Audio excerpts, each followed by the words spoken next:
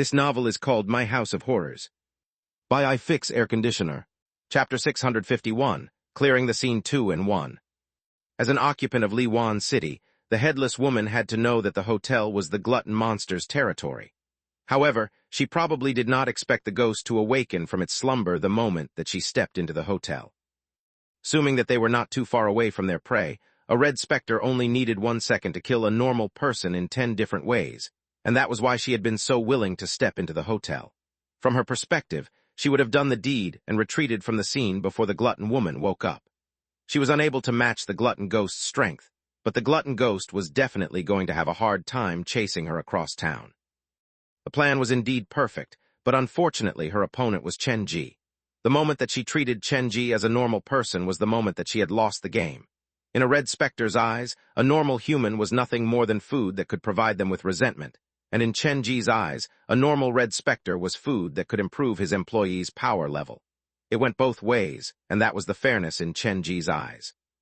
With the exceptional handling of the timing, the headless woman was so focused on Chen Ji that she charged to the spot where the kitchen led out to the corridor, and that was the moment that the glutton monster chose to leak out from the kitchen. They were so close that the headless woman lost her chance of evading, so she had no choice but to suffer the first blow from the glutton monster. Then, she tried her best to escape. The glutton monster seemed to have seen through the headless woman's plan. The enormous body that was possessed by hatred and hunger barreled forward like the stampede of a giant elephant. The haze dispersed, and the whole building rocked as if coming alive. The blood veins on the walls pulsed with their specific rhythm, and they detached from the walls like threads of chains. They intertwined over the entrance of the hotel, sealing up the headless woman's retreat. Without attempting to shield the resentment in her eyes, blood poured out from the stump on the headless woman's shoulders. She knew that she did not have the upper hand, so she did not blindly go up against the glutton monster. Instead, she gathered her strength and pooled the blood vessels around her body. The decapitated skull was sewn back to her body. This should be what she had looked like at the moment of her death. She was wearing a pajamas, every inch of the clothes dyed red by blood. The lash of blood veins aimed at her. The woman tried to evade, but the blood was moving too fast for her. Unable to escape, she used her own blood to wreath her body to shield herself from the impact. Without even moving a finger, the glutton monster only needed to manipulate those thick chains of blood veins to give the headless woman a hard time. The difference in power is so big. The best possible result for Chen Ji was an evenly matched situation, best if the two red specters were equally weakened after the battle. However, based on what he was seeing, the glutton monster was going to experience a landslide victory. She could easily torture the headless woman and kill her without suffering an injury. In Xiao Bu's game, Chen Ji had controlled Xiao Bu to leave once the two red specters started fighting each other. He had no idea what had actually happened later. But I try to help the headless woman even the playing field somewhat. Now 3 choices were placed before Chen Ji. One was to help the headless woman fight the glutton monster. After the glutton monster was apprehended, he would turn to deal with the headless woman. There were too many extenuating factors to this plan. For one, the headless woman could use Chen Ji as a shield and escape when he tackled the glutton monster. After all, there was no sign that she was willing to work together with Chen Ji. The second choice was to do nothing. After the glutton monster heavily injured the headless woman, he would have Zhang Ye deal with the glutton monster. That was the safest plan, but the biggest issue was that Zhang Ye had given no indication that she was willing to show herself. No matter how hard Chen Ji tried to summon her, she gave him 0 response. The third choice was to turn and leave. Other than Zhang Ye, Chen Ji did not even have a complete red specter. He could rely on the advantage of numbers to take down a red specter, but when the enemy was a greater red specter, his only choice was to run. Perhaps I've come too soon. If I had 1 week, I might be able to help Su Yin find his heart, and Bai Qiulan might have successfully digested Xing Qing's heart. By then, I would have 2 red specters on my side, and the options given to me would be much greater. Chen Ji lamented over the short number of hours in a day, even though he had used every moment that he could to the maximum potential. He worked day and night. Any other person in his place would have collapsed already. Chen Ji stopped to consider for 1 or 2 minutes, but the situation inside the hotel had started to change. The large body of the monster started to split open to reveal many small gaps, and a woman's voice could be heard coming from within. Hungry, it was impossible to tell which of the gaps first issued this voice. Initially, the voice was very weak, but gradually all the mouths started to make this voice.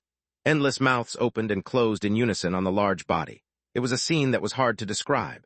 The headless woman felt the pressure, and she started to move even faster. From the beginning, she never thought of fighting. Her goal all along had been to try and escape. "Hungry, hungry, I'm so hungry," the glutton monster wailed, and the mouths on the body tore open. A large number of blood vessels weaved together, and it appeared like numerous slimy tongues were reaching out from inside the many mouths. "This thing is too powerful." With his yin-yang vision, Chenji managed to clearly see the minute differences of the many mouths on the monster's body. It appeared like they belonged to different people. She keeps the mouth of the food that is sent into her stomach. The mouths on her body belong to her victims. The blood-red tongue slithered toward the headless woman. The space for the headless woman to evade was getting smaller.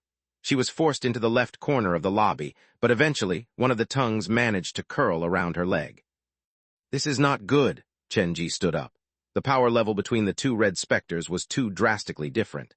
The battle might end in the blink of an eye. It was time for him to make the choice. "Even if I help the headless woman, she might not accept my help. However, if I escape, the glutton monster will only become stronger after consuming the headless woman." A normal red specter might go into a long slumber after consuming another red specter, but Chenji felt like this glutton monster might have the ability to shorten that hibernation time down to its minimum. She had been claiming that she was hungry. The monster's body was like a black hole that could never be filled, so it was not crazy to assume that she might possess a digestive power that was far greater than other specters. The gluttonous woman is tasked with protecting the hotel, and the hotel is placed at the middle of Liwan City. Obviously, the Shadow has great trust in her. That is the only reason he has given her such an important location to watch over. She'll become scarier after consuming the headless woman, and that will not be good for me when I fight the Shadow in the future. Chenji looked far into the future. He did not limit his sight to the situation that was only before him. If only Zhangya was here, this wouldn't be that complicated then. Chenji turned back to look at his shadow. He had originally only intended to glance at it, but he noticed with a shock that his shadow was shifting at an incredibly slow speed. "Zhangya has been hiding inside my shadow. What is she up to?" Chenji did not have the time to stop and think because the headless woman's scream echoed throughout the lobby. Chenji turned back to the battle, and he saw the headless woman voluntarily break off her left leg that was caught by tongue. After it detached from her body, the leg dissolved into a mass of blood vessels, and they were dragged by the tongue back into the glutton monster's body. With the taste of fresh blood, the monster became more crazed. Her whole body was shaking with pure excitement. The lips kept opening and closing as more blood tongues reached out toward the headless woman. Forced the corner, the headless woman knew that there was no way that she would be able to escape. The blood vessels on her body started to shrink and travel to the area around her neck. It appeared like she had decided to abandon her body and only escape with her skull. Bang! At the most crucial moment, the hotel entrance that had been locked by the gluttonous woman was suddenly shoved open. A little boy wearing a patient's garb ran into the lobby, crying and yelling. He looked just over 4 years old, and the shirt that he was wearing was tattered and torn. He looked so pitiable. Chenji was about to make his move, but when he saw the boy, he stopped. Even in this situation, Chenji still maintained his superhuman calmness. With one glance, he realized that the boy was wearing a patient's garb that was different from the ones that he had seen at Liwan City's hospital. Therefore, this boy should be the patient that had transferred over to Liwan City from the cursed hospital, the scariest existence in Liwan City's hospital. With those blood stains on his body, he has to be a half-red specter, but since the boy has appeared now, it means that the pair of red high heels shouldn't be too far behind. The hotel was the most dangerous, but also the safest location in all of Liwan City. To be able to push a half-red specter to such a state, that went to show the power level of the red high heels. After the entrance of the hotel was broken down, the boy ran into the lobby without stopping to take a look. From his perspective, the thing behind him was the scariest presence, but to his despair, after he strode into the building, his understanding of terror was given an update. The thick, large blood veins interconnected, and not far away from him, a monster with many mouths was rampaging. Tongues slithered out from the blood veins like they were trying to consume all the living organisms inside the building. The boy's face blanched instantly. He wanted to retreat, but that chance was deprived. A pair of red high heels was placed just outside the hotel entrance. Compared to the pulsing blood veins and the disgusting monsters inside the hotel, the pair of red high heels looked so elegant and pretty. Chenji did not expect the red high heels to show up at a time like this. However, to his greater astonishment, even when the red high heels had noticed the glutton woman, they still stepped into the hotel without much hesitation. He had no idea whether this was because the red high heels had such great confidence in her power, or because she desperately needed to get some information from the boy, which compelled her to commit to such a rash act.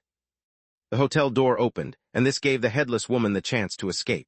The blood vessels that had gathered on her body exploded, and her skull dragged her lifeless body out of the door.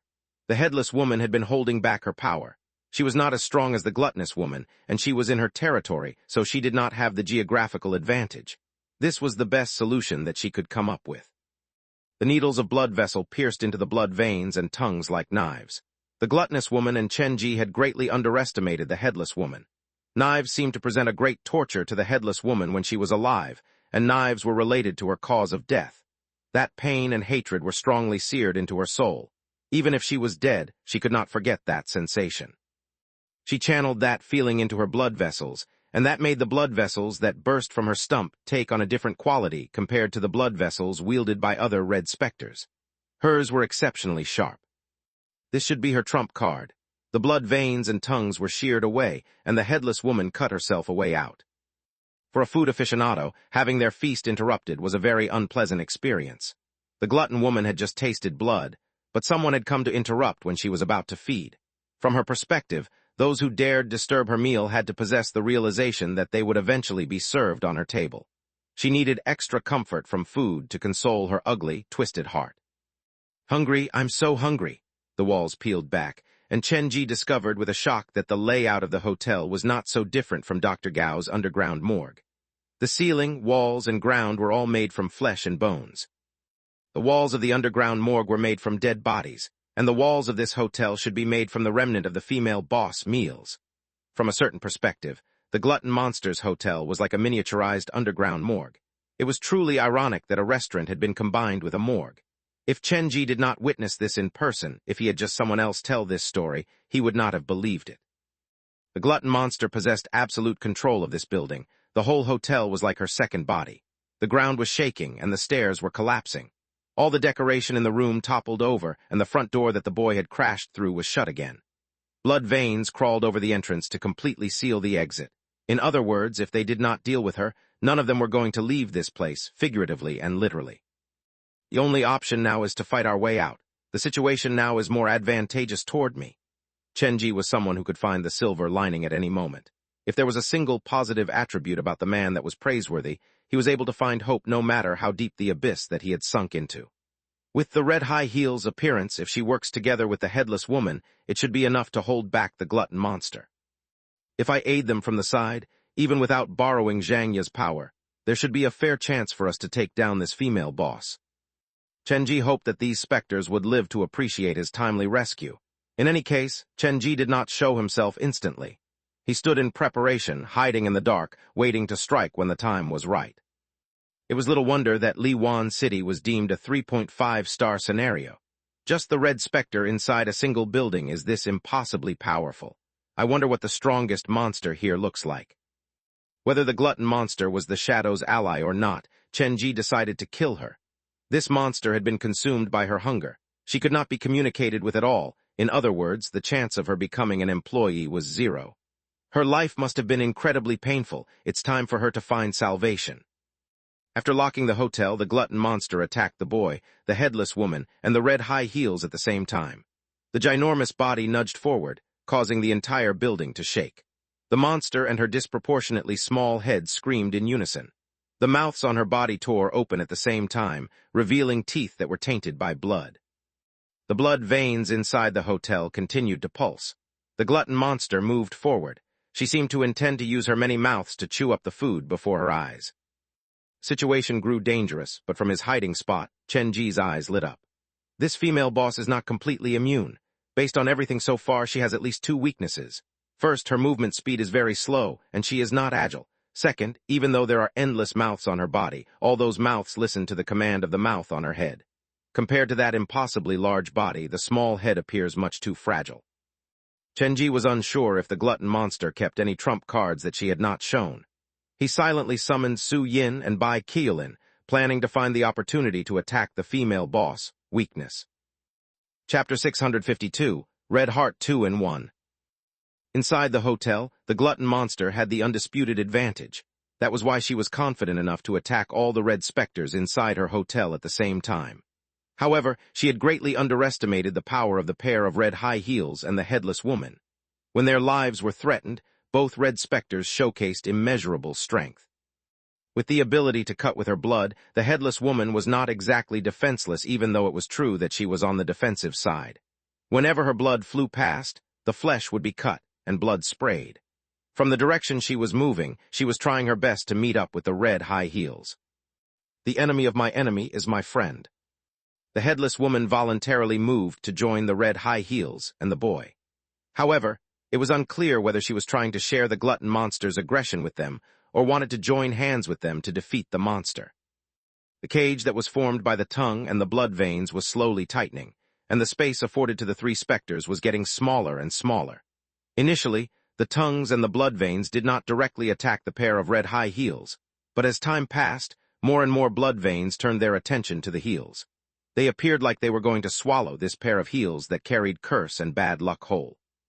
The thick blood veins lashed out from all sides like a cluster of evil snakes. At that moment, a woman's laughter suddenly rang out in the lobby. The laughter was clear and crisp. It was also seductive and mellifluous, like one could picture the beauty of its owner from the sound alone. The laughter seems to come from the red high heels. There seemed to be a kind of unique magical power within the laughter, one that could influence the listener's emotions. After the laughter traveled into Chen Ji's ears, the blood in his body started to flow rapidly. Blood-red rashes appeared on his skin like part of his blood vessels had popped from the sudden increased rush of blood. Compared to the low snarl of the glutton monster, the laughter from the red high heels appeared to constitute an opposite extreme. Hungry, hungry, hungry. The glutton monster obviously heard the laughter as well. Perhaps it was envy or some other reason, but Chen Ji could sense the anger coming from the monster. How come it feels like the red high heels are mocking the glutton monster? Is this some kind of provocation? The crisp laughter echoed in the lobby, and it slowly turned from a sweet melody to a maddened shriek. Near the end, a tall-looking woman started to materialize above the red high heels. She was on the slender side and was taller than Chen Ji. Every inch of her body was wrapped in bloody bandages, so not one part of her skin was showing. There was a grace about the woman that could not be denied. She must have been a great beauty when she was alive. However, from the way she presented herself now, it appeared like she had done a full-body skin transplant procedure before she died. The bandaged feet reached into the pair of heels. The feet squeezed into the shoes, and blood leaked out from between the gaps of the bandages. It appeared as if the wound on her body had not recovered. This is sheer madness. Chen Ji did not even dare to imagine how seriously the woman must have been injured underneath the bandages. If I knew this, I wouldn't have interacted with her on the bus. The blood veins and tongues shot toward the red high heels. The woman stood where she was, showing no intention of moving. When the blood veins neared, the woman raised both of her hands. The bandage that was wound tight to her body showcased her perfect proportions, but none of the people there were in the mood to admire her posture. Blood leaked out from the bandages, and an echo of unhinged laughter issued from the woman's lips. Pain was weaved into the madness, and with ease she tore down the tongues and blood veins. Then she proceeded to move forward with quick speed. She's going to attack on her own? Chen Ji could not understand what the red high heels was doing. Even though she appeared powerful in terms of presence, she was still weaker than the glutton monster in terms of strength. Or is it because she has a very powerful special power? Every red specter had their own distinct special power. It had everything to do with their last memory during their moment of death. For example, the headless woman yielded blood that could cut through stuff. Su Yin, on the other hand, became more powerful as the wounds on him increased. Sheng Qing, who suffered from hemanglect, had half of his body made completely out of blood vessels, and he could adopt it into any shape that he wanted.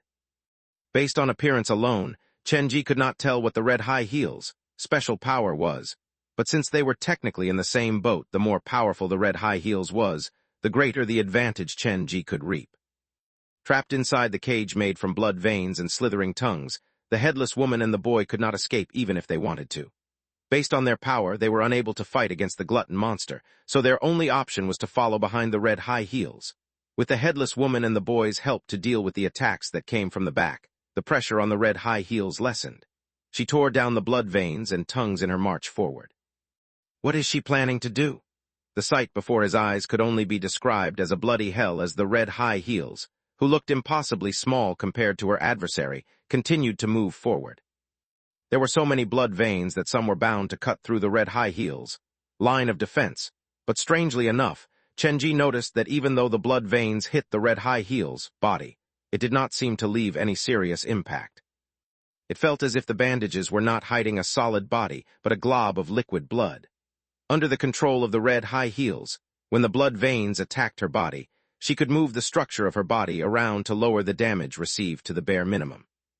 Her attacks rendered ineffective, the glutton monster grew more agitated. The mouths on her body protruded forward like they were trying to reach toward the red high heels to tear her open with her many teeth. The glutton monster was normally hibernating in Liwan City's hotel, and due to her size, she moved very slowly. The other red specters knew that she was not to be trifled with, so they rarely came to her territory. This also meant that the glutton monster rarely had the chance to feast on red specters. Excited by the prospect of a rare meal, the glutton monster's body continued to grow. She turned into a mountain of meat, and more blood veins crawled out from her body, and they focused their attacks on the red high heels. She suddenly went on a rampage, and she controlled her blood veins to forcibly separate the red high heels from the headless woman and the boy. She used 75% of her power to focus on the red high heels, while the remaining 25% attacked the headless woman and the body. As many of the blood veins as the headless woman cut down, more tongues would take their place. This was an uneven battle. Even if she cut and slashed the blood veins until they burst, it caused no damage to the glutton monster. However, once she was captured by any of the tongues, she would lose the chance to fight back. She would be dragged toward the glutton monster and sent into her giant stomach. The female boss only needs 25% of her power to block the headless woman's way, and that does not seem like it's a hard thing to do either. Chenji's palms were slick with sweat. He was still looking for the perfect opportunity. The threat posed by the red high heels was far greater than the headless woman. Even if she was surrounded by the majority of the glutton monster's forces, the red high heels still managed to slowly close the distance between them. Initially, the glutton monster still had some caution around the red high heels, but later, her mind was probably taken over by the desire to feed. Her eyes were bloodshot, and she abandoned her previous caution. With a scream, she charged toward the red high heels. All the mouths on her body were gaping. It was as if she wanted to tear the woman before her into pieces and stuff her right into her mouths. A silvery tingle of a laugh reappeared in the lobby of the hotel. The woman opened her arms. Her perfect body formed a great contrast to the unyielding sight of the female boss. The bandage around the former's body started to fall, starting from the top of her head. "Do you think I'm pretty?" This simple question was like the most horrible curse. The red in the glutton monster's eyes dissipated immediately. The large body reared backward, but it was already too late. The bandage came off completely. Every drop of blood on the woman's body carried intense hatred. They splashed onto the glutton monster. The blood acted like a burning flame. The blood haze was seared through, and all of the mouths on the glutton monster's body were wailing in pain. Each drop of blood represents a curse. Just what happened to this woman when she was alive? How could she manage to gather such a deep-rooted sense of hatred? Chenji was thankful that he did not provoke the woman. Perhaps with just a drop of her blood, she would be able to curse a person for life. Black and red smoke came out from the glutton monster's body. Her large body was dwindling at an observable speed. The cursed fire was still burning, and they left behind ugly wounds. "Hungry, hungry." As the body withered away, the glutton monster's twisted head was screaming madly at the red high heels. It appeared like feasting was the only way for the monster to alleviate the pain. She did not care about the thing that she had just sent into her stomach. Even if it was a curse, she wanted to swallow it whole. The blood veins tore away from the walls and formed a cage around the red high heels. The glutton monster leaned her still large body toward the red high heels, her mouth still open as she crashed toward the human shape that had previously been wrapped inside the bandage. The glutton monster's physical body was incredibly strong because she was able to resist the curse. Even with the curse burning, she was able to move freely. The red high heels curse is slowly making its way through the female boss body. It'll take some time before either party will be able to take the other down. Chenji paid close attention to his surroundings. He was worried that the red high heels' blood might accidentally splashed onto Su Yin, so he did not order Su Yin to join the fray. The glutton monster was weakening, and some of the blood veins were decaying. The walls started to crease, and a black liquid leaked out from them. The pressure on the headless woman decreased. Without any hesitation, she decided to abandon the red high heels and escape while she still could. The boy who wore the patient's garb next to her had the same idea on his mind. The two specters combined their strength to tear at the weakest part of the wall formed by the blood veins. The layers of tongues and blood veins were torn down. The glutton monster wailed from pain. After all, those blood veins and tongues were an extension of her body. Pain and uncontrollable hunger mingled together, which introduced a change on the glutton monster's body. The large body started to shrink. The limbs that were previously covered by flesh and blood started to show. It turned out that the female boss had been crawling on the ground. There were dark chains tied around her 4 limbs.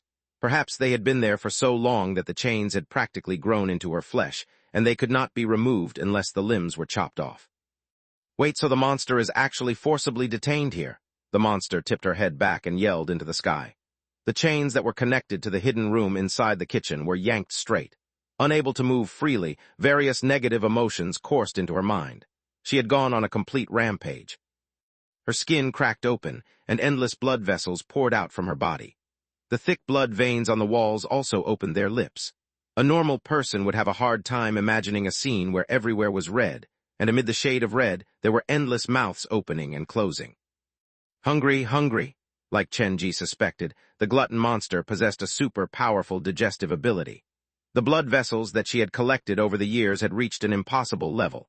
She let go of them all at once, and instantly a crimson wave swept and swallowed the hotel. The blood wave tore away half of the headless woman's body, and her most important skull was bitten down on by the lips that were appearing on the blood veins. The boy who wore the hospital gown turned practically invisible. He would be dispersed with the slightest blow of the wind. Even with Su Yin and Bai Qiulin blocking before Chenji, when the red wave reached him, the air in his lungs was sucked out of his body. It felt like if the wave persisted for another second, he would die from asphyxiation. This is such a scary opponent. Chenji bit on the tip of his tongue to use the pain to supercharge his mind. Chenji turned to look at the red high heels who was closest to the glutton monster.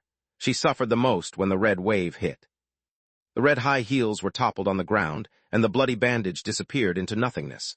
A blurry shape was lying on the ground, coiled by several blood veins.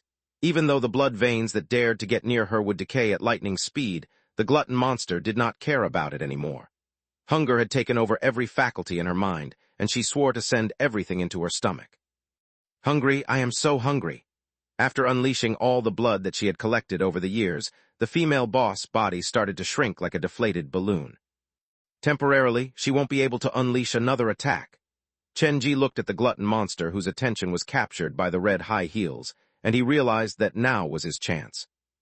He flipped through the comic he was carrying, Men Nan. A boy who looked about 5 years old in a red shirt appeared beside Chenji. There was endless animosity in his eyes. There are 3 heavily injured red specters. Consuming any of them will allow you to digest them for a very long time. I'm very generous toward you, aren't I?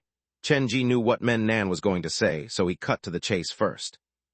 3 red specters. When Men Nan first appeared, he noticed the atmosphere was not right, but when he poked his head out from behind Chenji, he almost collapsed to the ground on his butt from shock and fear.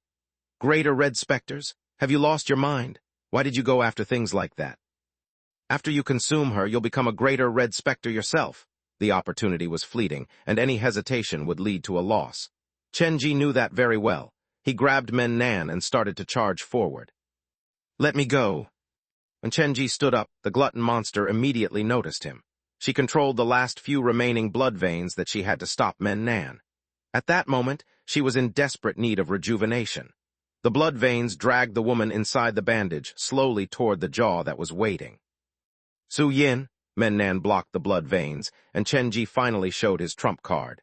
Due to his personality, Men Nan was not a good attacker. So Chenji's initial plan was only to use him to distract the glutton monster's attention, and the real source of his attack was Su Yin.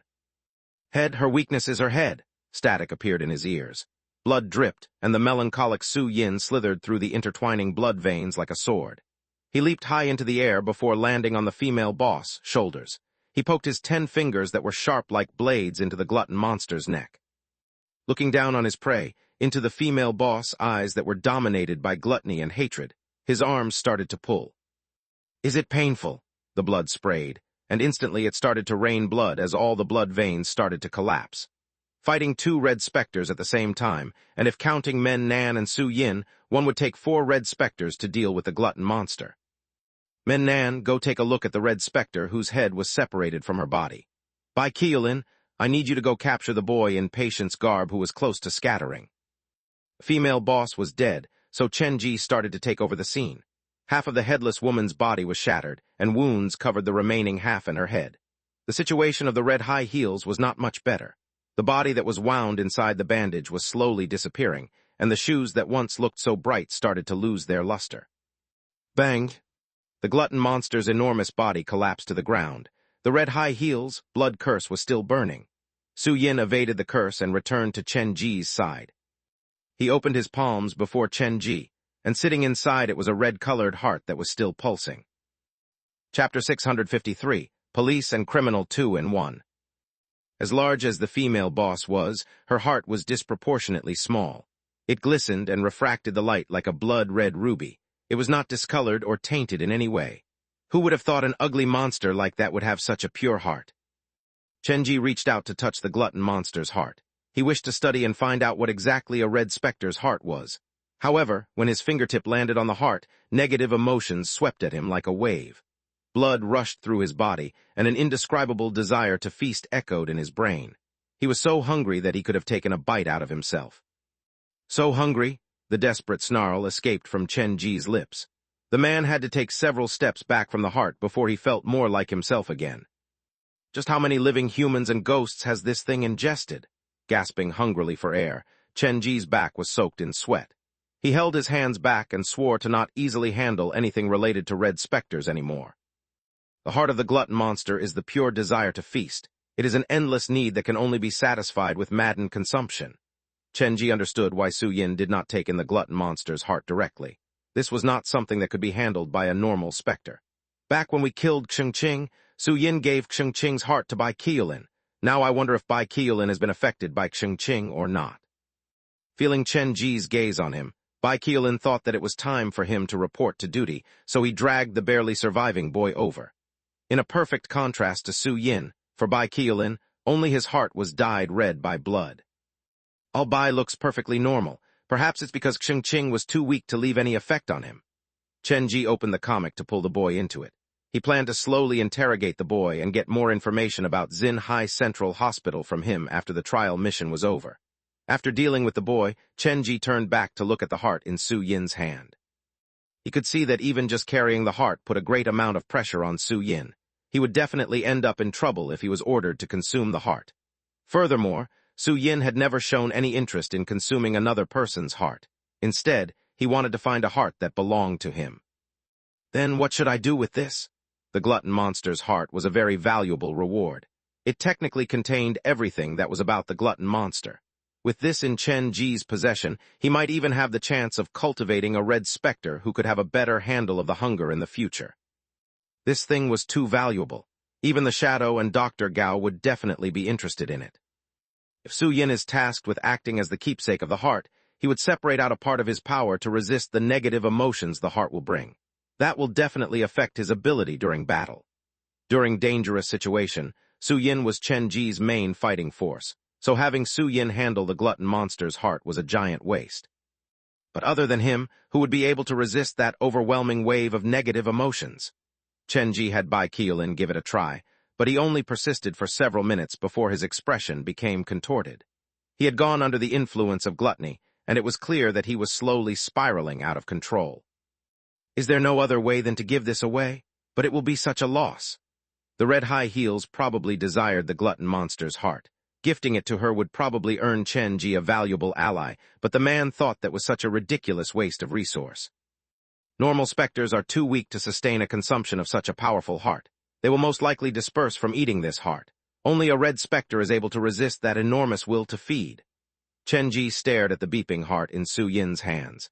The blood-red heart was buried deeply inside the meat mountain and was thus spared the effect of the blood curse. Leaving it with Su-yin will only create a burden. The only choice I have left is Zhang Ya.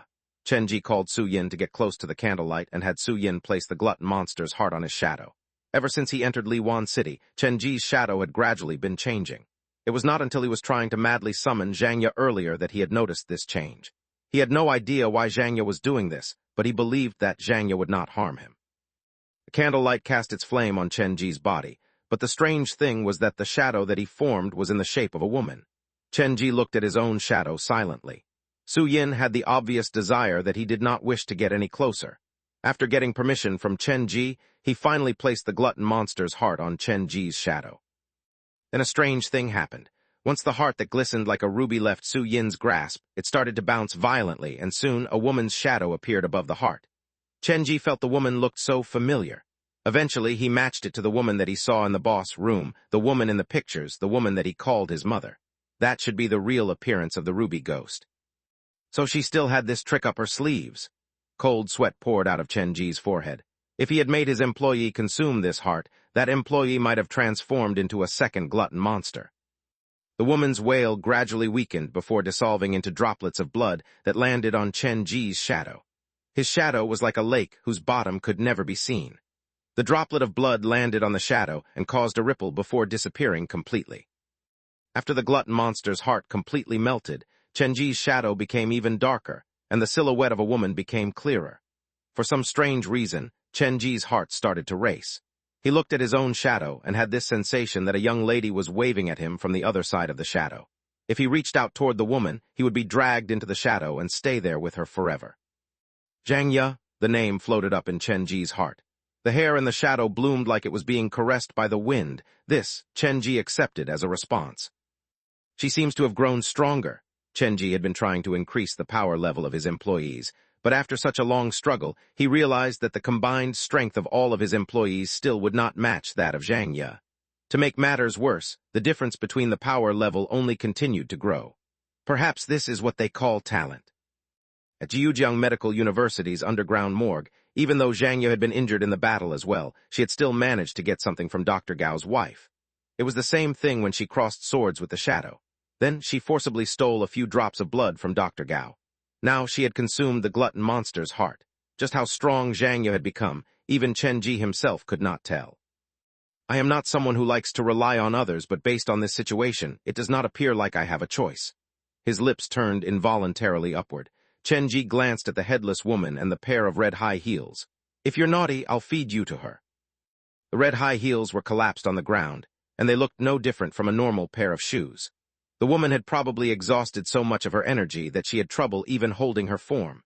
After all, during the battle with the glutton monster, she had single-handedly suffered 75% of the damage, and it was she who managed to land the crucial blow on the glutton monster, which provided Chen Ji with the opportunity that he needed. You've helped me once, so I'll treat you in kind. I'm not going to take advantage of you. When the mission is over, I'll bring you back to a safe place and even purposely construct a home for you. Chen Ji had personally witnessed the terror of the red high heels curse. He picked up the heels using an abandoned tablecloth and placed them on the counter. Then it's your turn. You chased me for a whole damn street, and I think you owe me an apology. Chen Ji had Su Yin, Bai Qiulin, and Men Nan apprehend the headless woman before he dared get close to her. The headless woman seemed to have some prejudice against men, and she refused to even look at Chen Ji's group. It's fine if you don't want to communicate with males. I have female ghosts in my employment as well. Chen Ji summoned Duan Yue to communicate with the headless woman. After a long communication, Duan Yue returned to relay the information. The headless woman's condition was definitely not good. She had lost half of her body, and her head was heavily injured. She had trouble maintaining her form from dispersing, much less getting into battle. Even though you've chased me for a long time, I'm a generous person who will put aside most grievances. After we leave this place, I'll find you a safe place to allow you to recover. Chen Ji pulled the headless woman into the comic. Hey, I know you have limited space at your haunted house. Why don't you just give her the spot that I normally occupy? Men Nan said in the tone of an adult. He jogged with his short legs to stand behind Chen Ji. I've not returned home for a long time already. There might be some problems at the third sick hall. Once the door goes out of control, the consequences will be imaginably bad.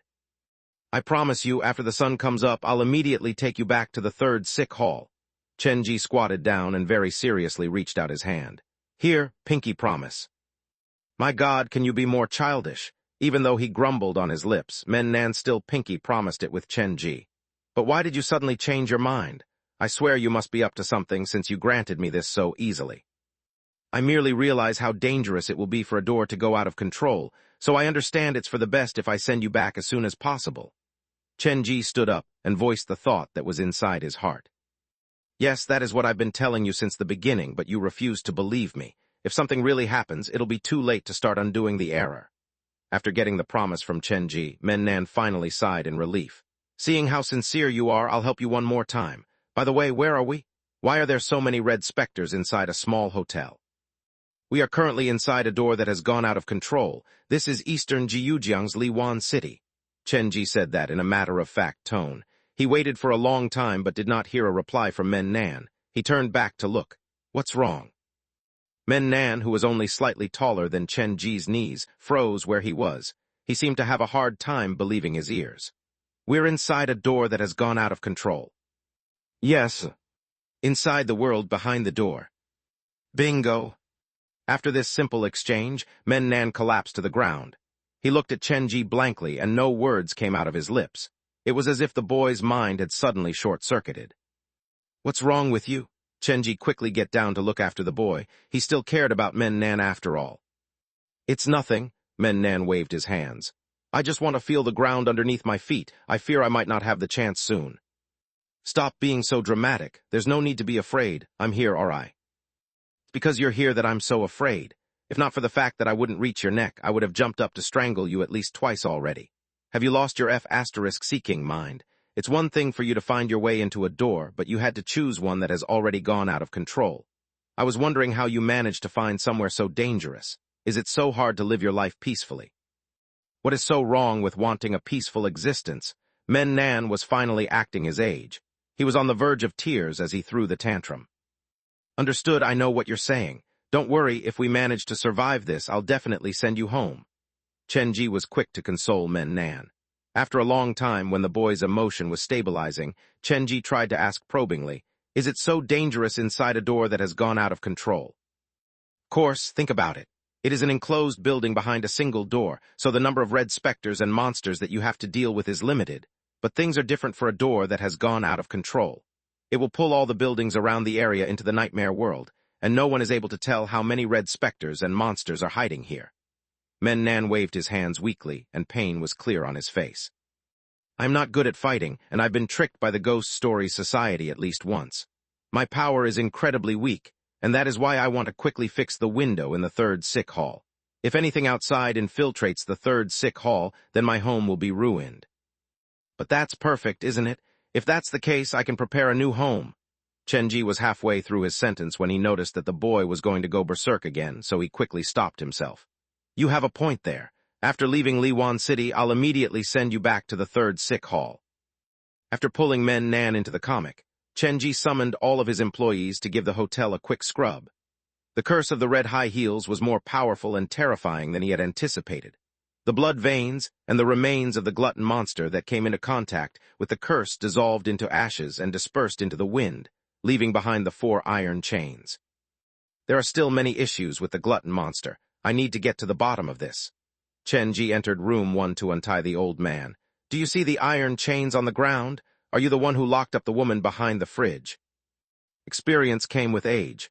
When the old man saw the situation at the hotel, he summed up everything in his mind. Therefore, he explained everything to Chenji. The family of 3 were not locals of Liwan City. They operated a rental apartment at another spot in eastern Jiujiang. The upstairs apartments were rented out while the ground floor was made into a restaurant. Then one day, the old man's wife suddenly contracted a strange disease. She would not be full no matter how much she ate, and once they stopped her from eating, she would be hurting and panicking like they were torturing her. They had taken her to plenty of doctors, but it was no use. The wife's illness became more serious, and during extreme hunger pangs, she would even bite at other people. They exhausted all their savings to cure her illness. Until one day, the wife and the old man who just came back from another doctor visit rode the last bus on Route 104, and they arrived at Liwan City. The old man was too cowardly to get off the bus, but his wife was led by a blurry shadow into a ghost apartment. When she returned, the wife's illness had a conspicuous improvement.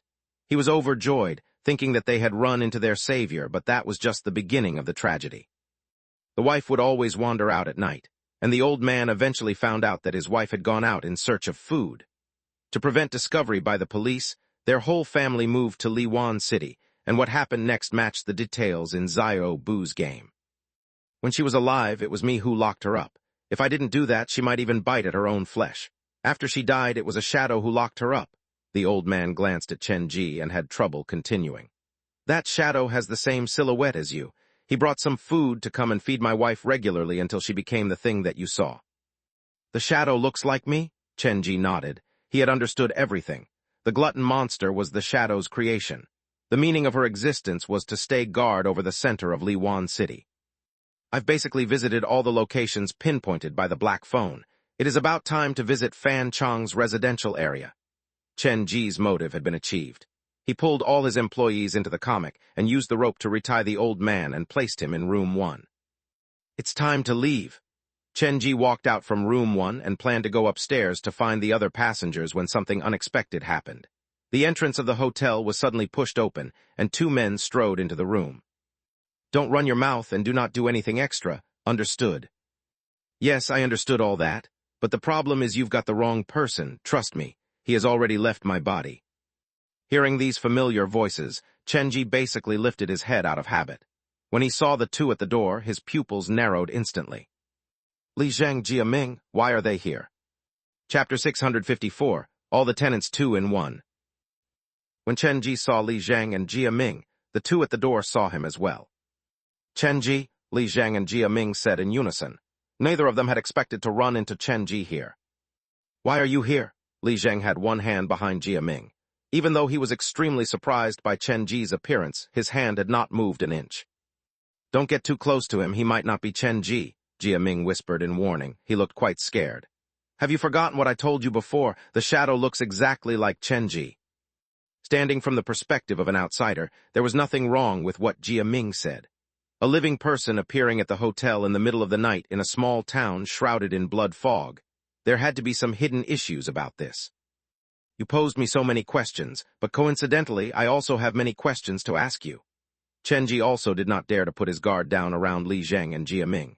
Before he arrived at Liwan City, Li Zhang had sent him a series of messages, telling him that Jia Ming had escaped from police custody, and all the police officers were out and about trying to recapture the criminal. However, just 2 hours after that, Li Zhang and Jia Ming both showed up in Liwan City. No matter how he thought about it, there was definitely something strange about this development.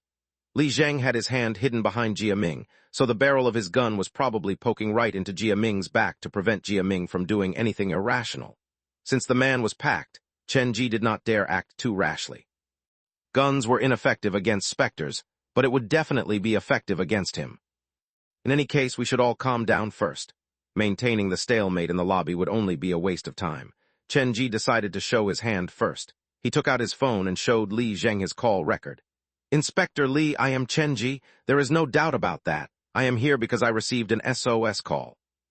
Chen Ji pointed at the phone records between Fan Chang and himself. This man was once my haunted house's visitor, and he has been acting strangely recently. He told me many strange things, and out of curiosity, I left him my contact number. But to my surprise, he went missing tonight, and I have no idea whether if he is still alive.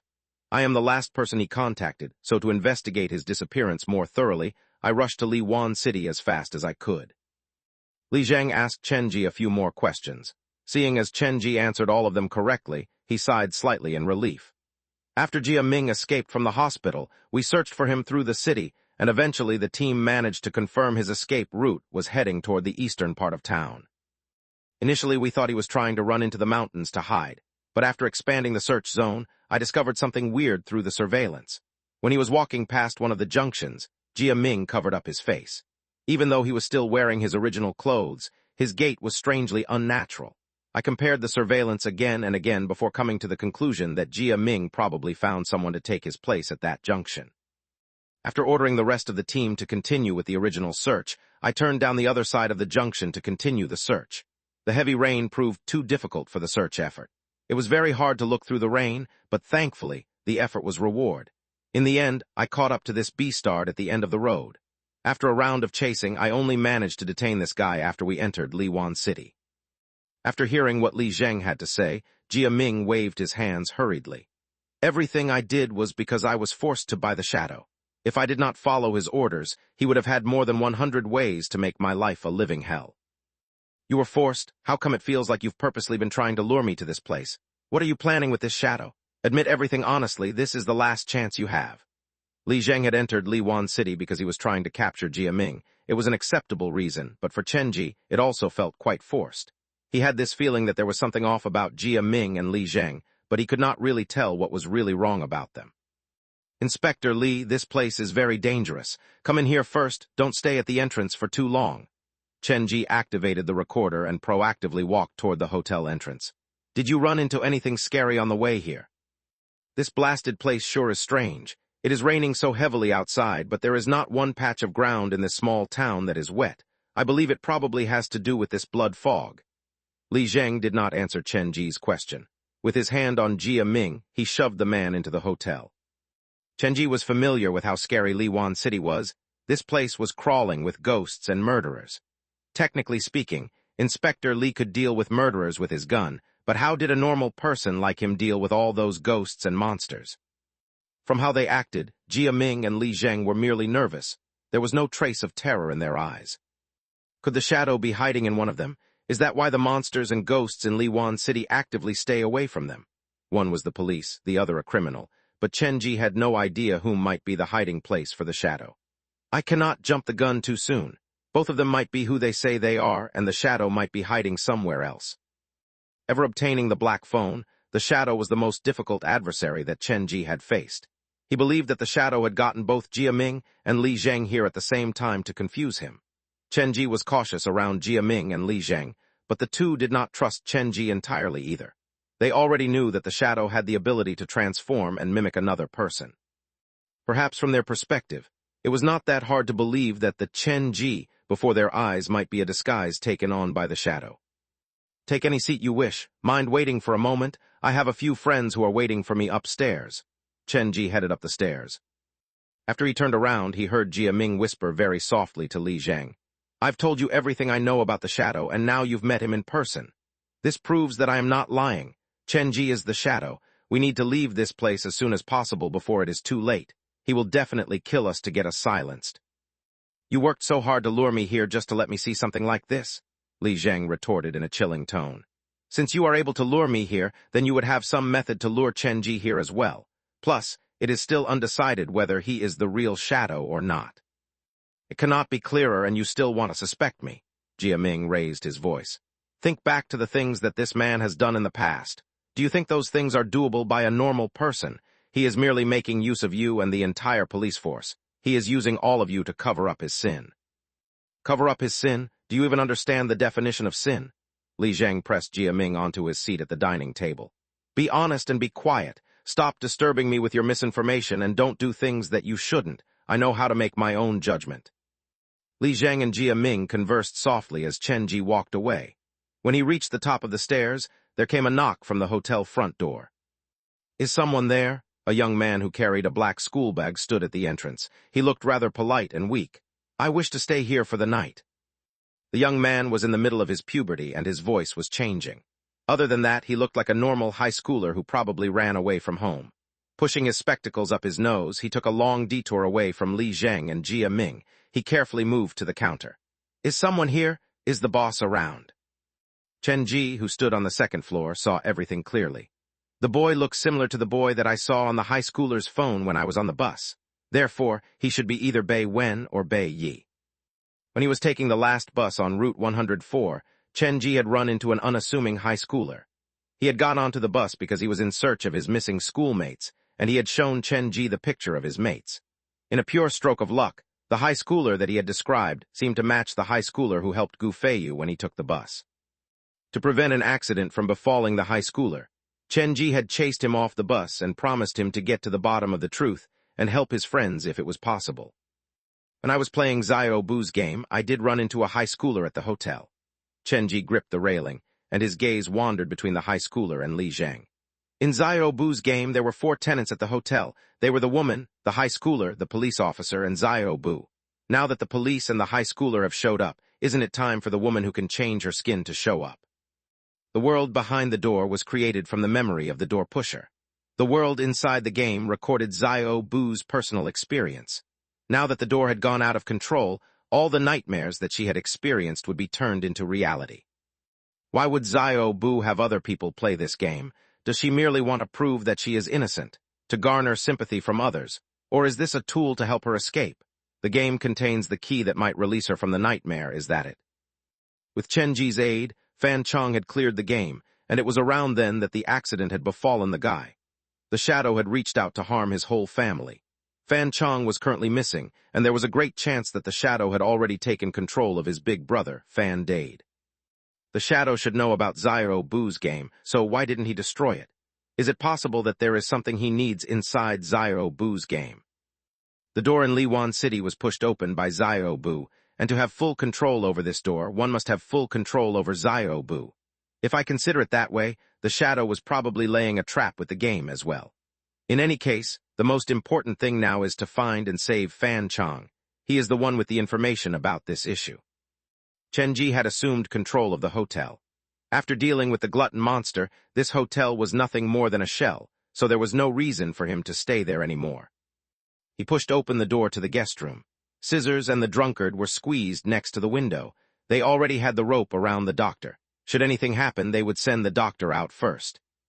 How is the situation outside? Just now it felt like the whole building was shaking. It was like there was an earthquake. When the drunkard saw Chen Ji walk in, he rushed over to the man to ask for information with a worried face. The boss and the chef were killed by the headless woman, and then she died in a stalemate facing off against the ghost inside this hotel. The ghost inside the hotel is also dead now. The drunkard breathed out a long sigh. Then we should take a rest here. When the sun comes up and the blood fog disperses, we should have no problem leaving this horrible place. The hotel is not as safe as you think. Without the ghost to guard over this location, more people and ghosts will be attracted to this place. Chen Ji walked to the doctor and lowered his head to inspect his body. Can you walk now? The veins on the doctor's neck were pulsing. He used every ounce of his energy to shake his head.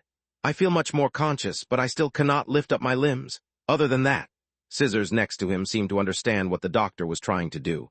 He reached out to lift up the torn corner of the doctor's pants. There was a large piece of skin around the doctor's calf that had turned ash gray. Before I arrived at Liwan City, I heard people say that once you stay too long inside the door, you'll start to grow these gray patches on your skin. And if you have this skin discoloration, you are unable to leave the town anymore. The doctor looked depressed.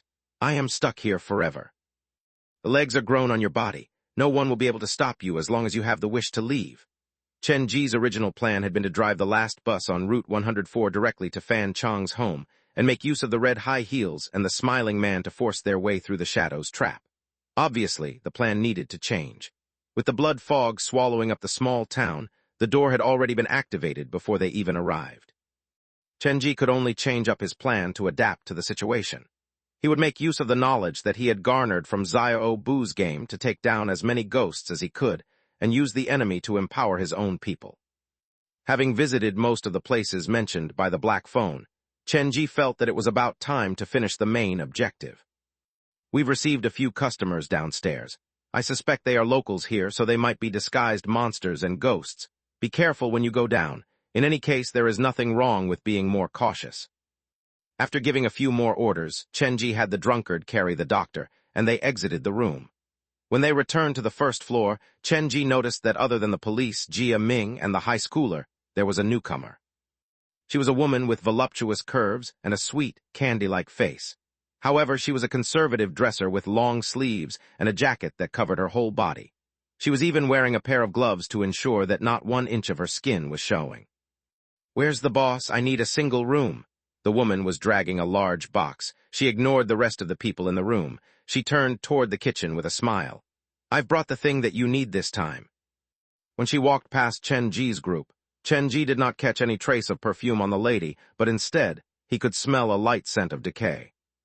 The boss is not available. He has left the hotel and there's no one inside the kitchen. Chen Ji reached out to block the woman's way. Who are you? Are you a close friend of the boss? The woman's beautifully constructed nose leaned to Chen Ji like she had sniffed something unusual from Chen Ji's body. When the woman leaned closer, Chen Ji caught a glimpse of the woman's collar. There was a complicated wound around the woman's neck that looked like a tattoo. It gave the impression that the skin underneath her clothes was sewn together. I'm not familiar with the boss, but I hope you'll conduct yourself more prudently. I am now the shot caller in this place, Chen Ji replied with a polite smile. In reality, though, if there were no outsiders around, he would have summoned his employees to apprehend the woman and start to interrogate her about Liwan City. The woman stood on her tiptoes to peer inside the kitchen. Even though Chen Ji had already had his employees clean up the place, once one looked closer, one could still see the many suspicious problems. It doesn't matter to me who the shot caller is. I just wish to know if this place is still open for business. The woman dragged the box forward. There have been fewer and fewer people coming from outside lately, and do you know how much trouble I had to go through to gather these things? Chenji had a rough idea what was inside the box. Of course, we're open for business. Leave the box with me and you can stay here for as long as you like. Thank you. Do you mind if I go into the kitchen to grab something to eat? The blood fog this time is thicker than usual, and I am already feeling quite puckish. The woman came up with many reasons to enter the kitchen. Then you'd better get seated. Food will be served soon. Chenji waved at the drunkard and told him to get scissors into the kitchen, find some ingredients, and whip up something to eat. After the two entered the kitchen, the door of the hotel was pushed open again. A man who carried a strange smile on his face entered the hotel. There was a large blood stain left on his shirt. He appeared to be injured. He did not say a word after entering the hotel, but found a quiet corner and posited himself there. Not long after that, a dripping sound came from the front door, and the smile on the man's face froze. Several seconds later, the door opened, and a woman in a red raincoat also strode into the hotel with her head lowered. Chapter 655, The True Strength of the Shadow 2 in 1. The scent of blood permeated the air. It was not raining outside, but the red raincoat that the woman was wearing was dripping wet. Her black hair stuck to her face, and the water droplets slid down her collar. The woman entered the hotel with her head lowered. She did not look up at anyone as she wandered to an empty seat and sat down. We should stay away from her. Jia Ming opened his lips to whisper as he stood up and nudged to the other side of the table. He did not discuss this with Li Zheng beforehand, so when he stood up and moved away from Li Zheng, other people could see clearly that Li Zheng was holding a gun in his hand. Sit right here honestly and stop moving. Li Zheng pressed Jia Ming back to his original seat. He used the corner of his eyes to silently scan the woman in the red raincoat and then lowered his voice to ask Jia Ming, "Do you know this woman?" "She's a mad woman. Everyone who wears red clothing in this place is a mad person. If you want to live, stay away as far away from them as you can. Do not try to interact with them." Jia Ming's body was shivering lightly. "This is what the shadow told me. If you want to die, then go ahead, but don't drag me down with you." The color red represents some kind of special meaning here. Li Zheng had more questions that he wanted to ask. Ever since he entered the small town, he had noticed many strange things, but since he possessed too little information, it was hard for him to tell whether Jia Ming was lying to him or not. Red represents extreme danger. Just stay away from them. That is the rule that you need to follow inside the door. Jia Ming's voice became smaller and smaller. The shadow has left my body, but he used this body to conduct many things, so I still know some of his secrets. Inside the door, Li Zheng jotted down every single sentence that came out of Jia Ming's lips. Are there any other rules that I need to pay attention to in this place? Probably realizing that he was unable to escape, or perhaps deciding to change his plan because he had encountered Chenji, Jia Ming became more honest and cooperative. Do not enter any buildings with their doors closed, and do not walk past any buildings with their doors opened. Gray represents relative safety, and red represents danger. However, if you see the color black, don't even waste time trying to run. It'll be better to use the final moments that you'll have to come up with your last words. When Jia Ming and Li Zheng were conversing, the sound of footsteps once again came from the hotel entrance. Everyone turned to look in unison. This place sure is crowded tonight. A man wearing a black coat and dragging a large case entered the room. 5 bloody red female skulls were tattooed on his arm, and there was a bone whistle dangling on his lips. No one in the hotel answered his greeting, but that did not dampen his mood. He greeted the people inside the hotel one by one, but when he noticed the woman in the red raincoat, his body froze before walking swiftly past her to reach the counter. "Boss, I wish to stay the night." His voice lowered conspicuously, as if worried that he might disturb the woman in the red raincoat. "There's another customer." Chenji walked out from the kitchen pushing the cart. They had ransacked the kitchen, but other than some unknown meat that was already cut and prepared, the only food item that remained was some cake. Naturally, the boss did not prepare the cake for the customers. From the menu inside the kitchen, it was clear that all the items on the menu were those favored by the female boss. In other words, the menu at this restaurant was made just for one customer, the female boss. The cake still needed post-editing before it could be completed. For example, there was ketchup or raspberry sauce in the kitchen, but parts of the cake were red in color. Red specter that likes dessert? That is quite an interesting feature. Chenji pushed the cart out. He had decided to transform this hotel into a scary scenario related to food after the mission was completed. He had been inside the kitchen for several minutes at most, but when he came out, he realized that the number of visitors in the lobby had grown. Of all of them, the appearance of the woman in the red raincoat surprised him the most. Speaking of which, after the door in Liwan City had gone out of control, it had transformed the small town into a unique location where living humans were able to be seated at the same table as a red specter. Perhaps such is the reality behind the door. There are ghosts formed from a persistent will and humans who stumbled into the nightmare. Chenji served the cake that was not dyed on the dining table. Please enjoy the meal. I am not going to collect any fees. I just need you all to answer a few questions for me later. Are you sure you're not going to open this to take a look? Perhaps you might see something that you might be interested in. The woman was tightly wrapped inside her clothes. She dragged her box and walked toward Chenji. After straightening up, she removed her fingers from the box and placed it right under the seam of her clothes. The this that could be opened probably referred to two different things. There's no need. If it was necessary, I would have done it myself. Chenji held the heavy backpack on a single arm. The hammer had just tasted the glutton monster's tongues and blood veins, so the heavy scent of blood on it had not dispersed. Fine, suit yourself. The woman dragged the box and retreated several steps. The coquettishness on her face had already disappeared, and she shifted her expression as fast as one would flip through the pages of a book. Hey, where is the boss? I need to talk to him. About the thing that he told me to investigate last time, I've already gotten some leads. The man who was tattooed with women's skulls walked to Chenji, also dragging his case. He has left the hotel and left this place to my care temporarily, so now I am the shot caller. How may I help you? Chenji had a smile on his face. In terms of service provided, he was definitely much better than the previous owner. The boss is not in. The tattooed man was very clever, so he instantly caught up to the problem. He smiled in embarrassment at Chenji. Then I suppose I'll return another day. Sorry for the disturbance. See you again. Then he was turning to leave without even taking his case. Wait a minute, perhaps you did not understand what I mean earlier. Chenji had scissors stop the tattooed man. I am technically the owner of this place now. Since the boss gave you some task earlier, you can just report the result to me, and I'll relay the information to him. The tattooed man stood where he was, and his eyes kept darting involuntarily to the kitchen.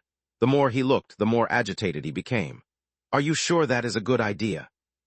Why would you think that is not a good idea? Chenji leaned slightly to the side to allow the tattooed man to glance into the crumbled wall inside the kitchen. Since you are the boss friend, then naturally you are my friend. Since we are all friends, of course, this cannot be a better idea. The tattooed man instantly changed his stance. The honesty and sincerity on his face formed a great contrast to the 5 evil-looking female skulls tattooed on his arm. There are too many outsiders here.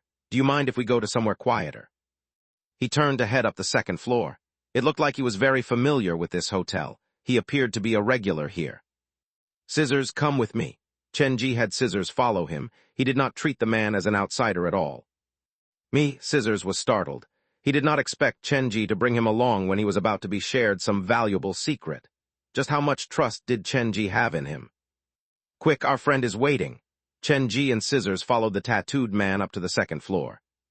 Just now I saw the hidden room inside the kitchen has collapsed, but that female monster was not inside it. The tattooed man sucked in a cold breath. She is detained inside this hotel, but currently she is not where she should be. The only explanation is that she has disappeared. You are a very clever person, Chenji said emotionlessly. I do not like to interact with people who are too clever unless they prove useful to me. Bro, don't be like that. I assure you that I'll be useful to you, and you'll be surprised at how useful I might be. The tattooed man held the bone whistle in his palm, and he paused for a long time before continuing. I know the way to leave this place. It is related to a door. This is barely considered a secret. All of you came from outside the door, so when you find the door, you'll naturally be able to exit through it. Chenji used a single sentence to choke the tattooed man.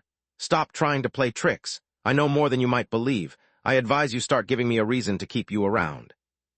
Other than that, I know the door's location. The tattooed man's fingers closed over the bone whistle tightly. Everyone who was brought in here by the ghost fetus had black cloth over their head. When they woke up, they were already deposited on the streets. I've asked many people, and the location that they woke up at after removing the black cloth was different every time. Wait a minute, you were brought in here by the ghost fetus. The ghost fetus is actually not a flash of dark shadow. Why would you not refer to him as a shadow but a fetus? Chenji did not seem to care about how to escape from this place, but showed more interest in the small details. Bro, the things that you focus on are just something else. You must have seen the shadow since you're here. After all, when you were asked to make the choice at the ghost apartment, the tattooed man stopped himself halfway, and he looked at Chen Ji and Scissors with disbelief.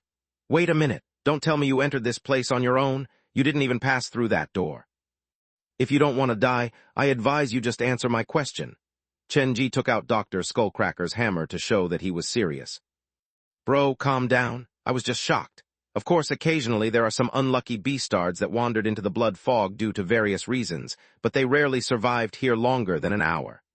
The tattooed guy looked at Chen Ji, who held the hammer, and Scissors, who looked scary. A situation like yours is extremely rare. Now can you tell me more about the ghost apartment and the ghost fetus? Chen Ji lowered his voice, and his gaze was getting sharp. Patience is a virtue. Since you're outsiders, I'll tell you about some of the rules here. Believe me, this is for your own good. The tattooed man looked outside, and after making sure that there was no one paying them any attention, he continued. There are many unfortunate events happening all over the world every day, and this contributes to an endless parade of unlucky individuals. Some managed to survive the most difficult hurdle in their lives with hope and faith in their hearts, but others sunk deeper into despair. I've interacted with at least 10 people that came from outside. They all ran into the shadow at the lowest point of their lives. Everything happened the same way. Initially, they would hear their own voice coming out from their shadows. With the guidance from the shadow, they were told to take the last bus on Route 104 to come to Liwan City. Once they entered the ghost apartment, salvation would be waiting for them. The owner of the ghost apartment is also a shadow, but no one has ever seen his real face before. He has always been a shadow in our eyes, a shadow who might materialize next to you at any moment and transform into your identity. He is like the monster that is form the darkest shadow inside our hearts, because he is incredibly familiar with our weaknesses and desires. The shadow refers to himself as the ghost baby. According to the previous hotel boss, the shadow was actually the shadow of a living person, but it was abandoned by that person. I know how preposterous all that sounds, but that is the truth. Liwan City, the ghost apartment, and the strange things that happened in eastern Jiujiang, those are all the shadow's doing. He will stop at nothing just to accomplish a singular goal, to turn himself into a human, and then transform the human who once abandoned him into a shadow. Resentment will fester and corrupt. Initially, the shadow was just a shadow, but as he consumed more despair and resentment, he has turned into a... The tattooed searched his brain for a long time, but failed to land on an appropriate term. In any case, it is something incredibly scary. He placed most of his body and negative emotions inside an unborn child, and that is the original form of the ghost fetus.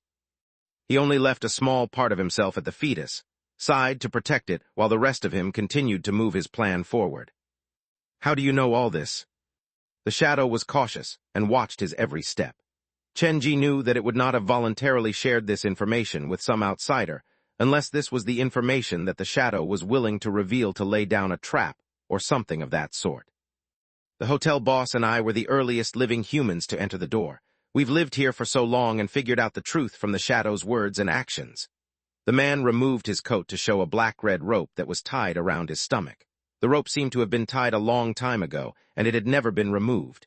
In fact, the rope had grown into the man's flesh. The stranger thing was, with the rope as some kind of margin, the tattooed man's upper body was perfectly fine, but underneath the rope his skin was ashy gray. This rope is made from the blood vessels taken from the boss mother. Without it, I would have died already. But that cannot prove that you're telling me the truth. Chen Ji had his own judgment to everything. He would not believe everything other people told him, and that was one of the reasons he had been able to survive so many trial missions. I cannot prove conclusively the validity of my words. I am merely sharing with you everything I know. I hope you can sense my sincerity so that we can work together in the future to escape from this place.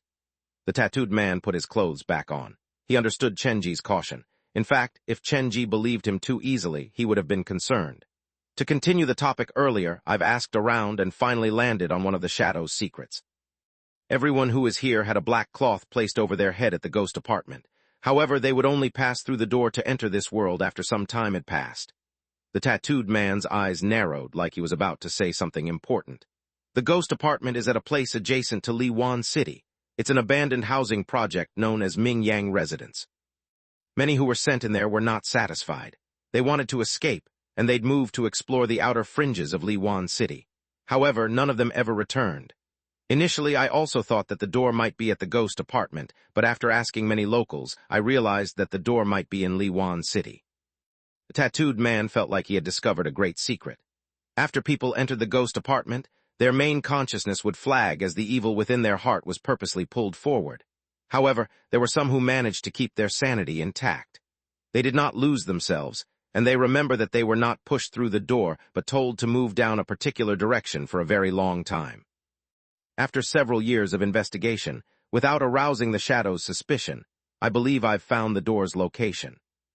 It's in a residential area on the outskirts of Liwan City, right? If I'm not mistaken, it should be one of the rooms in the first block on the first floor. Under the tattooed man's shocked scrutiny, Chenji revealed the location that the former had taken years to uncover. Never mind, I guess you've given me more than enough useful information. At least now I know that the ghost apartment is at Ming Yang residence, and the shadow has placed most of his body into an unborn child. Chenji asked the tattooed man a few more questions. He realized how unusual this man was. He had a natural closeness to ghosts and spirits, kind of like a weakened but adult version of Fan Yu. Chapter 656, Shut the Door. The tattooed man told Chenji everything that he knew, but whether he could be trusted or not, that was up to Chenji's own discretion. Chenji narrowed his eyes as he scanned the 5 female skulls on the man's arm. With yin-yang vision, he realized that the heads were wailing, and they probably represented 5 different spirits. I'm not the one who killed them, I'm merely their vessel. The tattooed man quickly waved his hands.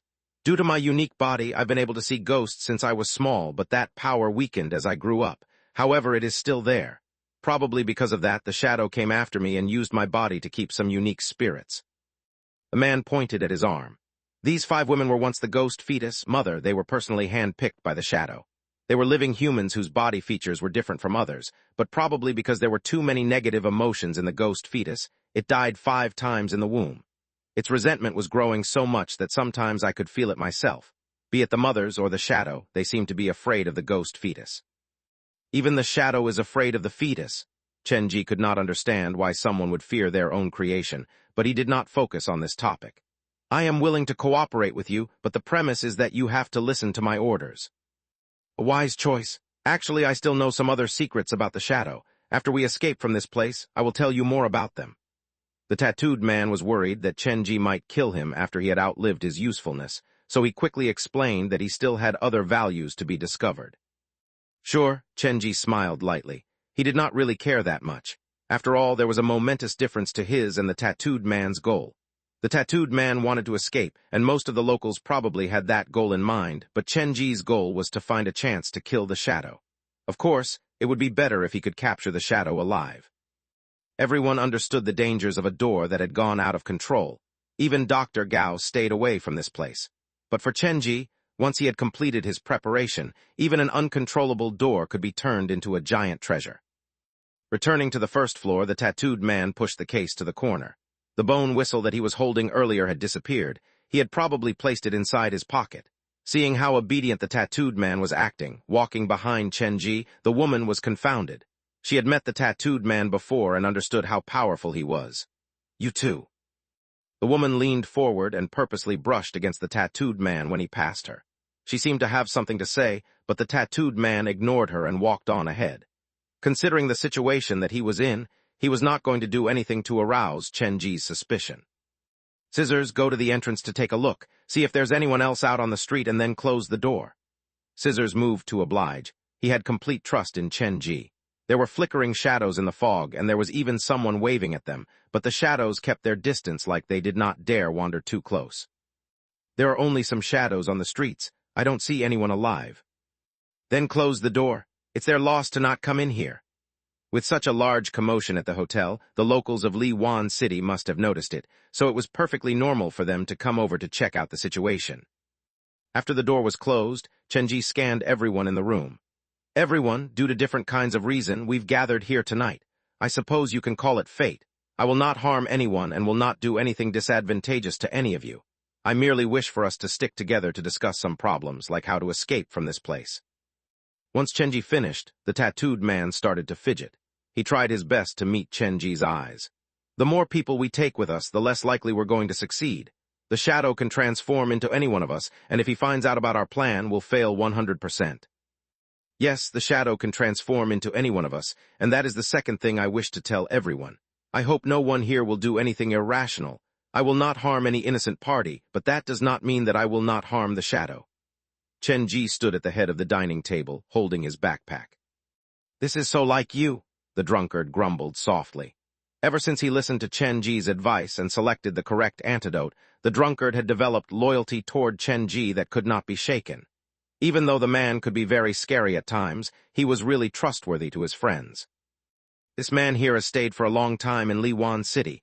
He knows where the door that will lead us out of here is. We'll all follow him, and I will try my best to guarantee your safety and bring all of you out of this place. Chen Ji was sincere with his words.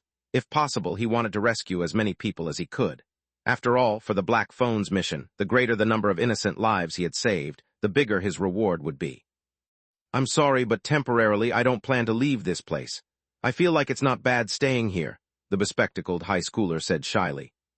Chen Ji stared at the high schooler and noticed that whenever the latter looked through the glasses, he would need to squint his eyes like his sight became worse after putting on the glasses.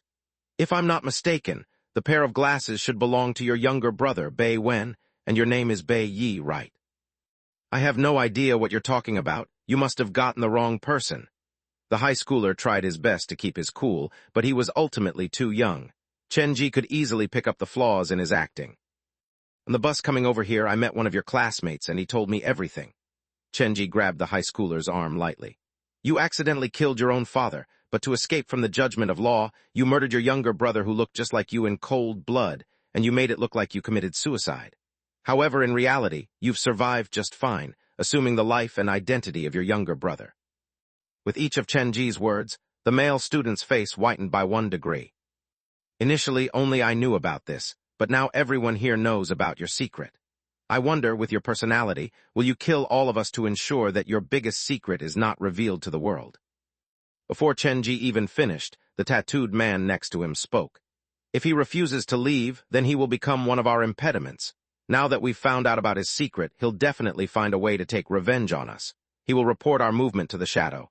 I suggest we deal with him before he has the chance to betray us. Touching the tattoos on his arm, the man turned to peer at the knife left on the cart. Remove all sources of danger before it has the chance to grow. We only have one chance at this. We mustn't be too careless if we wish to escape. Everyone here has their own secret. I understand if you wish to stay, but once you hear about our secret, the power of choice is taken from your hand.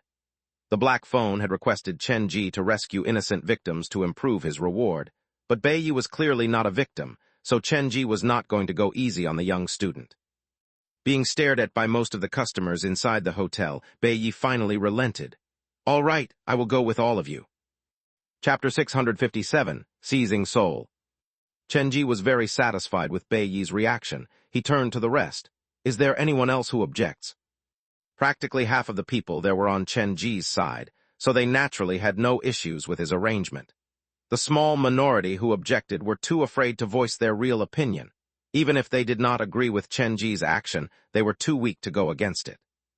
Since there's no objection, we should not waste time and start moving. If we wait longer, more weird stuff might be attracted here. After Chen Ji said that, he took the pair of high heels on the counter and placed them inside his backpack. He then called for the white cat and scissors before heading to the door. Didn't you notice how comfortable he is at this place? When all of us are assaulted by this feeling of discomfort, he is like a fish returning to the water. It feels like this chaotic and bloody small town is somewhere that is home-like to him, Jia Ming whispered to Li Zheng. What are you trying to say? Li Zheng frowned deeply. Isn't it obvious he is the shadow? This is where he lives. This place is his home. Jia Ming kept trying to convince Li Zheng. I know that he's not going to lead us to the exit. His real goal is to kill all of us. You might not believe me now, but time will prove that I'm right. I hope you'll be more alert so that you won't cause me my death. Before you point fingers at others, you'd better take a good look at yourself first. The shadow escaped from your body, so of everyone here, you are the most suspicious. Li Zheng had interacted with many cunning criminals before. He understood one thing. The more mentally twisted the person was, the more unreasonable their worldview was. A part of their brain was flawed, and from a certain perspective, their ability to study and learn was much greater than their emotional control. A real mad person could weave an unbelievable lie that they put their full trust in without showing any remorse or guilt. Obviously, Jia Ming and the shadow who had committed more than a few murders fell into this category. You'll regret ever trusting that man, and trust me, that day is going to arrive soon. Jia Ming did not stop with his persuasion. He realized that it was incredibly hard to shake Li Zheng's conviction. This inspector had a resoluteness to his belief, and he was much harder to break through than he had anticipated. I've cleared most of the dangerous spots mentioned by the black phone. It is time to go take a look at the door. Chen Ji led the passengers out from the hotel, and the tattooed man followed close behind them. Are you sure you want to bring all of them? The tattooed man looked at the large group of people behind them, and he felt unsettled. What are my other options? Are you suggesting I kill all those who refuse to cooperate? Chen Ji fired the question back to the man. You have a point. If we keep them around, we can use them as cannon fodder when there's danger. Tattooed man convinced himself. He started to question his decision of cooperating with Chen Ji. However, the arrow had already been loosed. His only choice now was to follow Chen Ji to the end of the road. Please move faster, stop wasting time. 1 second wasted here reduces the hope of us escaping by 1 more %. The tattooed man turned to yell at the rest. His eyes landed longer on Li Zheng. There were many mad people at Liwan City. One could have one's pick of criminals, but they had never encountered a police officer. No matter the history between any of you, no matter why you're here, I hope you can put that aside until after we leave this place. Now we are a shared body, and if there's anyone who wishes to drag the group down, we'll have no use but to cut them loose. When the tattooed man spoke, the 5 female skulls on his arm seemed to grin wickedly like they were anticipating a shower of blood. Everyone left the hotel. The high schooler and the student walked at the back. It was clear that they were the most unwilling. Is that everyone? Chen Ji turned back to look, and he noticed that the woman in the red raincoat had disappeared. The rest, including the smiling man, were following behind him. With numbers comes strength. I will lead you all out of this place, provided that none of you do anything stupid. If not for him being worried about Fan Chong's safety, Chen Ji would actually have cleared out the entire small town, not leaving even a single room behind. If he did that, he would have been confident that he could convince the residents of the town to join his camp. Unfortunately, I'm starved for time. I can only pick the important things to do, but from the looks of it, I still have the upper hand. Chen Ji surreptitiously glanced behind him. His shadow had completely changed. After consuming the gluttonous woman's heart, the wound on Zhang Ye's arm seemed to have recovered. If she can hear my voice, then I have everything under control. Chen Ji had the courage to face any difficulty that came his way, but that did not mean that he was overconfident. After the glutton monster was consumed, the balance of power was tipped.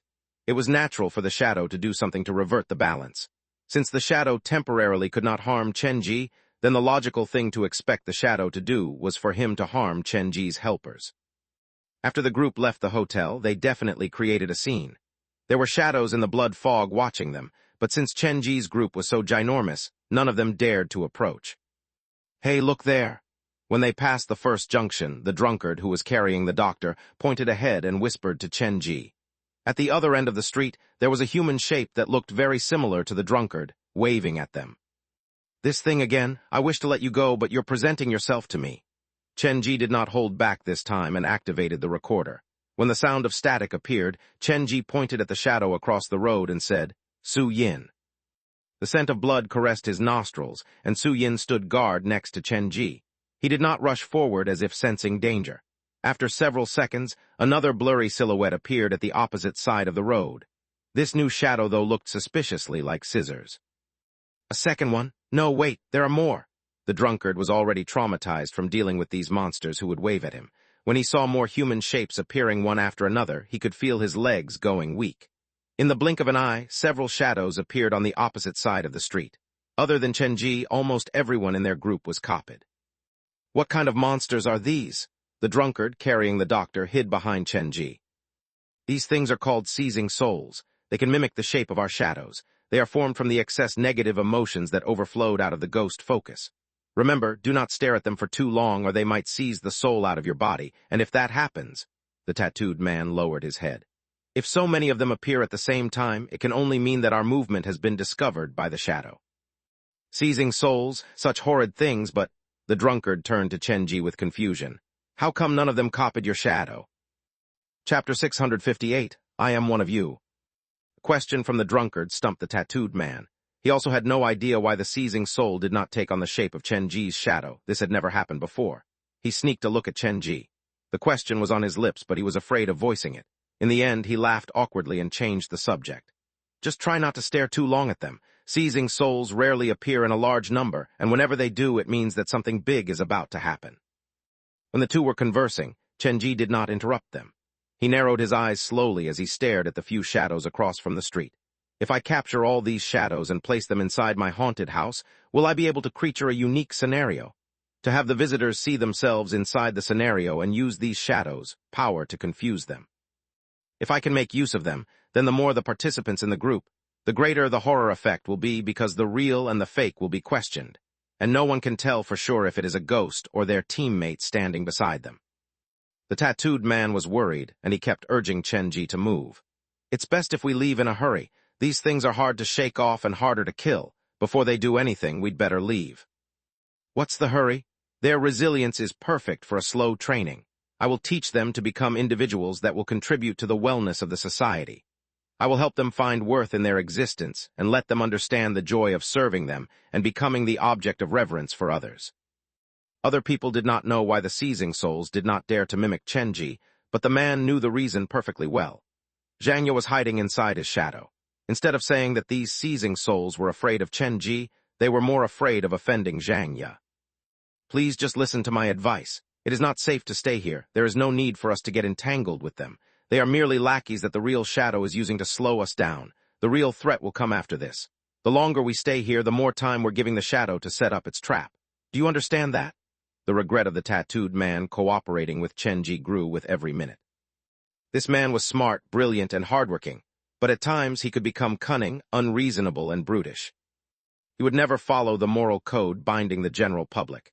He had his own way of doing things, but at the same time, he appeared like he had no control over his own actions. He lusted after the exciting and loved interesting things. The gene for violence seemed to be written inside his DNA. The tattooed man had seen many movies about crazed murderers, and as a quintessential patient with psychopathic personality disorder, he knew how the movies had exaggerated the characterization. Even the most brutal criminal would not appear so openly maddened in public. A real maddened criminal was someone like Chenji. When you passed them on the street, you would never realize and could never discern the imbalance inside their heart. They could not control the aggression that they were born with and rarely showed sympathy or remorse with the acts of violence that they had conducted. This was the common similarity shared by most psychopathic criminals. Incidentally, the tattooed man recognized this similarity in Chenji, and to make matters worse, the man did not seem to realize how dangerously unhinged he was. The tattooed man had never once met Chenji's eyes before, and he did not mean any offense by that. He merely did not dare to look Chenji in the eyes. He was the one of the first to move into Liwan City, so logically, he had seen the shadow many times before. Perhaps it was his imagination, but he kept getting this similar feeling that he got from the shadow when he dealt with Chenji. You're right, now is not the time. We need to find that door that has gone out of control first. Chenji led the group toward Fan Chang's home. Several minutes later, after they passed another junction, Li Zheng's voice came from the back of the group. Wait, someone has gone missing. Li Zheng had the most unique identity of everyone in the group, so everyone froze when they heard his voice. Who has gone missing? The tattooed man turned to look and discovered that the woman who had been dragging the large box earlier had disappeared into the blood fog. Did she run away? There's no need to search for her. She's not coming back to us, Beiyi said softly. He pointed at the other side of the junction. She went over there. Following the student's finger, they saw the woman. The box that she was dragging had disappeared, and only half of her body remained. There were signs of sewing on the woman's body, and all of her remaining skin appeared normal. It seemed like the woman had the habit of cutting off her skin that had gone gray and replacing it with the normal skin of her victims. When did she leave the group? Has she been preparing to escape? To stabilize their morale, the tattooed man had no choice but to return to confirm the woman's situation. I have no idea. I wasn't paying her much attention. The woman stayed at the back of the group, and it sounded like there was something earlier that dragged her away. The high schooler carried his black school bag and carried a spring knife in his palm. Since Chenji had exposed his identity, he removed the glasses and abandoned the disguise. We've been targeted by the thing in the blood fog. We need to stay together, especially those at the back. Chenji did not care about the woman and Beiyi, but he did have his concern for Li Zheng. After all, the inspector had helped him many times. Could the culprit be the woman wearing the red raincoat? Jia Ming whispered softly. When we left the hotel, I saw with my own eyes that she was walking behind us, but when we reached the first junction, she had disappeared. I find that highly suspicious. Chenji knew that the culprit could not be the woman in the red raincoat, but he did not want to expose his relationship to her, so he did not answer and merely urged the rest to pick up their speed. The blood fog surrounding them thickened like this creepy small town was awakening. The blood-red eyes that hid inside the blood fog were following their moves with evil intention. They strode down the street for 20 minutes before they reached the residential area where Fan Chong lived. The blood fog there was much thicker than anywhere else in the small town. Standing several meters away, they could barely make out the shape of the buildings. This has gone much smoother than I anticipated. The exit is right before us. The tattooed man was practically buzzing with excitement. Calm down, the closer we are to the exit, the higher the chance of danger. With them finally arriving at their destination, Chenji appeared surprisingly detached. He lifted his head to look at Fan Chong's home, but the fog was too thick for him to peer through even with the help of yin-yang vision. Both Fan Chong and Fan Dade have gone missing, and something has probably happened to the computer with Xiao Bu's game as well. It is to be expected that the shadow has laid a trap here. No matter what we do next, I have to be extra cautious. Quick, look at this. There is a message left in blood here. Someone knew that we're coming here. The drunkard stopped at the entrance to the residential area. On the gate of the compound, a sentence dripping in blood was written. I am one of you. The blood was still wet, and it slid down the iron gate. Chapter 659, Who Can You Trust? The sentence left on the gate was meant to sow chaos. Whether the sentence was telling the truth or not, the sentence would plant the seed of suspicion inside their hearts, slowly breaking up their temporary union from within. This does appear like what the shadow would do, so he probably really did leave this behind. Jia Ming nudged Li Zheng's shoulder. He likes to hide the truth in the lie and the lie in the truth. The shadow is very good at psychological tricks like that. It's not dissimilar to people who tell you what they'll play during rock, paper, scissors. The shadow has a penchant for psychological warfare. He has possessed innumerable people, seen the darkness inside many people's hearts, and lived through endless lives. He is a psychological master that no one can surpass. Then do you think that the shadow is currently among us or not? Li Zheng gripped his gun tightly. In this unknown environment, only the gun could bring him some semblance of security. Based on my understanding of the shadow, he probably has already assumed the identity of one of us. Jia Ming slowed down his words. Anyone here could be him, including you and me, and I can tell you in assured tone that the one that he assumed will be the person that you suspect the least. The person that I suspect the least? Li Zheng looked around the group before his eyes landed on Chenji. Of everyone there, he knew Chenji the best, and he had confirmed that Chenji would never be the shadow. When you think it is him, it will never be him. But when you think it is not him, then he will take you down when you least expect it. He will never give you a chance to resist, Jia Ming said darkly. You've said so much, but it all amounted to nothing. How come it feels like you're merely purposely trying to confuse me? Li Zheng furrowed his brows. You're just trying to clear the suspicion away from yourself, aren't you? To prove your innocence, you decided to drag everyone else into the mess. I've told you many times the shadow has already left my body. Why won't you believe me? There is not a good person here. The two of us came from the outside world, so we are familiar with each other. Thus, in this situation, we should abandon our preconception and get to know each other again. Jia Ming did not trust anyone other than Li Zheng. He had been possessed by the shadow before and knew firsthand how scary the shadow could be. Let's not forget you're the reason I'm here. So this could be your plan from the beginning, and you're showing me these things on purpose. You want me to mistake Chenji as the shadow and then have me be your witness, Li Zheng replied coldly. I had no choice when I lured you here. If I did not follow the shadow's instruction, I would not be alive talking to you now. The shadow is much scarier than you can imagine and also much crueler. Those who are deemed useless to him are killed without hesitation. Do you know that? From his perspective, anything that cannot be used by him in this world could become his impediment, so killing them is the most suitable choice. I still cannot trust you fully unless you can help me find the shadow. Li Zheng lowered his voice. The shadow lived inside your body for several years, so you are the one who understands the shadow the most. Who do you think he has taken the identity of now? The biggest possibility is Chenji. Think about it, how can there be so many coincidences? We happened to come here and we happened to run into him. He was trying so hard to prove his innocence earlier, and he had me lure you here to be his character witness. Things really cannot be clearer. Jia Ming shrugged.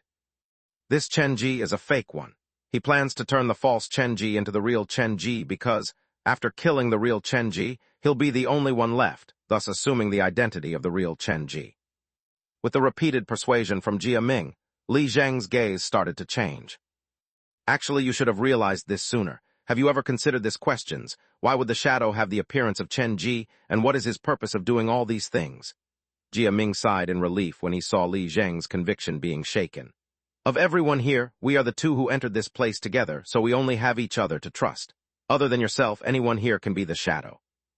I still cannot trust your words so blindly, but I will find a chance to test this guy.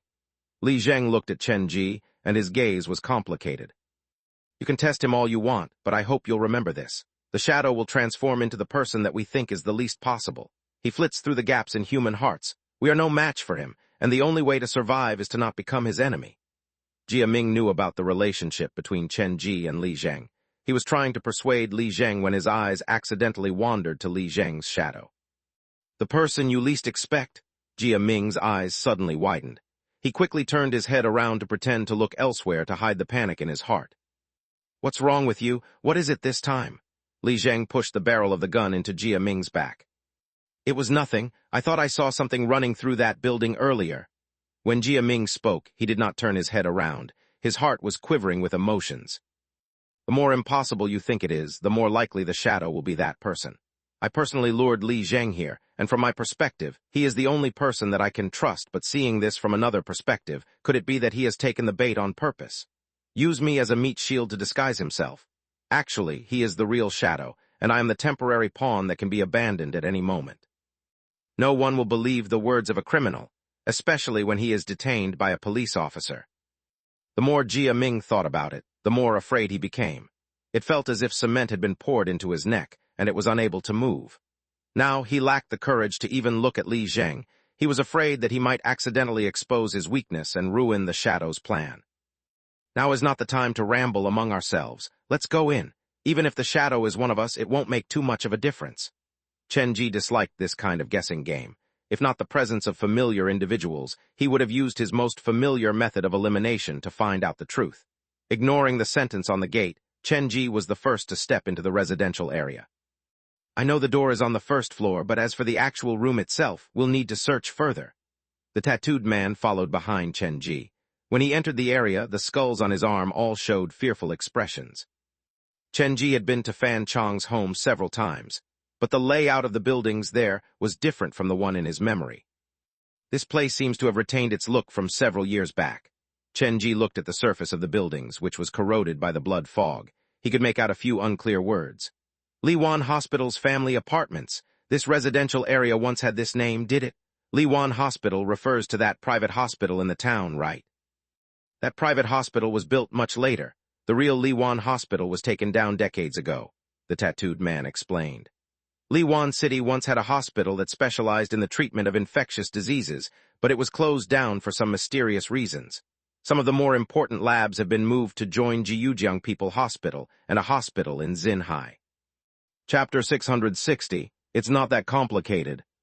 Chen Ji knew that Fan Chong's residential area was old, but he did not realize it had once been the family apartment for hospital staff. And the bigger surprise was that there had once been a hospital specializing in infectious disease treatment located in Liwan City. I heard that from the locals that stayed here, the tattooed quickly explained, afraid that Chen Ji might get the wrong idea. Before the door in Liwan City was opened, this was already a strange place. If any of you have stayed in eastern Jiujiang, you should know that the older generation refused to live near Liwan City on the account of how dirty this place is. Actually, their dirty has two meanings. One was because a serious infectious disease has swept this small town before, and the other was that there have been many inexplicable events happening here. Can you still find that hospital now? Chen Ji stood before the first building. You're one with strange interests. How come it feels like the more dangerous a place is, the more interested you are? The tattooed man thought about it before shaking his head. I don't know its exact location. According to rumors, the hospital has been flattened to the point that even the foundation has been uprooted. They dug a hole around the building and basically allowed the whole hospital to sink into the ground. They buried the entire building. Is it because not even a brick of the old hospital is allowed to escape? Chen Ji turned around to look at the tattooed man. But how come I have not heard of such a big story before? Do you know what the disease that ravaged Liwan City so many years ago was? I'm sorry, I'm not clear about that. Some said it was leprosy, others said it was a mutated strain of smallpox. There are all kinds of rumors, and there are only two that I can confirm. This disease is not only airborne, but it can be contracted through water as well, and the chance of contraction through water was several times higher than airborne infection. The second fact is that patient 0 was a child, but it is unclear whether it was a boy or a girl. It is a waterborne disease, and the first patient was a child, huh? Chenji was suddenly reminded of Eastern Jiujiang's dam and the large hole at its bottom, as well as the Eastern Jiujiang's fresh water plant that was strategically built next to the dam. That was the location where Chenji first crossed paths with the shadow. Is the shadow intending to use the water plant somehow? The lead in Chenji's mind was getting clearer and clearer. There's monster hiding inside the underground hole at Eastern Jiujiang's dam, and that dam provides the water for the water plant to be cleansed. If the shadow mixes some kind of substance into the plant, then all the citizens in Eastern Jiujiang will be affected without even knowing it themselves. Chenji did not voice his latter postulation, but he had a rough idea of the shadow's plan. The shadow was made up from an impossibly large amount of despair and negative emotions. It was impossible for him to give birth as a man, and no mother was resilient enough to carry a fetus like that, so the shadow turned his focus to the method of berry seed. He planned to plant himself into another child and use the whole of Eastern Jiujiang as his source of nutrients. Chenji still had not understood the actual steps of the shadow's plan, but he understood that the scale of the shadow's plan was much bigger than he had previously anticipated. Ghost Fetus is a 4-star mission, but just what does a 4-star mission looks like? Will it involve all of Eastern Jiujiang? Chenji had not conducted a 4-star mission before. The only connection that he had was the several missions that he had completed to unlock the mission school of the afterlife. Ghost Fetus was a 4-star mission, and the Cursed Hospital was a 4-star mission. Coincidentally, Chenji had just confirmed from the tattooed man that after the hospital in Liwan City was leveled, part of the staff had joined a hospital situated in Xinhai, and the name that he mentioned was similar to the name of the hospital that he had seen sewn on the boy's patient garb. The two new 4-star scenarios provided by the black phone seemed to be connected, and this gave Chenji a headache. All the clues that he had found out so far crowded his mind, forming a death knot. 4-star scenarios are too dangerous. Even with Zhang Ye, it might not be insurance enough. I have to squeeze every last drop out of this 3.5-star mission. As long as I can capture the shadow, I can force out the truth from his mouth. To see through the levels of complicated connections to get to the core of the truth was an ability that Chenji did not possess, so he planned to use his own method to discover the truth. Nothing is that complicated, everything can be made simpler. It had not been that long since Chenji obtained the black phone, but he had grown at an impossible speed. However, the direction of his growth seemed to be against what the black phone anticipated. Chenji was barreling down a path that no one could really tell, but for now, it was smooth sailing for the man. The Shadow's earlier proclamation suggests that he is hiding among us, then I'll pay close attention to everyone here. If they're alive, I'll watch over their moves, but even if they die, I'll carry their bodies with me. If all else fails, I'll turn Liwan City around from its foundation. I refuse to believe I am unable to find him. If the Shadow was a master at psychological combat, then Chenji was the other extreme. They possessed similar appearances and had commonalities in their personalities, but the way that they dealt with a problem was vastly different. There's not time to waste, follow me? Chenji removed the hammer from his backpack and activated the recorder. He was very calm. Liwan City was merely a 3.5-star scenario, and most of the isolated scenarios had been taken down already. With the guide that he had obtained from Xiao Bu's game, the difficulty of this mission had been lowered to its minimum, and he decided to abandon his previous disguise. He called Zhang Ye's name, and the shadow behind him rippled. It felt like a woman putting on makeup, trying back to smile at him. Today, you appear to be more unusual than before. Chenji dragged the hammer and entered the building. There was firmness behind his every step, and with his every step came a strange sound from his surroundings like there were many people crowded around him. Be careful, the tattooed man stopped at the entrance. The 5 skulls on his arm were wailing like they were trying to escape from his body. This had never happened before. None of these women killed by the ghost fetus are willing to come near this place. There has to be something very dangerous hidden here, but the door leading out of this place is situated inside this building as well. Stop hesitating. Since you have made the choice to believe him, have faith in the man. Scissors licked the wound on the corner of his lips. He had learned from the tattooed man how to put on a better disguise as a deranged murderer. He might not look like it, but he's quite trustworthy at the most crucial moment. The drunkard carried the doctor and also entered the building. Seeing them enter, the tattooed man gritted his teeth, used his arms to cover the 5 tattoos, and strode into the building.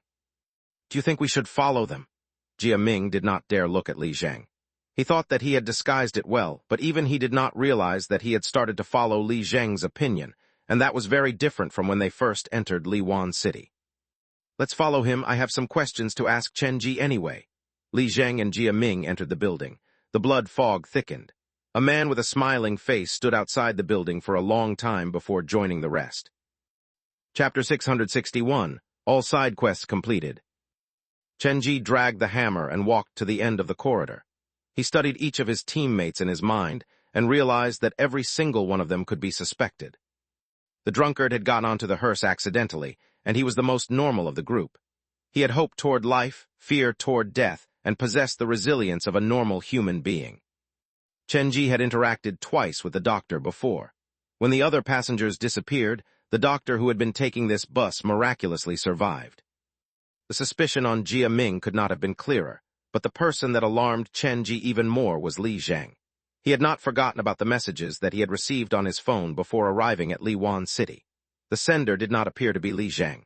After he met Li Zhang, he did not voluntarily bring this up because he wanted to observe the man some more. For Chen Ji, the chance of the shadow assuming Scissors' identity was the lowest.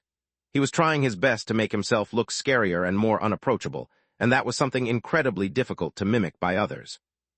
The identity of the smiling man was a total mystery. The shadow could have killed the man before he got on the bus and took over his identity. After all, since no one was familiar with the smiling man, no matter what the shadow did in the form of the man, everyone would think that was merely how the man was. He was the easiest to mimic, and because of that, he was the easiest candidate to suspect. The sharp edges of the hammer created friction against the ground, creating a spine-tingling noise. Chen Ji walked alone into the darkness, and even the drunkard and Scissors did not dare to get too close. Chen Ji radiated a dangerous presence, and the man who had appeared so normal moments earlier took on a different kind of aura. "I wonder what kind of surprises the shadow will have prepared for me." The white cat leaned on Chen Ji's shoulders. Its ears were perked up, a sign that it was alarmed. However, Su Yin had not given Chen Ji a warning. This could only mean that there was something very scary inside the building, but temporarily it had not shown itself. The building was not big, and Chen Ji soon reached the door to Jiang Long's family home. The door that had gone out of control was behind it. "Soon I'll realize what the difference between a normal door and an uncontrollable door is." Chen Ji raised the hammer and slammed the door down. Thick blood fog rolled out from the room. Strangely enough, the fog inside the room was much thicker than it was outside the town. A normal person could barely see 3 meters before them. "I'll go take a look first." Chen Ji held the hammer in one hand and reached his other hand into the backpack to pick out a pair of red high heels. "Forgive me for this offense." He tossed the heels into the living room and stood at the door to observe. Confirming there was no trap, he walked into the room. He felt weirdly uncomfortable when his body came into contact with the fog. Negative emotions rushed into his mind, and those without a hardened conviction would lose control easily. "I think the rest of you should wait outside for now. The fog inside here is very thick, and I'm afraid of collateral damage." Picking up the red high heels, Chen Ji noticed that the fog would naturally thin when it approached the heels. It felt like the heels were absorbing the fog. "This fog is beneficial for ghosts?" Chen Ji asked Bai Qiulin, and got an affirmative answer. The blood around Bai Qiulin's heart had started to spread. However, Chen Ji did not summon all of his workers since he was not sure if there were going to be negative effects from consuming this fog. "There's nothing here in the living room. The underground basement is behind the armoire." Chen Ji was walking over when the white cat suddenly mewled. Chen Ji turned to look and noticed that the cat was hissing in the direction of the bedroom. If it is a red specter, the cat will be shaking in fear, but since it dares to put up resistance, it means that the specter in the bedroom isn't too strong. In any case, Chen Ji did not underestimate his opponent. He tossed the pair of heels into the room first before slowly entering it. "Try to sense where is it hiding." The bedroom was small, but after they walked into it, the white cat seemed to be struck by confusion. It would hiss at the bed, and then it would turn to gnash its teeth at the window. "Is it doing this on purpose to buy time?" Chen Ji felt like this might be a valid possibility. Just as he was about to leave, refusing to waste any more time, the bedroom door slammed shut. The sound of a music box echoed in the room, and the blood fog slowed down. The voice of a girl could be heard mixed into the music.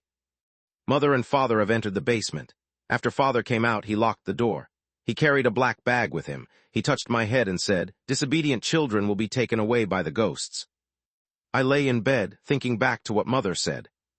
Before going to bed, I need to pull up the cover. Before going to bed, I have to close the window. Before going to bed, I need to check the armoire. Before going to bed, remember to check the space under the bed if I'm sleeping alone. Father left home carrying the bag, leaving me behind. I look under the cover, look out the window, look inside the armoire, look under the bed, but I cannot find mother.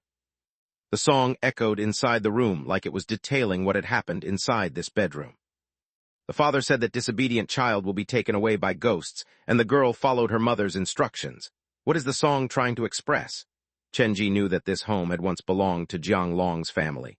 At the time, Jiang Long was possessed by the shadow, and it was expected that he'd do many strange things. The underground missing, the missing mother and elder sister, those are probably his doing. The music box was still playing, but this time it was the voice of another woman. "Red eyes are watching you. You can't see me, but I can see you. I move with your gaze. I hide under the bed, inside the armoire, behind the window before crawling under your covers. I lay down behind you and above you, but you still cannot see my red eyes." Chenji examined the places that the female voice mentioned as he waved his hammer around. Looks like it has been confirmed that something happened to the mother. She was placed inside this room, but the daughter cannot see her for some reason. Since I can hear both the voices of the daughter and the mother, it can only mean that they have both left this world. This matches the result of the police investigation. Jiang Long's wife and daughter have gone missing and haven't been found to this day.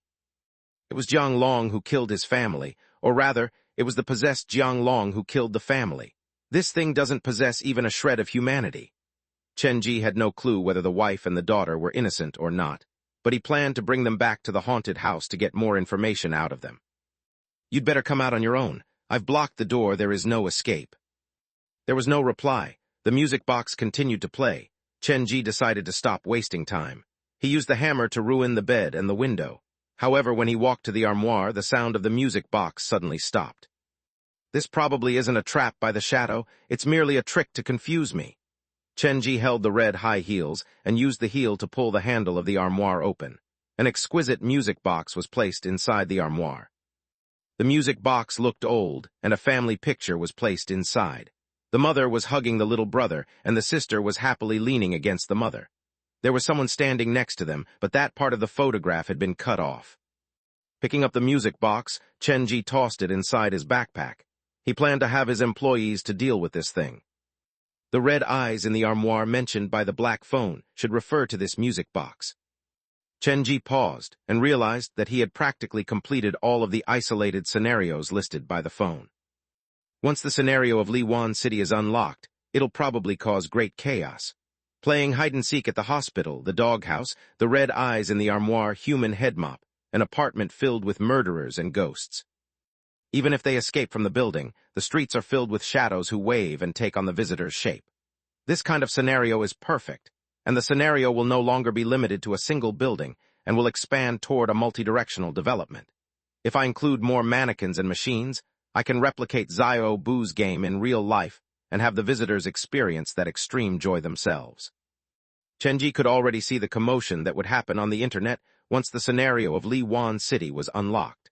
There had never been a haunted house that would do things on such an enormous scale. Chapter 662, Door That Cannot Be Closed 2 in 1. Back at the haunted house, some of the visitors had already started to figure out the guide to clear 3-star scenario. Chenji needed to come up with a new scenario to maintain the freshness of the haunted house, to keep the visitors' anticipation at an all-time high. The 3.5-star Liwan City was currently his best possible choice. As the bridge between 3-star and 4-star scenario, this special scenario would be able to provide his visitors with a much-needed buffer period. This was to avoid visitors who had just cleared 3-star scenarios charging right into challenging a 4-star scenario. "Are you okay in there? Do you need help?" Scissor's voice came from the door, and when he spoke, Chenji could hear the tattooed man speaking over Scissors. "Be quiet. Try not to scream at a place like this. You have no idea what things you might attract." Hearing the voices that came from outside the bedroom, Chen-ji replied succinctly, "Temporarily, there are no signs of danger inside the house. You can come in here." Picking up the pair of red high heels, Chen-ji walked out of the bedroom. Holding Dr. Skullcracker's hammer with one hand, carrying the pair of high heels in another, and with a white cat curled around his shoulders, with how Chen-ji presented himself then, it was incredibly hard for others to treat him as a normal individual. "What did you discover?" That tattooed man walked over. The reason that he was followed Chen-ji was because Chen-ji was very powerful, so the chance of him escaping when following Chen-ji was the highest. His purpose was pure and simple. "The door has been hidden. There should be a secret room in this place." Chen-ji walked to the cupboard in the living room and pushed it with the maximum of his might. The blood fog was palpable enough to look solid. It rushed out from the secret entrance, and like a wave, it shoved Chen-ji rudely back several steps. "This is the source of the blood fog. We'd better be careful." The blood fog left a sticky sensation on their skin, and it felt strangely uncomfortable walking through it. Their clothes stuck to their bodies, and the blood vessels in the air felt like they were trying to crawl into the people's ears and nostrils. "Are you sure we should be going down?" The drunkard's Adam's apple was shaking. "How come it feels like we're voluntarily walking into a trap?" He shook his head and took a step back while carrying the doctor. After Chen-ji saw everyone in the group come closer, he voiced his opinion. "No one knows what is inside this secret tunnel.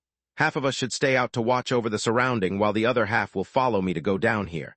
That is the safest solution. The people who stay outside mustn't be too weak. They must at least be able to give out a warning when they are attacked, so I suggest Scissors and the police stay behind." Chen-ji had his own consideration. Of everyone there, he trusted Scissors the most. One is a crazed serial killer and the other is a police officer armed with a gun. With them watching the exit, there shouldn't be too much of a problem. "Can I please stay outside as well?" The drunkard raised his arm high. "I am carrying the doctor, so I won't be able to run fast. If I follow you, one death might lead to 2 bodies. "Are you sure that is the correct way to describe your situation?" The tattooed man pursed his lips.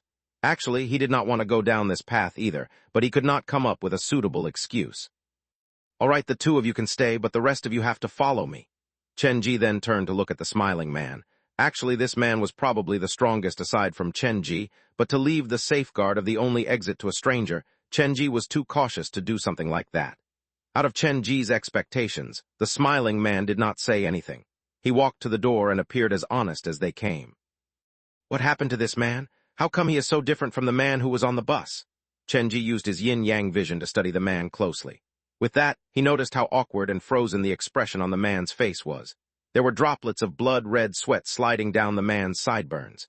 He seemed to have run into a monster that was beyond his expectations in Liwan City, so he desperately wanted to leave this place. Chen-ji did not ask for details. He and the smiling man had some sort of a mutually beneficial relationship.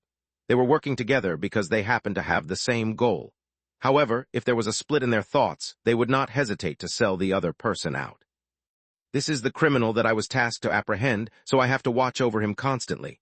Therefore, I apologize, but he cannot follow you to go down this place." Li Zheng pressed firmly on Jia Ming's shoulders, and his tone was very unshakable. "You can find dangerous criminals everywhere in this place, but a police officer working for justice cannot be rarer here." The high schooler revealed a mysterious smile, and the expression on his face made others uncomfortable. "No problem." Chen-ji wanted to separate Jia Ming and Li Zheng and then use his own method to discern whether Jia Ming was the shadow or not. But since Li Zheng had showed such firmness in his attitude, Chen-ji did not push. After all, Li Zheng was only acting within his accepted personality. If he handed Jia Ming over without hesitation, then Chen-ji would have been suspicious. "Help us stay guard over the entrance. We'll be back in a minute." The tunnel behind the cupboard was incredibly narrow, and only one person could squeeze through at a time. Naturally, Chen-ji was leading the group. He summoned Su Yin, held the red high heels, and nudged forward one step after another. After moving about 5 meters, Chen-ji felt like he was no longer enveloped inside the blood fog, but instead had fallen into a blood lake, and every single step was harder to make compared to the one before it.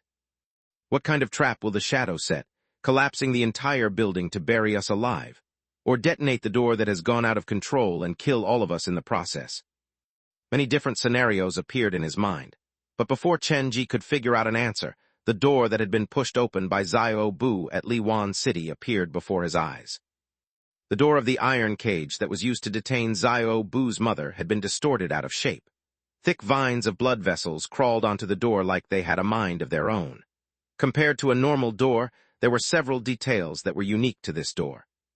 First, the door that was swimming with blood vessels was filled with cracks like it could crumble at any moment. Secondly, the four edges of the door were conspicuously ruined, and a large piece that was supposed to sit in the middle of the door was hollowed out. If the door was compared to a human being, it felt like a person's head, and 4 limbs had been removed. Look at the bottom of the door. Chenji discovered the biggest difference with this door. There were endless black reddish fingers reaching out from underneath the door to pull at the wooden frame, preventing it from closing fully. I've seen many doors, but this is the first time that I've encountered something like this. The fingers had bumps and hollows like they were victims of boils and pox. In any case, they looked really scary. His fingers should belong to the lingering spirits of the hospital patients. When the epidemic swept Liwan City, the death count that came from this place was undocumented, but it had shrouded the small town was with a suffocating air of resentment. The tattooed man wiped at the cold sweat around his forehead. He made sure to stay as far away as he could from the fingers.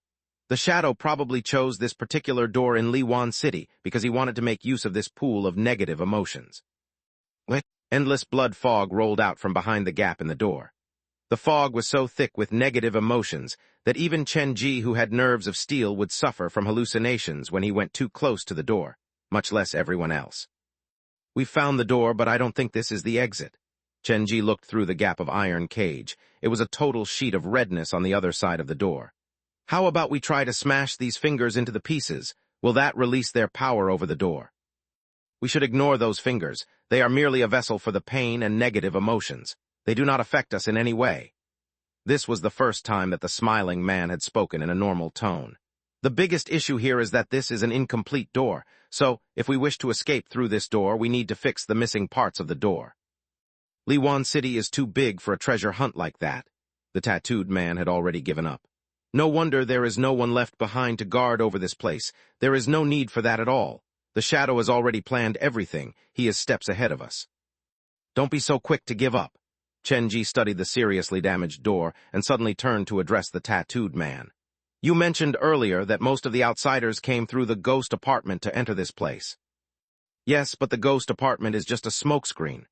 The tattooed man was hit by the powerlessness he felt before the shadow. His years of investigation had amounted to nothing. "No, the shadow will not do something that pointless. There has to be a purpose for him building that ghost apartment." Chenji walked to stand before the door. "The ghost apartment is situated at Mingyang Residence. I once followed the police to Mingyang Residence on one of their investigations, and we discovered the cut-up remains of a girl at the place. There were 4 limbs and a head. Her dismembered body parts were hidden in the 4 buildings at Mingyang Residence, and her head was buried right at the center of the residential area." "What are you trying to say?" The tattooed man still had not caught up to Chenji's intention. "The girl who was killed was the person who pushed open this door. Her remains were dismembered and hidden in Mingyang Residence, which is the location for the ghost apartment. And the most important thing is," Chenji pointed at the blood door that had gone out of control, "doesn't this door look like a person who has lost their head and 4 limbs? That knocked the sense into the tattooed man, and he was the first to elaborate. "For the door pusher, the door is the vessel of their spirit or their body. I think I get it now. You're saying that the parts that are missing from the door have been hidden by the shadow at Mingyang Residence. The girl's remains correspond to the broken door. It was not the shadow who pushed open the door at Liwan City, but somehow it was taken over by the shadow. To fulfill his own goal, he purposely made this door go out of control. If that is the case, then where is the original door pusher? Has she chosen to surrender, or was she brought under the shadow's control via certain means?" Chenji was not making a startling discovery, but most people would not have time to slow down and figure out these things under such extreme circumstances. "Looks like locating the door is merely the beginning. I've underestimated the whole situation." The tattooed man had a bitter expression on his face. "So, are you going to the ghost apartment now? Over the few years, there have been people who tried to go there, but none of them ever returned. We need to find the missing parts of the door if we ever want to leave this place." Chenji waved for them to move. It was time for them to leave. "This tunnel is too narrow. If the shadow has set up any traps here, we'll have nowhere else to run. After we find the missing parts, I'll have to open up this tunnel further. The door that has lost control is the source of the blood fog covering Liwan City. Actually, now that you mention it, I'm surprised we haven't come into more resistance. Unless, of course, the shadow already planned to give up this place. The tattooed man had a better understanding of the shadow. He moved cautiously, but before he finished, a scream came from outside the tunnel. "That's Jia Ming." Hearing the scream, the people in the tunnel moved faster. When Chen Ji rushed out, he saw pairs of red hands grabbing Scissors and dragging him upstairs. When Chen Ji started to chase after them, Scissors had already disappeared down the corridor. The surroundings were eerily quiet, like what he had seen earlier was merely a part of his imagination. Li Zhang, Jia Ming, Scissors, and the drunkard, everyone who had waited outside earlier, had disappeared. It had only taken several minutes for the whole thing to occur. "You sure know how to jinx things." Chen Ji glanced at the tattooed man. The latter did not expect something like this to happen either. "Then what should we do now? Go to the ghost apartment or go find them first?" "We have to go rescue them." Saving innocent victims would bring Chen Ji additional rewards, and he had confirmed that all the innocent victims had been captured. Those who remained with him were monsters and murderers. Chen Ji gripped the hammer and ran in the direction that Scissors had disappeared earlier. The high schooler and tattooed man followed closely behind him, but the smiling man stood where he was, unmoving. "Are you all so desperate to die?" A chilling voice came out of the mouth plastered with a smile. The smiling man looked at Chen Ji. "This door is the source of the blood fog, and laying any trap here will cause unpredictable influence to the door. This is against the shadow's purpose, so he is more likely to use our discovery of the door to make us put our guard down and slowly lure us into the real lethal trap. Have an opinion that is different from yours. The shadow is very good at psychological battles. He has given us endless hints to undermine our truce to achieve his own goal. For this kind of tactic, the more people we have on our side, the easier it will be for him to sow discord. There is no need for him to harm those people. If anything, I feel like he has started to panic because things have gotten out of his control. That is the only reason he would choose to intervene in such an obvious manner." The few had already disappeared down the corridor. Chen Ji, who was dragging the hammer, did not appear to be too much of a hurry. He checked one room after another. Since there was still space in his backpack and comic, he was going to take away anything that he thought might be useful. "But neither of us has done anything, right? Is it because you have predicted the location of the door's missing pieces, and that unsettled the shadow?" In the tattooed man's heart, the shadow was akin to Li Wan City's god, and God would not make mistake or even panic.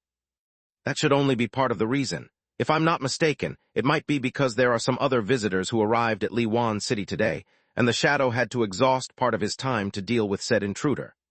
Chen Ji had the feeling from the very beginning that the shadow had not come at him with its full strength. The shadow appeared to be busy with something else. Chen Ji had felt that feeling when he was dealing with the glutton monster at the hotel, and after he realized there were not as many dangers as he imagined at Fan Chong's place, that suspicion only grew. "No matter what, this is a good thing for us," Chen Ji concluded. "I'm not afraid of the shadow coming for us. As long as he makes his move, his secret will be exposed. I'll be more afraid if he keeps himself hidden. The deeper he hides, the more unsettled I'll be." Mingling with the few real murderers, Chen Ji did not feel out of place. In fact, he did not notice that he had become the center of the group. Heading upstairs, Chen Ji noticed that there were many gray, human-shaped stains left on the walls. Their bodies were contorted in different postures, but all of them spoke of pain. This place was once the housing apartment for Li Wan City's hospital staff, and it was built before the advent of the epidemic. However, could this place have once housed the patients of the hospital as well? Chen Ji did not touch the stains. He suspected that the shadow's trump card was somehow related to these patients of the disease. Chapter 663, When a Ghost Story Encounters Another Ghost Story. Eastern Jiujiang was so big, but the shadow had chosen Li Wan City. There had to be a reason for that. The human-shaped stains on the way had no pattern that he could discern, and Chen Ji had no idea why these imprints had been left on the wall. It felt like the patients had used this strange method to record the pain that they had been through. "Are these lingering spirits?" Chen Ji stood next to the stain and used the red high heels to touch one. The heels, which had remained relatively passive, suddenly leaked out a blackish-red blood. It felt like someone who cried tears of blood after being humiliated.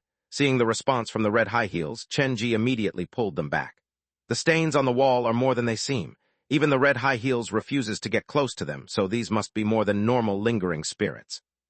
Chen Ji looked through all the room, but he still could not find the rest of his group. The apartment is only so big, where can they be hiding? Or have they been pulled into the wall and made into these stains? The small group reached the top floor where the stains on the wall became more numerous, and their color darkened as well.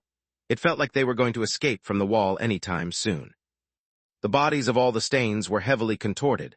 Just what kind of pain must they have been in before they perished? Liwan City's history had been forgotten. Even on the internet, there was not much information on the small town. In fact, it felt like someone had purposely removed them from the record. If they're not inside the building, then they have to have been sent out through some hidden channel. The tattooed man was feeling unsettled. We should leave this place first. As long as our lives are intact, there are options open to us. If something happens to us as well, then no one will be able to save them. When one of the passengers was dragged away, I noticed that the hands grabbing him were similar to the stains on these walls, contorted and pockmarked. What are you trying to say? The tattooed man could not figure out Chenji's train of thought. You've lived here for so long, but haven't you seen these stains before? Chenji tossed the question back. No, to be honest, I've only been here once before, but when I came, these stains weren't inside the building. Meaning they have just appeared here. Chenji could not afford to lower his guard. He knew that these human stains that even the red high heels refused to approach were one of the Shadow's trump cards. Before Chenji showed his, the Shadow had already been forced to reveal one of his. Something must have happened in Liwan City, or else the Shadow wouldn't have done this. Chenji ignored the stains on the wall and opened the door that led to the roof. He walked through it. The wind howled and carried the feeling of suffocation away with it. Chenji looked at the sky behind the blood fog and slowly moved his gaze around. The blood fog at Liwan City seemed to have been attracted by something, and it moved like a wave toward the eastern side of Liwan City. It felt like it was forming a wall to stop something from entering. The fog has conspicuously thinned. This was the second time that Chenji had gained a bird's-eye view of Liwan City. Compared to last time, his sight was better because with the aid of yin-yang vision, he could look further. You have other helpers. It was the smiling man who spoke. The situation had cleared. Like Chenji mentioned earlier, a third party had arrived at Liwan City, and this party had managed to attract most of the Shadow's attention. Chenji's prediction caused the smiling man to be alert. He was afraid that this new force was related to Chenji, and in that case, it would shatter the already fragile scale of balance between them. It shouldn't be my helper, and if I'm not mistaken, this new party is also my nemesis. His desire to kill me shouldn't be lower than the Shadow. Chenji very honestly voiced out his opinion.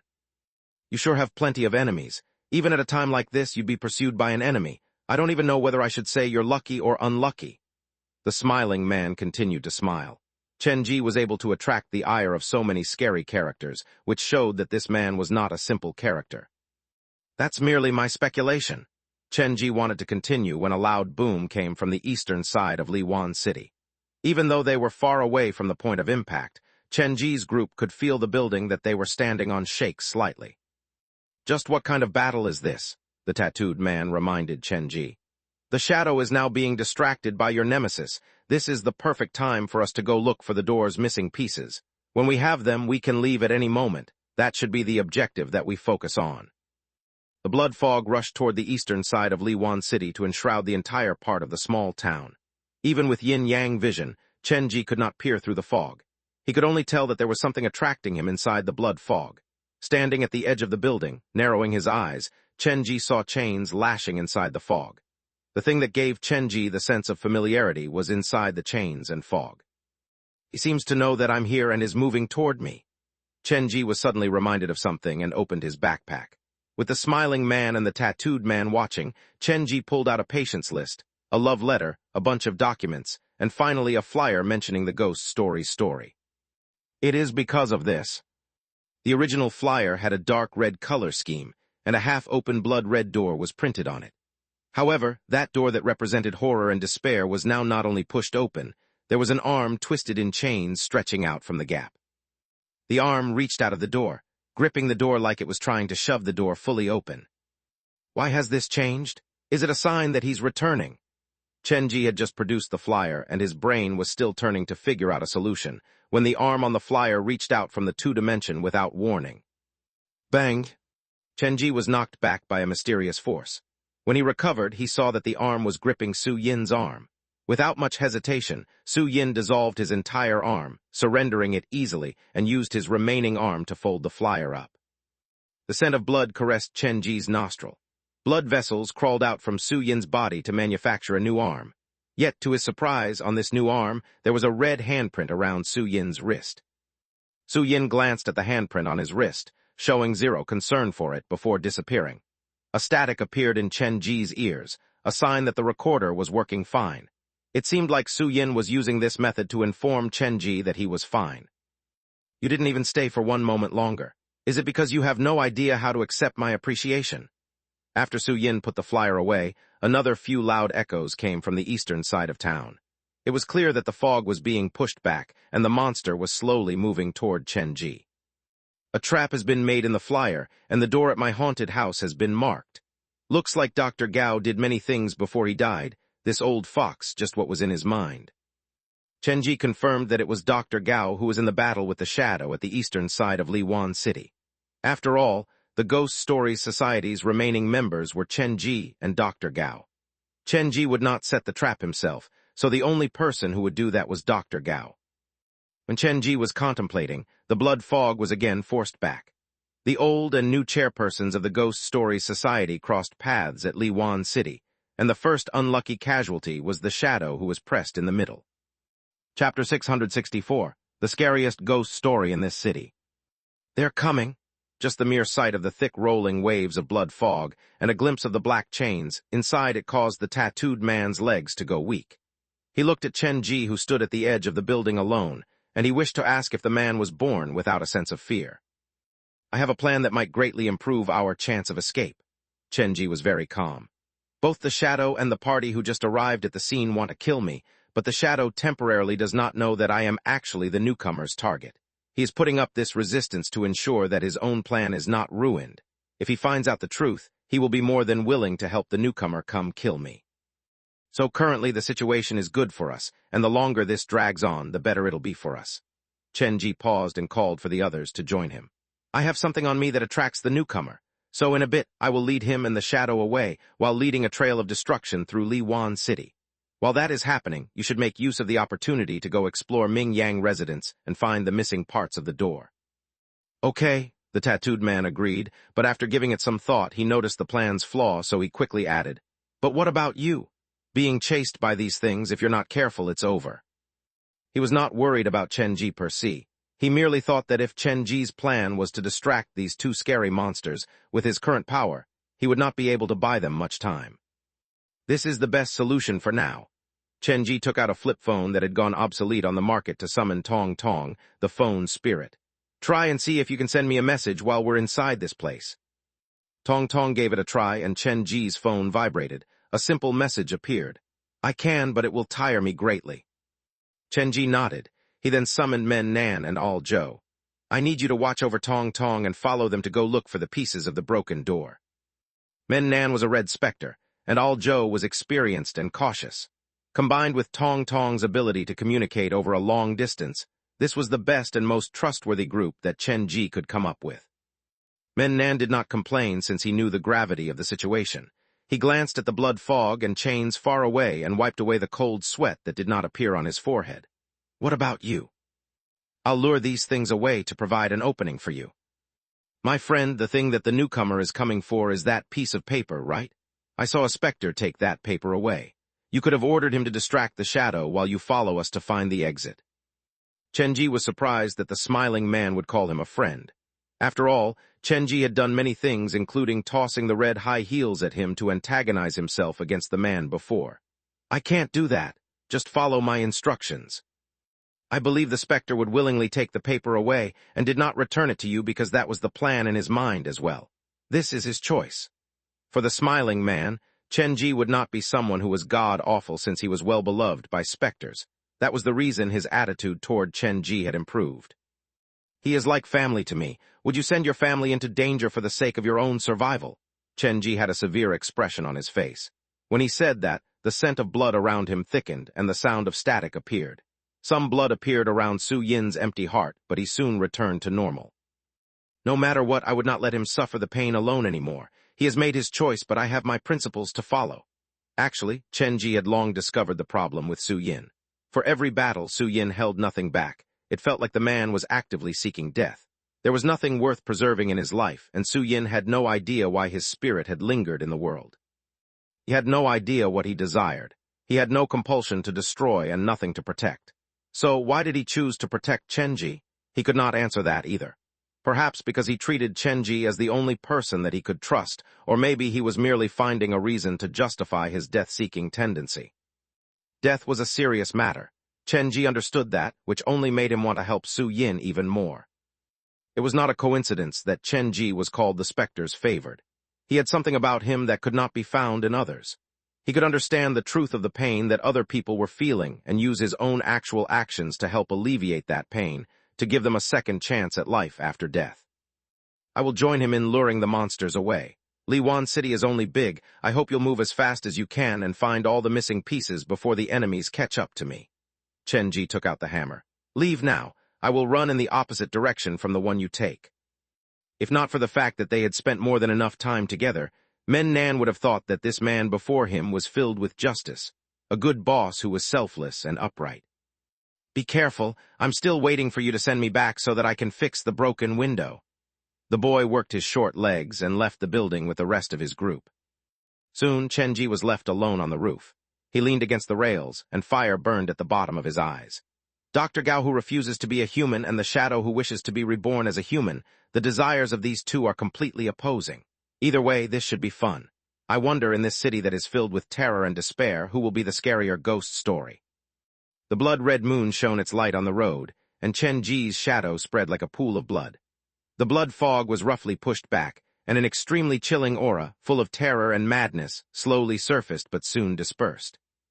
Chenji looked at the blood fog, and the chains and his real expression slowly appeared. The corner of his lips curled upward. He dragged the hammer and ran downstairs. Dr. Gao is the thing that is closest to the existence above Red Spectre of all the monsters that I've encountered. Even though the ghost fetus is related to a 4-star scenario, the shadow here is merely a small part of the ghost fetus' true power. So, even with the local advantage, he's probably no match for Dr. Gao. Chenji ran out of the building and circled around Liwan City as the blood fog around him slowly thinned. I need to be cautious of Dr. Gao. The biggest issue is I have no idea where he stands, and his true purpose eludes me even more. However, everything that he has seems to circle around my haunted house. Chenji raced down the streets, and strange noises came from behind him. Dr. Gao had probably sensed that he was moving and so picked up his own speed as a countermeasure. The thinning of the blood fog made the echoes that came from behind him even clearer.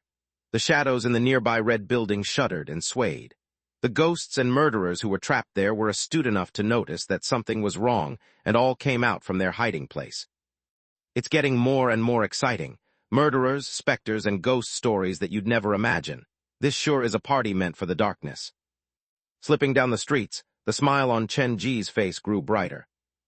Chapter 665, The Shadow's Trump Card 2 in 1. The fog thinned, and the blood moon hanging in the sky became clearer. The blood moon showered its crimson glow on the small town, casting strange and ugly shadows on the ground. Bang! A window close to Chenji was pushed open roughly from inside, and a strange man with his head completely wrapped up in gauze poked his head out. He had been eyeing Chenji for a long time, and he had been waiting for this moment to attack. He had no actual purpose to assault Chenji. He probably thought that the young man was blocking the view, or that killing Chenji could bring him temporarily joy and relief. Such was the logic of a murderous monster. The way that their brain was wired was different from a normal person. They never cared about others, and never had any concern about the consequences of their actions.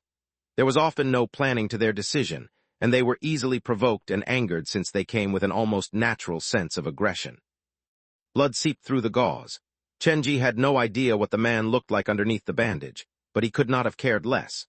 When the strange man extended his wiry, muscular arms toward Chenji, wishing to drag the latter into the room, Chenji took a small step sideways and raised his hammer in return. Even in Liwan City, this type of murder weapon was extremely rare. The shadow pushed those murderers into a corral of sorts to cultivate negative emotions, not to create some kind of coliseum, so the weapons used by these mad people to commit murders were often everyday objects. The shoulder of the strange man caved inward, and the gauze on his face slipped down slightly to reveal 2 eyes that were filled with confusion. He had no idea from where Chenji produced such a large iron hammer. Indignation at his opponent cheating, but him being able to do nothing about it, arose in the man's heart. The man leaned backward and retreated into his hiding place. Normally, when a person was on the run for their life, they would not be distracted by unimportant lackeys, but Chenji was obviously an exception. I don't care whether you are a man or a ghost, but since you wanted to kill, you have to be prepared to be taken away by me. That is only fair." He jumped through the window into the house and continued the chase with the hammer raised. "Since you plan to kill me, you're definitely not an innocent party. Saving you will not get me more rewards from the black phone. If anything, it'll only cause more chaos in society, so I shall make use of this opportunity to deal with you." The previously quiet house was in an uproar once Chenji jumped into it. The normal wooden door was something that could be solved with a hammer for Chenji. Even when he was stopped by a security door, the man brought it down with less than 5 swings. The strange man had not seen this kind of reaction before. Chenji was already on his tail before he even got the chance to escape from the house.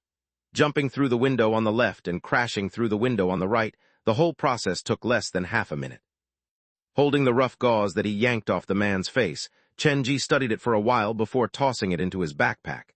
"Guess I'll keep this as souvenir." In Xiao Bu's game, the streets would become very dangerous after dark, and it was not so different from what Chenji was experiencing now. However, the biggest difference was, in-game, the main character was the weak and powerless Xiao Bu, but the person who walked down the street in real life was the new chairperson of the Ghost Stories Society.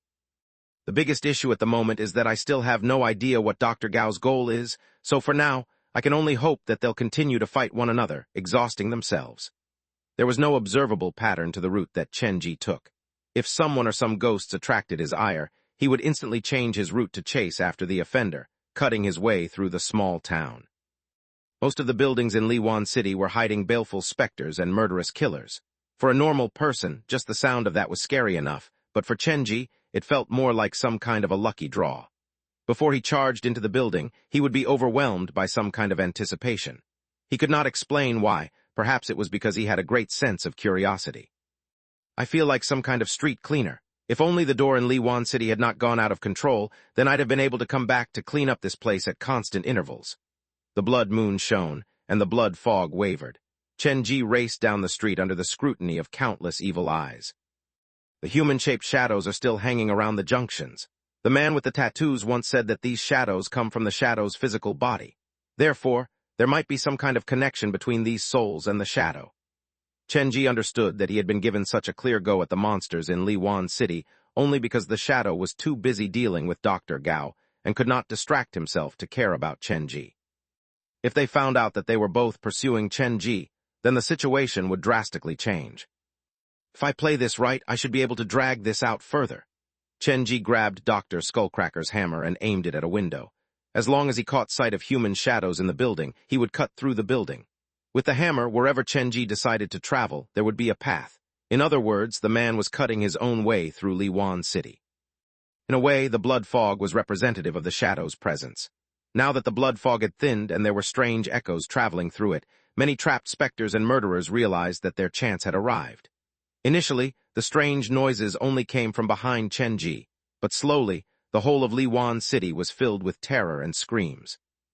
The town was thrown into chaos. Liwan City, which the shadow had managed for a long time, plunged into madness. The craziness that had been forcibly reined in finally had a chance to explode as the maddened individuals crawled out from their hiding places. Whether it was to escape or to release the darkness in their own heart, these human beings and specters that represented the darker reaches of the human heart started to move.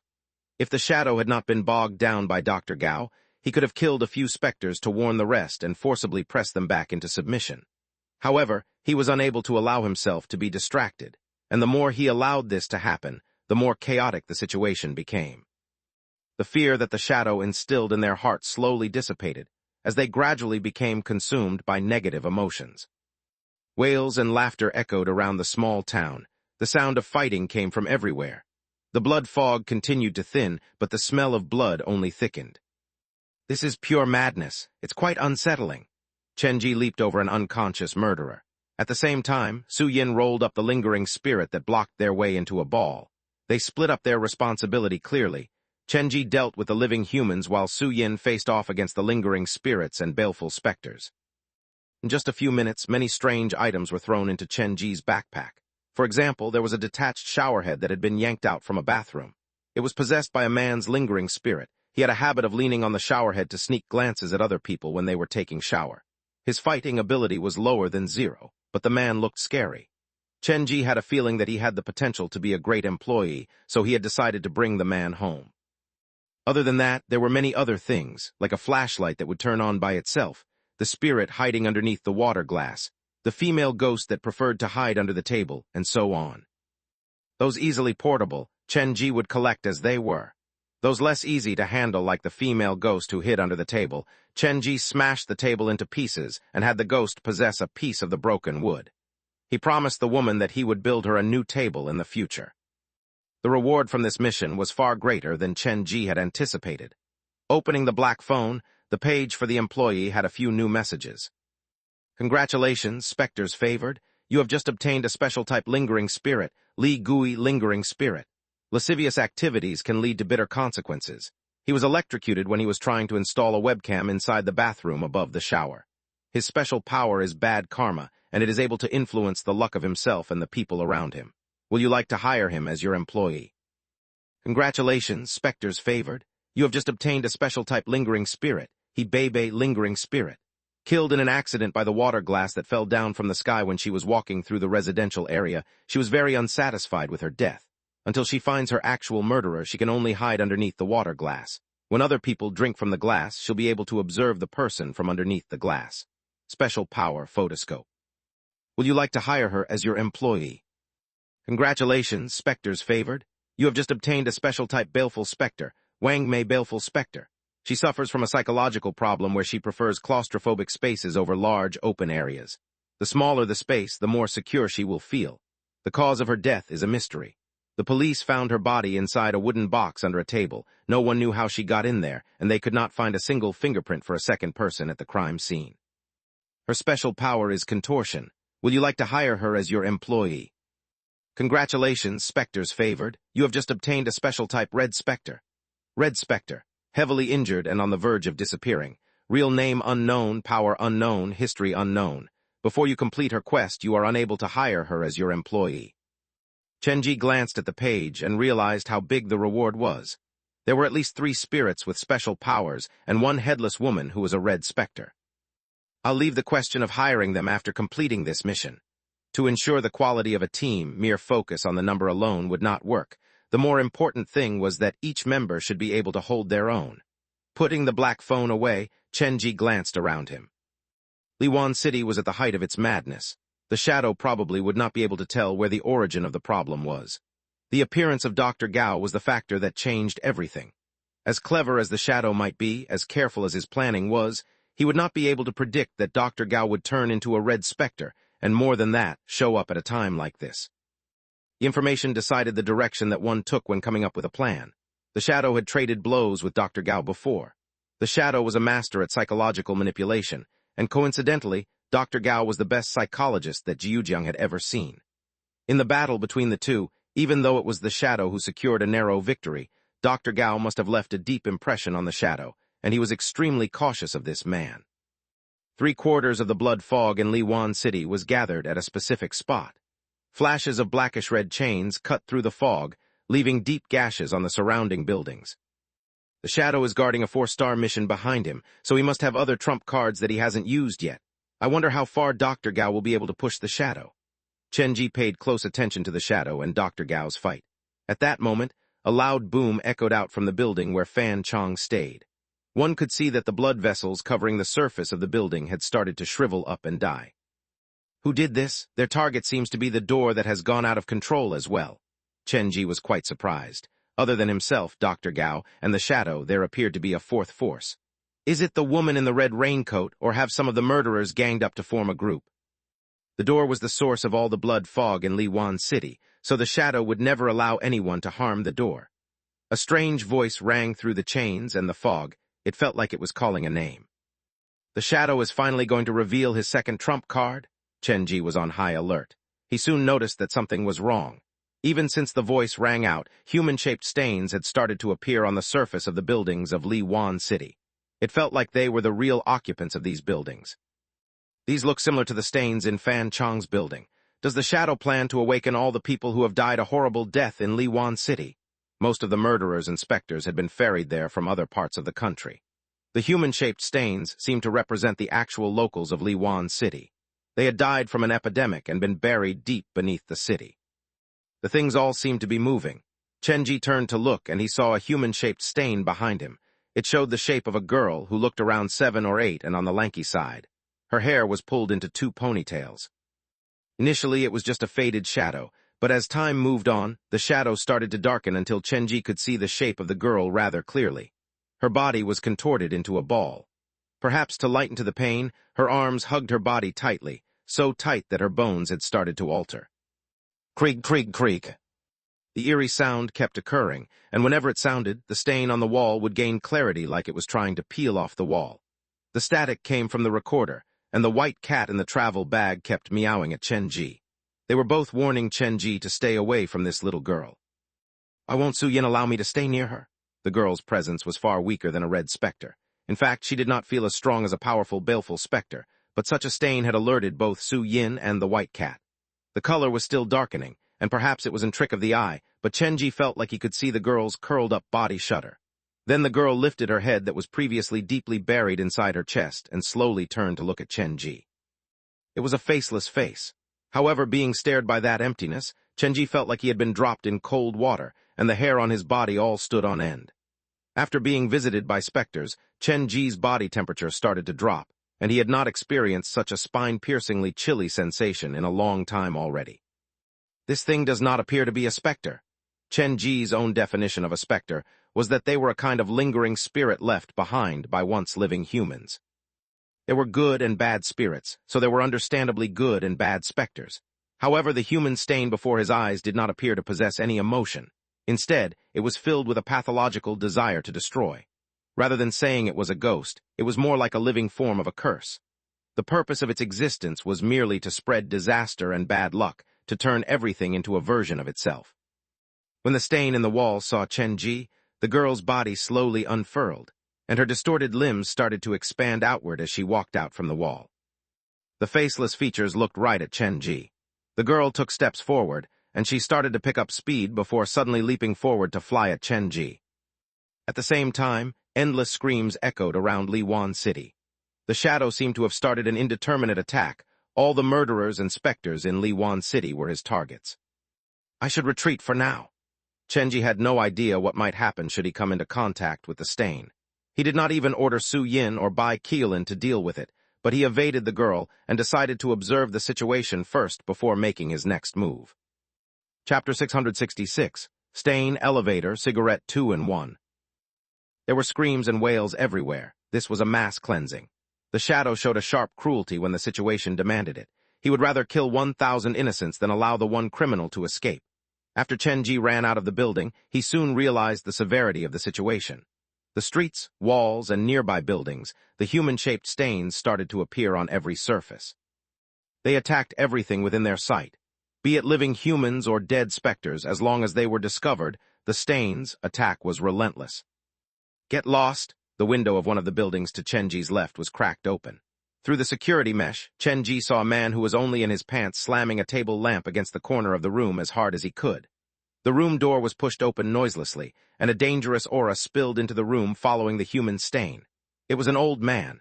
His back was hunched over, and his faceless features turned to the man. Then, with a speed that did not match his body, he charged toward the man at the window. F***CK, don't come any closer. The man gripped the ashtray left on the windowsill and lobbed it at the old man. However, the glass ashtray phased through the old man's body, and it did nothing to slow him down. The fear in the bare-chested man's eyes were overflowing. He grabbed everything that he could reach around him and tossed them at the old man, but like the ashtray, they did not hinder his approach at all. I fought for this house from a few other madmen. It was a hard fight. The man had seen many strange things during his years in Liwan City. He had experienced many things, but he had managed to survive them all. He was a madman and had been sent to the sanatorium multiple times by his family. He had an unshakable faith in the presence of God, but unlike the other cultish disciples, he saw himself as the divine incarnate. The proof was, no matter how harshly he treated himself, he would never really die. Immortality, that was his claim to divinity. F***CK, you old man, you're making an enemy of your God. The man was unable to escape through the window because it was locked behind a security mesh. The house that normally brought him endless security normally now became the man's iron cage. A fight was his only option. The man grabbed the toppled chair next to him and aimed it right at the human stain's head. This hit should have caused massive blunt force trauma, but to the man's despair, when the chair landed on the old man's head, it felt like he was hitting a pool of liquid. The chair crashed through the stain. The man quickly released his grip on the chair, but by then the old man was already standing before him.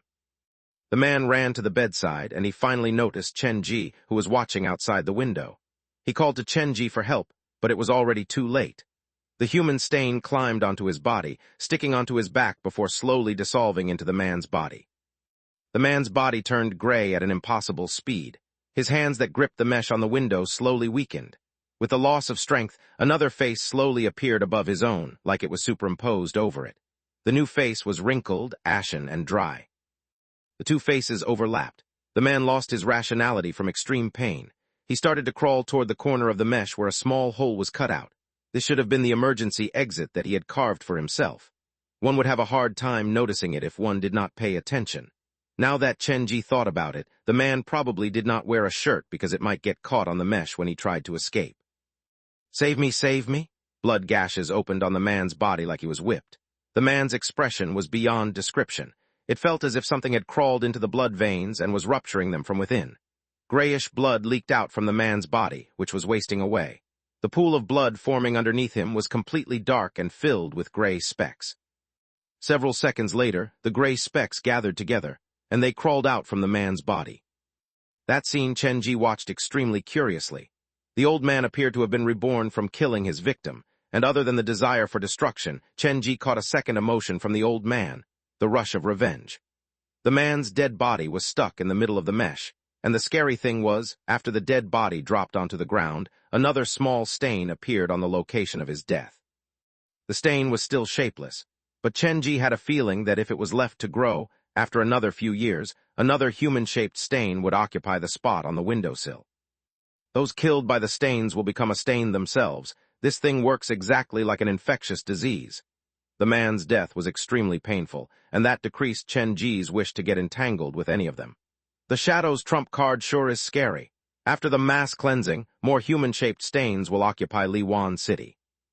A strange sound came from behind him, and the faceless girl was still following behind Chen-ji. At the same time, the old man inside the house also discovered Chen-ji, and he started chasing after him. Everything has its weakness, but unfortunately, I don't have the time to go searching for it. Chen-ji wished to run away from the girl and the old man, but he noticed that there were more human-shaped stains down the road. This is not looking good. Chen-ji looked further down the street with his yin-yang vision. More and more human stains inside the buildings were waking up. Many murderers were forced out onto the streets, and generally they were running in two directions. One was the direction where the Shadow was fighting Dr. Gao. There were many human stains leading that way, but they were all forced out by the blood fog and chains. Chen-ji had no idea where the other direction led to. To not expose himself, he followed quietly behind the crowd, mixing into the group of maddened murderers.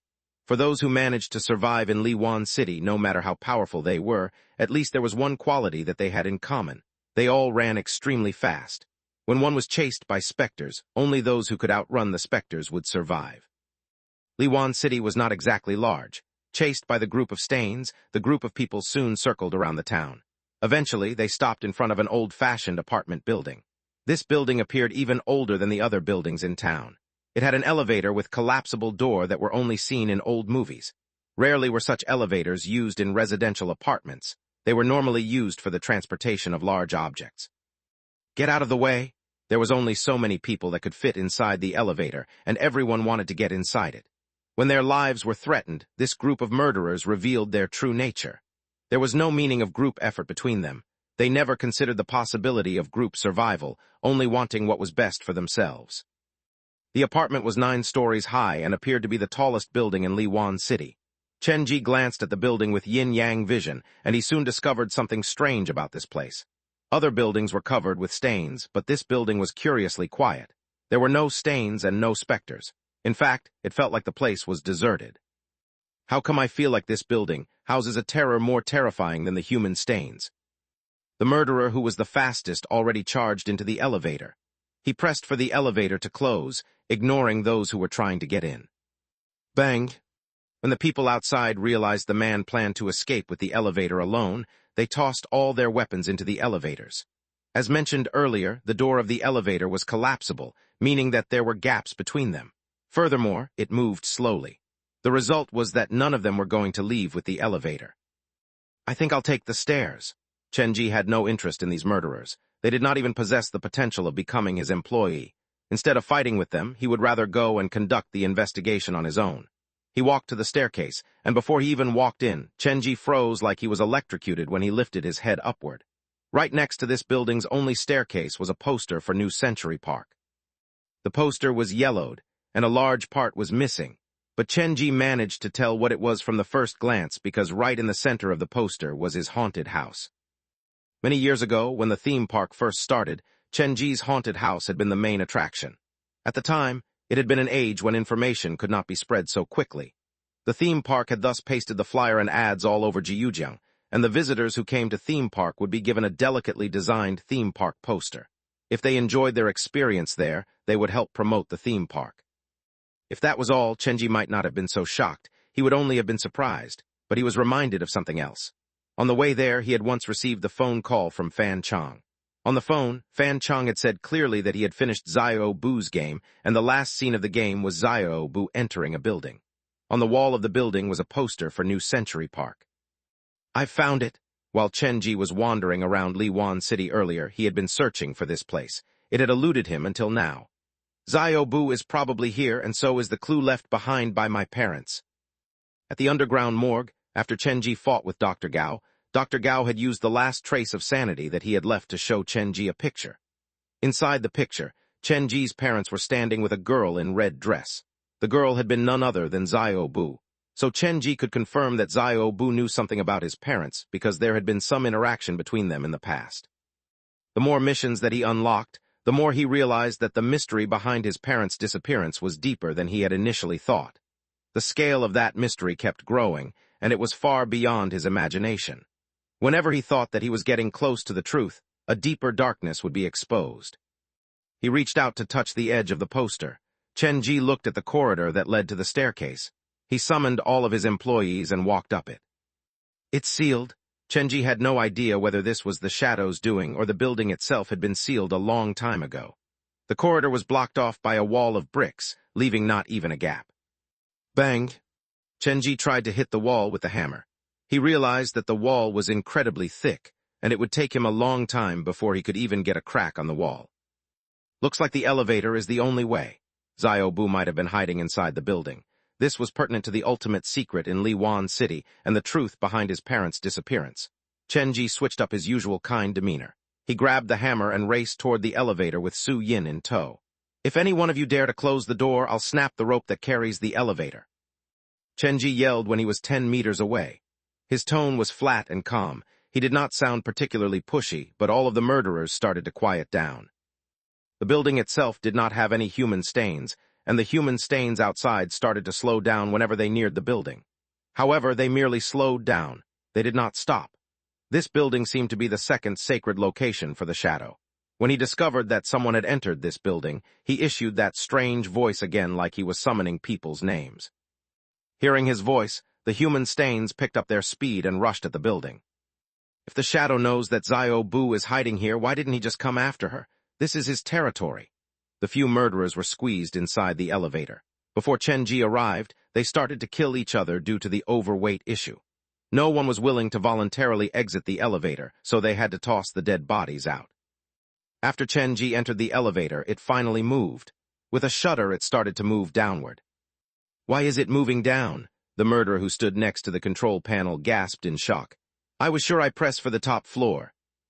"Don't panic. Perhaps there were people downstairs who wished to get up."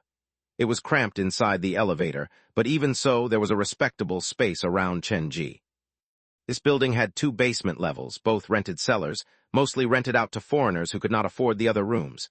A few years ago, the Jiujiang government had planned to focus its development around eastern Jiujiang. Everyone had been full of hope for this project. They had built factories and skyscrapers, and that had attracted foreigners like Jia Ming who went there looking for work. Of course, no one would have expected eastern Jiujiang to end up like this several years later.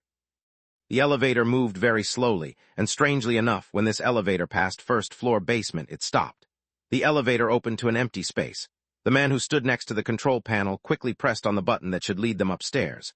Moments later, the doors closed, but the elevator still did not move upward, instead continuing to move down. Shortly after, it opened its door at the second-floor basement. "What's going on?"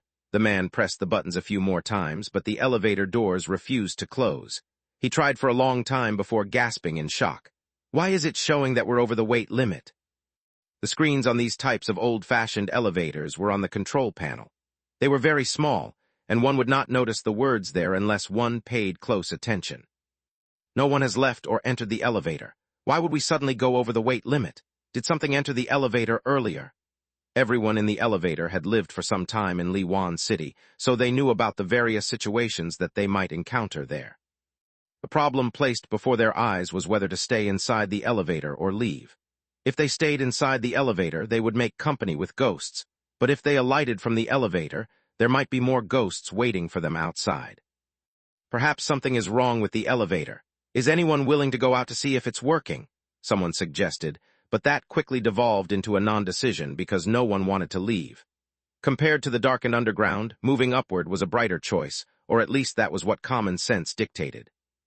Maintaining this stalemate was not going to work, and Chen Ji was not going to kill the rest of the murderers. He did not see the point either.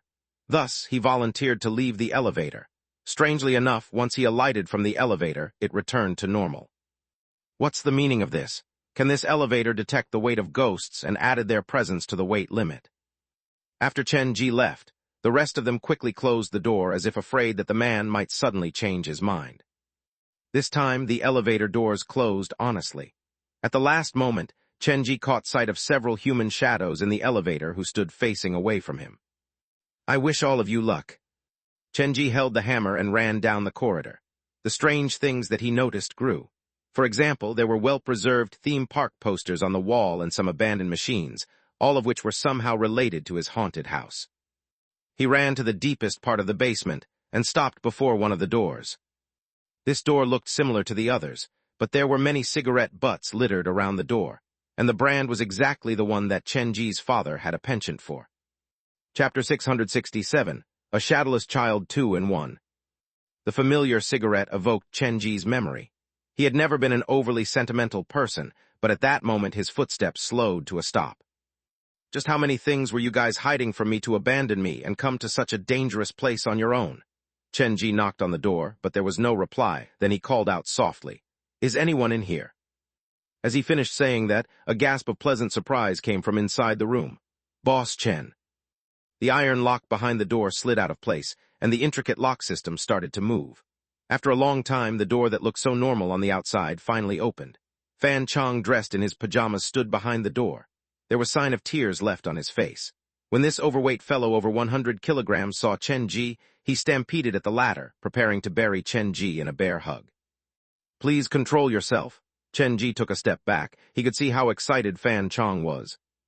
"I knew you would come. Boss Chen, you have no idea how close I was to not being able to see you again." Fan Chong's voice started to break when he was telling his story. He had many things to tell Chen Ji, but he did not know where to start. He paced back and forth in the room, the folds of fat on his stomach shuddering with his every step. "Calm down first. Do you have your phone on you? We spoke on the phone several hours ago, so let me check your phone records." Chen Ji was testing Fan Chong. When Fan Chong disappeared, he had dropped his phone inside his room. In fact, it was Fan Dade who later picked up Fan Chong's phone and had a brief conversation with Chen Ji. "I don't have it with me. I was in too much of a hurry when I was trying to escape, and I dropped the phone in my room." Fan Chong pointed at his extra-large pajamas that did not come with any pockets. Chen Ji nodded and looked into the room. This was a normal rental room. There were beds, tables, and electric fans. There was nothing that jumped out at Chen Ji. "Why would you be hiding at a place like this? Who brought you here?" Chen Ji was under the impression that Fan Chong had been kidnapped by the shadow, but from the looks of it, that did not appear to be the case. "Honestly, I have a hard time believing what happened myself." Fan Chong nudged his oversized body to the side and walked to the window. "This is the underground basement. What's the point of building a window in the room? Is this some kind of self-hypnosis?" Chen Ji gripped the hammer tightly and stood at the door, afraid that this might be a trap. "She brought me here." Fan Chong pulled back the thick curtains. The cement wall outside the window had a painting that had been done with cheap crayons. There was a mountain, a river, a smiling sun, flowers that would never wilt, and a family full of smiles. Chenji's gaze followed the movement of the curtain before resting at the corner of the windowsill where a little girl was seated. She was in a red dress, staring at the painting on the cement wall like it was some kind of ageless art. Xiaobu. This was not the first time that Chenji had seen this girl, but every time the feeling that he got from her was completely different. Sometimes she came with a warning, other times detachment, and this time there was a certain helplessness. It was she who dragged me away when we were on the phone earlier. Fan Chong's eyes twitched like he was still afraid when he thought back to what happened then. Tonight, it was not my big brother who came home, it was someone else. I still have a hard time believing it. I failed to notice anything out of the ordinary and shared the same room with him for so long. Your big brother was replaced by the shadow? What Fan Chong said matched Chenji's earlier suspicion. Is this what Xiaobu told you? Yes, my brother did not come home tonight, and I am worried about him. Fan Chong sat on the bed, and the old bed frame creaked under its weight. It felt like the thing could collapse at any moment. Compared to his size, the bed seemed so small. These beds seem to have been prepared for children, Fan Chong explained as he sneaked a glance at Xiaobu. He was worried that he might damage the bed as well. Prepared for children? Chenji sensitively caught the key term that Fan Chong used. On the phone, you told me that after clearing the game, Xiaobu entered this building. What is so special about this building? It looks not so different from other buildings in Liwan City whether you look at its interior or exterior. I'm not sure, but I heard this from Xiaobu as well. Many years ago, an epidemic swept Liwan City, and this was the only building that was avoided by the infected. Only building avoided by the infected? What do you mean? Chenji still did not quite get it. It's a long story. You'll understand everything once you finish Xiaobu's game. The game uses Liwan City as the setting and perfectly replicates what happened in Liwan City at the time. Fan Chong had cleared all the side quests, so he was familiar with all the plot. Human nature is a very complicated thing. It can shine like the sun to bring warmth and comfort to the weak and helpless, but it can also be a dark abyss, dark and cold, dangerously bottomless. The source of the epidemic was Liwan Hospital. The doctors were at a loss, and they could not do anything to stop the spread of the disease. Some of the patients knew that they were not long for this world, so some of them came up with the idea of taking revenge. They contaminated several medical devices and food supplies with their own blood, and soon the disease started to spread. First, it was mostly the other patients, but eventually it caught on to the doctors before spreading to half of Liwan City. The epidemic continued to grow, and people were living in constant fear. Many who caught the disease contracted symptoms like they had gone mad.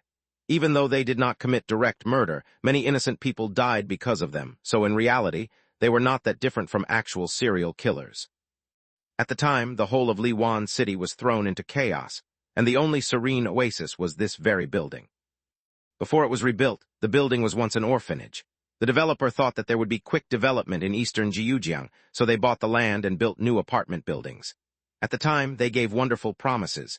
They would reserve part of the new houses for the orphans and orphanage staff to ensure that the children had a place to stay. However, after the buildings were built, the supposed orphanage was only limited to the first and second floor basement. During the height of the epidemic, all the staff at the orphanage forbade the children from leaving. Then they went to guard the passage that lead underground. They had made the decision to stop anyone from entering the orphanage, including themselves.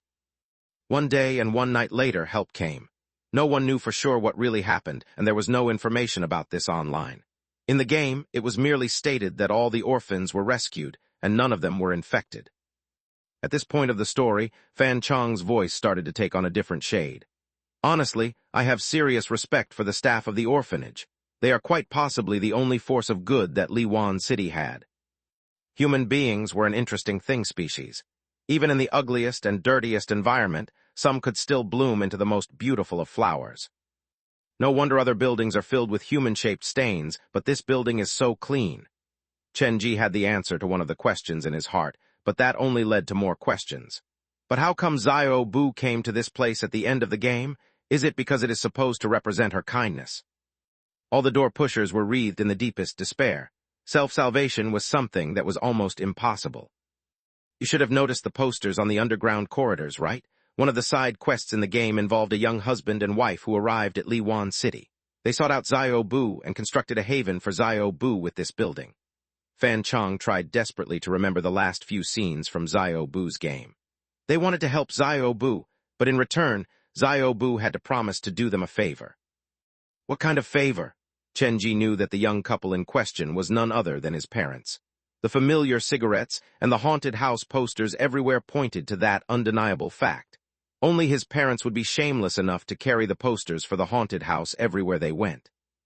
Yes, Fan Chong turned to look at Xiaobu. Seeing no response from Xiaobu, he continued. They wished for Xiaobu to become the shadow for their child. Please explain that in detail. Chenji narrowed his eyes. You've seen the fonts used in the game? They are incredibly hard to read. I believe the message was that the shadow of their child has gone missing, so they wished Xiaobu could become the new shadow of their child. I know that is very hard to believe, but that is exactly what the game said. In the game, Xiaobu did not agree to their terms immediately. Therefore, they built this haven in Liwan City.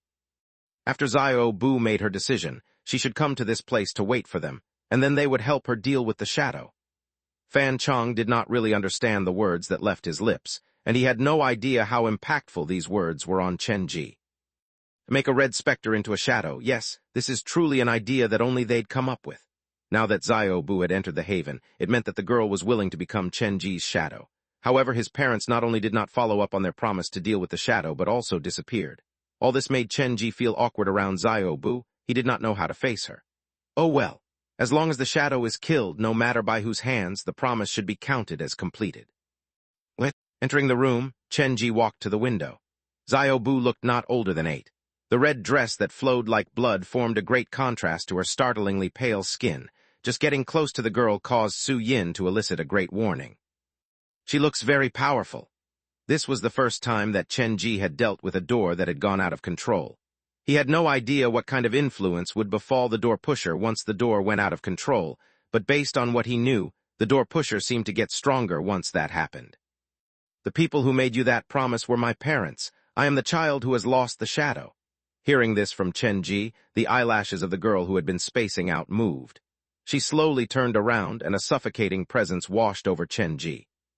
The red dress floated in the wind. Xiaobu was missing her arms and legs. There was a large missing gap at the spot where her heart should be.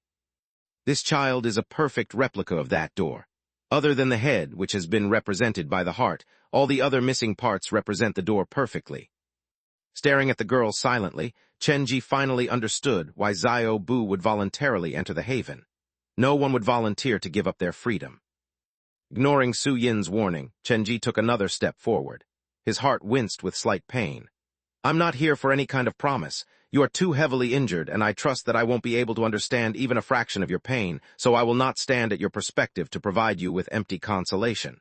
I know the words must sound empty. But a promise is a promise. I will help you deal with the shadow so that you will never be alone again in the future.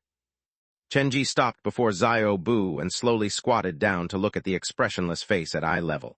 The view outside this window is painted. After the shadow is done with, I'll bring you to see the world. We'll go to places you want to visit to see the world that is waiting for you. Chenji did not bring up the favor. He was not going to make Xiaobu into his own shadow. Perhaps sensing that Chenji was not lying, Xiaobu blinked several times. Blood leaked out from the corner of her eyes, and the droplets of blood gathered to form a sentence. One without shadow is not long for this world.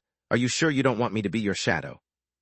Chapter 668, Dr. Gao 2-in-1.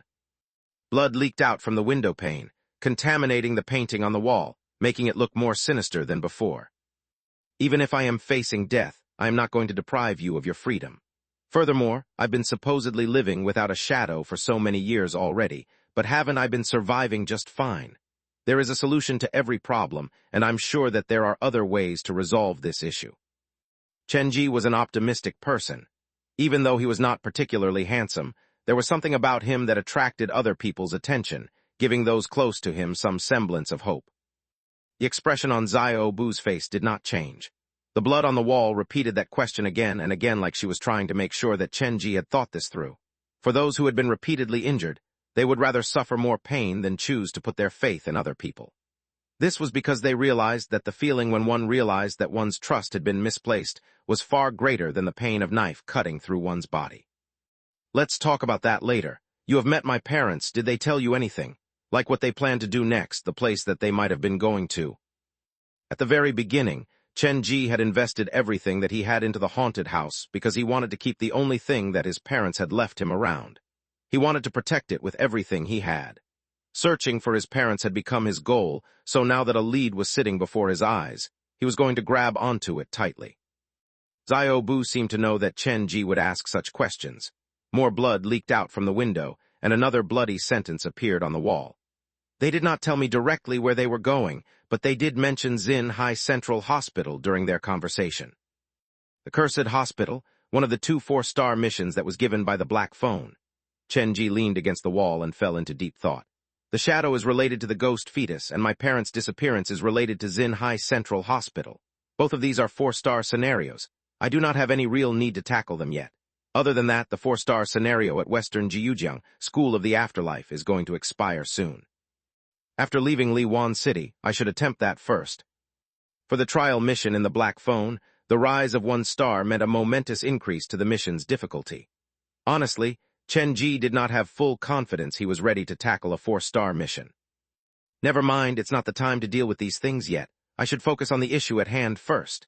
Chen Ji moved toward Xiao Bu. He was already very close to the girl, but Xiao Bu showed no sign of evasion or even annoyance.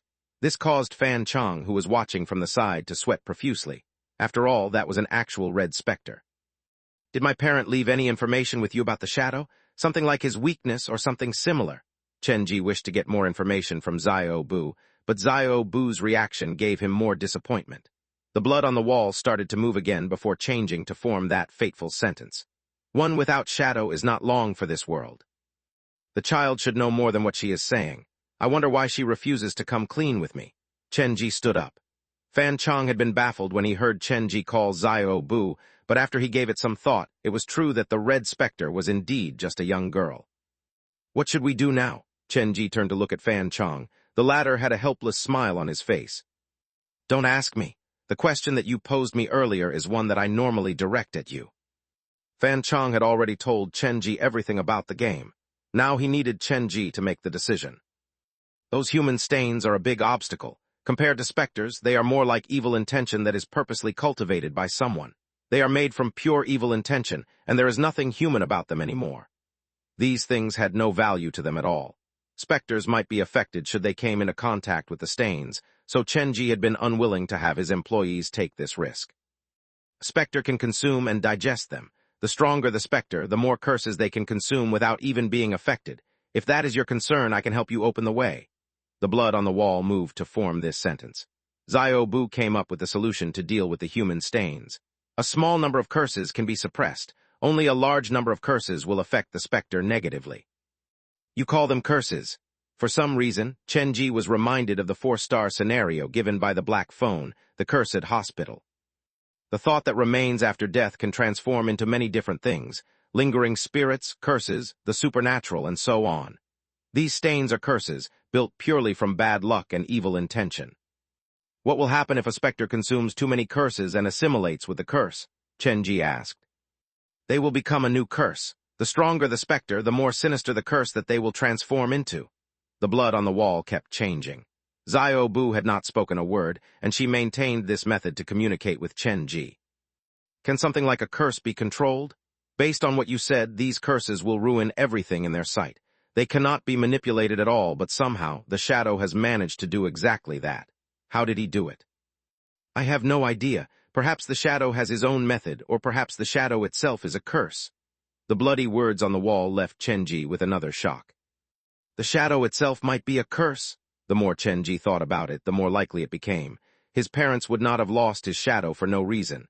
He had probably been cursed when he was young, and then his parents somehow channeled that curse into his shadow. However, he did not share his speculation with others. He kept them to himself. If the shadow itself is a curse, then it should be clear why he chose Liwan City as his lair. He wants to make use of the deep curse and resentment buried underneath this small town. The curse was the shadow's trump card, and it was the problem that blocked Chen Ji's way. You don't need to be overly worried about this. Even the curse is unable to control itself, so the control that the shadow had over it is more likely some kind of trigger.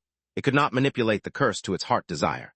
I told you earlier, the curse is made from pure evil. They will attack everything in sight until everything is turned into a curse. There are many strange and weird things in Liwan City. They should be able to help us distract part of the aggression. So we only need to depart from Liwan City before everything is turned into the curse. Chenji looked at the bloody words on the wall, and the emotions in his eyes softened. Since Xiao Bu was willing to communicate so openly with him, it meant that their relationship was getting closer. All right, we should leave this place first. We'll decide what to do once we assess what's happening outside. Inside the room, Fan Chong studied Chenji and Xiao Bu, and the fat on his body kept shaking. He knew that Chenji was an ally, but he could not shake the fear from his heart. The sight that he was seeing was too peculiar. A man holding a murder weapon standing next to a red specter without her limbs. The specter did not speak a word, and the man kept reading the changing bloody words on the wall with kindness and gentleness in his eyes. How did I get into this mess? I just want to go home. With Chenji leading the way, the group arrived at the elevator.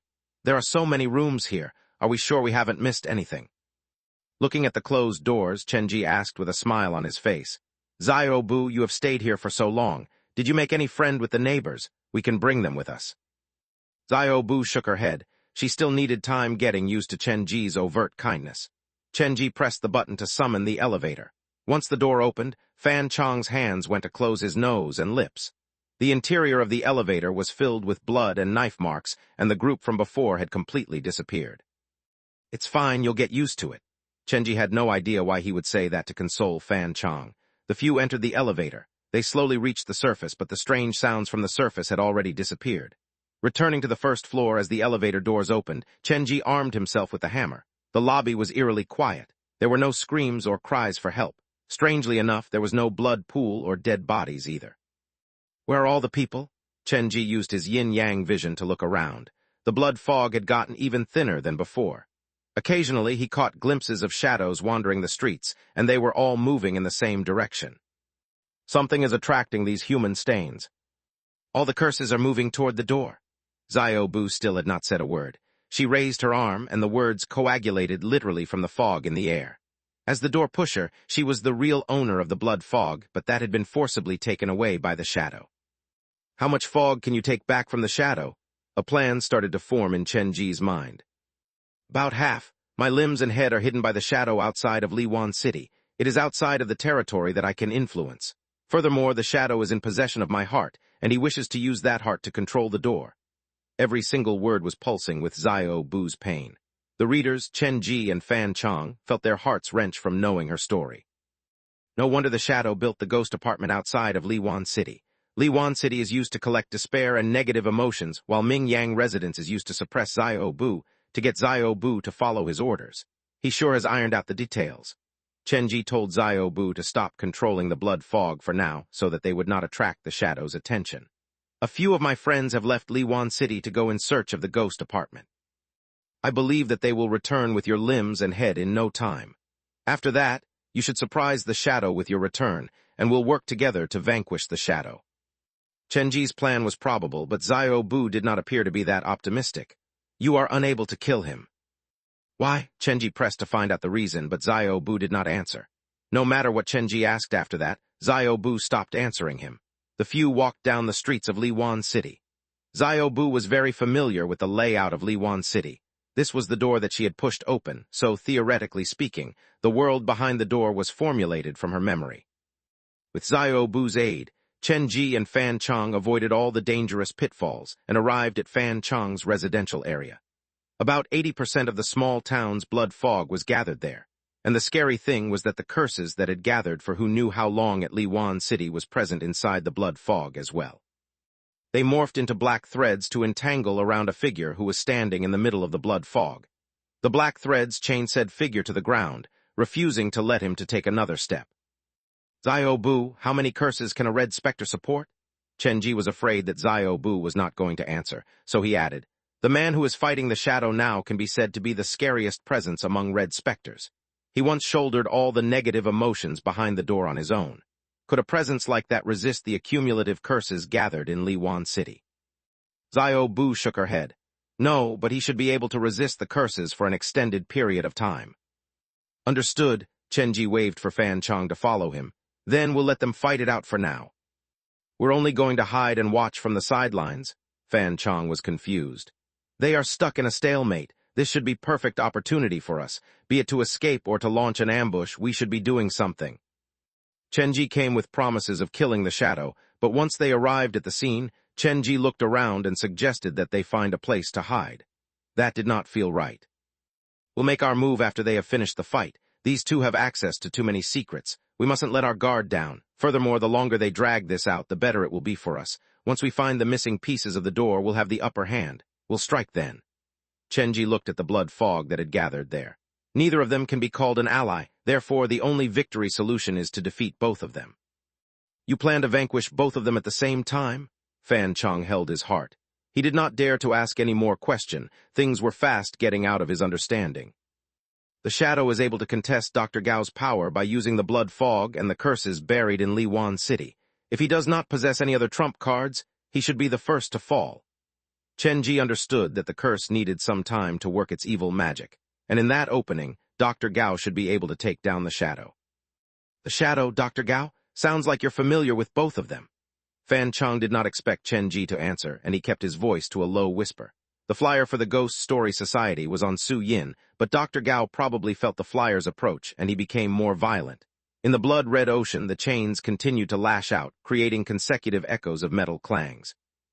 How did Dr. Gao become so strong? What did he experience behind the door? Has he consumed many red specters? Chenji could not get it. When he was at Coffin Village, the ghost inside the well had also grown tremendously strong after she entered the door, but she was different from Dr. Gao. All she wanted was to be reborn as a human, so she did not focus completely on getting stronger. While he was focusing on resolving that mystery, Chenji's own phone suddenly vibrated. He quickly took it out to see. It was an unread message. It's from Tong Tong. Have they succeeded? However, after reading the message, all Chenji could do was frown. There was only a short message. So many children, quick, come. Looks like something has happened over there.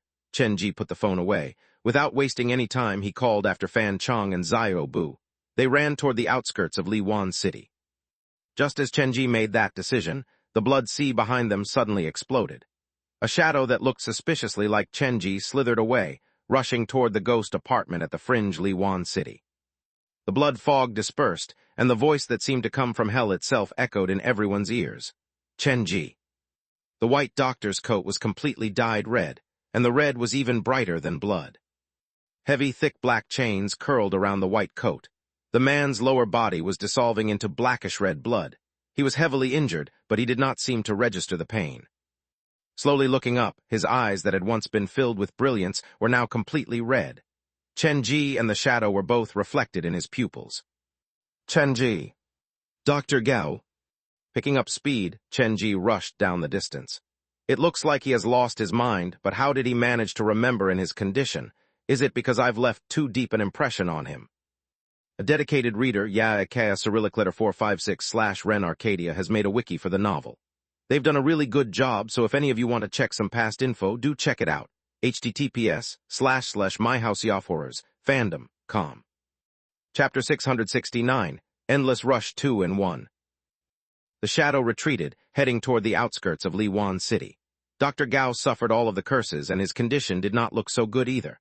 The blood fog dispersed, and the dress that Xiao Bu was wearing grew brighter. She titled her head to the side to study Chenji. She felt like following this man might improve her luck. Let's go. Chenji carried his 2 large bags and started running. Fan Chong was the unluckiest of the group. Due to his size, all this running was literally killing him. Wait for me. Fan Chong grasped his heart. At that moment, he had a sudden clarity about how funny destiny sometimes worked. The last time he ran like his life depended on it was at Chenji's haunted house, and this time he was escaping with the man himself. Please do not stop. No matter what, I'll go find a car or some kind of transport for you. Chenji raced down the streets for a long time, but he could not find any means of transportation that he could use. With no other option, he had to stop and tell Xiao Bu, when the doctor starts to chase after us, I need you to take Fan Chong somewhere you two can hide safely while I lead the doctor away. But try not to stay too far away from me. I'll still need your help to deal with the shadow later. Chenji was already halfway across town when Dr. Gao, whose lower body was dissolving, started to make his move. The chains surged through the fog, making a sharp sound as they ground against the surrounding buildings. Chenji, the pair of blood-red eyes looked at Chenji and the shadow who were escaping. Perhaps the question going through his mind at the time was, why do these two look so similar? The curses that had brewed for so many years in Liwan City almost all surged into Dr. Gao's body. Black blood kept pouring out of the good doctor's body. The blood was mixed with black and gray substances. If one went close enough, one could even hear the sound of something wailing inside the substance. Seeing Dr. Gao's condition, Chenji shivered in fear. The Shadow's trump card sure is something else. If Dr. Gao did not show up, then it'd be me and my employees who were suffering most of the curse. If that was the case, even if I managed to kill the Shadow, I'd probably lose more than half of my employees. There was a limit to the number of curses a specter could digest. If it went over the limit, the specter would turn into a new curse. Furthermore, after they digested the curse, the negative emotions in their hearts would be amplified and brought to the forefront. When that happened, it would have been impossible for them to keep their employment at the haunted house. Without the actors, Chenji would have to temporarily close down all the underground scenarios at the haunted house. If the haunted house could not run properly, it would negatively influence New Century Park. During this momentous period when the futuristic park was about to open, this might become the straw that broke the camel's back. On the surface, everything might look like it was turning for the better, but only Chenji knew the difficulty that was involved in this process. If he was careless, all the effort that he had put in prior to this would go up in smoke. The Shadow chose to retreat and hurry toward the ghost apartment, meaning that Tong Tong's group has obtained something very important to the Shadow. This could be seen as good news for me as well. Chenji saw everything that might slow the Shadow down as a good thing. Behind him, Dr. Gao had started his chase. However, the man's situation could only be described as weird. Chenji had no idea why Dr. Gao had such a relentless insistence on chasing him. Didn't we clear this up before he chose to commit suicide? I even promised to help him look after his daughter, Gao Ruzu. When he was alive, Dr. Gao was already at the verge of losing in mind. Now that he was dead and entangled by a small town's worth of curses, of course, Chenji was not going to stay to chat with the man. There's no time to draft a plan. I'll draw everyone to the ghost apartment. If there's a fight, the ghost apartment will be destroyed. Somehow I'll have to ruin the Shadow's plan. With Chenji leading the way, Dr. Gao and Xiao Bu both moved toward the ghost apartment. The Shadow noticed this and was enraged. He knew that Chenji was in Liwan City, but he had not realized that Dr. Gao's actual target was Chenji. Sensing a thick, sharp point of resentment, Chenji looked around and saw the Shadow moving down the street that was adjacent to his. Pointing behind him, Chenji made a signal at the Shadow. "You've guessed correctly. It was me who led him here." The Shadow gritted his teeth in anger, but he knew that Chenji had the protection of a red specter. He would not be able to take down Chenji in a short period of time. Therefore, he decided to adopt the tactic of see no devil as he picked up his speed to rush to the ghost apartment. Looks like Tong Tong and the guys have really created a big problem for the Shadow. Chenji signaled for Xiao Bu and Fan Chong to move along. He rushed as fast as he could, trying to follow the Shadow. Soon, a strange sight appeared in Liwan City. As the culprit, the Shadow was chased by a living man carrying 2 bags like he had just come back from a shopping spree. That man was followed by a crazy red specter, and at the end of this strange procession was a fat man who looked like he was going to collapse at any moment due to a lack of air, and a little girl who had no arms and legs. The Shadow was too worried about the ghost apartment to care about Chenji, so, to an outside observer, it looked like Chenji was chasing after the Shadow. The ghost apartment was located at Mingyang residence outside of Liwan City. When Chenji came to the edge of Liwan City, he could sense very clearly that the blood fog there had thickened. The blood fog outside of the small town seems to be different from the one inside the town. There seems to be something extra in this fog. Chenji used his heart to sense this strange fog, and he felt like something was calling his name from the western side. He looked in that direction and understood that somewhere around there was New Century Park. The Shadow did not give Chenji too much time to stop to think. He crossed the traffic-less street and rushed into the residential area. The blood fog covered up his tracks, and just like that, the Shadow disappeared before Chenji's eyes. The Shadow had disappeared, but Dr. Gao was still following behind Chenji. He had to figure out a way to distract the doctor's attention. Chenji turned back to look. One of Dr. Gao's eyes had turned blackish red. Endless black threads entwined together with blood vessels, and they flowed out of his eyes as ash-colored tears. Dr. Gao is becoming stranger and stranger. Xiao Bu once said that a specter will be assimilated into the curse once they consume too many curses, and the stronger the specter, the scarier the curse it'll turn into. If Dr. Gao becomes consumed by the curse, what kind of curse will this specter that was the strongest red specter become? There's no time to waste anymore. Chenji reached into his backpack and he yelled Yan Danian's name. "Can you sense All Joe's location? Quick!" All Joe had lived inside Yan Danian's comic for many years, and they shared a good relationship. Actually, Chenji was merely giving this a try. He had no idea whether it would work or not. The pressure from a red specter was suffocating. Understanding the gravity of the situation, the comic in the backpack started to turn on its own. Then a ballpoint pen that was taped together with clear cellophane tape started to draw a picture on the empty page. All Joe and Men Nan were hiding inside one of the rooms, and outside the window that was next to them, one could see the bus station that fringed Liwan City. "So they're here." Chenji tipped his head back to study the 4 buildings at Mingyang residence before rushing toward the one at the most left side. He had once entered this building with Captain Yan before. He remembered seeing the bus station through one of the windows. At this crucial moment, the pen Spurt had worked together with Yan Danian to provide Chenji with this important clue. Summoning Su Yin, Chenji rushed into the building. "All Joe, Men Nan!" he screamed as loud as he could, but once the voice left his lips, Chenji noticed that something was wrong. The building that he was in was completely different from the building in real life. In real life, Mingyang residence was an abandoned project. Some of the windows were not even fixed, and the floor was merely cement and undecorated. However, the building that Chenji was in had a clean, tiled floor with painted walls, and there was even lighting installed on the stairs and corridors. The door that Xiao Bu pushed open was in Liwan City, and she already said that her power cannot reach this place, so Mingyang residence was not made according to her memory. Then, why is this place so different from its condition in real life?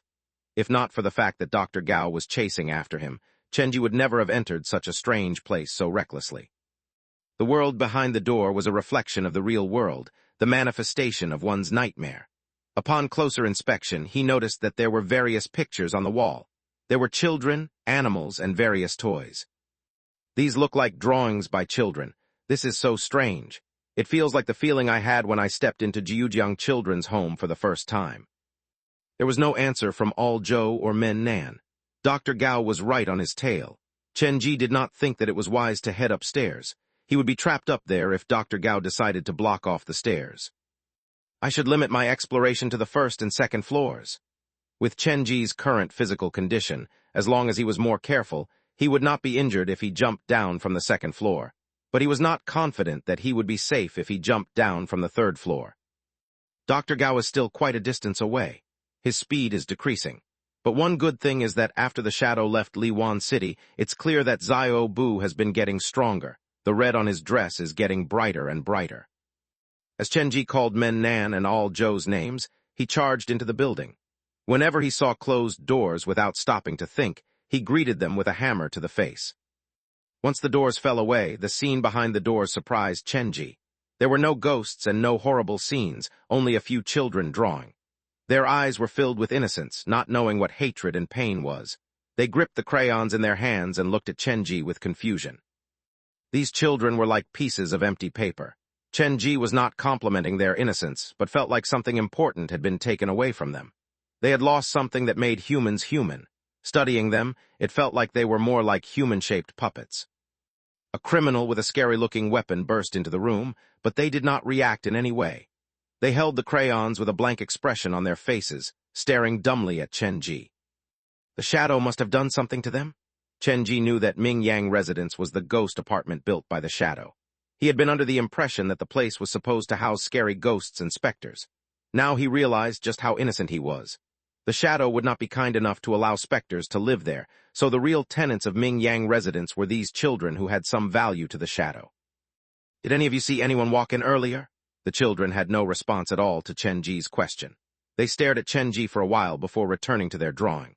It felt like their mental faculty had been taken away, leaving behind simple paintings in their mind, and the purpose of their existence was to use the crayons that they were holding to keep on drawing these pictures endlessly. Chenji looked through several rooms, and they were all filled with such strange children. In real life, Mingyang residence contains many broken dolls. Now that I think about it, each of those dolls probably represents an actual human life. With no time to waste, Chenji hurried to the 2nd floor. While he opened the door, he did not stop calling for Men Nan's name. The picture drawn by the pen's spirit definitely points to this building, so it means that All Joe and Men Nan are 100% inside here. In that case, why aren't they answering me? Even if they're in danger, they should be able to give me some response, right?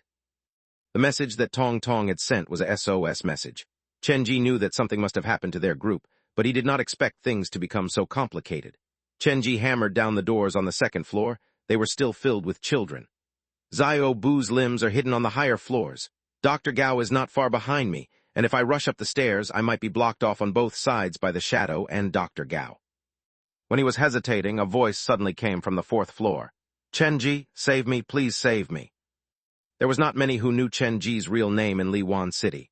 Chenji turned his head up to look and saw Jia Ming poking his head out from the stairs until his body was almost falling. His expression was one of extreme pain. His eyes were red like they were about to pop out from his skull. Save me, they are all here. When Jia Ming spoke, another voice appeared. Chenji was very familiar with this voice. It belonged to Inspector Li. Don't come up here, Chenji. Leave this place immediately. Tell everything that you saw here to Captain Yan. Remember, you have to tell Captain Yan. Don't drag me with you if you want to die. Chenji, we are all here. Bring us with you. Please save us. Jia Ming seemed to be experiencing inexplicable pain. He kept trying to stretch his body forward. Chenji noticed that his wrist was handcuffed and the other cuff was chained around Li Zheng's wrist. Li Zheng, Jia Ming, Scissors, and the rest had disappeared at Fan Chong's place, but now they had suddenly shown up here. This aroused Chenji's suspicion. Normally, Chenji would continue to observe for a while before making his decision, but the situation now was too unique. Dr. Gao was catching up, and he would arrive soon. He did not have much time to think, and his body moved instinctively up the stairs. He could not care less about Jia Ming's life, but he had to save Inspector Li. A long time ago, when Chenji first fought the Ghost Stories Society at Fang HWA residence, this police officer had been a big help to him by helping him buy time at the most crucial moment. Chenji had never seen himself as a saint, but he would remember every kindness that had been directed his way. Inspector Li mentioned Captain Yan earlier, but why would I tell everything I saw here to Captain Yan? Is he really more than he appears? Running to the fourth floor, Chenji saw Li Zheng and Jia Ming who were detained. Their legs and arms were tied. A few children were shoving into the middle of the stairs. Once the children saw Chenji, they dispersed. What is going on here? Cutting off the ropes, Chenji helped Li Zheng get up. He was about to ask more questions when more weird noises came from upstairs. Lifting his head to look, he saw that half of Scissors, the drunkard, and the doctor's bodies had already been pushed into the staircase, and the children were holding their legs down. The three of them were on the 7th floor, not too close and not too far. The shadow is forcing me to go upstairs, huh? Chenji instantly understood the shadow's intention. Leave us be, you need to leave. This is a trap, the drunkard shouted, and he sounded quite valorous. There is only one shadow. He couldn't have controlled so many people at the same time. When Chenji was thinking, a loud boom came from outside the building. A chain that was filled with human faces smashed against the wall of the building. Dr. Gao has arrived. Gripping his fist, Chenji summoned Su Yin. He had the specter hold the flyer and rush to another building to lead Dr. Gao away. You think I don't have any other red specters other than Su Yin? Chenji pulled out the hammer and started running to the top of the stairs as fast as he could. I refuse to believe that you have more trump cards than I do. After I deal with you, I'll go reconnect with my old friend, Dr. Gao. Chapter 670, Who are you? 2-in-1. The two of you should stay here. If anyone falls down from above, remember to catch them. Chenji placed the travel bag with the white cat on the ground, and he ran up the stairs, wielding Dr. Skullcracker's hammer. Be careful. No matter how hard the drunkard screamed, Chenji did not stop moving. Rescuing people was a matter of convenience. Ever since Chenji stepped into Liwan City, his real target had been the Shadow. An entity who was so mysterious yet had endless details that were connected to himself. Only by apprehending the Shadow would Chenji allow himself to rest easy. I will definitely be able to get a lot of information about my parents from the Shadow. Before entering Liwan City, he had predicted this moment. However, his original plan was to have the smiling man and the red high heels help him scout the road ahead. Unfortunately, Dr. Gao's appearance had thrown his plan into complete disarray. However, generally speaking, how things turned out is still advantageous to me. Outside the building, Dr. Gao was lured away by Su Yin, and this provided Chenji with a rare opportunity. The monster is waiting for you up here. Do not come up here. This time, it was Scissors who spoke. His condition was not that good. Faded blots of blood appeared on his body like the capillaries under his skin were all bursting at the same time. He's waiting for me. I'm also looking for him. Chenji ran even faster. Behind him, the white cat crawled out from the bag, It followed closely behind Chenji, its movement very agile. The children on the 7th floor were obviously using scissors, group as bait to lure Chenji further up. They had been given very strict orders. Once Chenji approached, they let go of their detainees and immediately escaped. "Give me your hand." Chenji dragged scissors and the drunkard somewhere safe. There was no rope or anything similar wound around their bodies, but from the way they reacted, it looked like they were suffering from a severe reaction to something. Their bodies were ravaged by pain, and they had difficulty even standing up. "Can you walk on your own?" Chenji then dragged the doctor to the side. The doctor's venom had not been cured. "Leave us be. The reason the shadow hasn't killed us is because he is planning to use us to weigh you down. That thing will stop at nothing to accomplish his goal," the doctor uttered weakly. "Since you can form a complete sentence, it looks like you're slowly recovering." Chenji was about to ask what had happened to them at Fan Chong's building, but he felt something cold touch the back of his neck. Turning back to look, the tattooed man's head rolled out from the 8th floor. His face was bloodied, and his eyes were bulging. The human skull tattoos on his arms had brutally been yanked out from his bare skin. Several emotionless and expression children stood around the man. They held paintbrushes in their hands, and were using the tattooed man's blood to finish their painting. "The man's dead." These children were duller and more emotionless than the ones on the ground floor. The way that they treated a living human as toy sent a shiver down Chenji's spine. "The tattooed man is dead. If one's ending is the worse the higher we go, then does this mean that something bad has already befallen Men Nan and all Joe?" Chenji was worried. This was the first time that he realized how important the employees who usually accompanied him were. Without realizing it, he had already accepted them as family and close friends. The tattooed man's dead body was shoved down the stairs by the children. It fell before Chenji's eyes. Such a precious life was ended just like that. This was the nature of the world behind the door. In this nightmarish world weaved from despair and pain, life and hope were the most fragile of things. After the tattooed man's body landed with a dull thud on the ground, the children dispersed like they had completed their mission. The only thing that remained in the stairwell was the painting that was painted with the tattooed man's blood. After the children left, children's giggling came from the 10th floor. The faces of the children up there had lost their dullness. Their faces were filled with the brightest of smiles, but what they were doing made Chenji grit his teeth. Several children were detaining the phone's spirit, Tong Tong. His body was yanked from so many directions that his body had become disfigured. His precious phone had been taken away, and the children deleted the messages that Tong Tong's mother had sent him one by one before the boy's eyes. These children, who were little more than animals being reared by the shadow, could not be called children anymore. They had been taught to bear hatred for everything good in the world, so they viewed love as the most disgusting in the world. Chenji had a feeling that the shadow was training these children as his apprentices, turning them into monsters like he was. Every employee at the haunted house had their own story, and Tong Tong's story had touched Chenji the most. The reason that he had taken this boy under his wing was not only because of his power, but also the promise that he had made Tong Tong's mother. Tong Tong did not resist or even cry. He had gotten used to all this. He had experienced something similar both when he was alive and when he was working for Ghost Story Society's Han Bayar. However, the more he acted like this, the more it tore Chenji's heart. The children knew that Tong Tong would get Chenji's attention. They carried Tong Tong higher up the stairs, obviously trying to lure Chenji to follow them. "Chenji, don't follow them." Li Zheng dragged Jia Ming up the stairs to stop Chenji. "We have people who are heavily injured with us. We need to bring them away from this place. When I entered Liwan City, I contacted other officers at the station. Backup will be here soon." "There won't be any backup. I need you and Jia Ming to help me carry these people downstairs. Try to move them as far away from this place as possible." Chenji frowned slightly. He flipped through the comic to one of the pages, but he did so without arousing Li Zheng or Jia Ming's attention. He did this in less than 1 second. "Aren't you going to leave with us? What are you going to do?" Li Zheng tried his best to stop Chenji. "I'm not good at educating children, so I can only treat these children who are bullying others as adults, and if they're adults, things will be much simpler." Chenji raised the hammer while murmuring someone's name. In the cramped staircase, a thick scent of blood bloomed. A twisted hand appeared next to Chenji before slowly falling on his shoulder. "Capture them all, bring them back with us, so that we can give them some corrective education."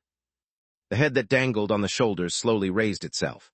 The body that was ruined from the car accidents was slowly recovering as the woman raised her head. The red specter from White Dragon Cave Tunnel had been summoned.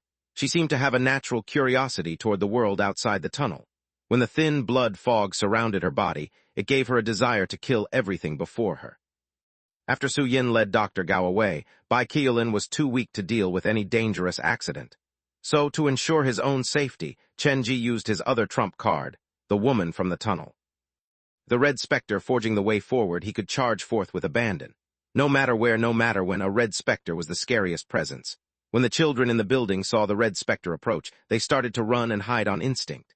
The few children who grabbed Tong Tong also had to put their smiles away. They charged ahead like their lives depended on it. From how Chen Ji saw it, it felt like the children were completing a mission, which was to lure Chen Ji to the top floor. "The top floor is very dangerous. Don't go there," Li Zheng called out urgently from the back. He seemed to have gained some information from Jia Ming. Compelled by the urgency of the moment, he abandoned Scissors and the drunkard and moved to chase after Chen Ji. With the red specter leading the way, Chen Ji could stop worrying about the danger that might appear along the way. He calmed down to dissect a few important questions. The painting that was drawn by the cooperation of the Pen Spirit and Yan Danian showed all Zhou and Men Nan hiding inside a small room. They were not captured but temporarily trapped. In other words, the shadow does not really have a full control of the situation. He has been caught up in the fight with Dr. Gao, and he only disappeared from my eyes several moments ago. How did he manage to set up so many scary traps in such a short amount of time? The shadow has fought Zhangya before, and he knows that I have a greater red specter with me. Therefore, the only possibility he has is to come up with a trap that can threaten a greater red specter before he can deal with me. But I doubt something as powerful as a trap like that can be constructed on short notice. Chen Ji knew all this perfectly. He narrowed his eyes, and suddenly a small detail flashed across his mind. "I know." Without lowering his speed, Chen Ji rushed up the stairs without stopping. The higher he went, the deeper the resentment the children carried. They changed from lingering spirits to baleful specters. Beyond level 11, some of the children's shirt were stained with blood, and Chen Ji even saw a young man who was a half-red specter. Without the aid from the woman in the tunnel, with just him and Bai Qiulin, their journey would have stopped at the 11th floor. However, even with the woman's aid, their journey was not easy. Complicated paintings started to show up on the wall. They were painted with some kind special dark liquid. Chen Ji had encountered this kind of liquid at the hotel earlier. It could cause some kind of influence on red specters. Now Chen Ji regretted using such a valuable item to provoke the headless woman. Glancing at the wall, the paintings on the wall were all painted in this dark liquid, and walking past them gave Chen Ji plenty of discomfort.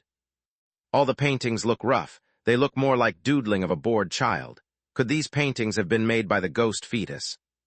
The woman who walked ahead suffered most of the pressure, and her condition was not looking so good. These paintings can weaken even a red specter. Is it because they have something to do with the presence above a red specter? Looking at these paintings, Chen Ji noticed that they were merely recording mundane everyday activities, but for some reason they made the hair on Chen Ji's back stand on end. He could not explain why he would be afraid of these things. Could the pictures on the wall refer to the things that I've once experienced? But how come I don't have any memory of them at all? No, these should be the memory of the ghost fetus. They have nothing to do with me. Chen Ji, what are you doing? Quickly follow me downstairs. Li Zheng and Jia Ming followed closely behind him. The paintings did not seem to have much of an effect on normal human beings. They were unable to feel the deep resentment and hatred inherent in the paintings. They still have my employees. How can I, the boss, abandon them and run away on my own? Resisting the pressure, the woman in the tunnel and Chen Ji reached the top floor of the building, but Tong Tong had already disappeared. All Chen Ji could see was the door that led to the roof, which had been left half open.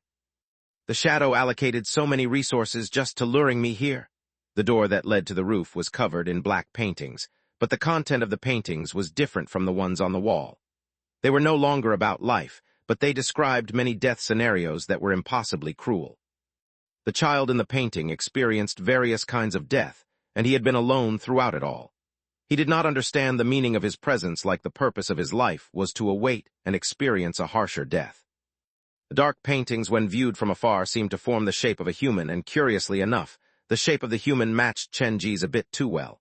The color of the ink at the bottom part of the strange paintings were relatively light.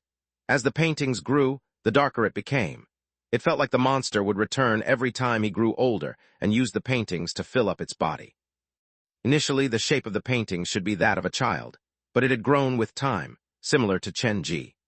However, Chenji's growth was accompanied by light and hope, while the growth of the thing on the wall was filled with various scary and improbably ways of death. Tong Tong is just behind this door. Chenji looked at the door that led to the roof, and he felt his consciousness fading. It was as if the methods of death were slowly drilling themselves into his mind, trying to make them his own memory. I have not experienced these things. These are not my memory. Chenji raised the hammer and planned to shatter the door before him, like he was under the impression that once the door was broken down, the painful memories that did not belong to him would disappear. His expression was twisted, and just as the hammer was about to fall, he felt a piercing pain around his heart like someone had poked him with a needle. The shot of pain brought Chenji out of the haze. In just this short moment, his back was wet with sweat. Reaching into his chest, Chenji pulled out the two similar-looking keys from his chest pocket. Self-perceptive key? The rust on the keys had fallen away for the most part.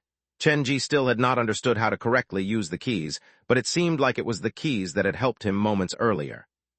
If his memory melded into mine, then the consequences would have been unimaginable. Chenji put down the hammer and looked at the half-open door.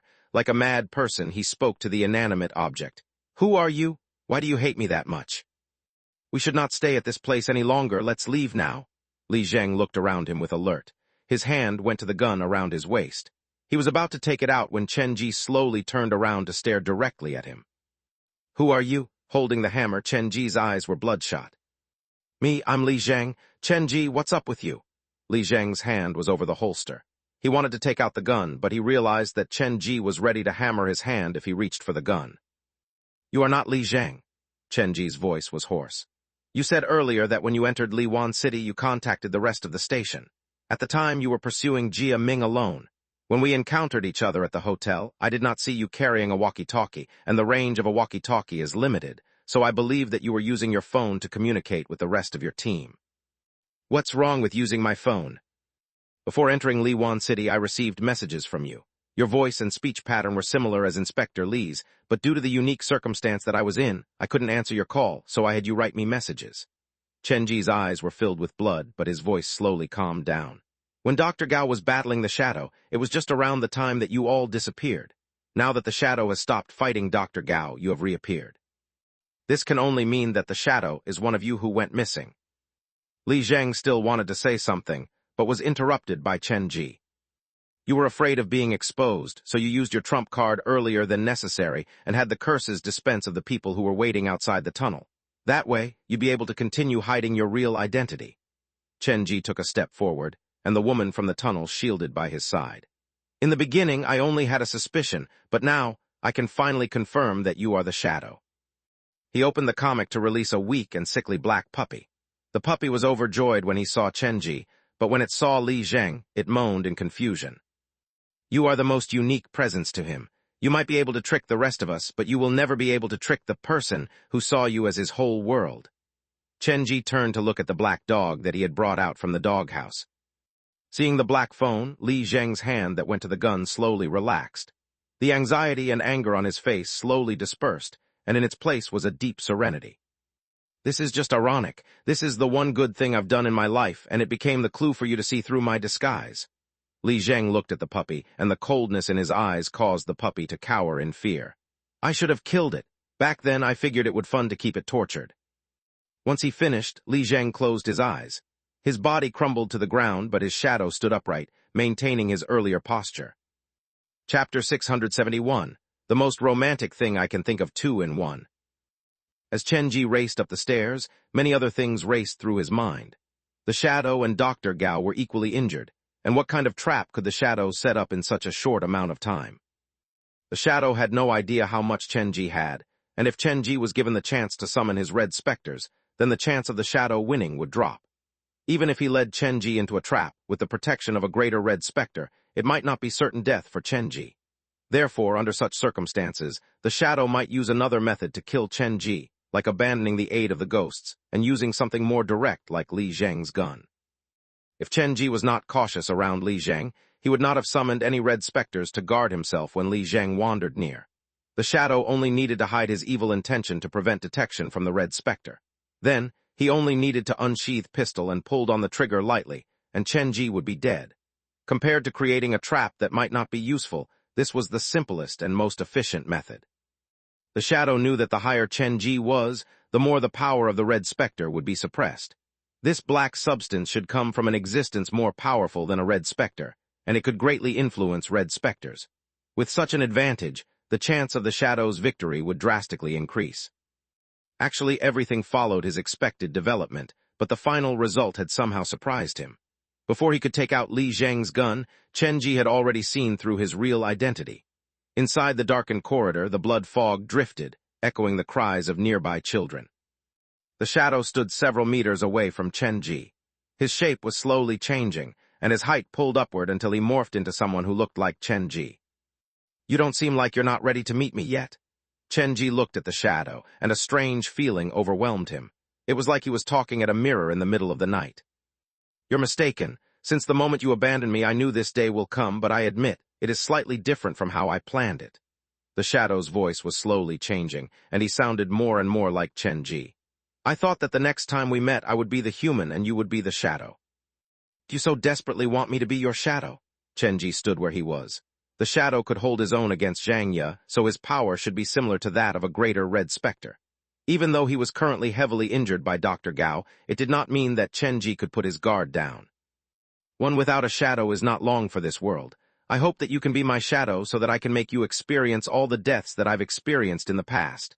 The voice was changing until it mimicked Chen-ji's voice perfectly. "You hate me so much, but what have I ever done to you?" Chen-ji did not think that he suffered from amnesia, and in his memory, he had not done anything too over the top in his childhood. "Looks like you have really forgot everything, but it doesn't matter. I'll help you remember everything. Inside the door, outside the door, you and me, you inside the door, and finally me outside the door." With each word, the shadow's body grew taller. He was standing on the lower step, but he had become taller than Chen-ji. "You have not done anything to me. You live under the sunlight, surrounded by warmth, laughter, and hope. You have enjoyed everything that is good about life. However, the curses, mocking, and deep resentment that others directed at you have all been transplanted onto me. All of my negative emotions are on you." Chen-ji's brow raised. "Negative emotions is not enough to explain the abyss-like despair that I've slowly sunk into. I saw myself slowly falling, but I could not make any noise. My neck was strangled and my body was cut into pieces. I couldn't open my lips, I couldn't breathe. I couldn't die even if I desperately wanted to." The shadow's voice was rising. "Initially, I did not want to harm anyone. Even if I was entangled in endless curses, even as I floated in the sea of despair, even if I experienced a pain that you could never imagine, I never thought of hurting another individual." The shadow's body was expanding and contorting. The paintings on the wall seemed to come alive as well. The black figures inside the painting replayed their deaths again and again. "Then one day, my despairing self saw the door at your house." The shadow's words alerted Chen-ji immediately. He knew that there was a door inside the haunted house's toilet, but he had no idea who the door pusher was. "Were you the one who pushed it open?" "When the curses dragged me into the depth of hell, the door was already there, but my despair was not strong enough to push open the door. It was only strong enough to let me hear the voice coming from behind the door." The suffocating presence that radiated off the shadow grew. "There was someone calling your name from behind the door. You could not hear it, but I responded on your behalf." The shadow's slippery and sinister voice caused the hair on Chen-ji's neck to stand on end. "And it was from that moment onward that I realized, why couldn't I be you? Why should I suffer in the darkness when you are bathing in the sun? I am your shadow, but that does not mean that I have to suffer the pain that should be yours." When he said the last word, an arm reached out from the spot where his heart should be and lunged toward Chen-ji. It was very sudden, like everything that he had said so far was just a distraction to prepare for this ambush. The shadow had been injured in his battle with Dr. Gao.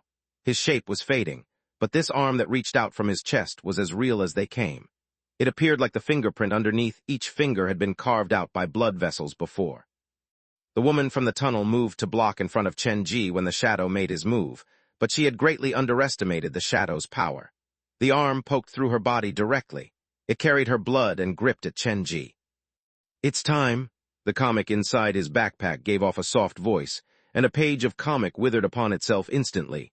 But at that moment the black arm stopped for a second. The woman whose body was punctured wailed. She had died from a car accident, and her body had already been ruined at her time of death. She used both of her hands to grip the arm that poked through her body. The woman ignored the arm and allowed it to dangle inside her body. She hung onto the shadow's body and started to attack the shadow madly. The woman from the tunnel was different from other red specters. Under her dress, it was a ruined body. The flesh was falling apart and the bones were shattered.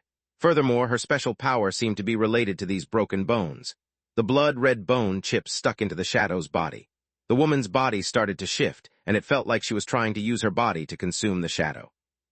Just now my attack slowed down for a moment. What kind of ghost gave you that power? The shadow turned to glance at Chen-Ji. Just how many specters are you carrying? Why don't you have a guess? Chen-Ji wanted to get to the bottom of the door inside the haunted house, so he did not retaliate against the shadow. Yan Danian and the woman in the tunnel had bought valuable time for Chen-Ji. He moved backward, calling Zhang Ye's name in his heart. When facing certain death, you're able to smile. Everything that you're able to do now is because of me. The shadow's voice turned icier. His body was slowly distorting under the relentless attack from the woman, but he did not seem to mind it even a bit. All he showed was a pointed hatred toward Chen-Ji. This place has already been ruined, so there is no need to keep it around anymore. The children that have been transported to the ghost fetus should be enough to help him perform a successful birth. The black paintings on the wall started to change. All the little black figures that suffered from endless deaths in the paintings started to crawl out, and they melted into the shadow's body. All the children inside the building released this strange laughter. They could no longer be viewed as innocent children. They had become nothing more than the shadow's puppets. The children inside this building are all sacrifices for the ghost fetus. Just how many people you have buried in eastern Jiujiang? The door behind Chen-Ji had the biggest change. The black human shape that looked just like him was slowly turning lighter as incapacitated black figures, possessed by hatred and resentment, crawled out of the door one after another. Each of them carried two faces. One was their own face, and the other looked 90% like Chen-Ji. This was indeed a scary scene, but the shadow seemed to enjoy this process a lot. The ghost fetus resentment is too deep, and there is no way that he can be born via a normal method. So I have to use these children to share and dispense part of his resentment. Now, you know the truth, yes? So many children, and they were barely enough to exhaust a part of the ghost fetus resentment. You can imagine how much pain I have had to suffer because of you. Innocent smiles were missing from the children's faces. Their facial expressions were dull and strange. There was a hatred toward life that could be seen in them. Even for Chen-Ji, this felt totally scary.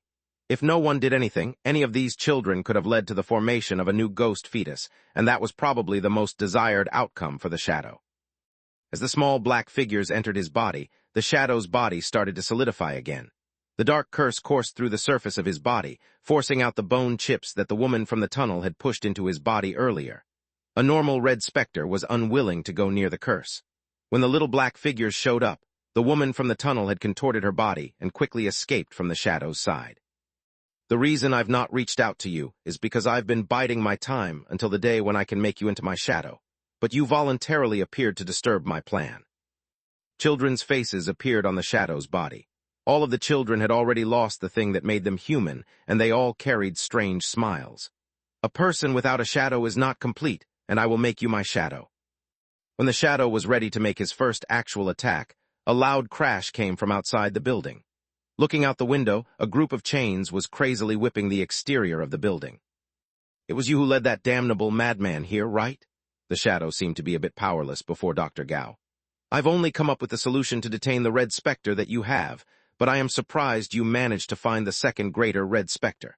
However, even with their help, you are unable to change the result, unless you can find a third greater red specter. Chen-Ji heard a discrepancy in the shadow's words. He tried to call Zhang Ye, but to his despair at this most crucial moment, Zhang Ye did not seem to give him any response. I know that red specter is living inside your shadow, but don't you forget, I am your real shadow.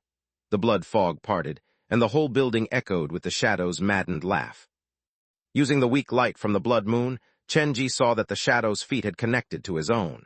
As the little black figures melted into the shadow, the connection between the shadow and Chen-Ji grew. When you were small, your parents should have warned you away from eastern Jiujiang, right? The shadow's voice was bubbling with venom and excitement. They were worried that I would return to your body. My plan is flawless, so how could I lose? The ghost fetus will be born, and I, the lingering spirit, will revert to your shadow. I will slowly consume your mind and body.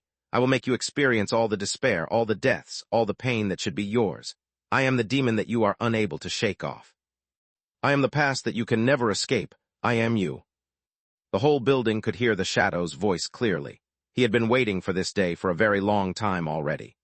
I will give you my memory and turn you into me, and then you'll be fed to the ghost fetus to be his shadow. Everything is perfect. Even though there were some accidents, the result has already been decided from the beginning. Chen Ji called Zhang Ye's name madly, but there appeared to be something blocking their communication, and Zhang Ye was unable to hear his voice. It's pointless. I am your shadow. The only way she can escape from your shadow is if she takes my place and turns into your new shadow. The shadow was cackling madly. Then again, the goal that he had been planning for years was about to come into fruition, so how could he not be mad with joy? The ink-black hands gripped Chen Ji's neck, and the shadow looked down into his eyes. I've taken on the shapes of so many people, but today I am finally able to turn back into myself. His face red due to a lack of oxygen, Chen Ji was lifted off the ground, and he was unable to make any noise. At the last moment, a man whose heart was dyed red materialized next to Chen Ji. He hugged the shadow's arm and tried to pull back, but he was barely able to stop the shadow from lifting his arm. A white cat leaped into the air to gnaw at the shadow's face, but it phased through the shadow's body and landed heavily on the ground. Without summoning them and unable to make any noise, many shadows escaped from Chen Ji's backpack. The shadow's arms were weighed down by multiple limbs, but that did nothing to change the outcome. Bang, bang, bang. The sound of the chains whipping the building became clearer, like something was luring the chains to head upstairs. Then, the window on the top floor was pushed open, and a red flash charged toward the shadow. The tapered fingers pierced into the shadow's body. The red specter gripped the shadow's arm, and the usual melancholy on his face had disappeared. In its place was anxiety and deep anger. You have another red specter, the shadow hissed resentfully. For some reason, his hatred for Chen Ji grew. He wished to destroy this man and everything that this man had ever cared about. The black curse coursed into the red specter's body. Black veins started to appear on his bleeding shirt. The curse drilled into his body like worms, and they bit at his face and his heart madly. So painful. Gritting his teeth, the blood that leaked out was black, but he showed no trace of backing off. Disgusting, you people disgust me. The shadow yelled loudly, and more curses, filling up the room, surged into the red specter's body. The blood capillaries exploded, and the body was failing as the endless curse ravaged the red specter's body. So painful, so F***seeking painful. Su Yin's face was distorted from pain. His body was practically disintegrating, but the empty space near his heart was slowly turning red. Without any visible reason, under the duress from the shadow's endless curse, Su Yin still had not taken a step back. Bang! The chains reached in through the open window, and they lashed at Su Yin like sharks sensing the blood. Dr. Gao had arrived, and his target was the flyer that Su Yin was holding. Covered in curses, the chains that were thick with the scent of blood lashed at Su Yin, but similar to before, Su Yin showed no sign of evading. If he was hit by the chains, the shadow next to him would be injured as well. Damn you! To avoid the hit by Dr. Gao, the shadow had no choice but to temporarily let go. Chen Ji dropped to the ground, and Bai Qiulin immediately moved to carry his body and grab the backpack. He knocked open the door and ran out to the roof. You can't escape. I have planned this for too long. There is no escape for you. The shadow quickly moved to give chase. The employees from the haunted house were slammed back, and only Su Yin was hanging by a thread, but he was unable to stop the shadow alone. Zhang Ye, can you hear my voice? The shadow was under Chen Ji's feet, and he blocked Chen Ji's voice. It's useless. At the fresh water plant, I noticed this. This is your fatal flaw. The shadow gripped Su Yin's head and slammed it heavily on the ground. He dragged the man's broken body as he stepped toward Chen Ji. Fatal flaw, you say? Chen Ji paused for a moment like he was considering many things in his mind. He slowly reached his hand into his backpack. Actually, I've been wondering how I should face her. I have no idea what kind of place she possesses in my heart, but I think I understand it now. Chen Ji picked out the treasured love letter from his backpack, and then came the lighter. He set the letter on fire. I don't need this thing to use as an excuse anymore.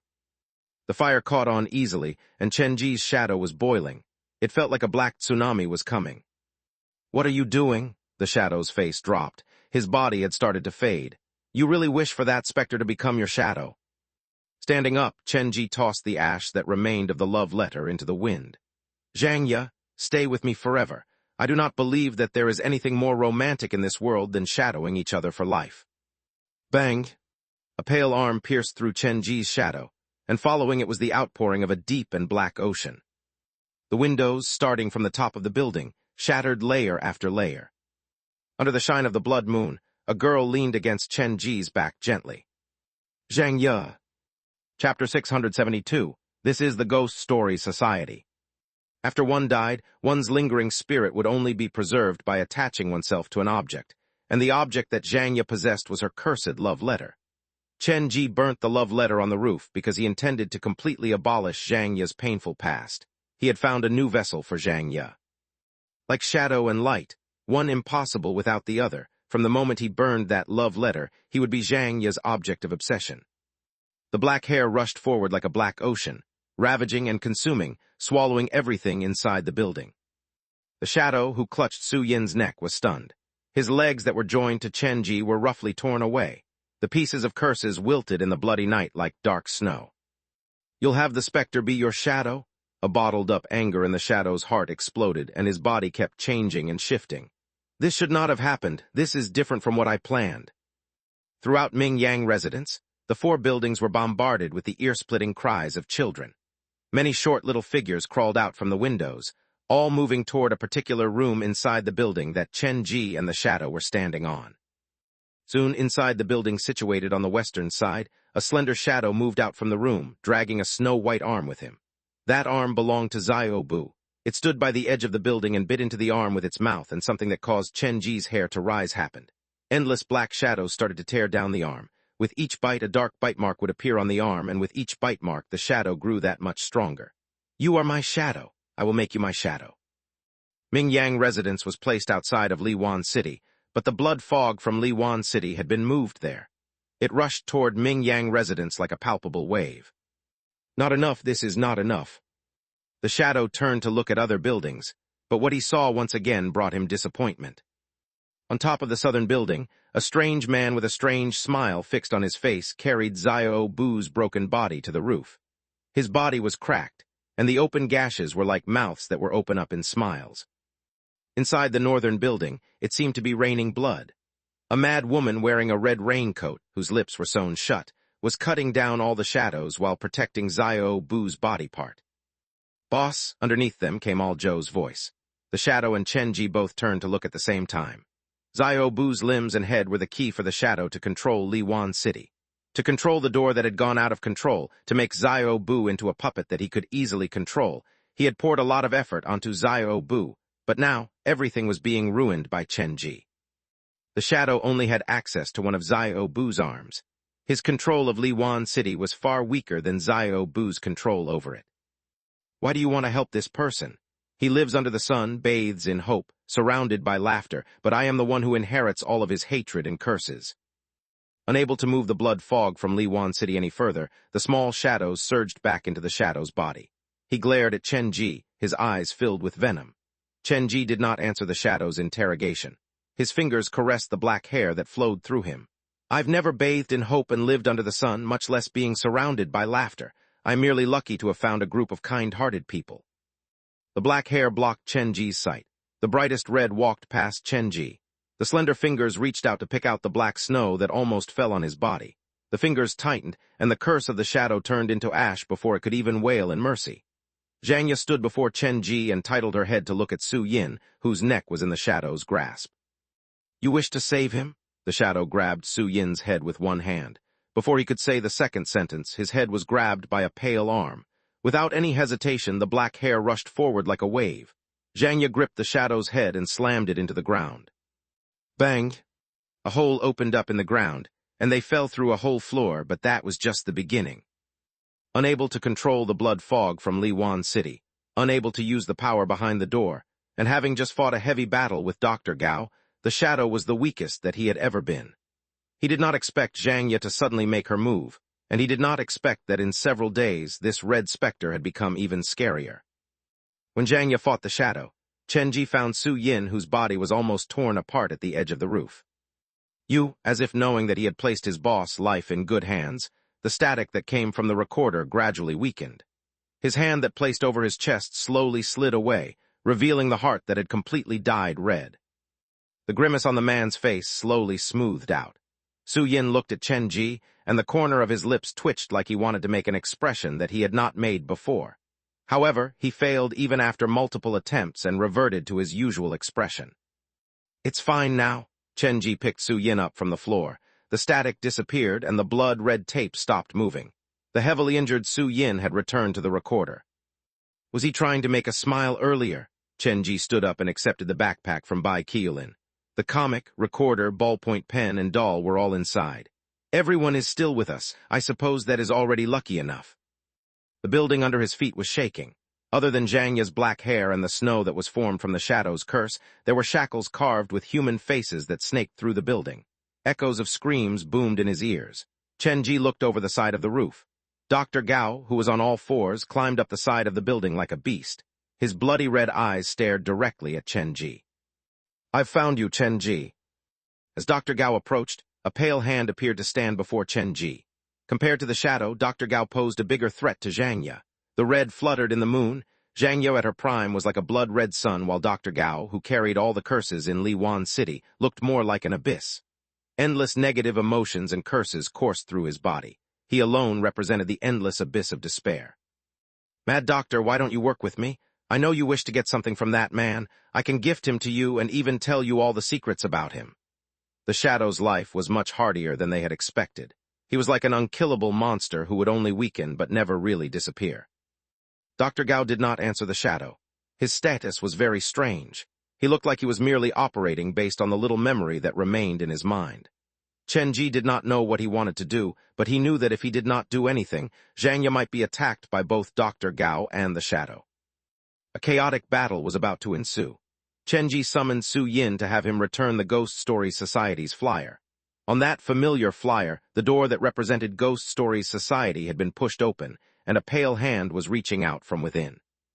Having met in person, Chenji recognized the arm as Dr. Gao's. He had laid some kind of trap on all the flyers, but his plan was misdirected somehow. Apparently, a link in his plan had fallen through. Holding the flyer, Chenji stood behind Zhang Ye and told Dr. Gao, "You have forgotten too many things. I will help you remember them. You were once the chairperson of the Ghost Stories Society, and I am the member that you handpicked to join. This flyer is the best evidence of that." The mention of Ghost Stories Society caused a flicker through Dr. Gao's bloodshot eyes. "Don't listen to him, follow your heart," the Shadow yelled in panic. He did not dare to imagine being attacked by both Zhang Ye and Dr. Gao. "Yes, you have to follow your heart." Chenji raised the flyer up high. "Before you passed away, you handed the Ghost Stories Society to me. I am your most trusted friend, and that is why you remember my name. Yes, I am Chenji. I am the current chairperson of the Ghost Stories Society, Chenji. And behind me, these specters and red specters that stood at my side, they are now everything that the Ghost Stories Society represents." Chapter 673, Ghost Fetus. Chenji did not lie. Everything that he had said was truthful, and even a micro-expression expert would not be able to find any problem with his statement. "Currently, I am the only living member of the Ghost Stories Society. I am the whole society's only hope. I don't know why you're searching for me, but I know that you must have something important to tell me." Taking a step forward, Chenji raised the flyer above his head. "Liwan City has taken 1/3 of the society's hidden treasure. Closing the door that has gone out of the control was your dying wish.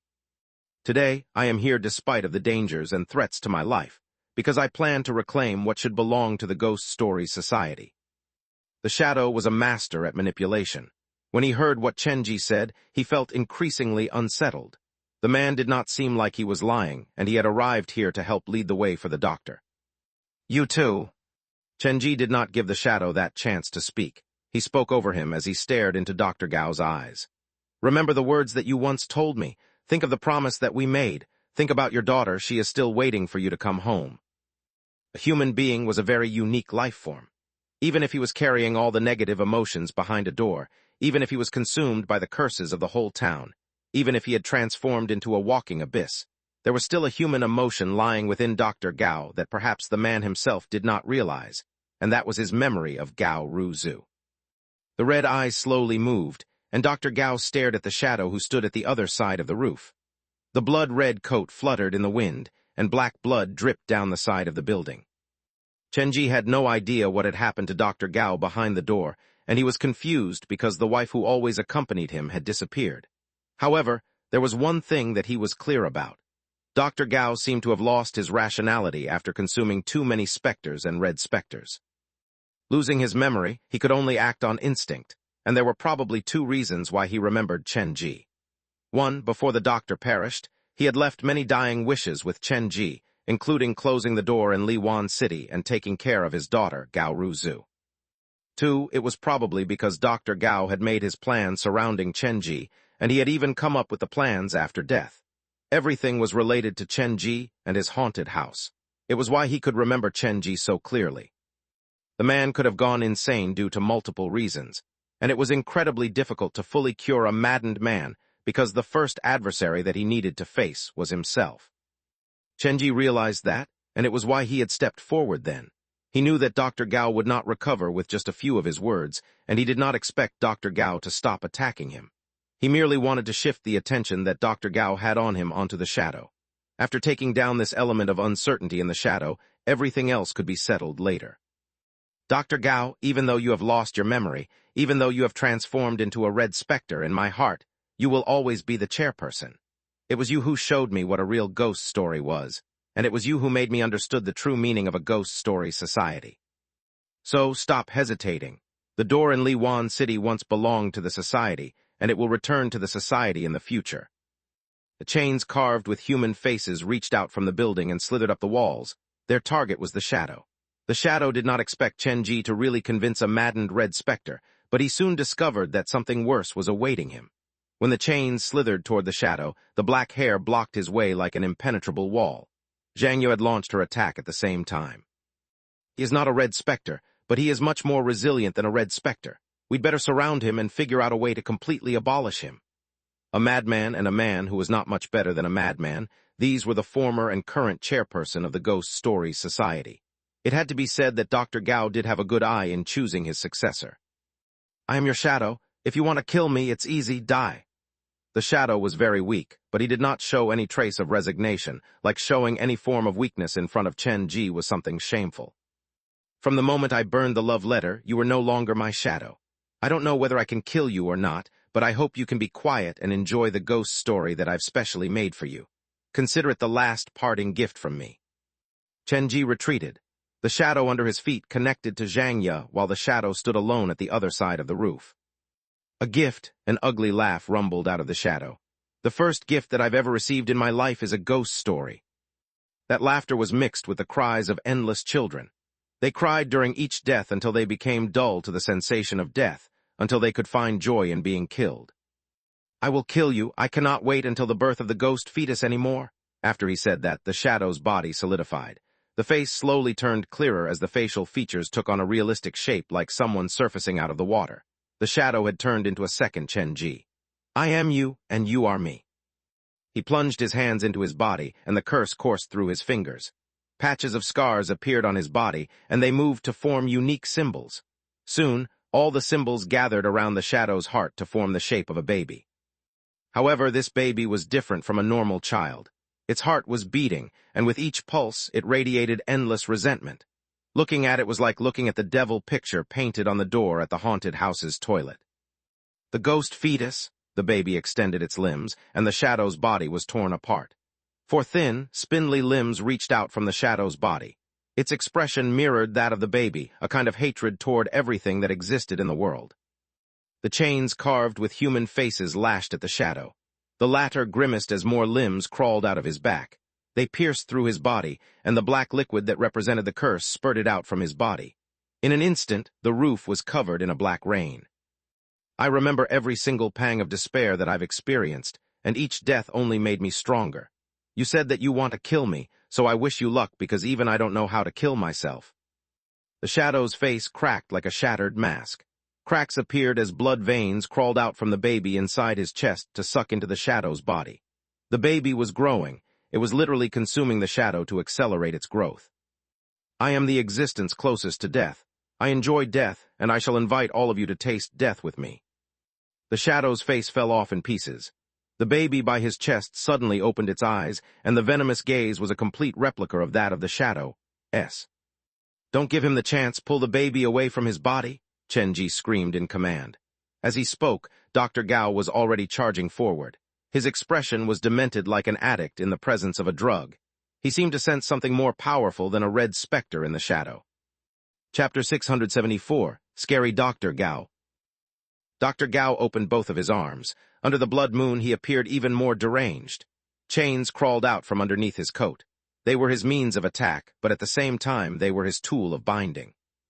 No one knew what had happened to Dr. Gao. He seemed to have bound the chains around himself when he was still conscious. These chains represented despair and negative emotions, and they also represented the human beings and specters that had died at his hand. The chains bound everyone that he killed, but they also bound the man himself. As more chains oozed out of his body, Dr. Gao seemed to have unlocked layers of a seal. An extremely dangerous aura radiated out from the man. The black blood dripped to the ground, mixed with the curse, and transformed into trails of blood vessels. One end was curled around Dr. Gao's feet, and the other end connected to this world behind the door. The blood-dyed coat fluttered in the wind, and a strange voice echoed from inside Dr. Gao's body. Such a delicious smile, I wish to shove him inside my body. Eat him, eat him, eat him. It sounded like the voice of a woman. A different face grew on Dr. Gao's body. Her facial features were not where they supposed to be, but her eyes were filled with gluttony. Shut up! Hearing the woman's voice, Dr. Gao poked his hands harshly into his body. Blood burst and it flowed down the chains. Food that I've not tasted before. This is something I've not tasted before. It's not you, it's me. Eat him. Many distinct voices came out from Dr. Gao's body. Chen Ji now saw that many faces grew on Dr. Gao's body, and they seemed to have grown into his body. Shut up, I'll have all of you shut up. Blood flowed. Starting from the inside, Dr. Gao's white coat was dyed red once more. His body also started to collapse due to his self-mutilating attacks. Dr. Gao, who had calmed down slightly after meeting Chen Ji, ran into a berserk again. The chains on his body seemed to have the purpose of binding the faces. As the chains fell away, the faces used his body to voice their own desires. Even with the wound, the woman ignored the scar and continued to laugh madly. Actually, Chen Ji had seen this face before. He had once seen her face in the room filled with the pictures of the Ghost Stories Society's victims. She was one of the people killed by the society. Under the influence of negative emotions, she had become a part of something that Dr. Gao had to bear. Different voices came out from underneath Dr. Gao's blood coat. Chen Ji could not imagine how Dr. Gao would have looked under his coat. He watched from afar as Dr. Gao mutilated his own body with his bare hands, but it did not seem to amount to anything. Instigated, scolded, and cursed by the different voices, Dr. Gao slowly stopped. The expression on his face gradually shifted to match the faces on his body. His lips tore open widely. One of his eyes was leaking tears, the other was leaking blood, and he laughed madly as he charged toward the shadow.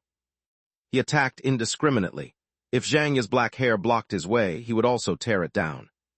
Confinement, transmutation, and suppression, a specter with 3 special properties. The shadow used his own body as nutrients to feed the ghost fetus. The baby would continue to grow until he reached the breaking point where the shadow's body would crumble.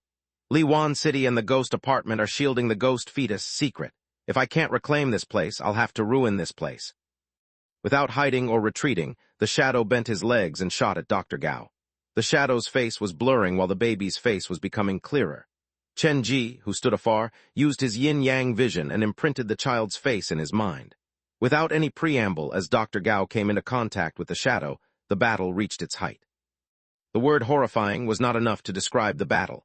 Neither of them seemed to know the meaning of defense. They attacked endlessly. The curse morphed into a spear to pierce into Dr. Gao's body. The human faces were poked through as wails and laughter echoed out from Dr. Gao's body. The chains rattled, resisting the curse. Dr. Gao, who held nothing back, had blood burst out of his body like liquid fireworks. He attacked like he was going to die, and with a determination toward death, he grabbed hold of the shadow. The blood around him materialized into a chain and bound the shadow's body. The floor of the roof was a pool of blood. Chains crawled out from the pool, and they lunged at the shadow like hungry pythons. Hundreds of chains surged into the shadow's body. They punctured him through, immobilizing him on the roof. I wonder, what does a specter more powerful than a red specter tastes like? With a creepy smile on his face, Dr. Gao took a bite out of the shadow. His mouth was dripping with curses. Dr. Gao had lost his mind. This red specter wished to consume the curse bite by bite. The chains represent confinement, the body carries the power of suppression, and you have the ability to transmute. You are indeed very powerful. The baby's lips were moving. The chains burned with the curse. The shadow's body was dissolving, and he slipped away from Dr. Gao's trap. Dr. Gao had not unleashed all of his chains.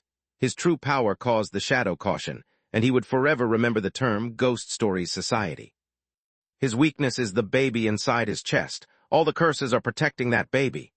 Those at the side saw things more clearly. Chenji was the one who retained his rationality the most, and he saw through the shadow's weakness instantly. You again? When they were battling, the shadow had already moved closer to Chenji. His hatred toward Chenji was immeasurable. The chains wrapped around the shadow, but the same trick would not work twice. He used the layers of curse to protect the baby in his chest, abandoning most of his defense as he moved toward Chenji. He wanted to get close to Chenji, to kill this human that he hated the most in the world. He did not want to have Chenji in his sight again. He hated everything about the man, and the desire to destroy clouded his mind. I've never harmed you, and I don't know what happened to you. If there's a chance, I hope we can sit down and talk calmly, but unfortunately both of us know how dangerous the other is. Chenji stood where he was. Bai Qiulin and the woman from the tunnel guarded beside him as Chenji carefully stood the shadow's moving pattern. This kind of quick advance while at the same time avoiding the lethal attacks was worth studying by Chenji. They had the same physiology, but the shadow's mastery of his physique was much better than Chenji. Chenji had been relying on the hammer and brute force, but after this learning experience, he realized the limitation to pure force. He needed to learn more techniques so that he could escape easier in the future to not create a burden for others. With the shadow posing such a big threat, Chenji still had the ease to learn the shadow's technique. It was not because Chenji had gained an enlightened view on life, but because Zhang Ye was by his side. It is still Zhang Ye who is more reliable. They are all red specters, but compared to Dr. Gao and the shadow, Zhang Ye is likely the most normal of them all.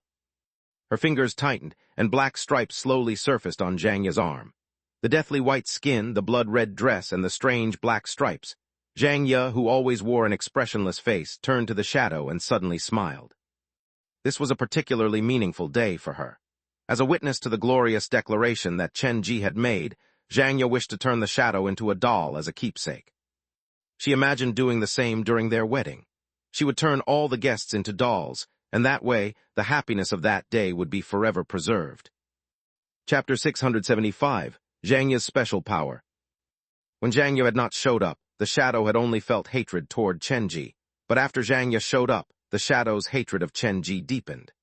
Initially, he only wanted to turn Chenji into his own shadow, but now he only wanted to murder this man.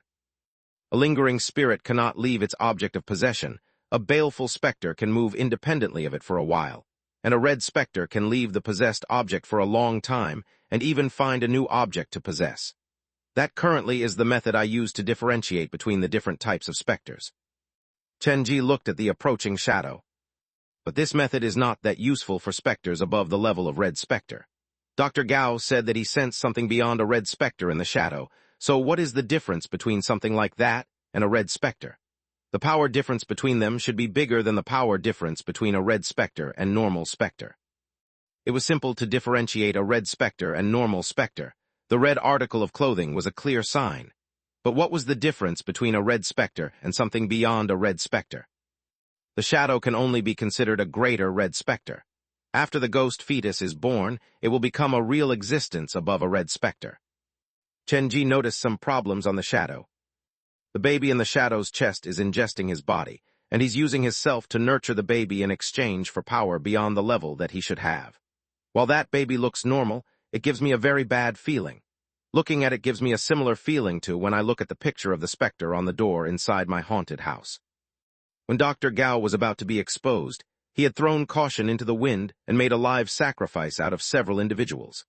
He had gouged out their eyes and left a painting of a specter on the door in Chenji's haunted house. That specter might be something more powerful than a red specter. Thinking back, there were many things worth investigating about the Ghost Stories Society. For example, that box with the black blood stain. After all, the reason Zhang Ye could grow so quickly probably had a lot to do with the black blood that she had stolen from the society member. That black blood was different from the black blood that dripped out of Dr. Gao's body, which was colored by curses. It was a pure blackness. Even when it was kept inside the box, one could feel the immense resentment that it was harboring. Dr. Gao wouldn't be planning to lure a monster like that to the door at the haunted house, right? Chenji could not guess the goal of the specter. The only one who knew the truth, the one who set up the trap, had turned mad, and Chenji really had no idea whether this was a good thing or not. If that is really his plan, there's nothing I can do but increase the number of employees that I have and train them to become stronger. As long as Zhang Ye can break through, then most problems can be solved. However, the distance between a red specter and the presence above it is huge. Even the shadow took 10 years to effect the transformation. It feels like something is still lacking for Zhang Ye to make this evolution. Zhang Ye's power had grown to an impossible level. For once, her power level was similar to the woman in the well at Coffin Village, but now she could probably easily take down the well woman. Zhang Ye should be hiding some secrets as well. I've been treating her kindly, but I realize that I don't really know her that well. A heavy battering sound drew Chen Ji back to the reality. Black blood that carried the curse splashed around, and a seam of black hair wrapped itself around Chen Ji. Binding, gluttony, heart connectivity, pain, sharpness. How do you have so many special properties? Under the protection of Zhang Ye's black hair, Chen Ji heard the shadow's voice. Did he mention the term sharpness? Gluttony was the special property of the woman at the hotel. Zhang Ye had consumed her heart, so it was understandable for her to possess that power. Binding was probably Zhang Ye's own special property, and that was quite a perfect match. After all, she had been using her black hair to bind her enemies. Zhang Ye had consumed the twin children of the devil from the society, and that was probably where she had obtained the special property of heart connectivity. That explained why Zhang Ye could hear the voices in Chen Ji's heart. She had probably connected her heart to Chen Ji way back then. But the remaining two special properties confused Chen Ji. Pain sounded like it should be related to Su Yin, and Su Yin had just broken through to become a real red specter. Su Yin himself probably had not understood how to use this special property, so why would Zhang Ye possess it herself? Sharpness belonged to the headless woman who was Xiao Bu's neighbor. She had died under the cuts of many knives, and the intensity of that memory had caused her blood to possess the sharpness quality. To ensure that Zhang Ye had not quietly consumed the headless woman, Chen Ji opened the comic to peer into it. The headless woman was still there. Her body did not fade away, but she did look a lot more obedient. The headless woman is a red specter. I plan to have joined the haunted house, and Su Yin is already an employee who listens to my command. Does this mean that Zhang Ye can absorb the special properties of other red specters through me? Chen Ji's mouth widened. He did not think that was even possible. The special property that the shadow mentioned should be the special power detailed by the black phone. Since the shadow can see through the special property of all red specters, does this mean that his special property is something like observation? This was the first time that Chen Ji heard the term special property, but he believed that the shadow had gotten it wrong this time. Zhang Ye would not possess so many special properties. It was simply that other than the binding power that she already had, she possessed a different power that was deep buried inside her. Zhang Ye possessed her own special page in the black phone. Chen Ji thought that was something common to all red specter, but even after Su Yin became a red specter, that did not happen for him. Even if Su Yin had become a red specter, he merely occupied a line on the list of employees, but his name had turned red. Lingering spirits do not have any special powers. A small portion of baleful specters have special powers, and those are like lucky draws. However, all red specters possess a special power. A red specter might possess different number of special powers, and the more special powers that they possess, the stronger they'll be. Based on this logic, what kind of power will an existence above red specter possess? Chen Ji tried to predict this, and in reality, he was also trying to figure out how to evolve his employees to that stage. The time limitation for the 4-star mission, School of Afterlife, was almost up. Liwan City, a 3.5-star mission, already gave him such a hard time. If he really challenged a 4-star scenario, he might die. Even though a 3.5-star scenario does not contain an existence above a red specter, one can notice their traces. Based on this logic, a 4-star scenario should contain the presence of something stronger than a red specter. Chen Ji took a deep breath. The city that he resided in had plenty of ghost stories, but even in such a unique city, there were only 3 known 4-star scenarios. In other words, the city might be home to 3 presences stronger than a red specter. They were the deepest secret hidden by the city. They represented the darker side of the city. Chapter 676, Scenario Cleared 2 in 1. When Chen Ji spent time thinking, the situation of the battle had changed tremendously. The commotion grew louder and louder. The shadow started to show lethargy while being attacked by both Zhang Ye and Dr. Gao. The body, which was made from curses, had no shape and no form. Being touched by normal specters would not harm the shadow. In fact, the contact would cause great injury to the specters themselves. With that alone, the shadow could have taken down any red specter, but unfortunately he ran into Dr. Gao and Zhang Ye. These two greater red specters could take on a large number of curses. It was one thing for them to be immensely powerful. Their special powers seemed to be a natural weakness for the shadow. Dr. Gao's confinement and Zhang Ye's binding proved advantageous when dealing with the shadow. They blocked off his escape, and that cornered him into fighting back against the two. The battle between red specters was extremely horrifying. Tearing down the other party's resentment to feed themselves, this was a scene that a normal human being would have trouble imagining. However, it was something that could not have been more common for specters. The shadow was covered in curses, but the two greater red specters did not care about that. The many things that Dr. Gao was bearing had pushed the man over the brink of insanity. While Zhang Ye looked normal after the battle, the shadow realized that this woman's madness was no less than the two chairpersons of the Ghost Stories Society. The dark black body was shattered again and again. Black blood leaked out from the baby's face. Everyone present could hear a strange voice.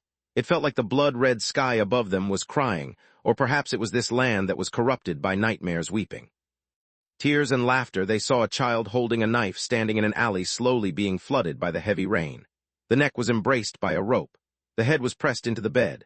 Tears mixed together with rain. The child screamed and cried for help. He cried and cried until the corners of his lips turned up into a smile. Submerged into the inky way, burned in the fire, sharp knife cuts in fleshless body and buried inside a ready hole. Unable to breathe, unable to feel the sun on his face, all that he could reach with his hand were the many different ugly scars. Why do you want to kill me? What have I done wrong? The shadow's body was dissipating. The remaining curses transformed into blood capillaries and poked into the baby's heart. Shape and form gradually etched onto the baby's previously featureless face. The soft bones were squeezed into strange shapes while the body filled up with curses and resentment. The baby opened its eyes, staring at Chen Ji, who was shielded by black hair. The heart in its chest beat, and the sky started to rain blood. Chen Ji's image was burned into the baby's retina as the baby's heart beat heavily. Gasping greedily for air, the baby was looking less and less like a monster made from curses and more like a living human being. It had possessed its own baby, but the internal organs were still beating to their own rhythm. Its body felt like it was about to collapse from within, but under such circumstances, its lips still moved into the smile. The eyes turned more and more unrecognizable, replacing the original cunning and defeat with evil and resentment.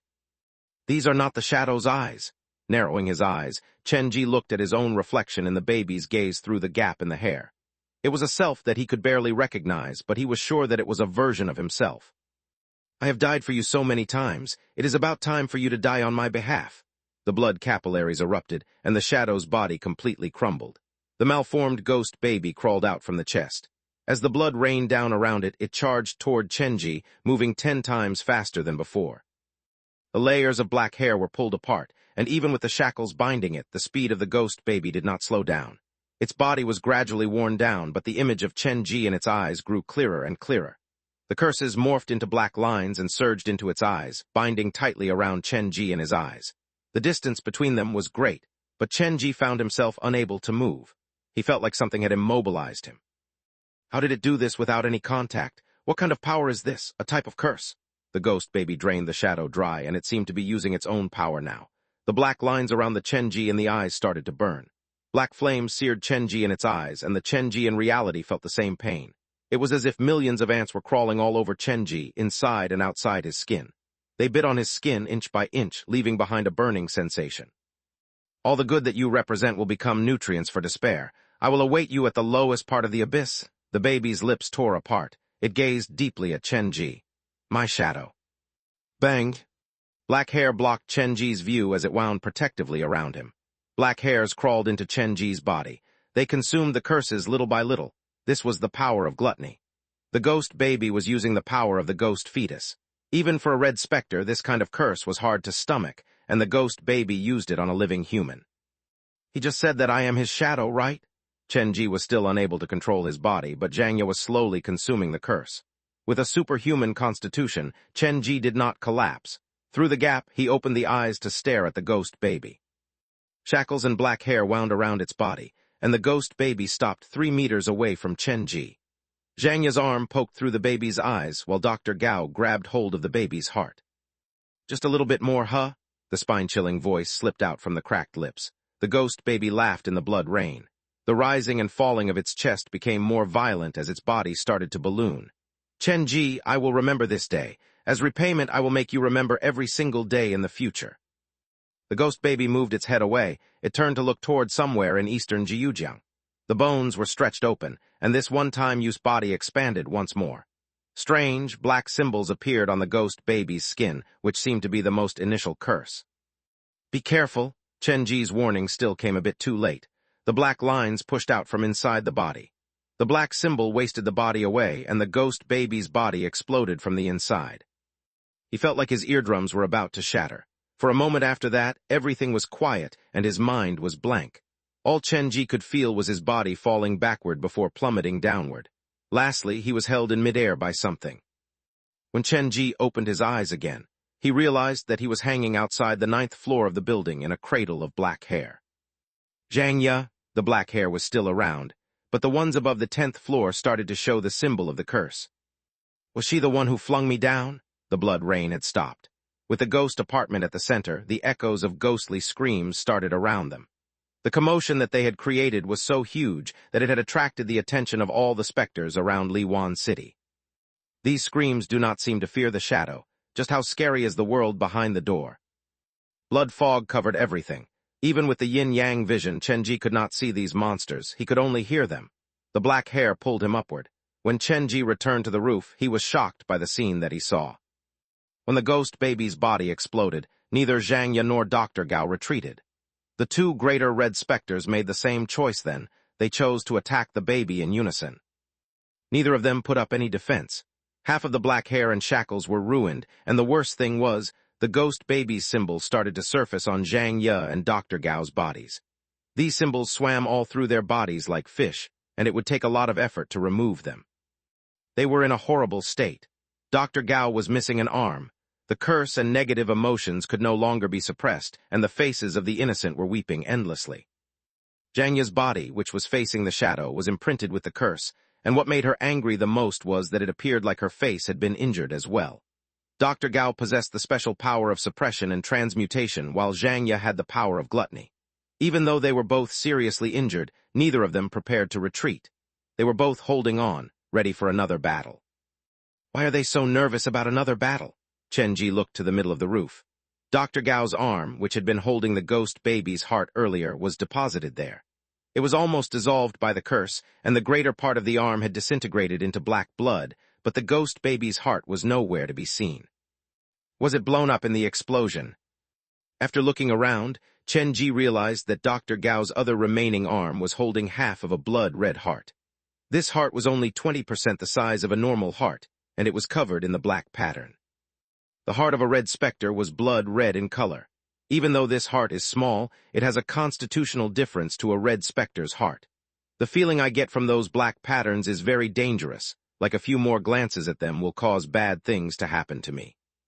Dr. Gao was holding half the heart, and the other half was possessed by Zhang Ye. Both of them wanted what the other was holding. Without any word, Chen-ji silently moved backward. He looked through his backpack and summoned the rest of his employees. Perhaps I can have a logical discussion with Dr. Gao. He is a clear-minded man, so I believe that he will be able to look at the big picture. When the ghost baby's body exploded, Bai Qiulin and the woman in the tunnel had both hidden inside the comic. The curse seemed to only work on living humans and specters. It did not have much of an effect on inanimate objects. Chen-ji actually wanted to ask if the woman from the tunnel felt comfortable living inside Yadanian's comic or not. But considering that Zhang Ye was next to him, Chen-ji astutely clamped his mouth shut. The two parties maintained the standstill on the roof. The power scale was kept at a sensitive balance, and a new battle was about to start. After about 10 seconds, a loud explosion came from the direction of Liwan City. Everyone turned to see a wave of redness crashing toward Mingyang residence. In the thick red fog, Liwan City's real owner, Xiao Bu, was rushing toward the ghost apartment with Men Nan and All Zhou in tow. Xiao Bu was not a normal red specter. The door in Liwan City had gotten out of control, and its influence was no longer limited to a single building but had spread to the entire town. As the door pusher, Xiao Bu's power was growing. Exactly how powerful she was, Chen-ji had no clue either, but she was certainly no weaker than the gluttony woman at the hotel. If it was a normal red specter, it would have been fine, but with another greater red specter allying with Chen-ji, the tip of the scale had been upset. As the two chairpersons of the Ghost Stories Society turned to capture Xiao Bu in their sight, they turned to glance at each other, and then they made their move in the same instant. "Get moving, I have many things I wish to ask him." As Chenji screamed his order, Dr. Gao jumped down from the roof. The shackles pierced into the building, and he dangled downward before disappearing into the blood fog with half of the heart. Dr. Gao had made his escape with such clarity that it surprised Chenji. He had no idea how a madman would come to such a clear decision so suddenly. Perhaps a trigger inside his heart had been activated, or at this moment, all the despair in Dr. Gao came to this choice in unison. "He left just like that? I still have many things about the door at the haunted house to ask him." Chenji did not mind that Dr. Gao had gone insane. He would spend time and effort to help him, but it did appear like Dr. Gao wanted his help. After Dr. Gao left, the black hair on the roof disappeared quickly, and Zhangya strode wordlessly to Chenji. Her hair blocked half of her face. Just as Chenji thought that she was about to say something, Zhangya's eyes swept the woman from the tunnel and then reached into the comic to grab the headless woman. Ignoring Yan Danian, who was cowering in the corner of the comic, Zhangya slipped a single strand of her hair around the headless woman's wrist. Then she leaned against Chenji's back and disappeared into his shadow. Looking at the trail that Zhangya had just walked over, there was a long line of black blood. She seemed to be heavily injured. During the previous fight with the Ghost Stories Society, before she went into her slumber, Zhangya handed me a doll that helped me block a fatal blow. This time, she curled her hair around the headless woman's wrist. Forcing her into submission is probably something to the same effect. Does this mean that Zhangya is going into another hibernation? Is it because she is too heavily injured, or does she need time to slowly digest half of the ghost baby's heart? Chenji was familiar with Zhangya's personality. When her gaze fell on the woman from the tunnel earlier, she had probably been planning to turn her into a doll. However, in her current condition, Zhangya did not have 100% faith that the transformation would be successful, so she chose the second-best option and weaved her warning into the similarly injured headless woman. Dr. Gao's situation is worse than Zhangya's, but I still need to be careful. They are both the strongest red specters, and now they possess the heart of the existence stronger than a red specter.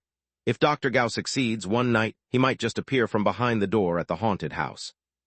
Currently, Dr. Gao was unable to control his negative emotions and curses, but it did not mean that he would not bring them under control after he broke through the limitation and became something stronger than a red specter.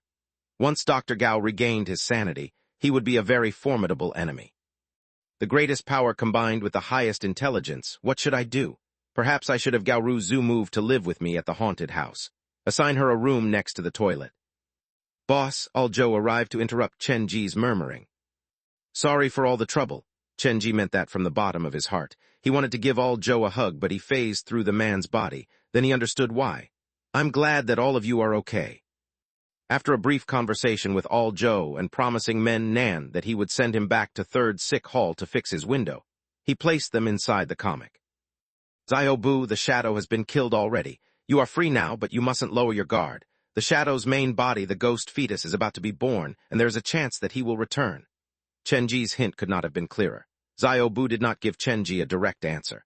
The sound of water dripping came from the staircase. A woman in a red raincoat arrived holding Xiaobu's remaining limbs and carrying Tong Tong in her arms. She tried to peel a part of her sewn lips open, wanting to say something to Chenji. Have you found your child? Chenji understood that the woman in the raincoat had entered the ghost apartment to find her child. He had also seen that the building was filled with children whose memory had been sucked out by the shadow. The woman in the red raincoat shook her head. She placed the limbs not far away from Xiaobu and turned to leave. The water from her raincoat slid onto the ground to form this sentence. I will stay here until the day I find him, then I will find you. I know that you wish to thank me, but how come this promise sounds so creepy in words? Chenji did not stop the woman. He had plenty of other things to do at the moment. Comment first, rate this chapter, vote with Power Stone. Do not read major spoilers, bug chapter, released early. Due to a bug in the system, this chapter, chapter 677, was released early. We thought that we had come up with a solution, but unfortunately that did not work. So until we catch up to where this chapter should have been released, read on at your own risk. One of Xiaobu's hands was ingested fully by the shadow, while the other remained with the smiling man. While the big battle was happening, the smiling man had already disappeared, probably escaping during the commotion. Xiao Bu, now that you have regained most of your body, can you take control of the door? Chen Ji was worried that the door in Liwan City would continue to expand. Xiao Bu shook her head, and the blood gathered to form her reply. The door has gone completely out of control. The only thing I can do is to slow down the expansion speed. To have full control over it, I will need to find my entire body. Then, can you open the door to send us out of here?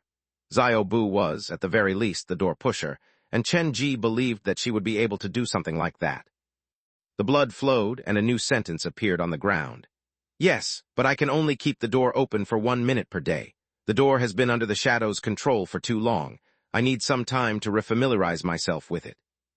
1 minute is more than enough. Chen Ji knew that Xiao Bu was unable to leave this place with him. Just like Men Nan, she needed to stay behind the door to guard it. Understanding that, Chen Ji did not force Xiao Bu to leave with him. Probably because she had seen through Chen Ji's thoughts, the blood on the ground shifted again. You've killed your own shadow, and based on the agreement I should be your new shadow, I will never forget that. After I gain full control over the door, I will find you. Xiao Bu's eyes wandered between Chen Ji and the shadow behind him. It was unclear what she was thinking. Okay, killing the shadow and then having Xiao Bu become Chen Ji's shadow was Chen Ji's parents' plan, but the actual development was far beyond everyone's expectations. Compared to the more easily controlled Xiao Bu, Zhang Ye was like another extreme. To make her into his shadow, no one could tell what would happen in the future.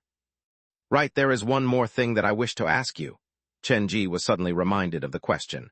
The Ghost Story Society hid 1/3 of its treasures in Liwan City. Do you know where they might be? Xiao Bu shook her head again, and Chen Ji did no press. Be it the Shadow or Dr. Gao, they were both wily old foxes, so they certainly would have found a secret place to hide those things. Dr. Gao's arrival might have something to do with that. That madman is extremely scary, and I fear he might return. You stay in Liwan City, and the woman in the red raincoat stays at the ghost apartment. Both of you are my friends, and the friend of my friend is my friend, so if you run into any danger, I hope you two will look out for each other, or you can come to Western Jiujiang's new Century Park to find me. After dealing with Xiao Bu, Chen Ji started to inspect his remaining employees. When facing off against the shadow, the employees in the backpack had all volunteered their help. Now, everyone was injured, but thankfully, other than Su Yin, no one else had been infected by the curse. Bai, thank you for your help earlier. Bai Qiulin was a gambler who had finally seen the light. He had a heart that burned brighter than the icy exterior that he put on. Facing Chen Ji's words of appreciation, he appeared rather flustered. Thinking back to his life of more than 2 decades, this was the first time that he had heard a word of thank from other, and actually it felt nice to be needed by others. I just happened to be around. Bai Qiulin pushed his hands into his pocket like speaking one more word would claim his life.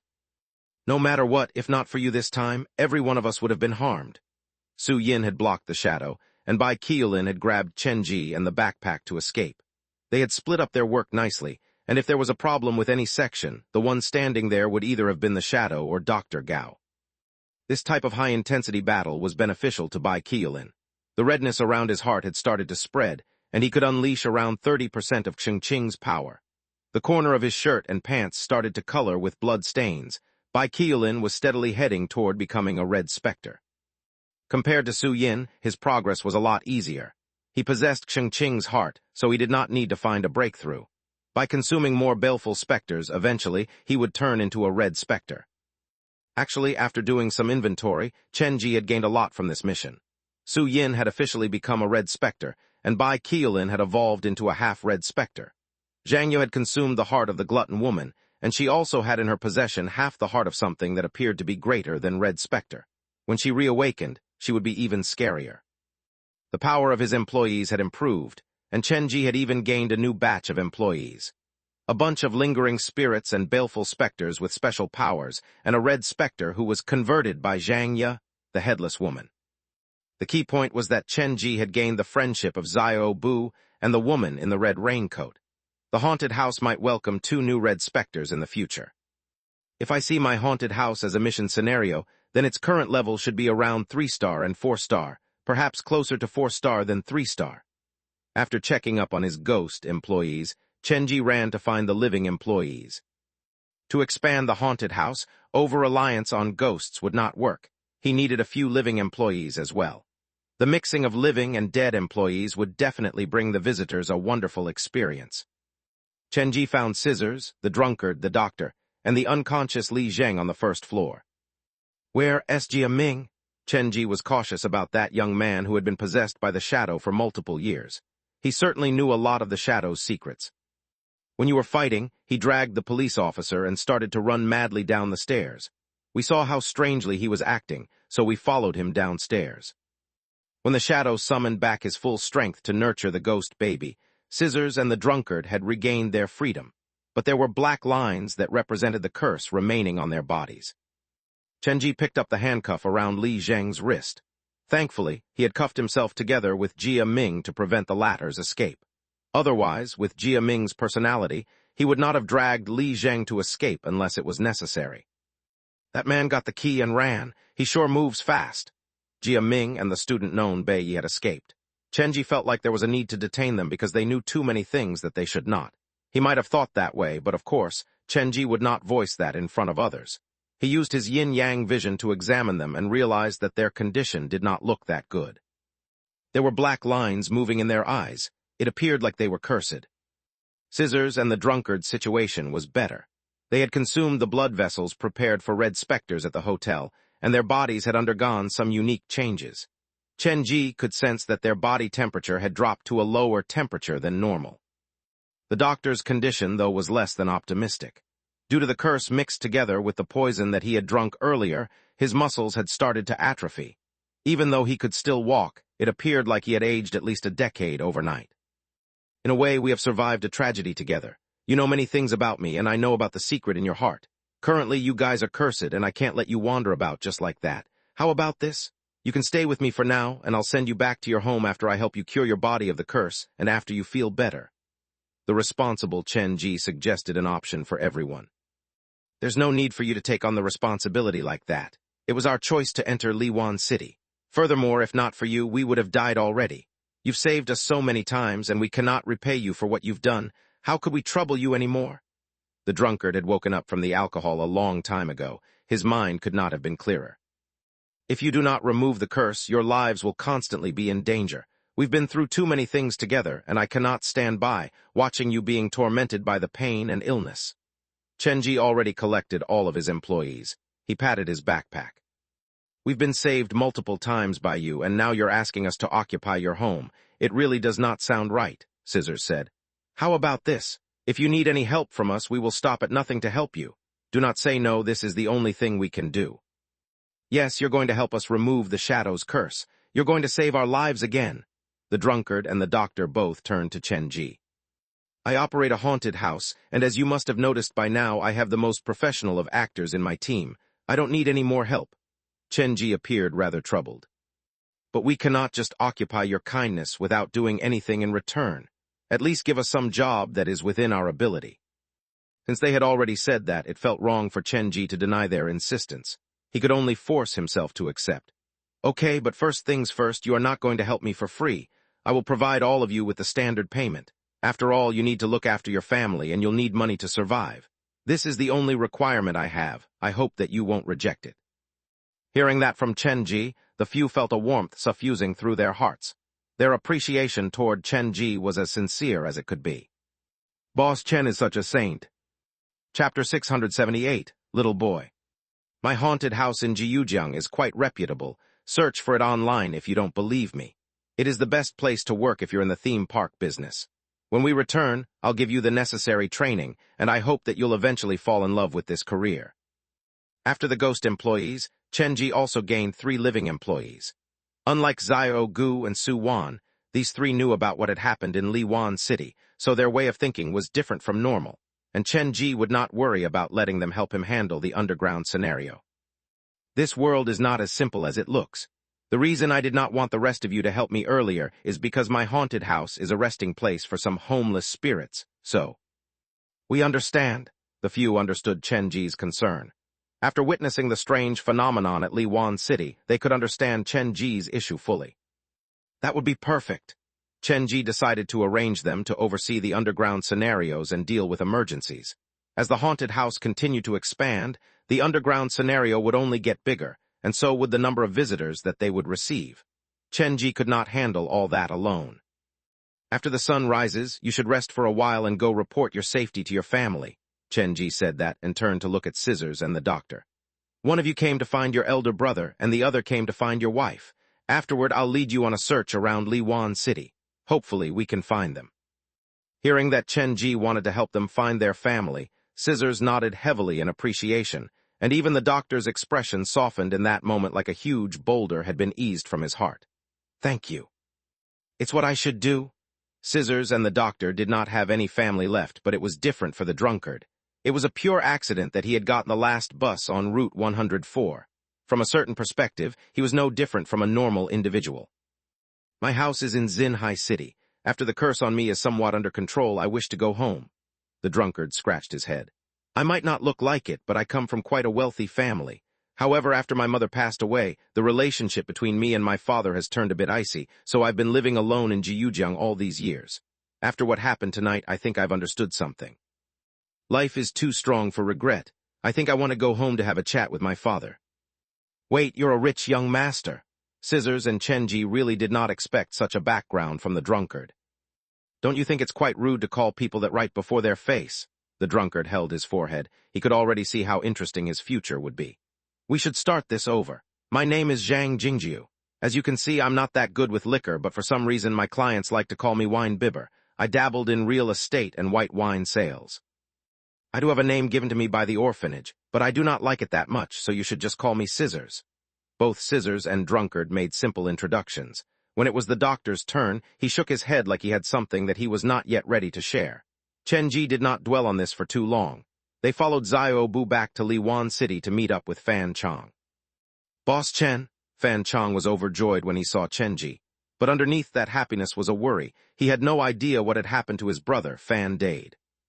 Your brother will be fine, I'm sure of it. After consoling Fan Chong, Chenji led his employees around Liwan City. With the ostensible reason of helping Scissors and the doctor find their families, Chenji searched the entire small town. He did not find anything left behind by the Ghost Story Society. The specters that lived in the buildings had all escaped silently after the shadow left. After a long search, neither Scissors nor the doctor's relatives were found, and they appeared rather low-spirited. Since the shadow has been dealt with, we'll keep returning to this place. Eventually, we'll run into them. Chenji did not know whether it was right for him to say that or not, but he felt like, to be alive, one had to have hope, so he figured that it was all right. It's time to leave. We've been being the door for far too long already. It's time to go out. The mission in Liwan City had provided Chenji with a lot of information. Other than unlocking the scenario and increasing his number of employees, he knew some information about the 4-star mission, Ghost Fetus. The ghost fetus that grew inside the shadow's chest was probably how the ghost fetus would look at birth, and Chenji had memorized its face in his brain. The few returned to Fan Chong's residential area. Chenji had Xiao Bu be prepared to open the door. He then placed the fainted Li Zheng in the adjacent room. He started comparing notes with Scissors and the rest before they dealt with the questioning from the police. In terms of that, Chenji was truly a master. Inside an old building on the eastern side of Liwan City, a family of 3 was forced into a corner. The panicked-looking man was about 40. He was squeezed next to a woman with no expression, and a boy stood next to them.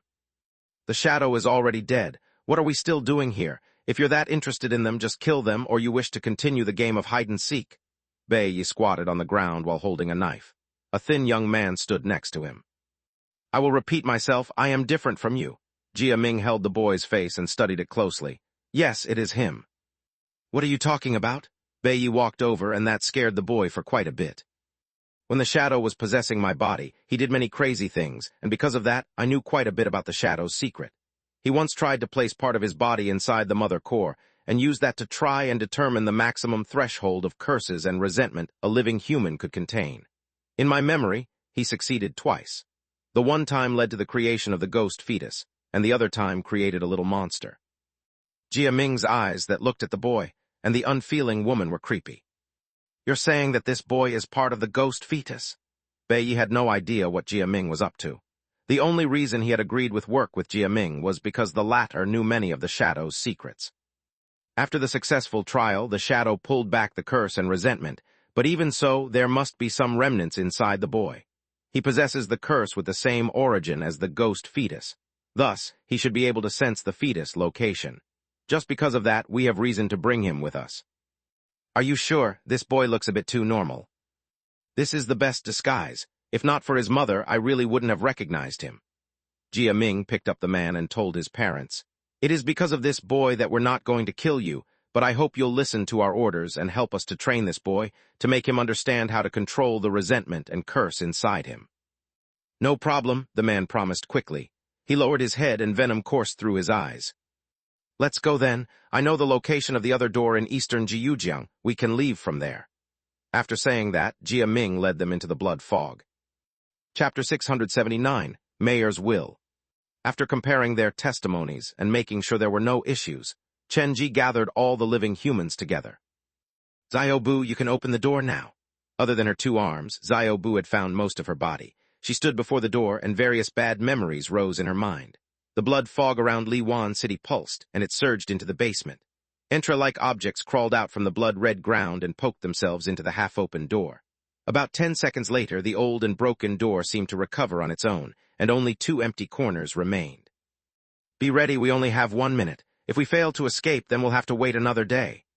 The thick fog disappeared once it touched the door, but the 2 missing corners were sealing up at an observable speed. The blood fog changed into blood vessels, and like needle and thread, they sealed up the opening. When the 2 missing corners were blocked, the whole door turned red, and it was slowly pushed open.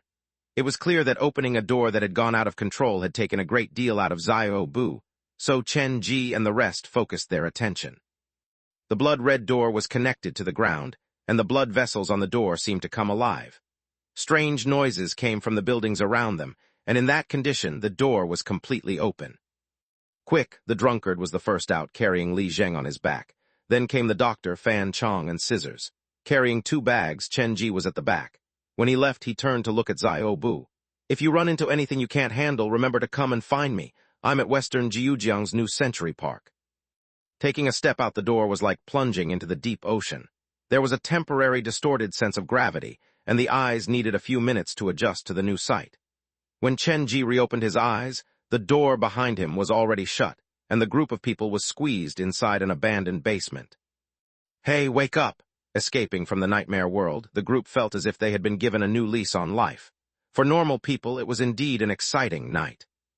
"You are not to tell anyone about what you saw on the other side of the door, and all of you remember how to answer the police's questions, right?" "Yes, don't worry about that." They crawled out from Jiang Long's basement and came to the bathroom. The glass that Chen Ji had shattered the last time that he was there had not been fixed. The residential management had merely hung a wooden plaque on the wall. "I'll go to the police station in a bit. You guys should return home. If everything is successful, we will meet up tomorrow afternoon at the entrance to the haunted house at New Century Park." Chen Ji took Li Zheng from the drunkard. This police officer had saved his life, and now he was in trouble. Chen Ji was not going to leave him behind. "Please wait a moment," Fan Chong said with some embarrassment. "Boss Chen, can I go with you? 1, I'm worried about my brother, and 2, I really don't dare go home now. What if there's a murderer waiting for me at home or something crawls out from underneath the bed again?" The incident that night had left a deep scar on Fan Chong. He would probably think twice about approaching a video game now. "Okay, then you can tag along for now. If you cannot find a job, feel free to come help me at the haunted house." He had worked together with Fan Chong before. There was nothing too special about this fat geek, but he had a kind heart. After a long night, the heavy rain had stopped, but the dark clouds still hung in the sky, and a light drizzle was trickling down. "We can use our phones now. It is currently 5:30 a.m., and we will gather at 12 noon. Best find the time to rest now," Chen Ji said, and walked deeper into Liwan City with Li Zheng on his back. "Boss Chen, why are you going back to the city? Is there anything we can help with?" Scissors was passionate.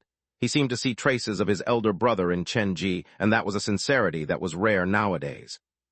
"I'm going to check to see if the bus is still there or not. It's too hard to find a taxi in Liwan City.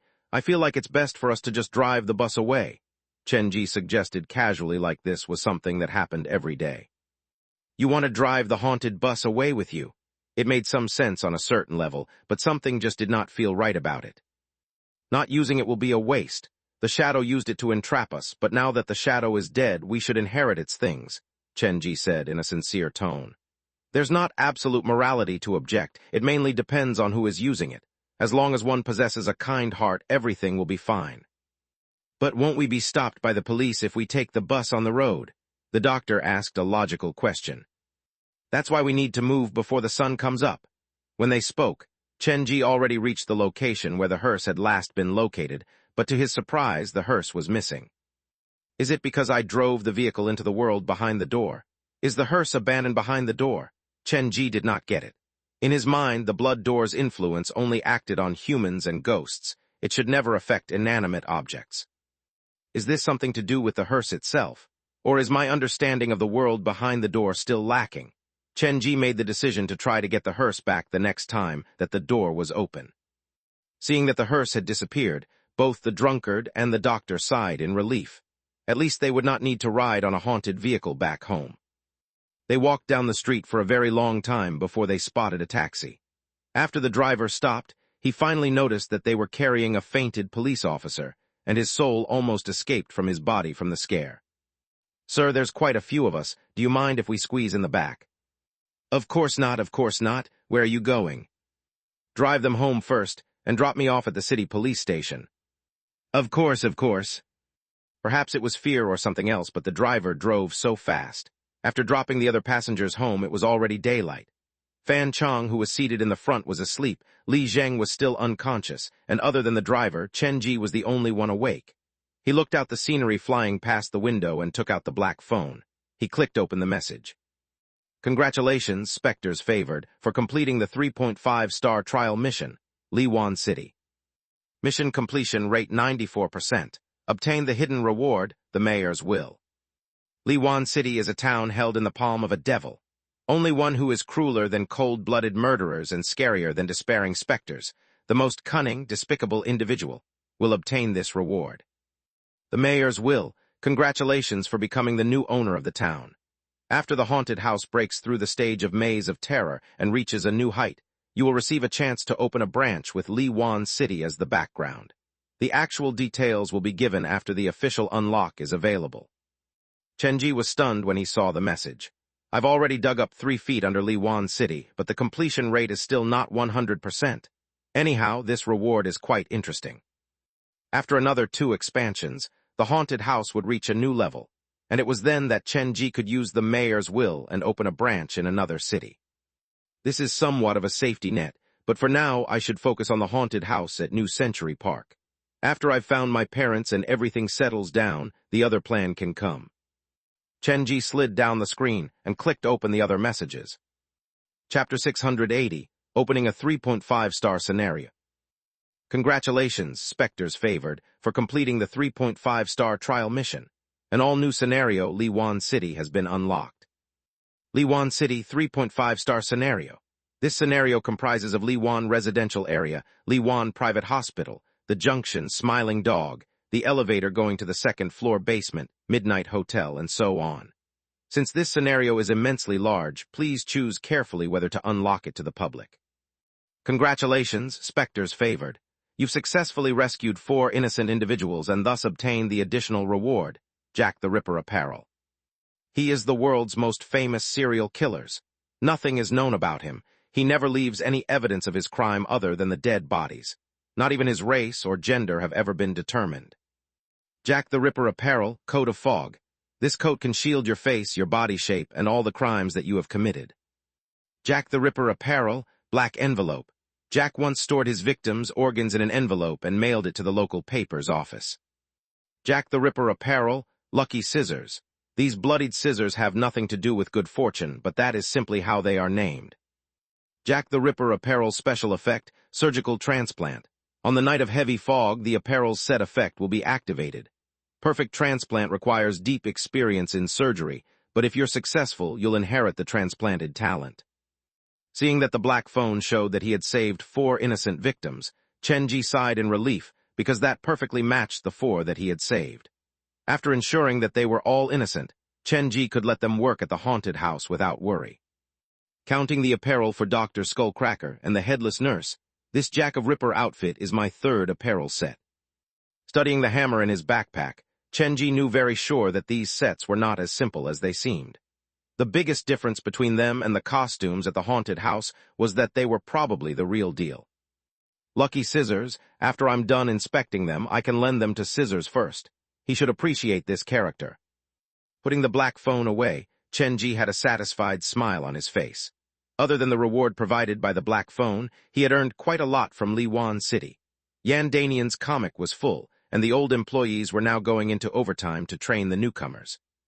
With so many lingering spirits and baleful specters, it should be enough to fill up an entire scenario. Chenji started to mesh the crazed games that the hotel boss showed him with his own haunted house. He was so lost in thought that he did not realize that they had arrived at the station. Once Chenji got out of the taxi, he attracted the guard's attention. When he saw Chenji carrying the fainted Li Zheng out from the taxi, he ran over immediately. "Inspector Li." "He's fine, he's only fainted." "He's fainted, and you're calling that fine? Why didn't you send him directly to the hospital?" the guard demanded loudly, and that spooked the citizens who were in the station making their report. Hearing that, the officers on the duty inside the station rushed out as well. The question from the guard stumped Chenji. He knew what had happened, so he understood that the treatment at the hospital would not be of much help. Therefore, he had brought the officers straight to the station. After all, he had been here a lot and out of habit told the driver to drop him at the police station. "This was an order given to me by Inspector Li before he fainted. Other than Captain Yan, he doesn't trust anyone, and he requested me to personally deliver him to Captain Yan." Chenji carried Li Zheng and refused to let anyone else touch him. "Okay, but you have to take him to the hospital first. In fact, I'll go with you, and we'll contact Captain Yan on the way." With the arrangement from the station, Li Zheng and Chenji were rushed to the People's Hospital. This was another location that Chenji was familiar with. Li Zheng was sent into the emergency room for a body check, while Chenji stayed in the corridor to wait. About half an hour later, Captain Yan arrived. This kind and approachable officer looked quite worse for wear. "Captain Yan, Inspector Li is in there. He's still unconscious." Chenji and Fan Chong stood up together. "What happened last night? Where did you find Li Zheng?" Captain Yan seemed to have been up for the whole night, and he did not look so good. "We found Inspector Li in Liwan City. He was pursuing the escaped convict Jia Ming alone."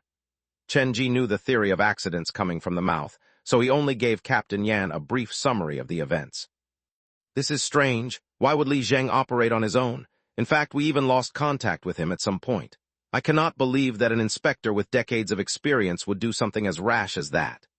From Captain Yan's expression, it was clear that compared to capturing Jia Ming, he was more worried about Li Zheng. "It's probably because of the suspect. He doesn't appear like a normal person." Chenji stared at the stainless steel glass next to him. The expression on Captain Yan's face shifted slightly. He knew more than he was telling, and Chenji saw that clearly through the reflection on the glass. "In any case, leave this me. You two should go and give your statements." "Okay." In Liwan City, Chenji had heard from Li Zheng that Captain Yan came from some background, and the brief exchange that they had earlier confirmed that even further. However, Captain Yan had always been on Chenji's side and seemed to admire the young man quite a bit. He had helped Chenji multiple times, so the latter did not think too much of it. During the written interview, Fan Chong heard about his elder brother from the police officer. The previous night, when it was still raining, Fan Dade had gotten into a car accident on his way home. He had suffered light wounds, but the one who ran into him died on the spot. The whole thing felt like it had been orchestrated by a third party. Knowing that his brother was safe, Fan Chong sighed in relief. After the interview, he went to visit his brother. The police officer confirmed that everything was okay with Chenji, so he also departed for New Century Park. Thankfully, he managed to reach Theme Park before it opened for business. "Boss, where were you last night?" Xiao Gu and Su Wan had been waiting at the door. "How come you always show up last when you're the one who lives here?" "I woke up early in the morning and went for a stroll at the Human Resource Department and interviewed a few new employees. They should be arriving in the afternoon." Chenji pushed open the gate. "Now is not the time to dawdle. Get into the dressing room and prepare for work." This period before the futuristic theme park opened was the last rush for Chenji's haunted house. It was the calm before the storm. Theme park opened at 9 a.m., and the visitors rushed in. Instantly, a long queue materialized in front of the haunted house, and a large crowd bustled at the resting hall. They obviously treated Chenji's place of business as their base. Most of the employees in his backpack were injured, and they were recovering, so Chenji had to do many things alone. However, he was a single man. He could not split himself apart. With that issue, the difficulty for part of the scenarios had lowered. As the number of people clearing the scenario increased, the visitors were whipped into a hype, and they gloated that they were close to owning the haunted house, to use the online gaming vernacular. Witnessing the liveliness form the visitors, Chenji felt joy on their behalf. The more visitors that clear the 3-star scenario, the greater the number of people who can challenge the 3.5-star scenario. Looks like I'll have to finish building Liwan City as soon as possible. Chapter 681. Your chapter is a crazed murderer 2 in 1. Chenji was busy dealing with the issues inside and outside of the haunted house. His previous adventure had lasted the whole night, and he did not have the chance to catch a well-deserved rest in the morning. So, when noon arrived, the man was almost at his breaking point already. Opening his backpack, Chenji released all Joe and the rest. He selected a few of the employees who looked presentable and had them enter the underground scenes to get them to help with the basic running of the place. Other than Su Yin, most of the employees were not affected by the curse. If anything, most of them had gained nutrients from the blood fog and obtained some benefits. When their injuries recovered, their power would have an obvious improvement. For today, scaring the visitor should come second to everything. You should focus on resting, and do not overwork yourselves, Chenji told his employees, basically telling them to go easy on the visitors. Even though the employees did not understand why Chenji was actively working against his own haunted house, most of them followed his order. At 12:30 p.m., Xiao Gu and Su Wan went for a half-hour break each. Most of the visitors also went to have their lunch, and the queue in front of the haunted house had a sizable decrease. As the number of visitors decreased, 2 men walked through the crowd. One of them had his face covered in bandages while the other stood rigidly upright. The latter wore a suit, and his expression looked quite nervous. "I'm sorry, but is Boss Chen here?" the man in the suit asked Uncle Su, who was manning the ticket booth. "Are you the visitors or families of the visitors?"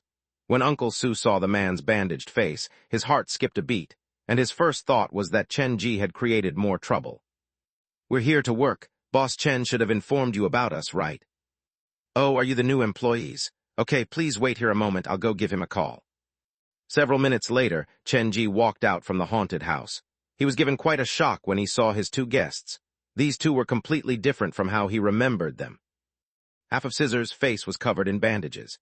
He was lanky and tall, his skin eerily white. He seemed to have lived a life away from the sun for a long time already.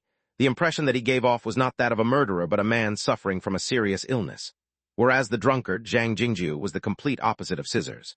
After taking a bath and putting on his suit, he looked sunny and approachable, pretty much like those successful figures that were featured on magazine covers. "Your timing is perfect. Since there aren't that many visitors around now, I'll take you on a tour around the place." Chenji welcomed the 2 into the haunted house. "By the way, where is the doctor? Did he not come with you?" "After you left, we exchanged numbers, but for some reason, we've been unable to reach the doctor on his phone." The mention of the doctor caused the expression on Zhang Jingju's face to shift slightly. "I wonder if something happened to him, or could it be something else completely? I purposely went to the address that he gave me, but after asking the nearby neighbor, I found out that was not even where he lives." "Meaning the doctor is currently missing?" Chenji thought about it before nodding. "It does not matter, I have trust in him. We've been through far too much for him to harm us. There has to be a reason for his disappearance." Actually, to be fair, Chenji did not have faith in the doctor. He had more faith in the judgment of the Black Phone. The doctor was not a simple character, but at least he did not intend to harm others. Leading the 2 employees into the haunted house, Chenji gave them a brief introduction to each scenario.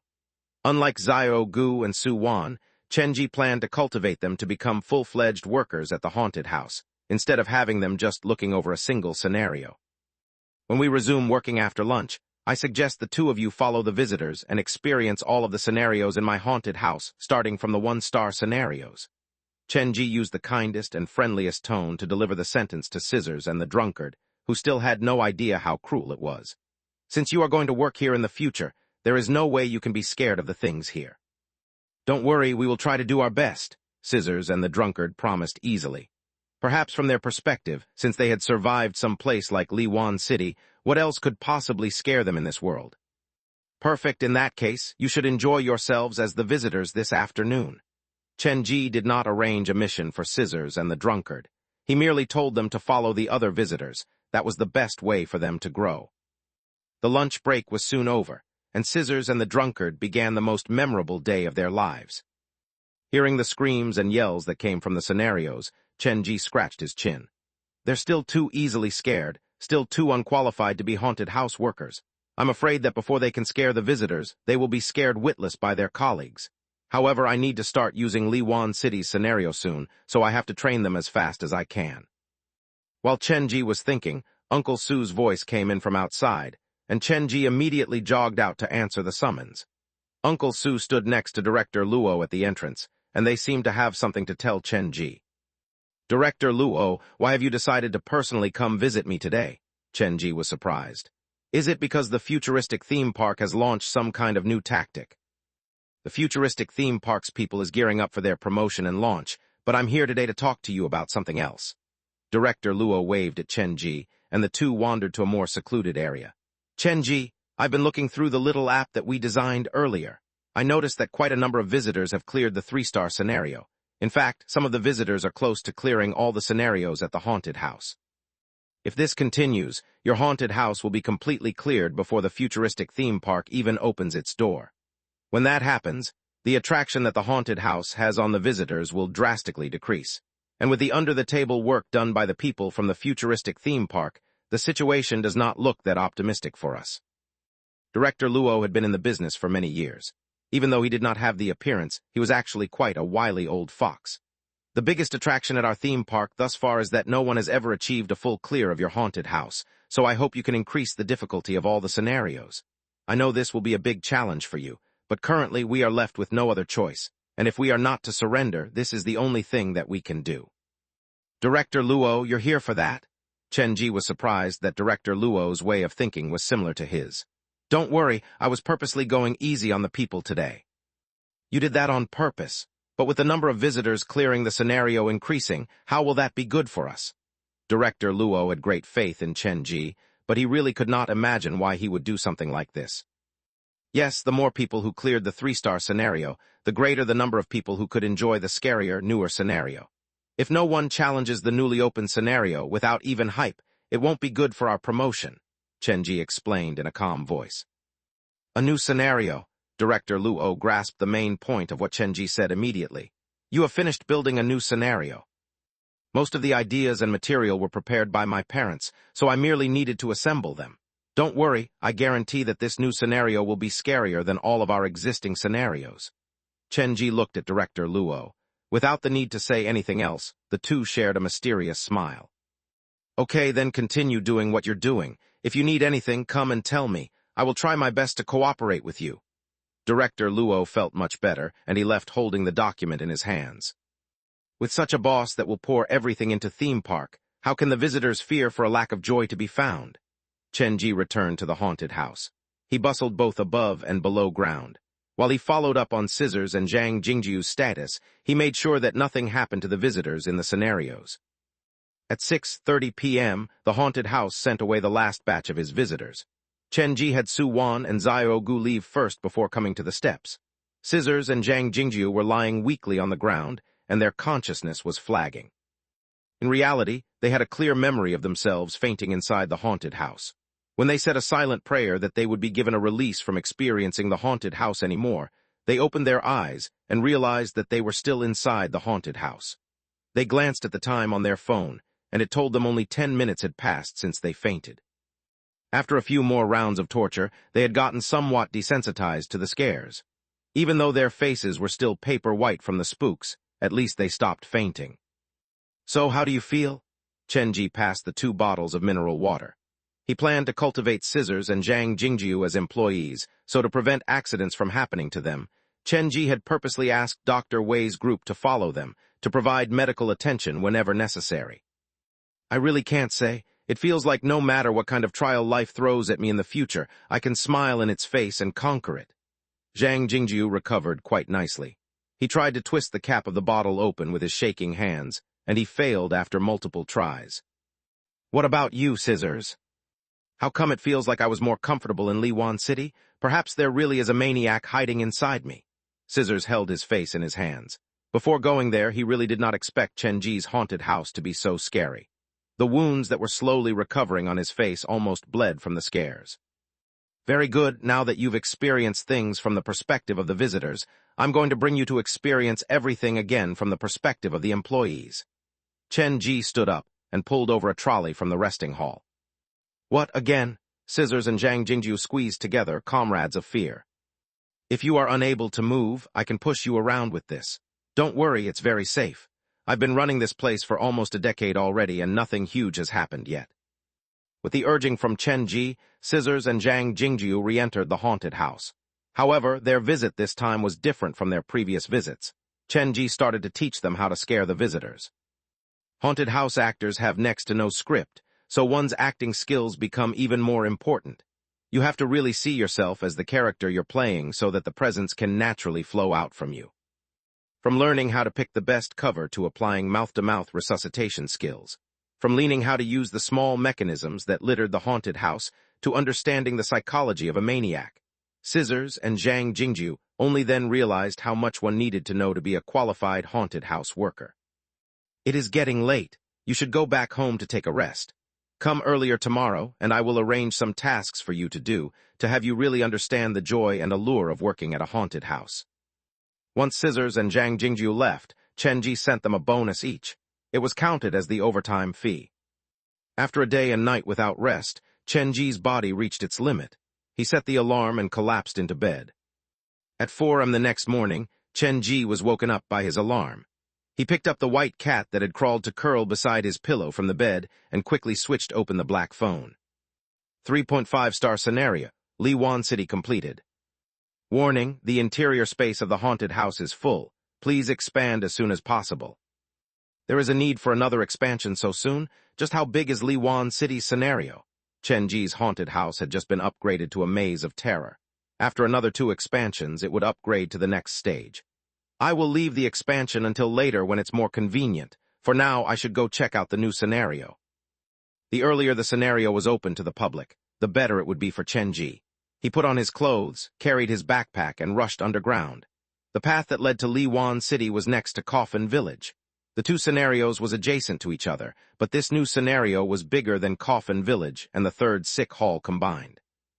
There's a lake for the water ghost and the tunnel that leads to who knows where. Next to it is Coffin Village, and there's even a hospital and a school down here. This place is coming up to be a perfectly well-functioning underground city.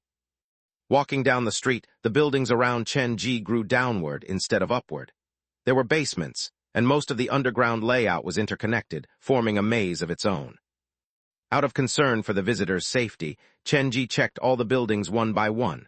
Just doing that took more than 1 hour. The size of this place was truly something to behold. But a big place has its advantages. I'm free to make this place into anything I wish. Chen Ji summoned all of his workers and started to modify the scenario. This included taking away objects that were sharp and dangerous. Then, he placed his new trained employees into their set location. There are 3 main points of interest: the hotel, hospital, and residential area. Currently, I still have too few ghosts. After the sun rises, I can have Scissors and Zhang Jingju fill up the number in here, but other than that, I will need to make another batch of mannequins.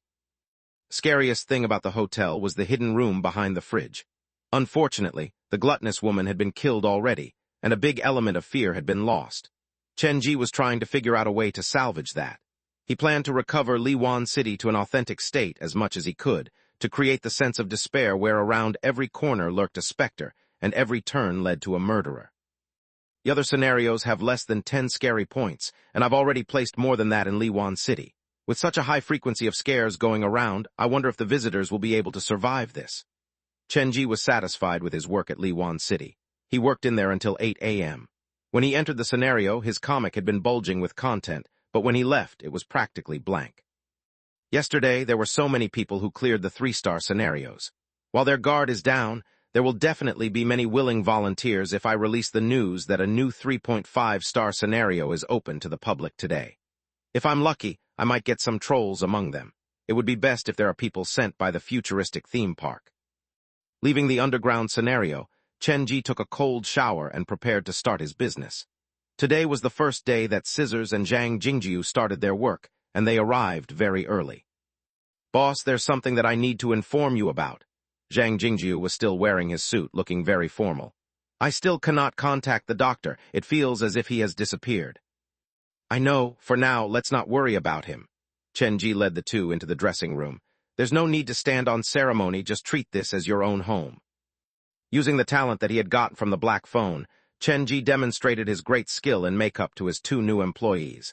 This surprised Scissors and Zhang Jingjiu. Their new boss was truly an all-rounded genius. One has to know makeup to operate a haunted house. Chenji dressed Zhang Jingjiu in the image of the hotel boss from Liwan City. Then he found the Jack the Ripper apparel in his props room and handed it over to Scissors. Your character will be that of a crazed murderer. I've encountered more than 10 different maniacs. I'll jot down their qualities for you later. Hopefully, that will give you some inspiration and help. Chapter 682, Nameless Town. After Scissors put on the costume, Chenji looked at him and did not feel anything, but Zhang Jingjiu subconsciously moved backward. This outfit suits you quite well. The coat blocked his face, and the bloodied scissors flitted in and out of sight with the movement of the sleeves. From afar, it gave people a strange feeling. He was standing a distance away, but it felt like he was constantly moving closer and would jump at the others at any moment. I'll find you a pair of shoes to change into later. What you're wearing doesn't quite match the rest of your outfit. Overall, Chenji was satisfied with Scissors' get-up. Unlike Xiaogu, Scissors had been training at home, watching videos and dramas on how to play the role of a madman.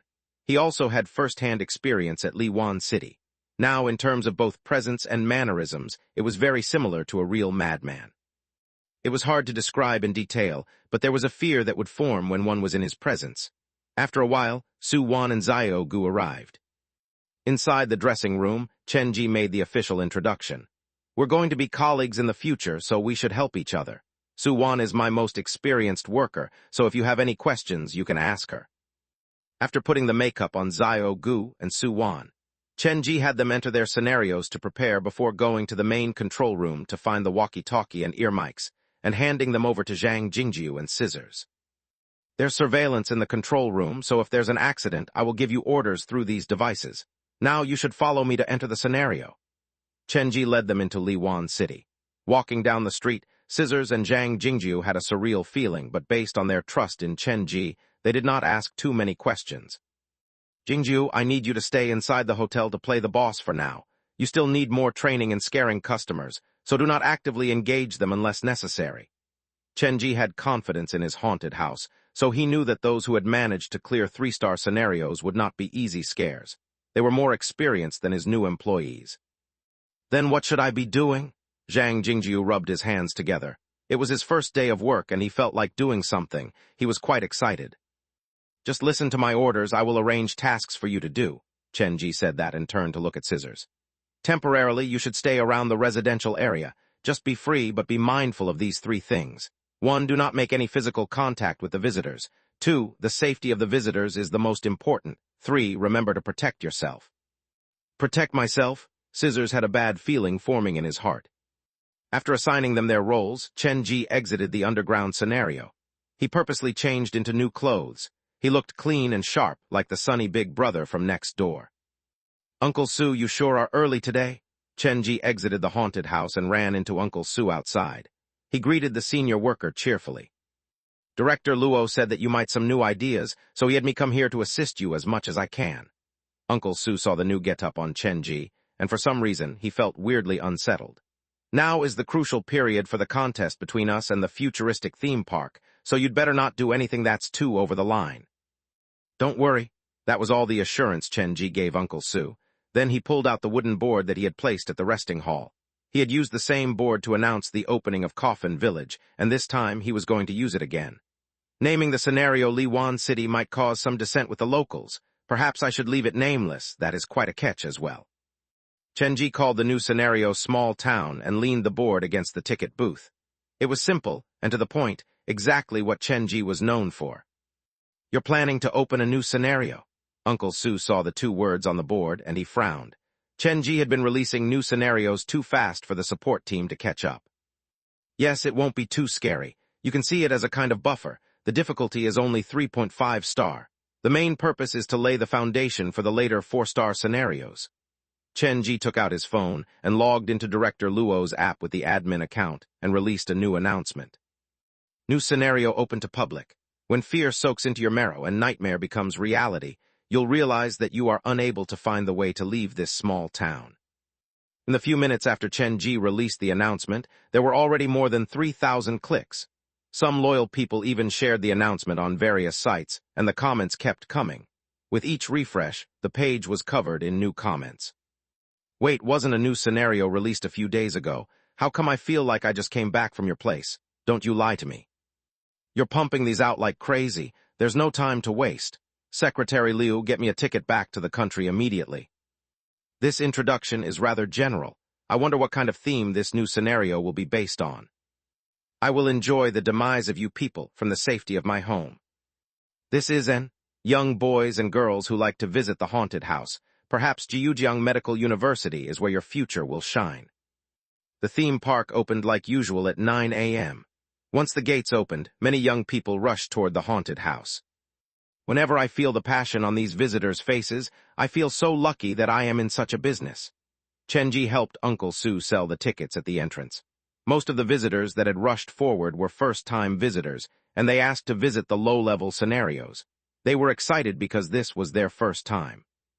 Chenji's target was the senior visitors who had cleared the 3-star scenario. These people were well-trained already. Even if they came earlier, they would not line up so soon. They would instead go to the resting hall to observe the situation.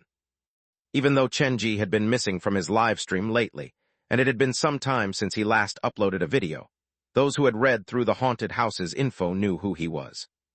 After all, in the polls set up online for the character that the visitors did not wish to run into inside the haunted house, the first-place winner was not some kind of specter but Boss Chen. Of course, that was probably a joke. When they saw Chenji selling the tickets outside the haunted house, they huddled closer to look. They realized that the Chenji in their imagination was totally different from the Chenji in reality. How could this young man who had a comfortable smile be the character that people were most unwilling to meet inside the haunted house? Please do not push. There are many scenarios. Please line up nicely. Ever since the haunted house became popular, Director Luo had done many things for Chenji. He even set up a series of QR codes for Chenji. By scanning them, he could tell what level scenario they could visit. It was very convenient. By 10 a.m., the first batch of visitors had finished their tour. The senior visitors who were still observing showed signs that they were going to move soon. They finally could not hold it in anymore. They walked out from the resting hall and joined the queue. There are quite a few familiar faces today. Is it because the opening of the new scenario? Nothing escaped Chenji's sight. He maintained the smile on his face, hoping that his new project would be well received by the visitors. Chapter 683, Not a Normal Adversary. There were more and more visitors coming to ask Chenji about the new scenario, and Chenji was willing to share some unimportant information with them. He knew what the visitors were hungry for, and the information that he tossed out was like delicious bait, luring them into taking the challenge. Boss Chen, we meet again. How come I feel like you've gotten much younger? The woman who stood before Chenji had her hair cropped short, and her tomboyish apparel made her look even more stylish than the guys. However, her voluptuous figure did not diminish her feminine charm either. That might work on middle-aged uncles. Do I look that old to you? The woman could be counted as Chenji's friend.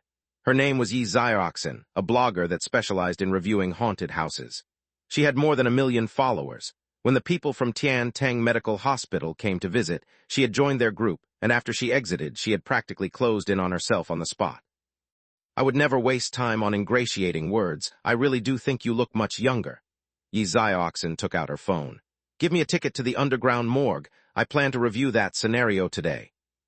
The underground morgue. Chenji did not hide the disappointment on his face.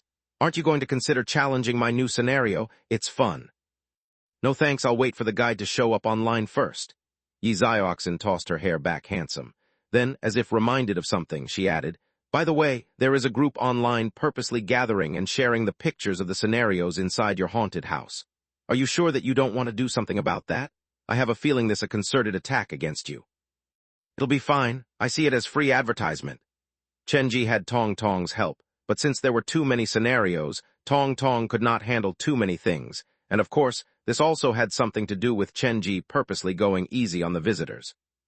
The haunted house was rapidly expanding, and there would be a horrible match with the futuristic theme park in the future. Before the results were out, popularity was crucial to Chenji. After all, if he wanted to stop these activities, it would not be too difficult on the account of his employees being different from others. Just be careful. If people can't take you down from the front, they might do something from the back. Yi Zioxin lowered her voice. When I was queuing up earlier, I saw this man at the resting hall. Be careful of him. Yi Zioxin searched through her phone and showed Chenji a picture. The picture showed a man wearing a large coat. Even though the sun was blazing, he did not seem to feel the heat. He was talking on the phone with a smile on his face. He looked so educated and polite, nothing like a bad guy. Don't be tricked by his appearance. If you visit the haunted house-related forums, you'll realize that the man is on many haunted houses' blacklists. Yi Zioxin stood to the side so that she would not block the line. He's not a normal visitor. There's something wrong with his mind. He's a creeper, and the strangest thing is that he prefers to expose himself to others inside a haunted house. He has made a few female actors inside the haunted house weep from his actions already. He's that horrible of a man. Yes, he was even detained several times for his actions, but he doesn't seem to change. Yi Zioxin sighed. He understood the rules placed on the haunted house actors. He knew they could not hit him. He also would not interact physically with them. He would only flash his parts at them to satisfy his perverted desire. The man is clever in a way. He only did his deed in corners hidden away from surveillance. The time that he was detained was because he went so much over the time that the other visitors on the same tour couldn't resist beating him up. Such people need education, a deep and serious education. Employees could not do anything, but other visitors could. In any case, Chenji saw many solutions to this problem. That's all, I suppose. Be careful, I'll be going in now. Yi Zioxin followed the rest into the haunted house. Chenji used his yin-yang vision to glance toward the resting hall. The man was still on the phone, but Chenji noticed that when he was talking, the man's eyes kept darting about like he was searching for something. With him as the center, Chenji looked around, and he noticed that in the blind spot of the man's gaze there was another man on the phone. This man had on a large hat and his skin was white. He appeared rather soft and feminine. He has a partner? Just as Chenji turned to look at that man, the man in the coat hung up and walked out from the hall. Coincidentally enough, so did the other man, accompanied by another 3 individuals. The 5 started to queue.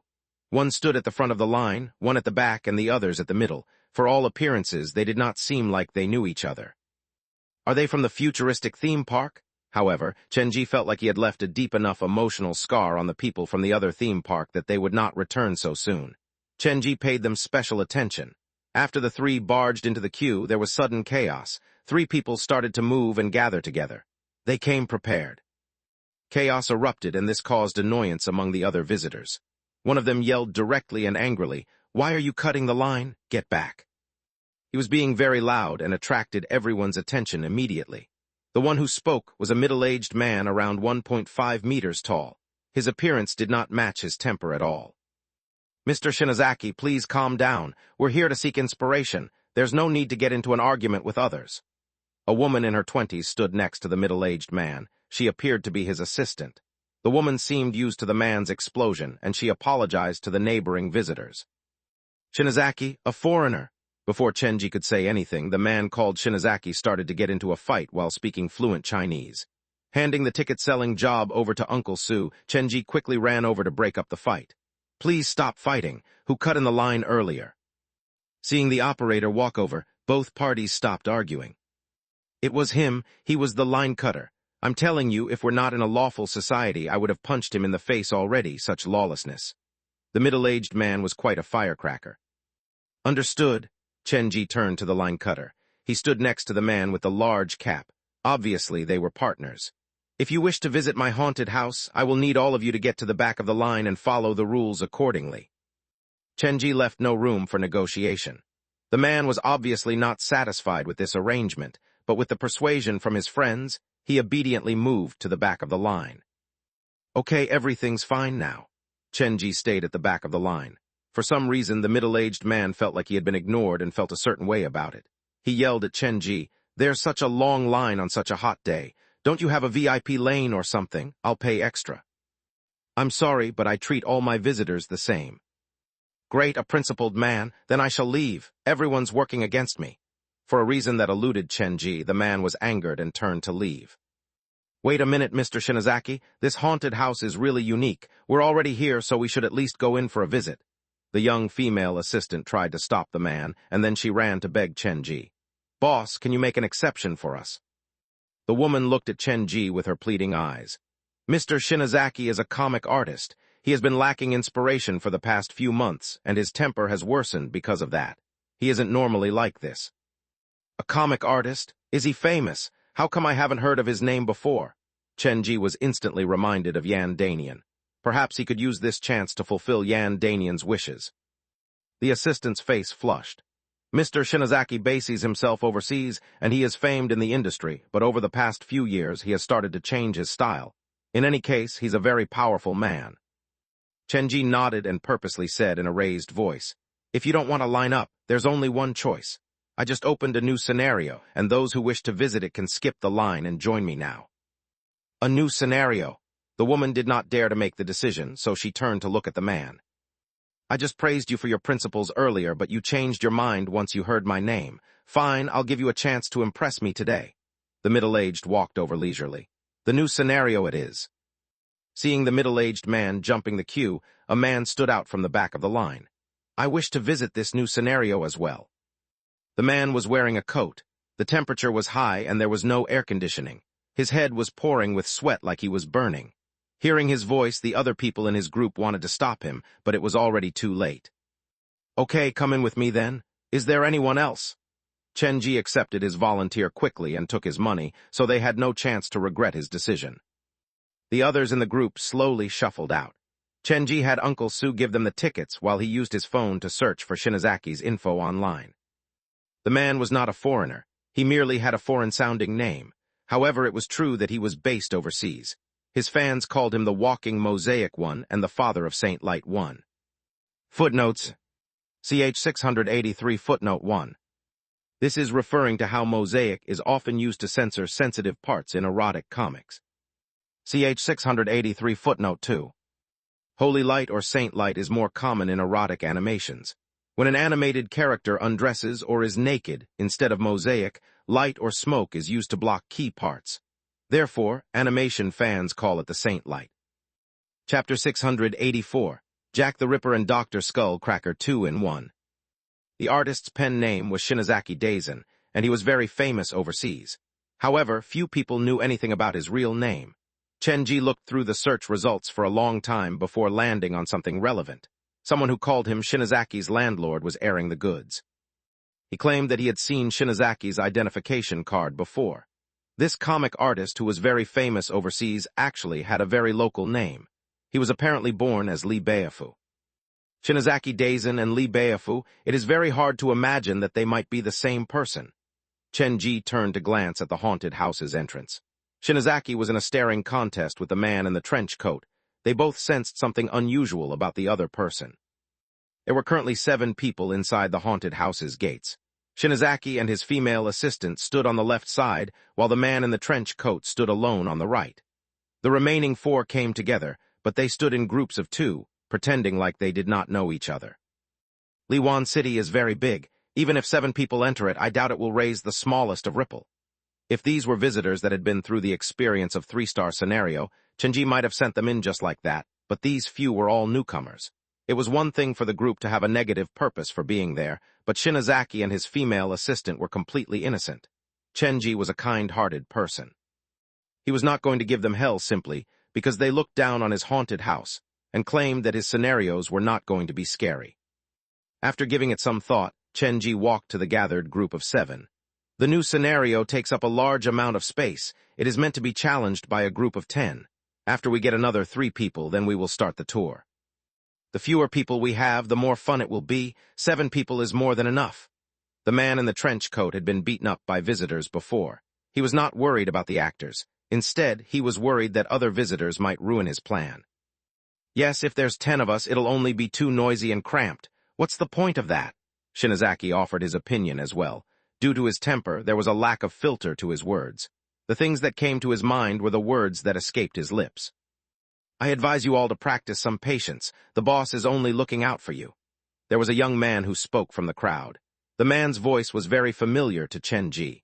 He turned to the direction of the voice and saw Yang Chen frowning as he read the wooden board next to the ticket booth. Are you not going to class but coming to my place every day now? Probably due to the presence of the underground morgue. Whenever Chenji saw the students from Jiyujiang Medical University, he felt so close to them. Yang Chen was slightly afraid of Chen Ji. When he heard Chen Ji's voice, he shuffled backward subconsciously. I still haven't cleared the underground morgue, so there is no way I am going to attempt a new scenario, so don't you go making any ideas. Xiao Yang, why would you say something like that? Did you forget the promotional coupons that I gave you? Chen Ji raised his phone, and the introduction for the new scenario was on the screen.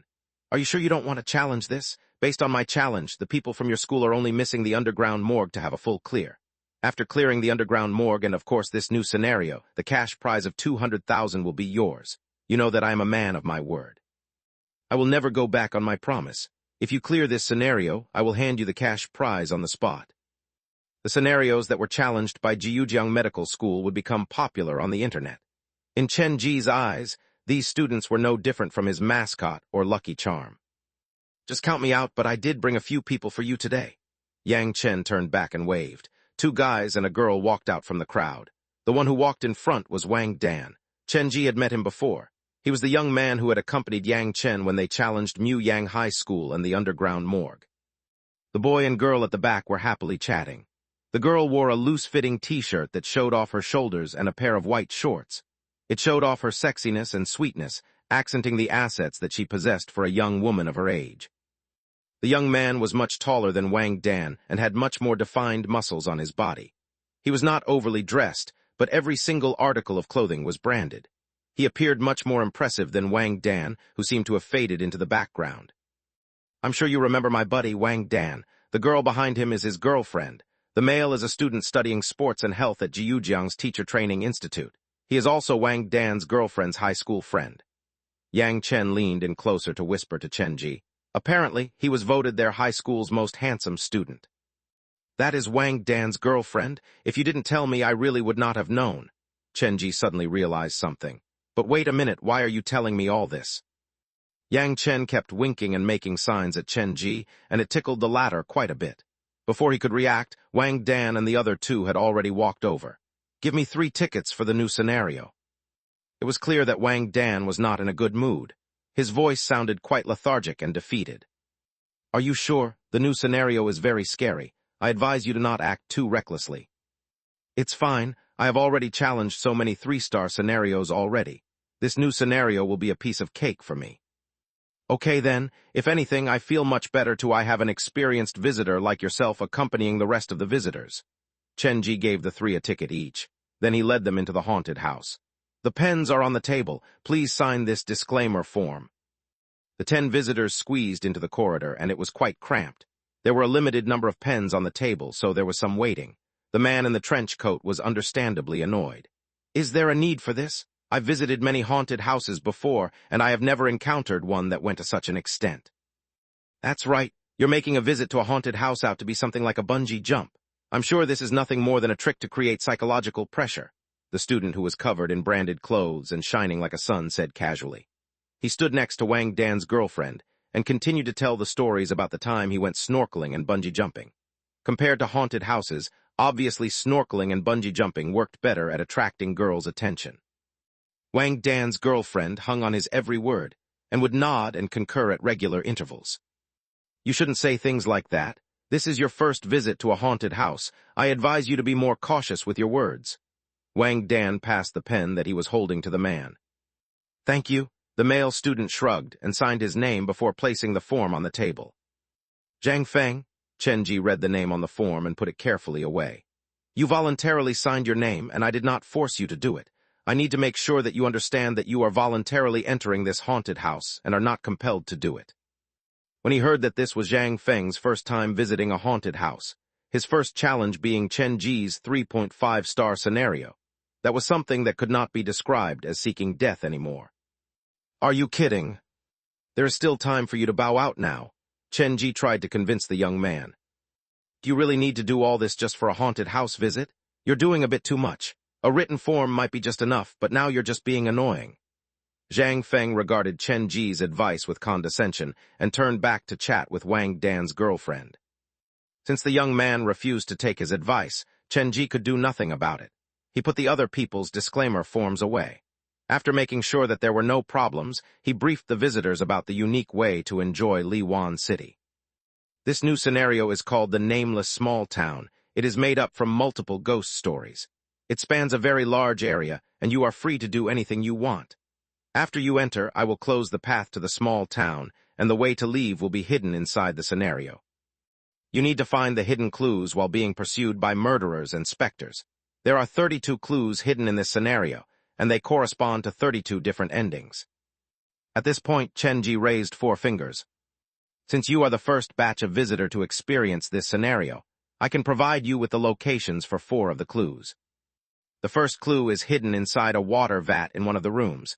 There is a phone that you can use to communicate with a ghost. The second clue is hidden inside a residential home.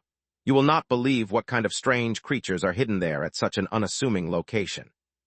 The third clue is hidden inside an apartment, a music box that will cry on its own. The fourth clue is hidden with the boss of the hotel. You can go find him, and he will give you some information. Of course, these 4 clues that I have given you are merely a very small part of the scenario. Feel free to go look for the other clues and find the way to escape this place. Chenji only gave these 4 clues because these were the 4 that were already ready. The 32 clues were something that he imagined the scenario could be like, and he was still setting up the rest. 32 clues? Of the 4 line cutters, one did not quite believe what Chenji said, but he kept his suspicion mostly to himself and did not say any more. A completely open haunted house with unrivaled freedom. Here you can enjoy the ultimate experience that you will not get anywhere else. Chenji held onto all the forms and led the group to the door that led underground. One last piece of advice after you head in, walk toward the light, and do not wander off on your own. Your acting skills do deserve praise, but in any case, we know all of this already. Perhaps it was a lack of confidence or some other reason, but the man in the trench coat grumbled softly. Each of your choices will lead to a different result. You will see what I mean after you enter the scenario. Chenji opened the screaming door, and an extremely cold draft rushed out from the yawning maw. The temperature dropped instantly, and some of the visitors shivered involuntarily. Come on, I'll bring you to the entrance. Chenji walked at the front of the group. He strolled down the creepy path and arrived at the path that led into Liwan City. A large iron door that was painted black appeared before them.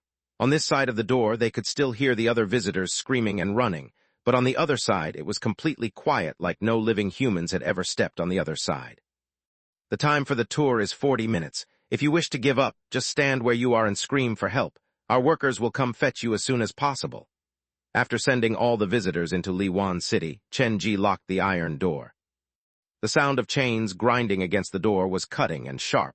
Chenji glanced at the 10 visitors before him, and the corners of his lips curved upward. I hope you enjoy this experience. He turned to walk out from the underground scenarios and enter the main control room. He changed the background music for Liwan City to a normal track. There were too many newcomers, so Chenji believed that just the scenario alone would be enough to give them a scare. After he was done, Chenji returned to the entrance to sell tickets. After some time, Yi Zioxin finished her tour and she walked out from the haunted house. The girl's back was covered in sweat and her forehead was drenched in cold sweat. So how was your visit? Chenji walked over to greet her.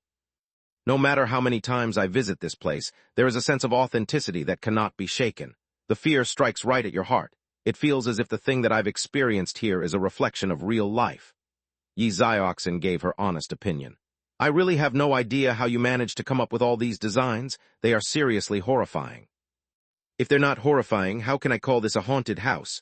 Chenji replied with a smile.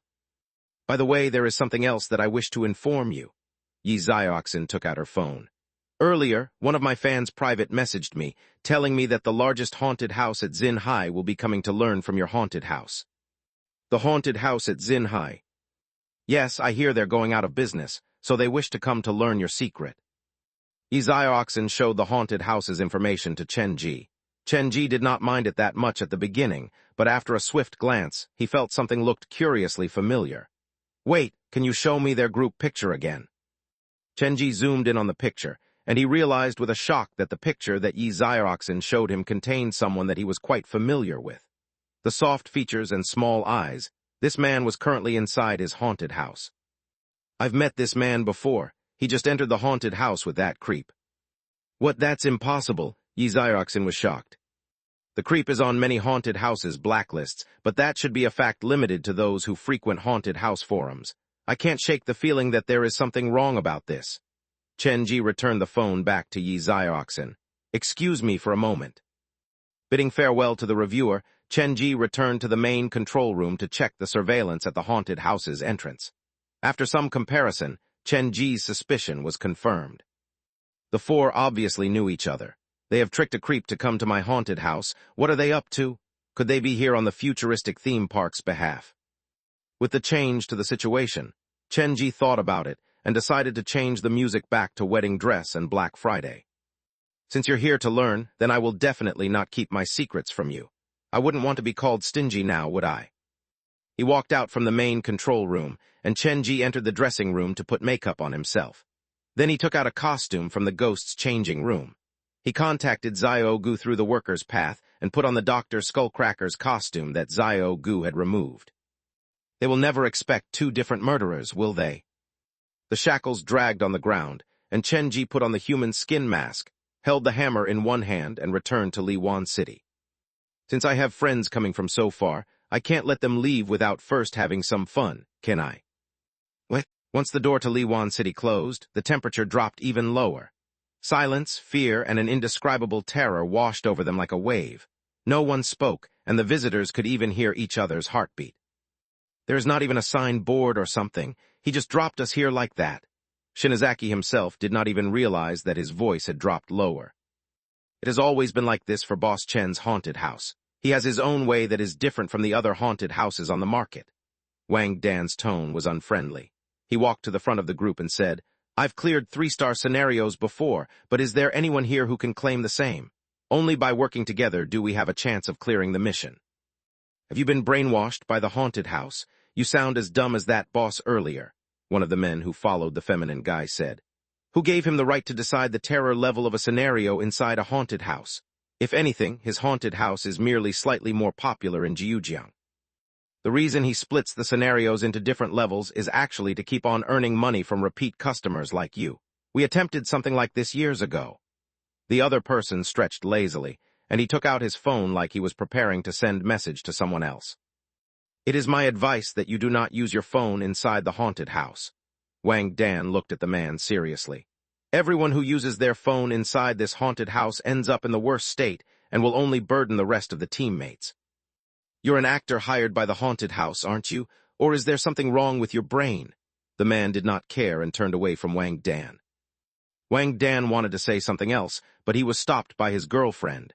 His girlfriend seemed to think that the way he was acting was quite embarrassing. Chapter 685, Splitting Up. Seeing how no one was taking him seriously, Wang Dan's brows were creased deeply.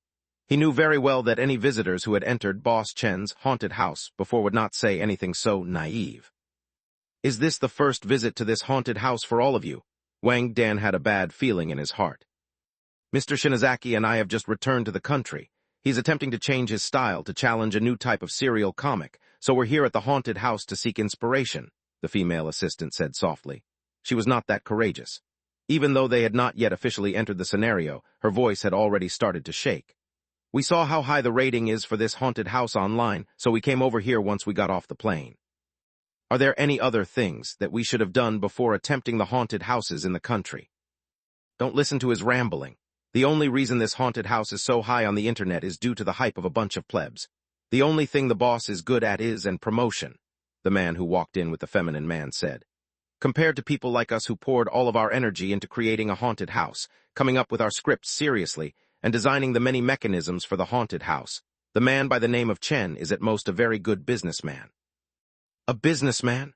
Wang Dan almost had his head blown off from how angry he was. He wanted to clamp his hand over the man's mouth. If Chenji happened to hear what he had just said, the difficulty of the scenario would be raised to an impossible level. "He is only capable of tricking innocent students like yourself. For us who have been in the business for years, this is nothing new. Hell, his tricks are all outdated if I am being serious." The man wanted to say something else, but he was stopped by the feminine man. "Stop saying things like that. It won't leave a good impression if we're overheard by the actors at this haunted house. People might get the idea that we're purposely here to create trouble." Even with his temper, Shinozaki had the experience of age on his side, so he picked up the issue immediately. "Are you all haunted house operators?" He soon understood that this was a competition between people from the same field. He did not have a good impression of these few line cutters. The three of us are the employees from the biggest haunted house in Xinhai, Nightmare Academy. We've been in the business for 7 years already. We were the earliest people on the market to commit ourselves into a physical haunted house business. The three made a simple introduction. The man with the brashest attitude was called Wei Jinyuan. He was the youngest script designer at Nightmare Academy. His main job scope was to come up with scary stories as well as mechanisms and plots to go along with them. The smallest of them, the one who had an altercation with Shinozaki earlier, was Li Jiu. He looked fragile and weak. His main responsibility was making the props for Nightmare Academy. He was gifted with a pair of skillful hands and could work various tools. The final one, the man with the feminine features, was called Li Changyin, with the nickname Cold Guy. He was a reticent fella but was the most praised actor at Nightmare Academy. He was one of the core members of the Xinhai Haunted House. He did not appear that old, but he was the most senior of the three of them. Wait, didn't the four of you come together? Wang Dan saw the other man squeezed together with the three employees from Nightmare Academy, and he assumed that he too was one of the employees. He is one of Xinhai's biggest live streamers. He is very famous online, at least much more famous than this haunted house's boss. Rather, I should say, they are not even on the same level. Wei Jinyuan wanted to continue the introduction, but the host frowned. If you wish to continue wasting time chatting, then go ahead, but I'll be heading in first. The man finished talking, and he grabbed his bag and walked alone into the scenario. The man seemed to be very courageous. Hey, seeing how the male host had wandered ahead, Wang Dan quickly ran over. Do not wander off on your own. Also, I am not kidding. Do not think about starting a live stream here. You will harm all of us. The host did not even attempt to acknowledge Wang Dan's presence. His eyes scanned the surroundings, already wondering how many viewers he would get from starting a live stream there. The host was familiar with Chen Ji's haunted house's popularity online. If he live streamed inside the haunted house in a new scenario, the live stream would explode. Whether it would expose the interior of the haunted house or affect Chen Ji's business, that was definitely not part of his concern. After coming to understand the host's attitude, Wang Dan felt his scalp go numb. Just kind of teammate had he found himself tied to this time. It was one thing that everyone was a newbie, but more importantly, none of them wished to listen to his advice for self-preservation. It was fine if they wanted to die on their own, but the way that they were acting was going to harm him as well. If you want to do thing like this, then go ahead. I'm not going to do this anymore, Wang Dan said and grabbed his girlfriend to leave. Wang duh, what are you doing? His girlfriend thought that he was being unreasonable. Let me go. It's fine if we want to visit a new scenario, but going in with them is definitely not a good idea. I plan to quit. The reason Wang Dan had come to the haunted house was to vent his displeasure and to embarrass his girlfriend's high school friend, but now the situation had changed. He was going to walk into an endless abyss. Once he fell, there was no getting back up. Are all the medical students so cowardly? The male student mocked. And I thought that you guys would be braver considering that you come into contact with dead bodies so often. It looks like I was mistaken. Hearing that, Wang Dan was so angry that his face turned green. However, he did not know where to unload his grievance. Gritting his teeth, he huffed and allowed his anger to take over. He walked back and said, Fine, then we'll continue this tour. Don't force yourself now. I hear that some might wet their pants during haunted house visit, the sports student joked, thinking he was being funny. That won't happen, Wang Dan sighed softly. He knew how things work here. He would be unconscious before his bladder had the chance to work. It's be fine, don't mind him, Wang Dan's girlfriend said soothingly, and he finally quieted down. He tried to gather his emotions, but as he scanned his teammates, a cold hole opened up inside his heart. There was none that he could trust. There's only 40 minutes to the tour. We should enjoy this. Wei Jinyuan walked next to the male host. If you're scared, you can come with us, but it might be boring. I'm used to analyzing things from a professional angle. In our eyes, as real haunted house creators, all the secrets and traps are revealed without a trace. For example, this window here.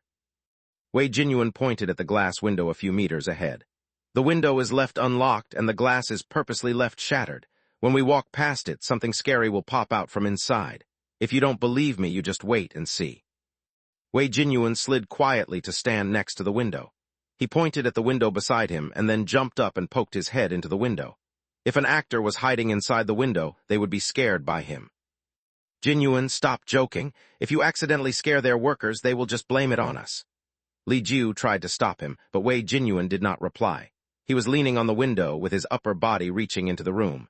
He was not moving like his body was captured by something or someone. Wei Jinyuan, Li Jiu jogged over with a frown. He patted Wei Jinyuan on his back. What are you looking at? Shush, be quiet. I saw an actor running away to hide earlier. I seem to have spooked her. Wei Jinyuan yelled into the room with a cheery voice. You can come out now. I've already seen you. When Shinazaki and the female assistant heard that, they also ran over. However, the room was empty and there was no one there. But it's an empty room, right? Goosebumps crawled on the assistant's arm. Are you sure you're not mistaken? It only looks like an empty room. There's hidden pathway in there. They are the routes used by the actors. The person that I saw earlier probably is now cowering in the pathway, too afraid to come out. Wei Jinyuan scratched his neck and continued to move forward. There are only so many methods to scare someone. It's simple if you want to clear this scenario, just stick to us closely. Wei Jinyuan and Li Jiu walked down the narrow street, and they kept scratching their necks. Mr. Shinazaki, should we follow them? The female assistant suggested. With more people around, it feels safer. Shinazaki nodded absently, and he kept staring at Wei Jinyuan's neck. Zio, look at his neck. Do you see a birthmark there? It looks like a person's palm print. Birthmark? The assistant did not have that sharp an eye, and she rarely paid attention to these things. I'm not sure, but this is someone's privacy, so you shouldn't go and ask the man about it. Of course, do you think I'm some kind of unruly kid? Which adult would use a pen name like yours, though? The woman grumbled softly before running to catch up to Wei Jinyuan. The team was stretched apart. The three from Nightmare Academy and the host walked at the front. Shinazaki and the female assistant were at the middle, while Wang Dan's group was at the back. The man in the trench coat stood alone by the earlier window, like he was looking for something. It's time to go, Wang Dan reminded the man out of kindness. The man shrugged him off like he thought that Wang Dan was in his way. I really do not understand what these people are thinking. Wang Dan took in a deep breath. As he watched the other visitors wander away, he suppressed the anxiety in his heart and moved to chase after them. After Wang Dan's group joined the rest, Wei Jinyuan stopped. The boss gave us 4 clues to follow before we entered the scenario. Each clue corresponds to a method to escape. There are 10 of us. Moving in a group is a waste of time, and it is very inefficient, so I suggest we split into 2 groups to explore. What do the rest of you think? Chapter 686. Something doesn't feel right.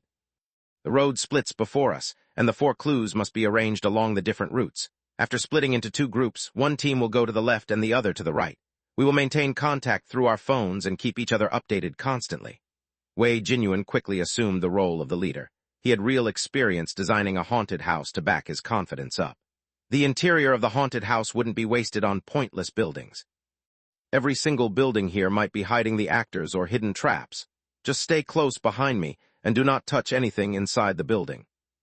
How about you and Cold Guy lead one team while the host and I go down the other path? Li Jiu glanced at Wei Jinyuan. For some reason, he felt that something was off about the man. No problem, it's decided then. Wei Jinyuan did not even ask for the other visitor's opinion. It was like his words were the law once they were inside the haunted house. You guys are lucky to have run into us. Okay, the female assistant led Shinazaki and walked over to Wei Jinyuan's side. We are visiting a haunted house back in this country for the first time, so there are plenty of things we do not understand. Sorry for the trouble. Shinazaki did not say anything. However, it did look like there was something on his mind. The female assistant knew how strange his personality was, and since he did get into an argument with Wei Jinyuan earlier, she believed that this was because he felt awkward from being placed into the man's hands. Either way, she did not ask Shinazaki about it. Okay then, the 4 of us will go ahead. Wei Jinyuan raised his phone. Meet you at the exit. Okay, Li Jian watched as the other group walked down the left street. He turned to the right. We have our own business to have come to this haunted house. If you're willing, then just follow us. However, if you think we're not trustworthy, feel free to leave. Li Jiu had a bad attitude toward Wang Dan. He did not like the young man. In that case, I'd rather they follow me, and we'll go our own way. Wang Dan planned to leave with his girlfriend, but his girlfriend thought that it was safer to stick with Li Jiu. The two had an altercation, and it was Wang Dan who was isolated. There was no other option. Even though Wang Dan was not a cowardly man, he still would not dare to wander around a 3.5-star scenario alone. See, isn't this better? People have to say some strange things to show off. Doesn't he realize how childish that looks? The other male student did not mention any names, and he made it sound like he was talking to himself, but everyone knew who he was referring to. Childish? Wang Dan lifted his head to look at the man, and his first reaction was to argue. The words were already on his lips, but suddenly he realized that everyone, including his girlfriend, sided against him, and they also thought that he was being childish. If that was the case, arguing would only make him look worse. Wang Dan cleverly shut his mouth. He might have been childish before this, but with the training from Chen Ji's haunted house, he was no longer the reckless young man that he had once been. As if coming to a decision, Wang Dan followed obediently behind Li Jiu, acting like he had finally surrendered. We should have done this a long time ago. Why make it appear like a visit to the haunted house is so difficult? The male student stayed at the back of the group with Wang Dan's girlfriend, and the 5 of them walked down the street on the right. After the 2 groups separated and left, a faded mist rolled out onto the street, and a shadow walked through it. When it was a group of 10, the street had felt crowded, but once half were missing, the area suddenly felt so open. There's no background introduction, no plot, not even a signboard. It is truly a miracle for this haunted house to have survived until now. Wei Jinyuan really could not understand how a horrible haunted house like Chen Ji's could get so popular. Perhaps the visitors are drawn in by the freshness. After all, there are not many haunted houses on the market that provide such a large amount of freedom. Li Changyin touched the wall of the buildings by the street. However, there are strange things about this place too. I've taken a rough look, and all the buildings here are a perfect replica of the ones outside. The materials are bricks and cement, and they lend the place an air of authenticity. Isn't it going to be complicated when he needs to remove these decorations if he doesn't use plastic and wood? Or does he plan to keep this scenario for life? Haunted house visitors always prefer the new over the old, and they will be bored of a scenario after playing it once. It is such a waste of money to build with cement. Wei Jinyuan shook his head. There's no comparison. He has the whole New Century Park giving him support and providing him with the budget. We, on the other hand, have to depend on ourselves. He seemed to have a different meaning behind his words. He seemed to be testing Li Changyin as he added, "Didn't the people from the futuristic park come to meet our boss recently? How did their negotiation go? Do you think we have a chance of opening a branch at the futuristic theme park in the future?" They have a different ideology from us. They do not plan to open a physical haunted house. Contacting our boss was merely to get us to provide them with our experience and scripts. After all, they do not have anyone with them that specializes in producing a haunted house. After Li Changyin said that, Wei Jinyuan's mind started to work. The number of visitors going to Nightmare Academy was dropping day by day, and there were so many negative reviews on the internet. The pay for the employees came from the share of the tickets, so without any visitors, they had no pay. From how Wei Jinyuan saw it, instead of staying at Nightmare Academy, why not jump over to the futuristic theme park? They needed someone who had the expertise in designing a haunted house, and he could provide that. Looks like I'll have to work hard today. Only by proving his value would he be able to gain a better hand when negotiating with them. Seeing the rise in his colleague's passion, Li Changyin merely twitched his lips. Perhaps because he had been an actor inside a haunted house for too long, his every single motion was strange and inscrutable. In any case, he was different from a normal person, but it was hard to pinpoint what was difference. The female assistant had been walking next to Li Changyin. She accidentally glanced at the man's expression earlier, and she subconsciously slowed down like she was scared. Wei Jinyuan noticed this, and he said in an attempt to console her, "Gorgeous, Cold Guy is our haunted house's most professional actor. If you have a chance, you should come to visit us. He will show you the true meaning of terror." "Thank you," the female assistant smiled awkwardly. She slowed down even more and joined Shinozaki at the back. "It's not that I'm bluffing. This one time, Cold Guy visited another haunted house, and even without any makeup on, he managed to scare the actors from the other haunted house. Be it a ghost or a cold-blooded killer, he would be able to assume the role, and every expression felt truly authentic." Wei Jinyuan appeared so relaxed.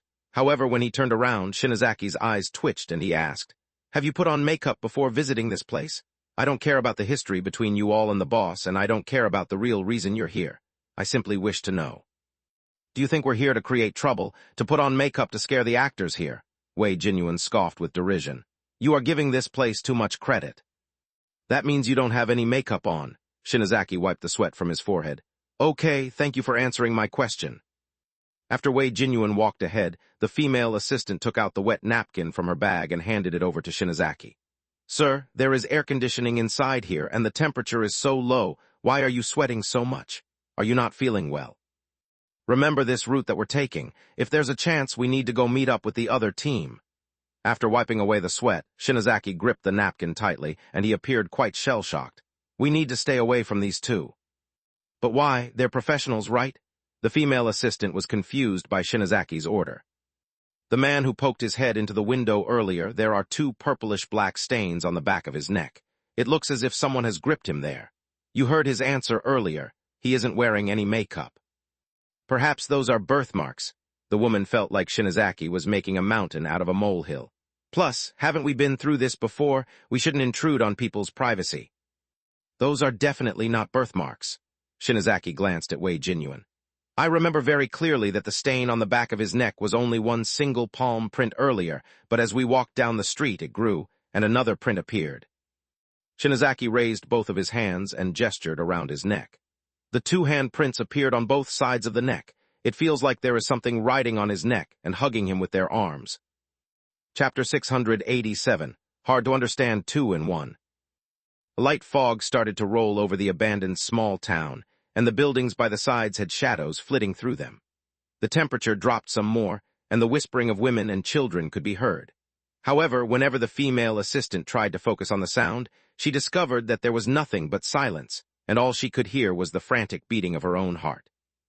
Sir, you're kidding me, right? It was dim inside the scenario, and the combination of the light fog meant that the female assistant had a hard time identifying the hand prints on the back of Wei Jinyuan's neck. Perhaps it was the doing of the workers inside the haunted house. When Wei Jinyuan poked his head into the window earlier, could the actor have slathered some kind of unique paint on his neck? We have seen similar paint overseas before. The original color is very light, but once it mixes with human sweat or water, the color will instantly deepen. Honestly, I don't quite understand what is happening just yet, but I have a feeling this haunted house is different from the ones we have visited overseas. Whenever I visited haunted houses in the past, there hasn't been this feeling of nervousness. Shinazaki held his hand over his heart. There isn't anything overly gory like blood or fake limbs at this place, but walking down the path, there is a strange sense of suffocation. It feels as if right at this moment, there are endless pairs of eyes studying and observing our every move. In any case, I would not believe something as preposterous as an invisible person riding on the man's neck, but it is undeniable that this is very good material for inspiration. You can draw it into your own work. The female assistant believed that Shinazaki had been under too much pressure lately, and he had been in the artistic business for too long, so it was easier for him to make this kind of horrifying connection. The mention of his own comic caused Shinazaki's eyes to brighten. On that front, you are absolutely right. Whether it is real or not, this is perfect for my next project. For now, let's follow the two of them. With them scouting ahead, it will be much safer for us. That was Shinazaki's personality, a mind that was only able to focus on one thing. He could reach an obsession-like focus on the thing on his mind, and this was how he managed to transform himself from a homeless guy, Lee Beifu, to become one of the brightest stars in the comic business, Shinazaki Daisen.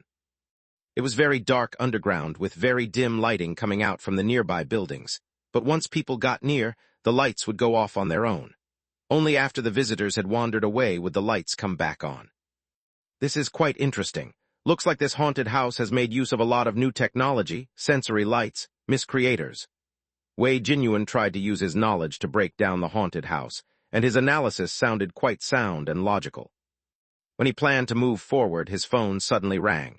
He lowered his head and saw that it was Li Jiu who was calling him. He picked up the phone because he was interested in finding out how things were going with the other team.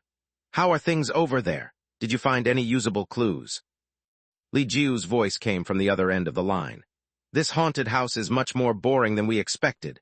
We've looked through a few rooms, but they are all empty. There were no hidden pathways or actors. I asked around before coming over. This haunted house has unlocked many new scenarios within a short period of time, so it's a given that not all of the scenarios will be perfect. Furthermore, I'm not sure if you have noticed this or not, but this scenario is supposed to have a 3.5-star difficulty. That itself sounds like this scenario is incomplete. That Chen fellow was probably forced to open this incomplete scenario to the public due to the pressure from the futuristic theme park. Wei Jinyuan walked down the street, and the number of rooms on both sides grew. All right, I'm going to hang up now. I'll call you in 10 minutes. We're going to focus on searching for the clues now. Li Jiu said that and hung up immediately. What's wrong with him? The call lasted barely a minute. In that case, why waste time calling in the first place? Wei Jinyuan put the phone away and scratched his neck. He kept feeling that there was something itchy on the back of his neck, like he had been bitten by a mosquito there. The road ahead narrowed even further, and they walked another 10 meters before Li Changyin saw a wooden plaque hanging on the wall beside them. A sentence was written in blood. "I am one of you." Now he's starting to play psychological games, huh? Such tedious trick. Wei Jinyuan aimed his phone's camera at the wooden plaque and snapped a picture. He saved the photo. "This is the first thing that is relatively scary I've encountered since entering this haunted house. It is so unbelievable that a haunted house with such unreasonable pacing would get so popular. Don't treat this too lightly. The warning on the plaque might be real." Li Changyin was still expressionless. "Based on the analysis I've read online, people suspect that the haunted house boss once had his actors mix into the visitors to disturb their judgment. Of course, this is mere speculation. No one has any concrete proof. Does not matter either way." Wei Jinyuan moved the plaque around, and the term Dongzai Residence was written on the back of the board. "This place should be the residential area. The boss said that the second clue is hidden inside the residential area, so things should finally get more exciting once we enter this place." Li Changyin nodded, and the two headed into the small yard immediately. "Sir, now is not the time to space out. We need to hurry to catch up to them," the female assistant urged. But Shinozaki stood outside the yard and studied the wooden plaque on the wall like he was putting the warning on the board into serious consideration. "By the way, do you think that there really might be something that has slipped into our ranks?" Shinozaki croaked as he looked around. "This haunted house has such a perfect handling of its created atmosphere that I cannot shake the feeling that something sinister is going on." Shinozaki and the female assistant later shuffled into the residential area. Almost as soon as they all entered the area, a few black shadows flashed behind them. There were 3 squat buildings that sat next to each other inside the residential area. They were numbered 1 to 3, and strange noises kept coming out from the buildings. It sounded like children using some small objects to hit against glass. Other than the decrepit appearance, this place does not look that different from our town's old city. Wei Jinyuan looked at the peeling paint on the wall, and he stopped before the first building. "Should we move together or separately? I suspect that there are different things hiding inside each of these hovels." "I'll go alone and you can lead the 2 of them." Li Changyin walked into the 3rd building alone, and he soon disappeared out of sight. Only the sound of his footsteps remained. "Such an impetuous person. I hope he won't scare the actors working at this haunted house." Wei Jinyuan turned his head back and realized that Shinozaki and the female assistant were still standing in the middle of the yard. "What are you 2 doing there? Stop wasting time." "I'm so sorry, we'll be there in a minute." The female assistant pulled on the corner of Shinozaki's shirt. "Sir, it's time to go." "Okay." Shinozaki stared at the bush that reached his waist lining the edges of the yard. There was no wind at all, but the bush kept moving like there was someone or something hiding inside it. Without getting closer to the bush, Shinozaki, the female assistant, and Wei Jinyuan entered the first building. There were water stains left on the ground, and the walls had cracks running down them. In the darkness, they looked like smiling lips. The stairs led downstairs, and the place was dim. The only things that they could see were the half-open doors. "How far does this go down?" Wei Jinyuan took out his phone and activated the flashlight function. The light pierced through the darkness, but it failed to bring them any sense of security. If anything, the more they saw, the more unsettling it felt. White powder kept falling on their heads, palm prints were left on the rusted banister, and that feeling of asphyxiation grew. It felt like there was a heavy boulder pressing on their hearts. Scratching his neck, Wei Jinyuan pushed open the door to the first room. There was some assorted old furniture littered inside the room, and it could not have looked more normal. Even though he had claimed that he was not afraid multiple times, as he entered the room, he was observably more cautious. He examined every corner that might be used to hide a trap, but he looked for a long time and found nothing. This was a normal room. "The haunted house boss wishes to use this method to disrupt us." Wei Jinyuan checked a few other rooms on the same floor. There was nothing remotely scary, and definitely not a haunted house actor hiding behind the corner waiting to scare them. "Is there something wrong with the boss? He built these empty rooms to use as mere decoration." If it was not built inside a haunted house, Wei Jinyuan believed that these rooms would actually have been rentable as cheap housing.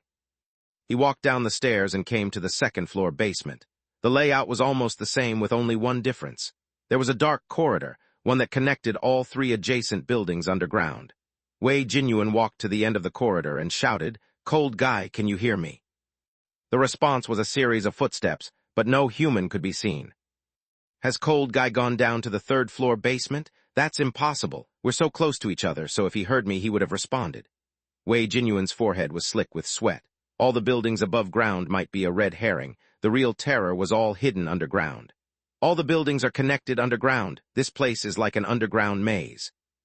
He looked down the corridor and the chilly air overwhelmed him. This was a completely different sensation from when they were outside. He opened the door that was closest to him, and Wei Jinyuan looked into the room with the light of the phone while standing outside. The layout of all the rooms on the second-floor basement is the same as the ones above it. What is the purpose behind such a design? I cannot understand what his aim is. Wei Jinyuan had been trying to perceive the secret behind Chen Ji's haunted house's popularity, how he managed to attract so many visitors. However, until now, he had come up with nothing. He opened door after door, and just as Wei Jinyuan was about to give up, he realized that one of the doors was different from the others. The edges of the room were pasted with tape, and even the peephole was covered with tape. Something's not right. Wei Jinyuan pulled off the tapes on the door and slowly pushed the door open. The room behind this door was indeed different from the others. All of the furniture was covered with tape. Looks like the clue should be hidden inside this room. Wei Jinyuan pulled off the tape around the shoe rack. He looked into it, and 5 pairs of shoes sat inside. There was a pair of female open-toe slippers, a pair of old lady cloth shoes, and 3 male sneakers, each a different size. Are these pairs of shoes part of the puzzle? Wei Jinyuan picked up the shoes and studied them one by one, but after a while he gave up. Is something wrong with the boss' brain? How come he keeps wasting resources to design these things that are completely useless? Does he even know how to design a haunted house? The more he looked at them, the more agitated he became. Wei Jinyuan noticed that most of the furniture was covered in tape, and he was not going to go through them alone. Hey, come over here and help. Did you discover anything? The female assistant and Shinozaki ran over to him. When they saw the tape-filled room, they were given quite a shock. Help me tear off all of this tape. The clue should be hidden here somewhere. With the orders from Wei Jinyuan, the group started to undo the tape pasted on the drawers, cupboard, under the bed, and on the door. They ransacked the place but still failed to find anything of value. Is the boss toying with me? Wei Jinyuan became more and more annoyed. The frequency of him reaching behind his neck to scratch also increased. The itchiness grew more and more pronounced. You two stay here and continue tearing down the tape. Do not leave any stone unturned. I will carry on to the lower floor. Wei Jinyuan left Shinozaki and the female assistant behind, and he departed alone. The lowest floor was even dimmer than the floors above. One could not even see clearly without a flashlight. This floor was different from the ones above. There were 2 corridors leading left and right. One of the corridors connected the other 2 buildings, but no one knew what the other corridor led to. Wei Jinyuan took a deep breath. He gripped his hands tightly, and without even realizing it, his palms were filled with sweat. He looked down the corridor on his left, and he saw a vague shadow of a man standing against the wall. Li Changyan? Without using the man's nickname, Wei Jinyuan called Li Changyan's full name instead. He raised his flashlight to aim at the spot where the shadow was standing. There was no response. It was clear that the shadow did not belong to Li Changyan. How come it feels like Cold Guy disappeared completely once he entered the building? But how is that possible? There were only several meters between us. If it was not Cold Guy, then it had to be one of the workers. Wei Jinyuan raised his phone and ran ahead. Normally speaking, the actors at a haunted house will hide near the corner or something hidden so that they can jump out to scare the visitor when they passed. But what is up with this guy? He just stands there on the corridor. Isn't he afraid of being exposed by the visitors? No matter how loud the commotion Wei Jinyuan made, the shadow refused to budge. After he got closer, he slowly realized the strangeness about the shadow. The shadow's body was slowly shifting until it matched his own body shape. This was a strange experience. It was like he was looking at his own body from the back. Wei Jinyuan's Adam's apple shook, and he was finally within 3 meters of the man. After adjusting his breathing, Wei Jinyuan was about to speak when the phone that he held before his chest suddenly vibrated. F***CK? After cursing out loud, Wei Jinyuan lowered his head to press the accept button. Before he had a chance to glance at the name on the caller ID, when he lifted his head again, the shadow before his eyes had already disappeared. Where did he run off to? Hey Jinyuan, I've found a map for this town. There is an area that is crossed off with red paint on your side. I'll talk to you later. Wei Jinyuan ended the call immediately, and he used the flashlight to quickly scan around him. Didn't he just call me earlier and now he's calling me? What's wrong with him? Where did the man disappear to? It took less than 1 second for him to lower and raise his head, and the shadow had already disappeared. Furthermore, Wei Jinyuan did not hear any sound. It was as if the man had evaporated into thin air. I didn't hear any footsteps, and the doors on both sides are still open, so he should have sneaked into one of the rooms. Wei Jinyuan walked to the spot where the shadow was standing earlier. The closest room to him is 1 meter away. Just how many times he must have practiced this to be able to slip away in the blink of an eye. Wei Jinyuan looked into the room. The structure inside was no different from the other rooms, but there were many blood trails left on the ground. For the sake of visual effects, most of the fake blood used by a haunted house was intensely bright, but the blood in this room had a brownish color. It felt as if a real murder had happened and the blood was left from years ago. It had seeped into the building itself and could not be cleaned no matter what. Did he run into this room? Certain rooms were filled with a liveliness and warmth that would blanket one upon entry, but there were some rooms that would cause one intense discomfort once one stepped into it. Goosebumps rose, and there was no logical explanation for this phenomenon. That was exactly what Wei Jinyuan was feeling. There was no sense of liveliness inside this room. It was no different from a morgue used to store dead bodies. "Come out now, I've already seen you," Wei Jinyuan screamed into the room, but he could only hear his own echo in reply. He nudged further into the room, and he saw more blood stains. All the blood has dried into the ground. It is not just slathered on the surface. How did he manage to do this? Walking through the living room, Wei Jinyuan stopped at the door to the bedroom door. The blood trail leads here, so the secret should be hidden inside the bedroom. Pushing the door open, Wei Jinyuan grabbed his phone tightly. Cold sweat was pouring then. Grabbing blood stains were splattered all over the room, and standing in the middle of this sanguine piece of art was a woman in a red dress. She was standing, facing away from Wei Jinyuan, and knocked her head lightly against the wall repeatedly, creating this strange, persistent echo. Chapter 688, Lose the Head 2 in 1. Running alone to the third-floor basement, standing inside an enclosed room that looked like a crime scene, being in the company of a strange woman covered in blood, anyone would feel fear being placed in that situation. Wei Jinyuan scratched the back of his neck like it was his habit to do so.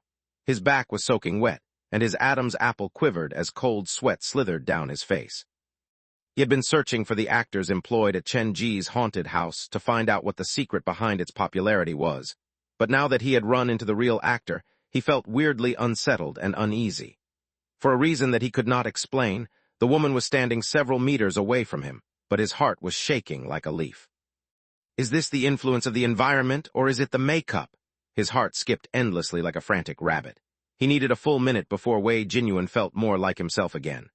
Throughout this process, the woman in the red dress just stood at the corner of the wall, showing no intention of getting closer to him. This is similar to the black shadow I met in the corridor. They do not actively go and scare the visitors, and they do not plan to hide. Is it because of the actors' overconfidence, or are they worried about something else? Is it because they are afraid that they might be too scary for the normal visitors, so they use this kind of method to stun and frighten the visitors? Wei Jinyuan's brain was thrown for a loop as he slowly nudged his feet forward. The hairs on his body were standing on end, and every cell in his body screamed for him to leave. Every single step that he took required a large amount of courage. "Hey, are you one of the actors at this haunted house?" His voice was shaking involuntarily. Wei Jinyuan kept cheering for himself internally, reminding himself that there was no reason for him to be afraid. This was merely a female actor hired by Chen Ji. Perhaps after she took off the makeup, she would be a cute little girl. The woman in the red dress did not answer. She had her hands crossed before her chest and showed her back to Wei Jinyuan. Her head was leaning weakly against the wall, and she maintained this strange posture. "You're not going to answer, huh? Fine, I'll come and see what you're really up to." Walking into the blood-stained room, the carpet underneath his feet rustled with each step. It was a distance of several meters, but Wei Jinyuan took more than 10 seconds to traverse the distance. He stopped next to the woman, and he poked his head forward to look at her. Her dress was dripping with blood, and the resentment was heavy. With just one glance, the female ghost sent tremors down his spine. He noticed that her hands were placed before her chest, and they looked like they were holding something. "The clue couldn't be in your grasp, could it?" Wei Jinyuan's eyes widened. The boss really is such an immoral character to have placed the clue somewhere like this. If the clue was in the woman's grasp, then the visitor would have to get close to her to obtain the clue. If the visitor was too afraid to get any closer, then he would be forever trapped inside the scenario, or he would have to surrender and go and find other clues. "Thankfully, it was me who ran into you. I'm the bravest of the bunch, and this is not going to scare me." Wei Jinyuan summoned his courage and reached out to grab the few pages of paper that the woman was holding in her arms. When he was about to reach back, the woman's head that leaned against the wall slowly turned. Her body maintained the same posture. In fact, her neck did not even move. It was merely her head that was turning and turning. A pale white face that was drained of blood. The features could be called beautiful, but the two dark hollows where the eyes should be were quite scary. The female ghost did not seem to understand what Wei Jinyuan was doing. The resentment in her eyes was boiling, but as her gaze landed on the strand of black hair around her wrist, she calmed down once more. Or even wearing pure black contact lenses, if I was not working at the haunted house and thus privy to these makeup skills, I probably would have been scared by you. Wei Jinyuan pulled the pages away from the woman. He shone the flashlight on the paper. The basic rules for haunted house workers: do not have any physical contact with visitors. Do not harm the visitors. If you come after any fainted visitors, send them to the underground morgue immediately. Wei Jinyuan looked over the pieces of paper again and again. The question mark in his mind grew. What is this? Where is the clue? He raised his head to look at the woman in the red dress. She still kept her strange posture. Her body was half a meter away from the wall, and only her head leaned against it. Her eyes were focused on the papers that he was holding as if she was waiting for Wei Jinyuan to return them to her. Is this everything? Wei Jinyuan held the pieces of paper. You are one of the actors here, right? Is there a secret that I should understand from these words? The woman had no idea what Wei Jinyuan was talking about, but there was one thing that was certain. Her patience was slowly being worn down by this man. The red dress started to flow with blood, and the thin scent of blood suffused through the bedroom. Oh ho, there's a second transformation as well. Wei Jinyuan studied the blood that dripped down the woman's dress, and he observed in forced calmness. There are blood bags hidden inside the dress, aren't there? But you are being too unprofessional. The requirement for a haunted house actor is fast, quick, and accurate. With how slow you're moving, the visitors will have time to prepare for this not-so-sudden transformation. Wei Jinyuan actually had no concrete idea how the woman managed to do something like this. His endless rambling was merely to cover up the uncertainty that crawled through his heart. Looks like finding the clue alone is not enough. We'll have to solve the puzzle in it. The back of Wei Jinyuan's neck was becoming increasingly itchy, like there was something on his neck that was shivering. He could even feel a small force from behind him trying to pull him away, like some mysterious force was urging him to leave this place immediately. Is this some kind of mind trick? But what is theory behind it? Before we came, I saw on the internet that many visitors claim the boss is a master at psychology. Looks like I have fallen into his trap without even realizing it myself. Wei Jinyuan held the phone in one hand, the light from the phone shining on him and the woman next to him, while his other hand held the few pieces of paper. Where did I go wrong? This place is not even that scary, but how come my heart is racing so fast? Being cast in the light, her own sheet of worker rules had been taken away, and trails of blood vessels started to form on the woman's face. She felt like she was being humiliated. The scent of blood in the air thickened, and the sticky blood slid down her dress, causing a dripping sound as it landed on the ground. Wei Jinyuan was still caught in his thoughts. He felt like he had walked himself into a trap. Since entering the haunted house, there's been nothing but empty rooms. There was no setup and definitely nothing scary. There was not even blood. How did a haunted house like this manage to make me feel fear? What kind of thing is behind this kind of indescribable feeling of suffocation? I seem to smell the blood in the air. But is this some kind of illusion, or has he managed to play some mind trick on me when I was not paying attention? There was no answer to any of the questions. Everything was wreathed in mystery. Wei Jinyuan scratched his neck and his brows creased. The environment is too complicated and it speaks of an unspeakable horror. The clues given are impossible to understand. When he was still thinking, a pale hand reached out to grab the papers from him.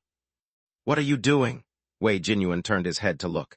His lips were left hanging open, and the expression froze on his face.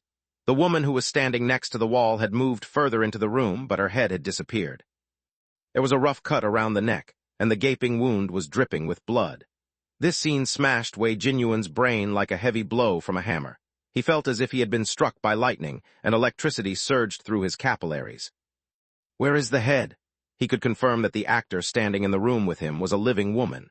That exquisite face, the fresh expressions, even the condescension-filled gaze that felt like she was looking at garbage, was not something that could be replicated by a mannequin. However, the head of the living human disappeared in the blink of an eye. Give me back my stuff. A woman's voice came from behind his shoulder. Wei Jinyuan's neck turned stiffly around, and soon he was greeted with an impossible scene. The woman's head was linked by blood vessels, and it was floating just above his shoulder. When the four eyes met, Wei Jinyuan felt like his heart had stopped beating, and all the blood inside his body rushed to his brain at the same time. "Help!" he screamed at the top of his lung. With one hand on the phone and the other on the workers' rule sheets, he charged out of the bedroom at the fastest speed he had ever accomplished in his life. Give me, give me!" Resentment circulated around her body, and the specter was out for blood. The blood dripped onto the ground, and the woman in the red dress followed Wei Jinyuan out of the room. The blood mixed with the black hair. The woman hugged her head and chased after Wei Jinyuan. Running down the dim corridor, Wei Jinyuan did not have the luxury to analyze anymore. There was only a simple thought in his mind. Run! He did not check where he was running. He simply rushed down the corridor that was before him. After who knew how long, he stopped to gasp for air. The vibrating phone in his hand snapped him out of it slightly. With his heart almost jumping out of his chest, Wei Jinyuan turned to look at the phone. The caller ID said that it was another call from Li Jiu. Like a drowning person being given a lifeboat, he grabbed onto it and hit the accept button madly. "Jinyuan, I need to talk about the same thing as before. We found another map piece, and after we joined them together, we realized that you and Cold Guy are heading toward an extremely dangerous location." Before Li Jiu finished, he was cut off by Wei Jinyuan. "Jiu, please come save me, save me." "Slow down, what is going on?" Wei Jinyuan also wished to slow down, but once he turned around, he saw the woman in the red dress running toward him. The head was cradled in her arms, and the head guided the body as she charged down the corridor to capture her prey. "Come over here now. There's a mad woman here. She has no head. Do you understand that?" Wei Jinyuan screamed into the phone, and his face was distorted from pure fear. "She has no head? Is she some kind of special effect? Clarify yourself, you are not making sense. Do not lose your head, calm down." "It's not me who has lost my head. It's her. Yes, she has lost her head." Wei Jinyuan's voice traveled down the dark corridor. And then the call was ended. "What? That's strange." On the other end of the line, Li Jiu stood where he was, holding the phone. Wei Jinyuan's ear-splitting scream from before had been heard by Li Jiu and everyone else through the phone. "What's wrong with Xiao Jin?" Through the terms he used, it sounded like the streamer was close to the employees from Nightmare Academy. However, there was not much concern in his question, more of an open curiosity. Xiao Jin is not really that easily scared. To be able to scare him until he screamed like this, it shows that there is more than meets the eye at this haunted house. "We should be more careful. I don't think I heard Jinyuan correctly earlier, but I believe he mentioned a headless female ghost." Li Jiu felt quite embarrassed that his colleague was being scared to such a state.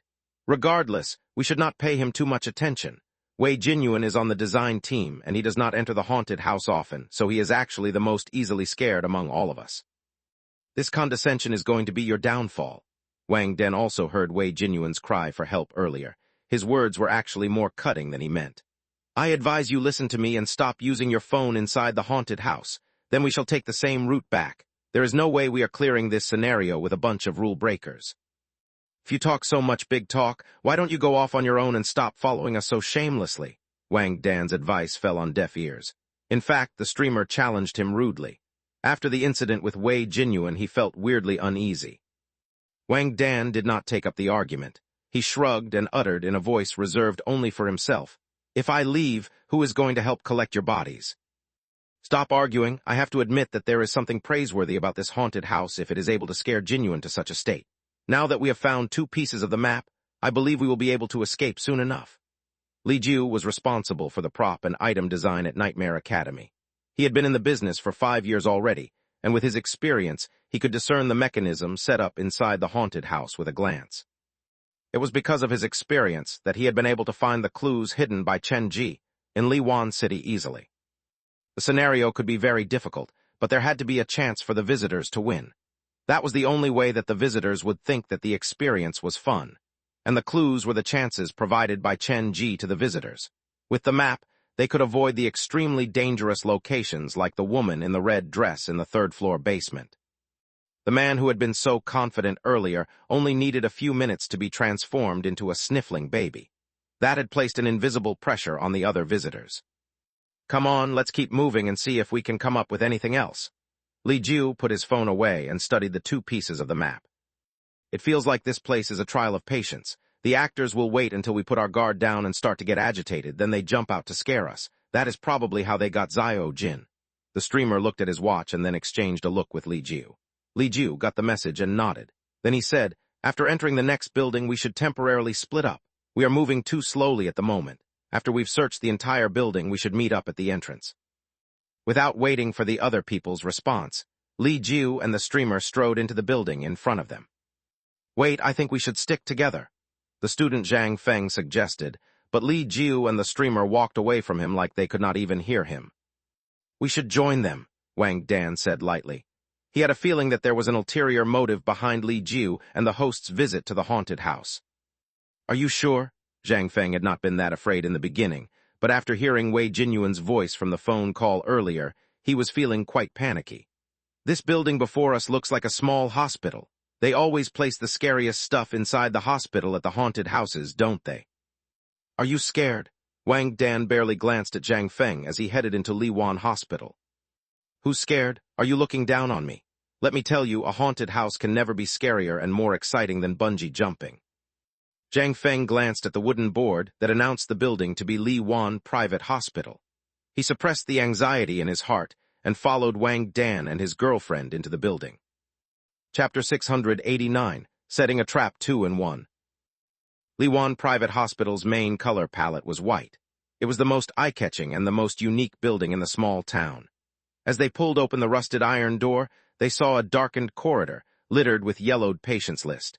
If they picked up any single one, they would see that the patients had mostly died from untreatable diseases and infections from the epidemic. The glass windows creaked in the wind, even though there should not have been a draft blowing underground. The doors of the rooms were all left open like the dead patients had all returned to this place and would come out at any moment. There were striations that looked like nail marks left on the doors, and an unknown plant climbed all over the walls. The ceiling was peeling at places, which exposed patterns on the cement that looked suspiciously like human faces. This hospital was one of the scariest locales at the small town, and it was using its own unique charm to welcome the new batch of visitors. The floor was cracked, and walking on it would create this screeching sound. In the complete silence, any sound could make people jump. Where's that guy, Li Jiu? He came in here at most 10 seconds earlier than we did. How did he manage to disappear in the blink of an eye? Wang Dan looked around with a severe look in his eyes. He stood in the lobby and stared down the two corridors that led down his left and right sides. He wished to discern the direction that they had gone in based on the pattern of the broken tiles on the ground. However, much to his consternation, both corridors had signs of travel, and he could already pick out around 8 footprints in the dark. There are some other people in this building other than us. Wang Dan studied the footprints on the ground, and he hesitated. He knew full well how good at scaring people the actors at this haunted house were. Running into any one of them could push an unsuspecting visitor over the brink, and this building might be hiding more than a handful of those scary actors. Which path should we take? Wang Dan's girlfriend asked. She was wearing quite thin clothing, as was the fashion. Her body was shaking involuntarily, but it was unclear whether it was due to fear or merely the cold. I remember that both Li Jiu and the male streamer are wearing sneakers. From the footprints on the ground, they should have headed down the left corridor, but... Wang Dan lowered his head to think. But what? Can't you just finish the sentence instead of letting it hang like that? Zhang Feng complained with annoyance. When a person was placed in a completely new environment, they would often feel agitated and unsettled. Why don't you come and see for yourself? Wang Dan aimed his phone on the ground. The corridor on the left had 2 pairs of footprints that were arranged parallel to each other. The footprints in front looks like they were left behind by sneakers, but the footprints at the back doesn't have any pattern to them. Therefore, we can assume that it was one of the visitors who walked ahead, and it was not a second visitor but something else that was following behind him. Wang Dan was not trying to scare anyone. He was merely telling the truth. There is about 30 centimeters between these 2 footprints. Do you really not see the problem here? Seeing the confusion on Zhang Feng's face, Wang Dan decided to make the demonstration himself. He walked to stand behind his girlfriend and moved to about 30 centimeters behind her.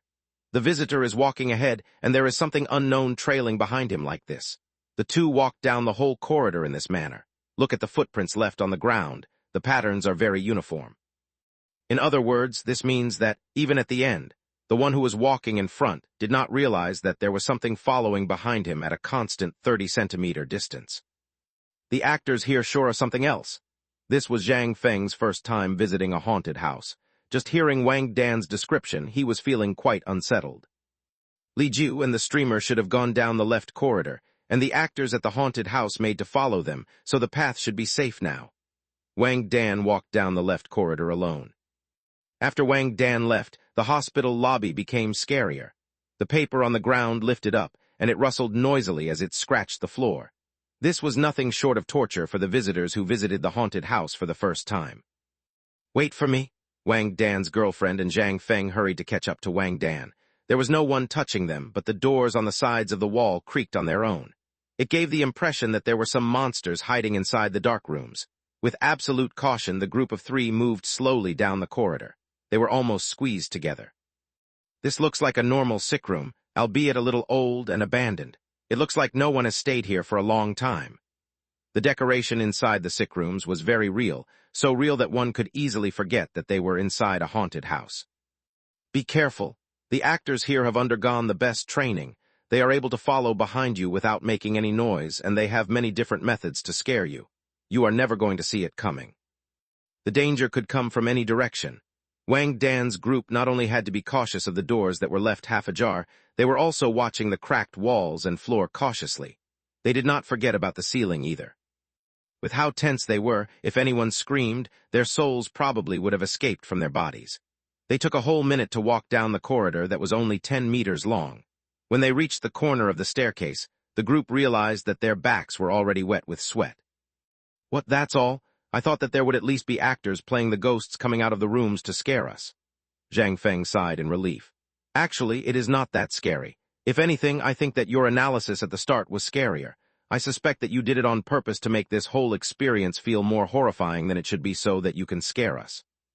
The male student was more courageous than a normal person, but the crucial reason he was putting on such a brave front was because he did not want to appear weaker than Wang Dan. Actually, he looked down on Wang Dan even though he did not let it show that openly. Wang Dan was a medical student who only knew how to deal with dead bodies. He was boring, had normal looks, was not even that tall, and did not come from a good family. Zhang Feng failed to find any hint of a positive point when it came to the young man. Just the thought of that dispersed the fear slightly in Zhang Feng's heart. He stole a glance at Wang Dan's girlfriend. As mentioned earlier, Wang Dan's girlfriend was his high school classmate. However, back then, he would not have predicted that how beautiful his friend would become once she learned how to take care of her appearance. After he came across her profile on the internet, Zhang Feng had a hard time believing it was her that he was looking at. Wang Dan was slighted by Zhang Feng's words. He was being kind to provide the analysis, but all he got in return was suspicion. This kind of person really did not deserve his help. He worked hard to suppress the annoyance in his heart. Even though Wang Dan had possessed a temper in the past, visiting Chenji's haunted house had smoothed down his edges a lot. He could not tell for sure what had initiated this change. Perhaps because he had seen real demons in comparison, everyone else appeared more kind-hearted and approachable. Or perhaps when he had fainted and been revived repeatedly in the underground morgue, the teachings of the old professors at Jiujiang Medical University had really made an impact on this young man. In any case, Wang Dan was no longer the man he had been in the past. He had witnessed plenty of growth. Facing the multiple challenges from Zhang Feng, Wang Dan did not rise to the bait and get into an argument. He understood how meaningless an argument was. The main reason he had come to the haunted house this time was to share the joy with Zhang Feng, and to achieve that goal, he could stomach any number of complaints and grievances. "Why aren't you defending yourself? It's because I'm right, aren't I?" Zhang Feng assumed that he had seen through Wang Dan's ploy. "Coming to a place like a haunted house to prove who has a bigger heart, don't you think that is a very childish thing to do?" After nodding, Wang Dan walked silently away. The atmosphere in the hospital turned stranger.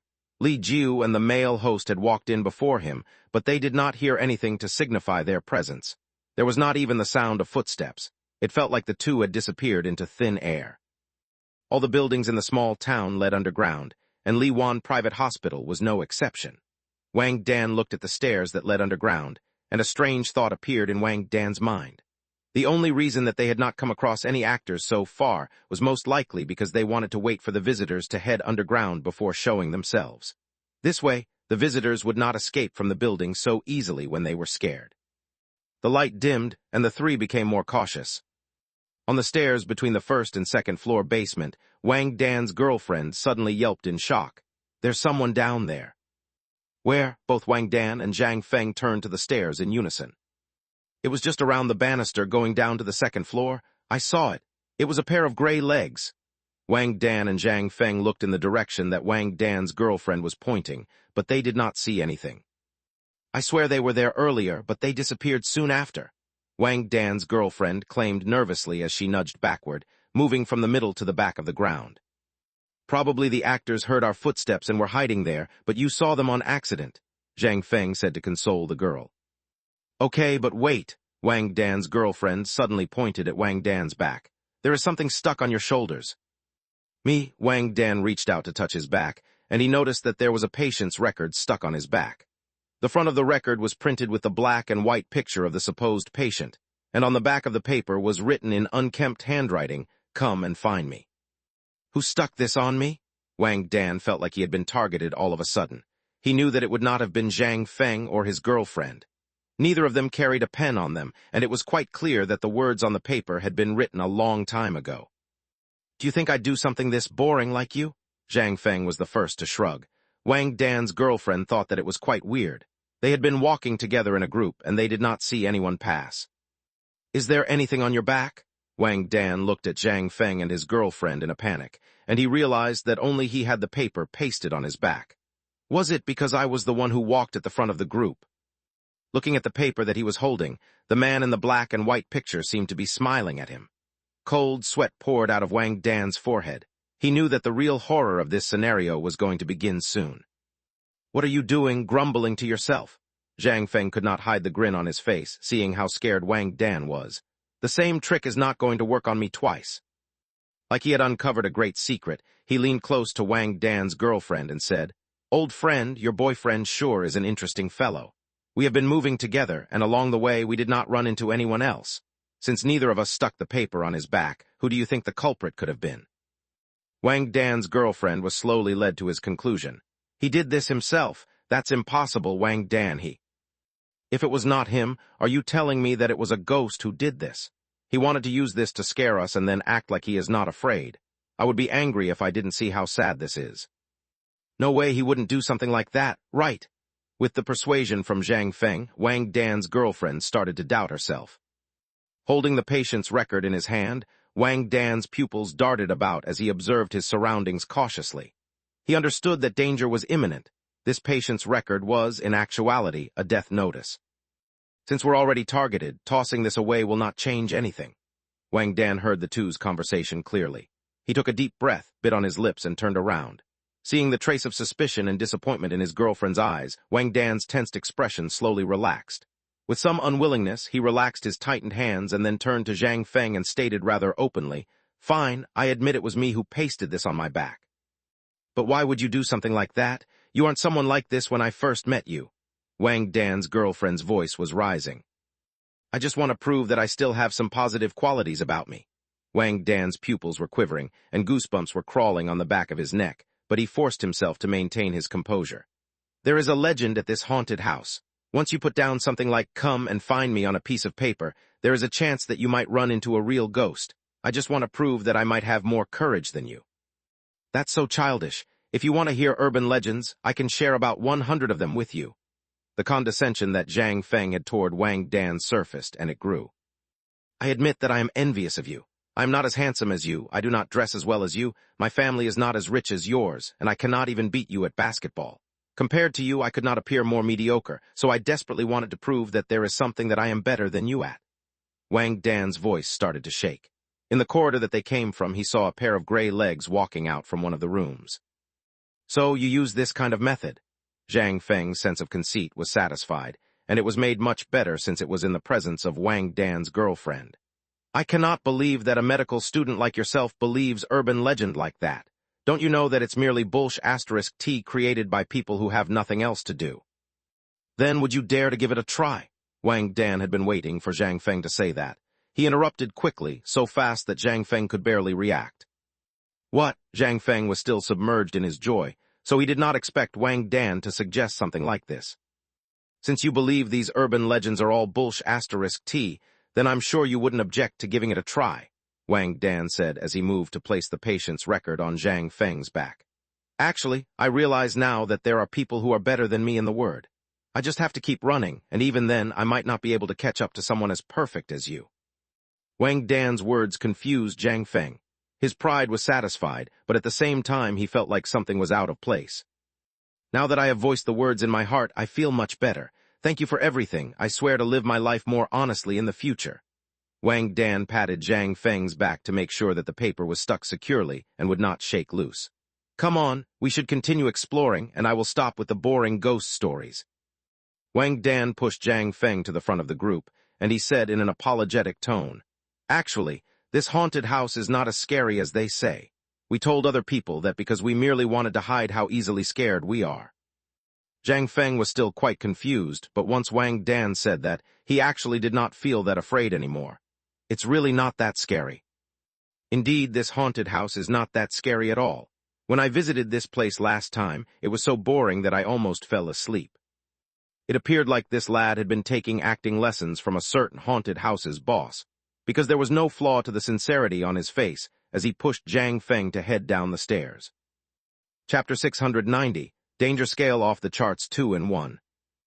You fell asleep during your previous visit? How is that possible? Zhang Feng was still considering Wang Dan's words when he was pushed ahead by the latter.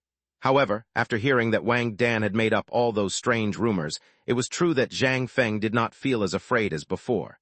He had a liking for extreme sports and could suffer a great deal more than normal people. On top of that, he never did believe in the existence of the supernatural in the first place, so how could he be afraid of something that was not real? The things inside the haunted house were not real. Compared to scuba diving or survival in the wild, a haunted house had the lowest inherent danger. He knew fairly well that a visit to the haunted house would not put anyone in mortal danger. Since there was no possibility of danger, what was so scary about it? After clarifying that in his mind, Zhang Feng became more confident, and even his gait was different from before. He was no longer that cautious. There is nothing to be afraid of. We should move faster and finish this tour as soon as possible. This haunted house, in fact this entire theme park, is so damn boring.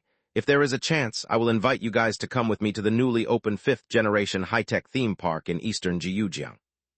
When Zhang Feng said that, he did not forget to turn back to smile at Wang Dan's girlfriend, like he was trying to toss her some signal. With the patient's record pasted on his back, Zhang Feng was the first to arrive at the second-floor basement. The light became even dimmer. Without the aid of a flashlight, they could barely see the environment around them. Have Li Jiu and that male host left already? How come we did not hear anything from them at all? Zhang Feng pushed open the door that was closest to him. It opened to another sick room. A dirty bedsheet was crumpled on the bed, and there were traces of blood and broken chips of plaster left on the ground. This sick room looks rather different from the others. It feels like someone has recently been here. Zhang Feng wished to start analyzing, following Wang Dan's lead, but he could not really see the reason, so he could only rely on his instinct. Shall we go in to take a look? Wang Dan's girlfriend was acting rather jumpy. She was still thinking about the pair of gray legs that she saw earlier. Since you believe that someone has been here, it was probably Li Jiu and the male streamer. They probably discovered something in there. We should go in to check then, Wang Dan said as he urged Zhang Feng into the room. A faded scent of disinfectant filled the air, and it was pungent. Zhang Feng placed his hand over his lips, and his brows were creased in a deep frown. Suppressing the disgust, he pulled the bedsheet back. Under the sheet was a human-shaped bloodstain and a selfie stick. Why is this thing here? Zhang Feng picked up the selfie stick. This does not look like a prop inside the haunted house. Could it have belonged to the male streamer? When he spoke, a light thud came from the dresser next to him. It felt like someone had accidentally knocked into the furniture when they were in a rush. What was that? Even though he kept telling himself that there was no reason for him to be afraid, when there was a real dangerous situation, Zhang Feng could not stop his heart from racing. He walked toward the dresser slowly and pulled open the dresser door with the slowest speed possible. Inside sat an old, tattered patient's garb and a worn diary. This is too easy. I have found the clue. Zhang Feng was extremely excited. Finally, he had an inkling as to where the fun in touring a haunted house was. It was the rush of exploration in the depths of fear and despair. When one struck gold when one's nerves were highly strung, it would bring forth an indescribable and unassailable sense of pleasure. Flipped through the diary, but Zhang Feng knew that his analytical power was not as good as Wang Dan's, so he called the latter over to study it together. The diary detailed the patient's slow discovery of the strange phenomenon happening at the hospital. Every night, there would be a little boy who came to play hide-and-seek with him. The sentences were easy to understand, and they were the writing of an everyday man, not a writer. However, these simple words managed to elicit the fear in the few readers' hearts. A game of hide-and-seek? Zhang Feng was not really a brainiac, but it did not mean that he was a fool. When he saw the game mentioned in the diary, he was immediately reminded of the patient's record that was originally stuck on Wang Dan's back. If the patient's record was, as Wang Dan said, a harmless prank, then how did he know beforehand that a dangerous game of hide-and-seek was underway in this strange hospital?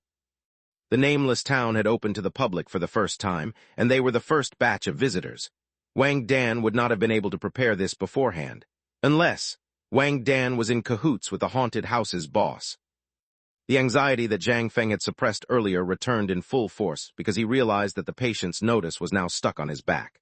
Understanding the negative implication that this might bring, Zhang Feng snapped the diary shut. The details of this haunted house are quite well done. We have been in here for quite some time already, so we should prepare to leave. After all, I am feeling quite tired already. But we have barely done anything. And how can a sports and health education student feel tired so soon? Is it because you're not feeling very well? Do you wish to sit down and rest? Wang Dan asked in extreme concern, and that only made Zhang Feng want to punch the man in his face. It's not that, yes, right? Zhang Feng picked up the selfie stick left on the bed. The male host will be worried that he is missing this. We should take this with us and wait for him outside.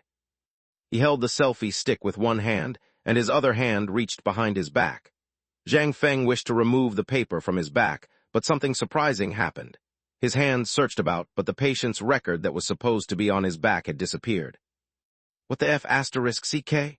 Looking back over his shoulder, he saw a pair of bruised arms reach out from inside the dresser. A man wearing a tattered patient's garb with no legs was in the middle of sticking a number of yellowing patient's records on Zhang Feng's waist and legs. Every single patient's record had the same message written on it. It is my time to be the ghost to come catch you. It was unclear when the many sheets of patient's records were stuck on his body. Zhang Feng's mind was drawing a blank, and his brain that was lacking in training was squeezed to the brim by endless questions. Where did this man come from? Why is he wearing the patient's garb that I saw earlier? What does it mean by it's my turn to be the ghost? When did I promise to play the game with you? The expression on his face distorted, and Zhang Feng's heart leaped to his throat. His brain shut down for 3 seconds before his body reacted. He screamed in fear and leaped into the air. At the time, his brain was still as blank as it could be. After he landed, he tried to knock Wang Dan out of the way and run out the door. However, Wang Dan and his girlfriend had already left the room. When Zhang Feng was reading through the diary, Wang Dan had already noticed something was wrong. From the corner of his eyes, he had seen that the patient's garb inside the dresser had started to move on its own. Different from Zhang Feng, Wang Dan went into high alert immediately. He understood how dangerous a 3.5-star scenario could be. By then, he had already made the preparation to run. When Zhang Feng turned around and said something, Wang Dan saw 2 arms reach out from inside the dresser, but out of respect to Zhang Feng, he did not interrupt the young man when he went through his analysis. He knew that it was very disrespectful to disturb the man, so he listened to Zhang Feng's analysis patiently. When Zhang Feng made the discovery, Wang Dan already had his hand around his girlfriend's wrist. They were out the door and ran for several meters. He felt like he had learned many life lessons in Chen Ji's haunted house. I am not as perfect as you, so the only choice to ever beat you is to run faster than you. This was not some chicken soup for the soul CR*P. Wang Dan understood that the slowest running might really end up at the hospital. Bang! The sickroom door slammed heavily against the wall. When Wang Dan and his girlfriend exited the room, they realized that there was a pair of gray legs standing at the corner to the staircase. To intensify the fear in his heart, in almost an instant, another pair of legs appeared, and in less than 0.1 seconds, the third pair of legs appeared. With the way to the stairs blocked, Wang Dan and his girlfriend could only run deeper into the hospital. By then, Zhang Feng had rushed out of the sick room as well. He was running so fast and so blindly ahead that he almost ran into the wall. Before he even recovered from the near miss, he saw many patients with grayish skin appear near the stairs. Due to his good looks and rich family background, Zhang Feng had never had any real trouble in his life, and he would be the center of attention wherever he went. At this moment, in the haunted house, he was the star of the day as well. The many patients with twisted limbs all looked at him with great interest. His back was pasted fully with the patient's records. Tears were swirling in Zhang Feng's eyes. He was finally reminded of Wang Dan's kindness, and he ran toward the man. Hearing the footsteps coming from behind him, Wang Dan ran even faster. They rushed down the corridor and came to the stairwell on the right side of the hospital. At the end of the day, Zhang Feng was a sports student, and it did not take long for him to catch up to Wang Dan. The horde of patients were still following them, and they were not going to be so easily deterred. "We cannot run together like this. We'll all be captured," Wang Dan claimed in an urgent voice. At this crucial moment, he stepped onto the plate and assumed responsibility. "Quick! At the next corner, when we are no longer in their sight, the two of you go and hide inside the sick rooms on both sides of the wall, and I will try my best to lead them away." Wang Dan, his girlfriend, looked at him with worry, and there was something on her lips. "There's no time to waste. Quick!" Willing to sacrifice, selfless to the end, Wang Dan appeared like a hero with no parallel. Zhang Feng was also surprised at how macho Wang Dan was because he would never volunteer to do something like that. After turning the corner, Zhang Feng crawled into one of the sick rooms without wasting a moment. Just as he was about to close the door, he saw through the gap that Wang Dan held his girlfriend and kept running. They rushed toward the exit and did not show any sign of stopping. To make matters worse, the patients with contorted bodies and a strange pall over their faces did not even feign interest toward Wang Dan and his girlfriend. Instead, they all crowded in front of his room. The many eyes focused on the patient's records stuck all over his body, and the reality of the situation finally dawned on Zhang Feng. When the pale faces swarmed into the room, a blood-curdling scream echoed through Li Wan Private Hospital. "Wang Dan, UF*Seeker, you set me up." "What?" At the third-floor basement of Li Wan Private Hospital, the male streamer held his backpack, whose zipper was already open with one hand, and his other hand grasped his phone. "This is strange. Where is my selfie stick? Without it, the camera angle will be all over the place, and it will disturb the viewing experience if there is any running." "Did you forget to bring it with you?" Li Jiu walked next to the man. They seemed to have another motive for entering the haunted house. "That's impossible." The man continued rummaging through his backpack. "Stop searching, we need to start soon. I heard another scream earlier. I believe those students have been captured by the haunted house actors already." Li Jiu kept turning his head to look at the sick rooms lining the walls. "We are going to do a live stream inside his haunted house to conduct an exposé. If we're seen by the workers, they are definitely going to stop us." "Let them do it then. What can they do? Can they afford to be physical before the camera?" The male host's expression was dark, and it was completely different from how he was on camera. "Furthermore, I hope that they will turn physical. That way we will have evidence to use against the boss." "The futuristic theme park wants to know the secret behind this place's popularity, but I feel like there is a hidden purpose behind that one boss," Li Jiu whispered conspiratorially. "I'm going to start streaming soon. You need to stop with that baseless speculation." The male host took out several jade pendants with horrible quality out from his backpack. The pendants all looked the same, but some of them had cracks running down the surface. The host thought about it and decided to pick out a pendant with 9 cracks like it was about to fall apart and wore it around his neck. After the preparation was ready, he logged into his streaming account. "We will carry this out according to our plan. We will conduct the haunted house exposé, and you will cooperate with me from behind the scenes to come up with some scary effect. With the popularity that this haunted house enjoys on the internet, I'm sure the stream will attract many viewers." "Don't worry, I have the script memorized in my brain. There won't be any problems." Li Jiu gave the host an OK sign and walked into the shadows. He had to maintain a 5-meter distance from the host. Opening the app, the host turned the camera to face himself. When the stream was connected, the man basically transformed into a different person. The clouds over his face disappeared, and he acted like he was panicked and worried. After the stream stabilized, he uttered in hurried tone, "Hello everyone, this is Yellow Wolf, your big brother Wolf. Those that know me realize that I come from a proud line of powerful diviners. I've spent a few years learning the tricks of the trade from my grandfather, so I know quite a bit about Feng Shui, Ba Gua, and so on. We have been to many haunted houses in the past, and we have run into some things that cannot be explained with scientific reasoning, but nothing is comparable to what has happened today." The male host who called himself Yellow Wolf had everything prepared. After he was done with the introduction, he pulled the camera further and continued. "I am currently at Western Jiujiang New Century Park's haunted house. Yes, the haunted house that is known as the scariest experience on the internet, the place that no one has been able to conquer."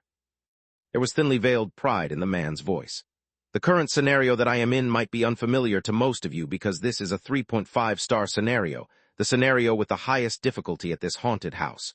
Many of you might ask, why would I be given the privilege to challenge a 3.5-star scenario directly? That is for me to know and for you to find out." With a mysterious smile on his lips, Yellow Wolf adjusted his tone, and his face turned serious again. If we're being serious, this haunted house is indeed different from the rest. When I first stepped into the place, something happened to my jade pendant, a family heirloom. Friends, come and take a look at this. Yellow Wolf fished the planted pendant out from his collar.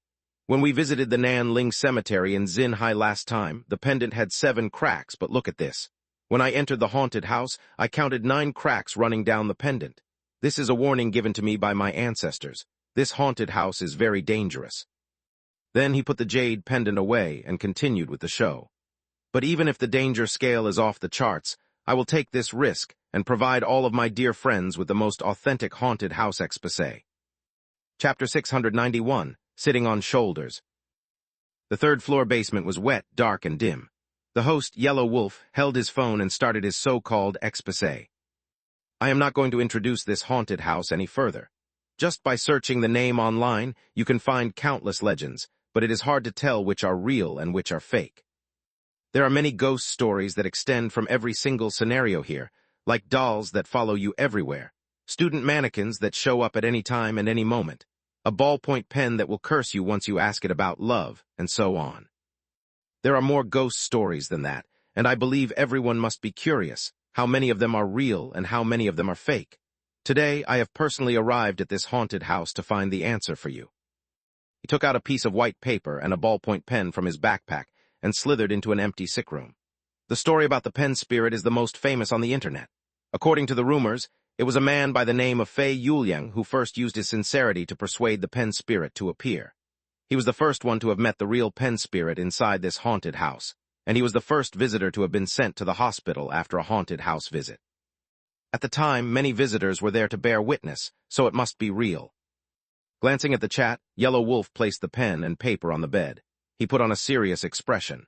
Now I will personally attempt this game. Yes, you heard me correctly. I will attempt to livestream a pen spirit game for you right inside this haunted house that is filled with ghost stories. The atmosphere was hyped to the maximum. Yellow Wolf placed the phone by the pillow while he stooped down on the other side of the bed. He picked up the ballpoint pen that he had brought with him. My dear friends, I am going to start now. I hope none of you will blink in the next second because I too have no idea what will happen, he uttered in a convincing tone as he carefully placed the ballpoint pen perpendicular on the white paper. Pen spirit, you are my spirit from my previous life, and I am your spirit in this life. Can you tell me who my future wife will be? Inside the dark sick room of the haunted house, there was nothing but silence. In his environment, Yellow Wolf trained his focus fully on the tip of the pen. 1 second, 2 seconds, when it was the 3rd second, Yellow Wolf's pinky that was hidden from view by his palm hit the body of the pen, which caused the pen that stood above the paper to move imperceptibly. Look, it's here. Yellow Wolf's expression was filled with terror. He glanced toward the camera and placed his index finger on his lips to make a shush gesture. Without moving a muscle, he stayed next to the bed for another minute before slowly standing up. He picked up the piece of paper and showed it to the camera, pointing at the minute dash on it. You can see it for yourself. After I started the game, the pen did move on its own. The pen spirit has appeared. With regards as to why it didn't stay, I believe that's because it is afraid of my jade pendant. Training the camera back on himself, Yellow Wolf whispered in a facade of fear. I know you still might not have believed me, and this smudge isn't going to explain many things, but I shall use my diviner's power to determine and see if there is yin energy gathered at this place. Yellow Wolf walked out of the sick room. The corridors here are very dark, probably because it has been built underground. Walking through it gives you chills. Turning the camera, Yellow Wolf aimed it behind him. The dolls and mannequins did not show up, but I discovered something even scarier. He pointed at the doors down the corridor. When I entered the room earlier, many doors of these sick rooms were left half open, but now, take a look again. Most of the doors have been completely opened. It feels like something has escaped from these rooms. Messages flooded the chat. Some of the viewers noticed this discrepancy as well and had started their own prediction. Of course, some still harbored suspicion, believing that this was all an act by Yellow Wolf. I know that many of you still do not believe me, so I will use this method taught to me by my grandfather to seek proof for you. Actually, my grandfather warned me against using this except for in emergencies, but for my dear friends, I shall attempt it today. Actually, Yellow Wolf was not afraid at all. He had prepared the script with Li Jiu already, and he believed that it was Li Jiu who had opened those doors. This method is called walking through the yin door, also known as feeding the yin rice. Yellow Wolf took out a small black pouch from his pocket. It was strangely wet, and opening it revealed a clump of white rice. You place the yin rice at the junction and then walk down the corridor, passing through the other doors. When you reach the fourth room, place the rice at the door, walk into the room, and stomp your feet 4 times. After that, spread a few grains of rice in the room and walk out. If the pattern of the rice outside the door has become different from how you laid it down earlier, then enter the room again and repeat the process 4 times. If the place is haunted, when you enter the room for the 4th time, you will see a stranger because you won't be entering your own home. You will have traveled with them across the yin door. This is the method that has been used by my ancestors to examine haunted houses. Of course, please do not try this at home. I do not wish harm on any of you. After saying all that, Yellow Wolf walked to the stairs and placed a small mountain of rice at the mouth of the staircase. Strangely enough, after he left, the mountain of rice did reduce conspicuously in size. And we shall start now. Yellow Wolf took a deep breath, and a severe countenance came over him like he was doing something extremely dangerous. He placed a few kernels of rice outside the 4th sick room and then opened the door and stepped into it. He aimed the camera around the room so that he could take down everything in view. I need everyone to remember the placement of the objects in the room because they might change their locations later. Messages crowded the chat box. Yellow Wolf fixed the phone on the bed, and it was the perfect angle to look at the door. Be careful, a stranger might enter the room later, he warned and walked out from the room. After placing the rice, he closed the door. When the door was closed, thus shutting him away from the camera's view, Yellow Wolf took out another phone and made a call. After it rang twice, he ended it. This was a code that he had devised with Li Jiu. He glanced toward Li Jiu's hiding place, but the latter did not give him any response. Where is the man, still putting on makeup? Yellow Wolf did not dare disappear too long from the live stream. A few seconds later, he pushed the door open and rushed to the camera with this urgent look on his face. I think I heard footsteps. They came from the stairs. Something is coming, and it is coming to me. Then Yellow Wolf put down more rice and walked out of the sick room again. He looked down the corridor, and it was completely quiet like a black ocean. He called Li Jiu on his phone again. It rang 4 times, and there was no answer. Is he really doing this to me at a time like this? Agitated, Yellow Wolf felt the back of his neck starting to itch. He's not answering the call, so what is he up to? He scratched his neck heavily. How come it feels like someone is sitting on my shoulders? Chapter 692, Cooperative Actors 2 in 1. Whipping his head around, Yellow Wolf realized that there was no one behind him. That was strange. He tried to turn his neck as far back as he could. Finally, he saw that a part of his skin on the back of his neck had turned purplish like a strange bug had bitten him. What is that? When he raised his phone to aim the flashlight at the back of his neck to take a better look, the phone in his palm suddenly vibrated. F***CK, who is calling at a time like this? Yellow Wolf glanced at the caller ID. It was Li Jiu. He walked to the side, away from the door, and after making sure that he was definitely not in the view of the camera anymore, he answered the call. He had just pressed the accept button when Li Jiu's strange voice came through Yellow Wolf's phone. Yellow Wolf, there is something seriously wrong with this haunted house. Things aren't right with the actors either. This place is seriously wicked.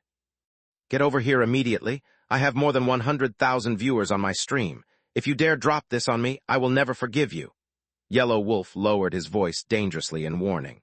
This man was completely different from the persona that he put on when he faced his audience. Stop the stream. Get out of the haunted house first. Listen to me. Li Jiu's voice was not much different from his usual voice, but his tone was strange. You know how much the company has invested in this livestream. I have been hyping this livestream since last week, and all of my fans are anticipating this livestream. I'm waiting for this chance to get to the top of the platform, and you're asking me to leave. Yellow Wolf squeezed the words through the gaps in his teeth. If you are doing this because of the pay, then fine, you win. As long as you cooperate with the rest of the script, I will pay you double once we leave this place. This not the issue of money. There is something different about this place compared to other haunted houses. Then came a burst of static through the line, and Li Jiu's voice was distorted. This place is really haunted. The call was still connected, and the phone did show that Li Jiu had not hung up, but the man's voice could not be heard anymore. The only sound coming through the phone was a sharp static sound. A phone signal disruptor. Yellow Wolf ended the call immediately. He ran back to the sick room and checked the phone that was conducting the live streaming. Compared to Li Jiu, he was more worried about the disturbance to his live stream.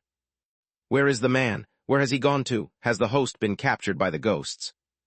If you challenge them often enough, they will naturally answer to you eventually. According to my prediction, he has bitten off more than he can chew this time.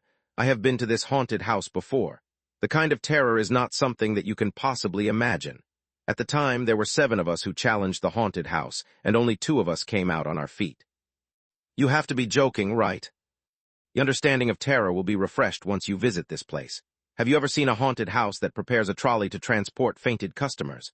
Have you encountered a haunted house that has a VIP room for unconscious visitors at the local hospital? Have you visited a haunted house where every single employee there knows emergency resuscitation? I had not seen it before, and I have personally experienced it myself. Just wait and see, this is going to get much more interesting.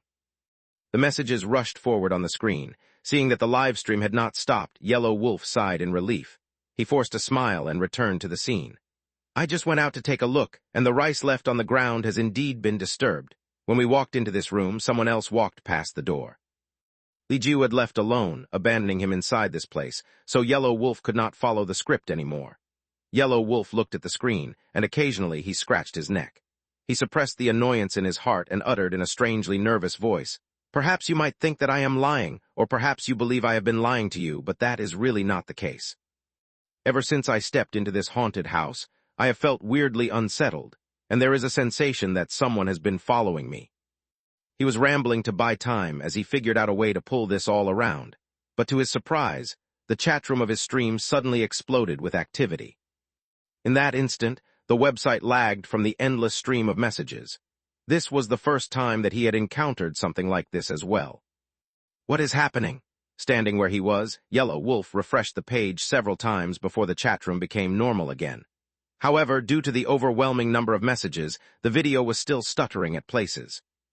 Look behind you. What the F *CK? That is one hell of a scare. There is a face on the window. Turn back, host. Outside the door, he is just outside the door.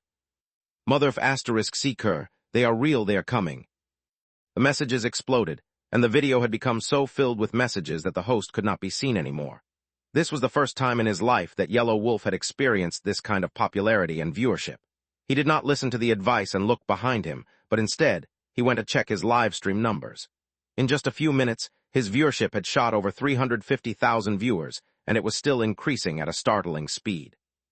With 700,000 viewers, I will be able to get the top spot on the website. Based on this development, that should not be too difficult. Yellow Wolf still did not turn his head around. After he promised the double payment, Li Jiu finally returned to help him. Everything was still within his control, and of course, he did not forget about the necessary facial expressions. Looking at the messages, Yellow Wolf appeared for all intents and purpose to be frozen in fear. Only the corners of his lips were twitching wildly. Ghosts have really appeared? Don't try to trick me. My grandfather forbade our people from opening the Yin Gate. This could lead to very serious repercussions. The viewership was climbing like a rocket.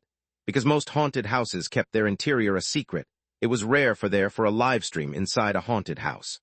Furthermore, Yellow Wolf had chosen the most popular haunted house online to carry out his live stream, and there was a reason behind his stream's rising popularity. His already large fanbase and the heavy manipulation of his company, combined with the popularity that Chen Ji's haunted house enjoyed on the internet, all contributed to an effect that was beyond everyone's expectations. The users on the platform all swarmed into his live stream room, and the messages started to roll over the chat room. Ghosts are real. Big Brother Wolf has encountered actual ghosts. That topic rose to the top of the website immediately, and that only worked to attract more viewers to join his room. Yellow Wolf was overjoyed internally, but he had to put on a mask of fear. Do not panic. Especially at a time like this, we shan't panic. Do not worry. My ancestors are all diviners, and because of that, I have experience when dealing with problems like this.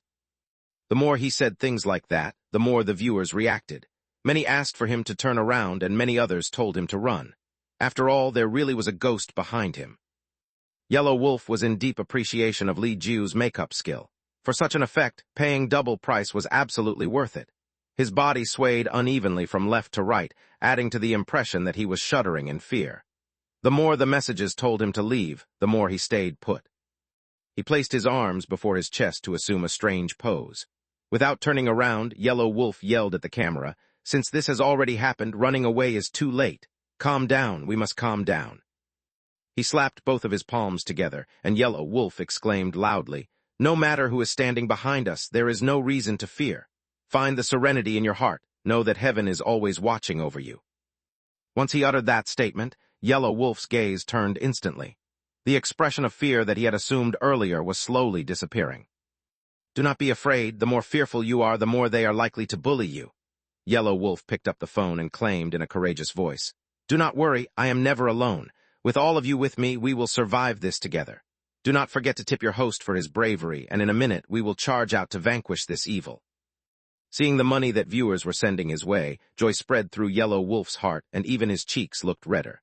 He turned around to face the door and bellowed, As my grandfather once said, you have to calm your heart, clear your mind, and practice the bagua in your heart. The soldiers will rise behind you. He pointed both of his fingers at the window. Even at a time like that, Yellow Wolf did not forget to adjust the camera so that both himself and the window and door of the sick room appeared on screen. The sick room door that was closing caused a creaking sound, and a pale face was peering in from the window. This was a paleness that was not achievable by makeup. It was a lifeless type of white. The person appeared like he was there, but it felt like he could drift away at any moment. The unknown face, eyes that were missing 2 black pupils, the cracked, dry lips, and the black hair that swayed downward covering both of the ears. When Yellow Wolf saw that face, his body staggered involuntarily backward, and then a compliment for Li Ju arose in his heart. He's a true professional. This is too good. With his arms shaking, the livestream was a mess. Of course, there were still skeptics claiming that this was just a ploy by the haunted house workers. Some of the viewers even suggested calling the police to send the law enforcement to the haunted house to rescue Yellow Wolf. The presence of skeptics was predictable, but Yellow Wolf could not ignore the people who wished to call the police. He was in the middle of acting with Li Ju. How was he going to continue if the police got involved? In less than half an hour, the viewership shot up dozens of thousands, which was unprecedented for Yellow Wolf and even the other hosts on his platform. There is no need to trouble the police. At the very least, I am a descendant of a long line of powerful diviners. Today I will show you the true power that I have inherited from my ancestors. If it is effective, I hope that the users will rescind the negative reviews that they have left on my paper talisman Taobao shop. He reached into his backpack and crushed some cinnabar. Then he leaped upward and placed his finger on the forehead of the face that was beyond the thin pane of glass. Hear my cry, the Emperor of the Sky. Begone, demon. You are no match for my power. His voice echoed in the sick room. Yellow Wolf used the cinnabar to draw a symbol that no one could have understood on the glass. Then he staggered backward while gasping for air like he had done something incredibly taxing. Everything should be fine now. Yellow Wolf lifted his head to glance at the window, and the human face outside the window was still there. The perfectly white eyes were filled with confusion like they were looking at an idiot. What the hell is going on? Yellow Wolf gritted his teeth in anger. Based on their agreed script, Li Ju should have retreated by now, but Li Ju was not cooperating at all. Is he going to demand more money? Give him an inch and he's going to take a yard. His heart was boiling with fury, but after all, Yellow Wolf was an experienced live streamer from Xinhai. He could adapt to the situation with ease, so he said, Hear my cry, goddess of mercy. Be cleansed of your sin, evil spirit. Return from whence you came. After mumbling his mantra, Yellow Wolf leaped around the room, and while his hand was hidden from the camera, he extended 3 fingers to the face on the window.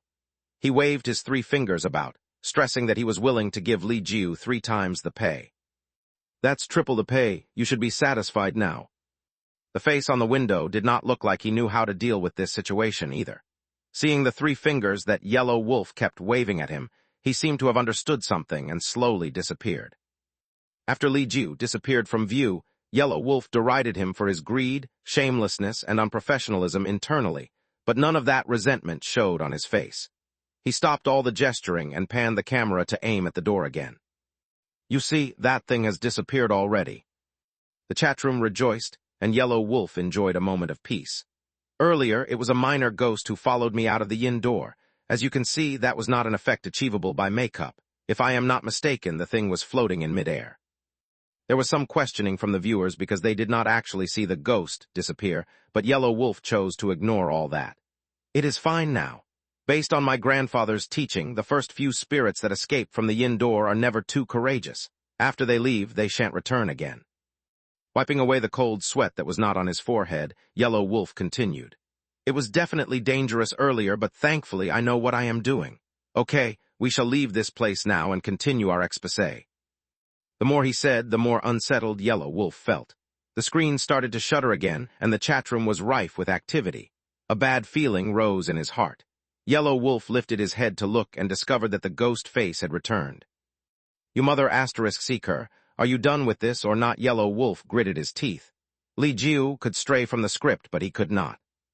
He retreated several steps, and Yellow Wolf acted like he was mortified. He turned to the camera and said, "This is bad. Looks like it was not only minor ghosts that escaped from the yin door this time.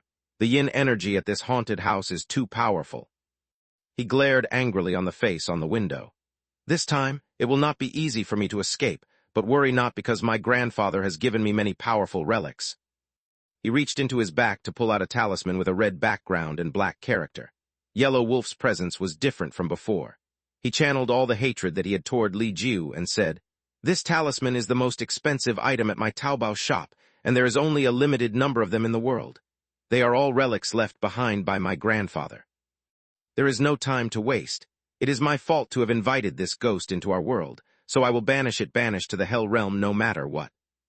Holding the talisman, Yellow Wolf spun around. "Hear my cry, ruler of hell. Claim this wandering soul, for it is yours. Linger in the mortal realm no more." As he ended the mantra, Yellow Wolf extended 4 fingers at the face on the window. Due to the previous experience this time, the face understood Yellow Wolf's meaning instantly after he saw the 4 fingers. He nodded silently and disappeared. The 2 parties cooperated seamlessly. After the face disappeared, Yellow Wolf completed his theatrics and pasted the talisman on the window with a flourish. "There is no need to worry this time. With the talisman given to me by my grandfather, it will definitely not return again." Yellow Wolf sighed deeply. This livestream was much more difficult than he had expected, filled with endless tests and trials. He glanced at the window with some measure of fear. He was afraid that Li Jiu would continue to return, so he hurried to prepare to leave. "All right, we shall move on now." Yellow Wolf picked up the phone, opened the door, and walked out. In the underground corridor, the cold wind blew, and children's laughter tingled down the corridor. Once Yellow Wolf exited the sick room, he felt a chill run down his spine. He turned to the phone, and he noticed that the chatroom was going haywire all over again. This time, not only his live stream, the whole platform was lagging from the overload. The viewership at that instant broke the platform's all-time record. "What is it this time?" Yellow Wolf turned around, and when his eyes landed, a chilling air crawled up his feet to his scalp. Standing several steps behind him were 4 ghosts dressed in patient's garb standing in a row. Their bodies were twisted in such a way that they did not appear human at all, and the expressions on their faces only worked to accentuate that point. All of them looked at Yellow Wolf quietly. Then the patient in the middle pointed at himself, and then pointed at the 3 ghosts beside him before raising his arm at Yellow Wolf and extending 4 fingers toward him. Chapter 693. I've been a livestream host myself 2 in 1. 4. When the strange man in the patient's garb showed him 4 fingers, Yellow Wolf felt like the blood in his body rushed to his heart, attempting to overload it. Pain radiated from his chest, and his head was going light. If he was not in the middle of a live stream, he would have tossed the phone away, turned the other way, and run for his life. "Calm down, you are inside a haunted house. These are all human actors. Everything will be fine, everything will be fine." Yellow Wolf tried his best to convince himself, but his body had started to spiral out of control. His legs could not stop shaking. The man who was normally so good with words was rendered speechless. The cold air caressed his petrified body, and he sensed that the 4 characters gathered before him were incredibly unique. Even for people who were born with deformities, they would not have grown up to these strange states. Their limbs were contorted into weird binds. Their bones were not structured like a normal human's. Some of them had their eyes gouged out, and only 2 dark holes remained in their skull. Another had pupil-less eyes that would occasionally roll around in their sockets. The 4 patients were arranged in a straight line. The dim lights showered down on them, and Yellow Wolf only then realized that all 4 of them did not possess a shadow. "Don't come any closer," a scream escaped from his lips. At that moment, Yellow Wolf had lost the cool that he had shown inside the room. He finally understood that he had not been interacting with Li Jiu, but the actors inside the haunted house. After that point registered in his mind, another question surfaced the next second. Where has Li Jiu disappeared to then? He remembered that when he was on the phone with Li Jiu earlier, the man had sounded different from usual, like he was in serious trouble. Li Ju has worked at a haunted house for so many years. He is an experienced prop designer within the industry. To be able to make him say things like that, it can only mean that this place is really haunted. Cold sweat kept sliding down his face. Before Yellow Wolf had gone there, he had done a lot of research regarding the ghost stories that surrounded Chen Ji's haunted house. And at that moment, all the ghost stories surged into his mind, enveloping him in endless fear. I should have left when I had the chance. Alas, regret was already too late. The four characters started to move. Their distorted bodies teetered unevenly as their expressions slowly changed until they hissed dangerously and charged at Yellow Wolf with a roar. These are not human beings. This haunted house is really haunted. Yellow Wolf's lips fell open, but words failed to escape from them. Fear flowed out of his eyes, and he felt like he was about to faint from a lack of oxygen. Big Wolf, why have you run out on your own? From the beginning you have been talking to yourself. This is different from the script that we have rehearsed. The sickroom door that about several meters away from Yellow Wolf was pushed open at that moment, and following Yellow Wolf's requirement, Li Ju walked out after painting his face scarily. Hearing Li Ju's voice, Yellow Wolf's frozen heart seemed to have welcomed a warm ray of light, and his brain recharged and reassumed control of his body. He turned back around and saw Li Ju. He sucked in a deep breath and was about to scream for help when the phone in his hand vibrated noisily. He lowered his head out of habit to look, and Yellow Wolf saw the name that showed on the caller ID, Li Ju.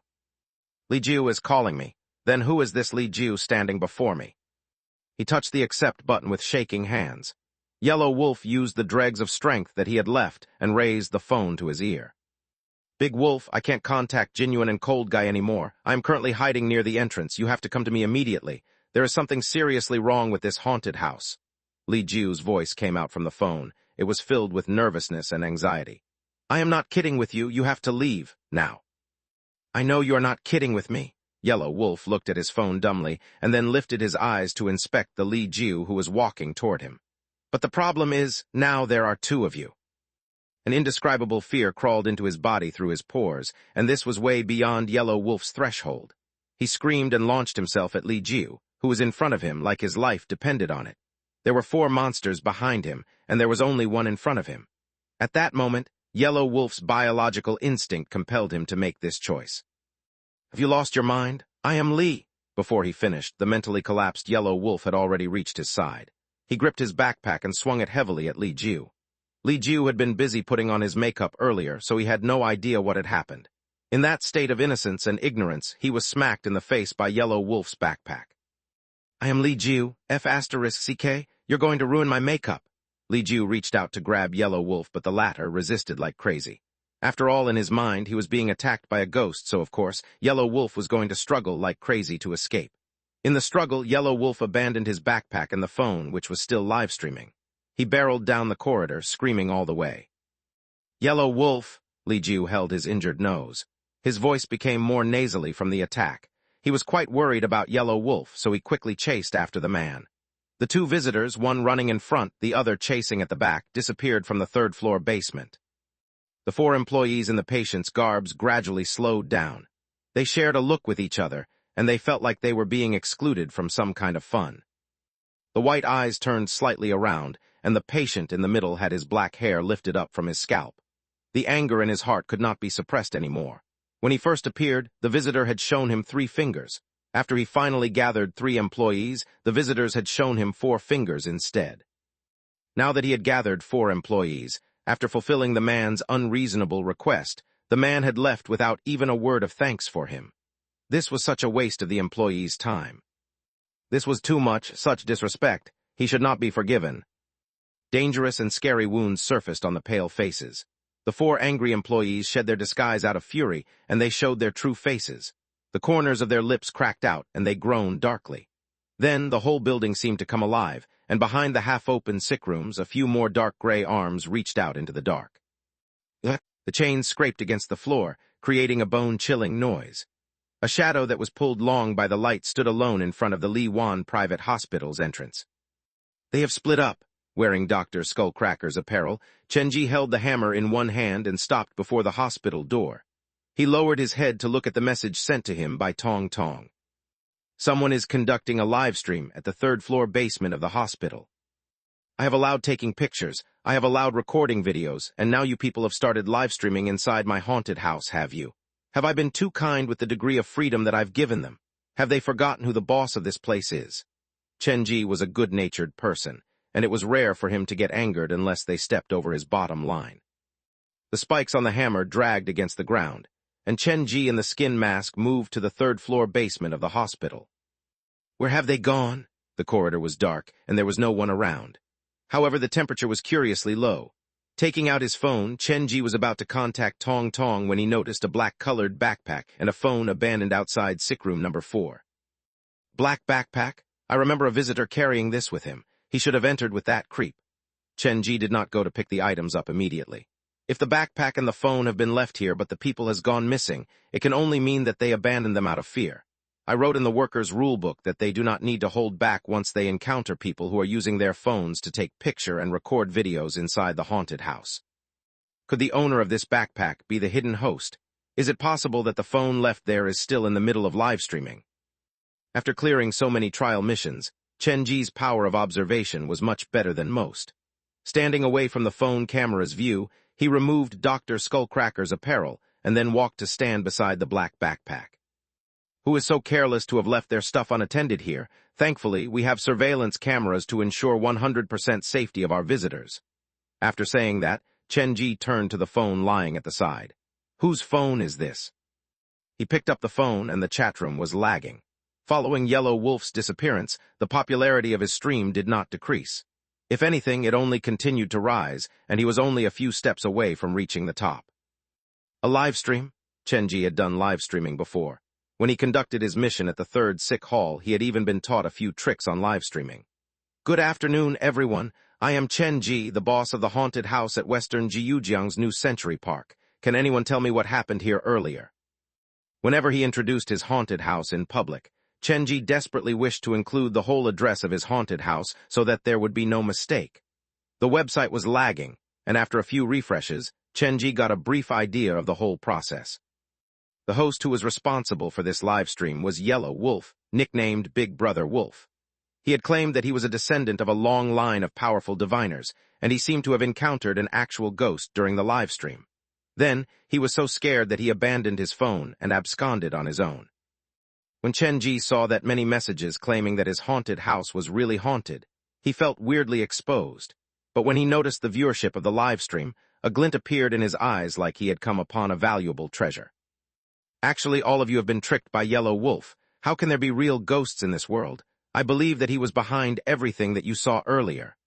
Once Chenji said that, he garnered the dissatisfaction from Yellow Wolf's loyal fans. Chenji was not angered. He picked up Yellow Wolf's backpack and soon discovered some problems. Earlier, someone said that there was a family heirloom, a jade pendant worn by Yellow Wolf, and it would crack on its own when he ran into evil spirits. The pendant had 9 cracks once he arrived at my haunted house, but take a look at these. Chenji pulled out a bunch of similar-looking jade pendants from the backpack, and there were plenty that were already cracked. These are jades with horrible quality. This whole bunch here is not even worth much.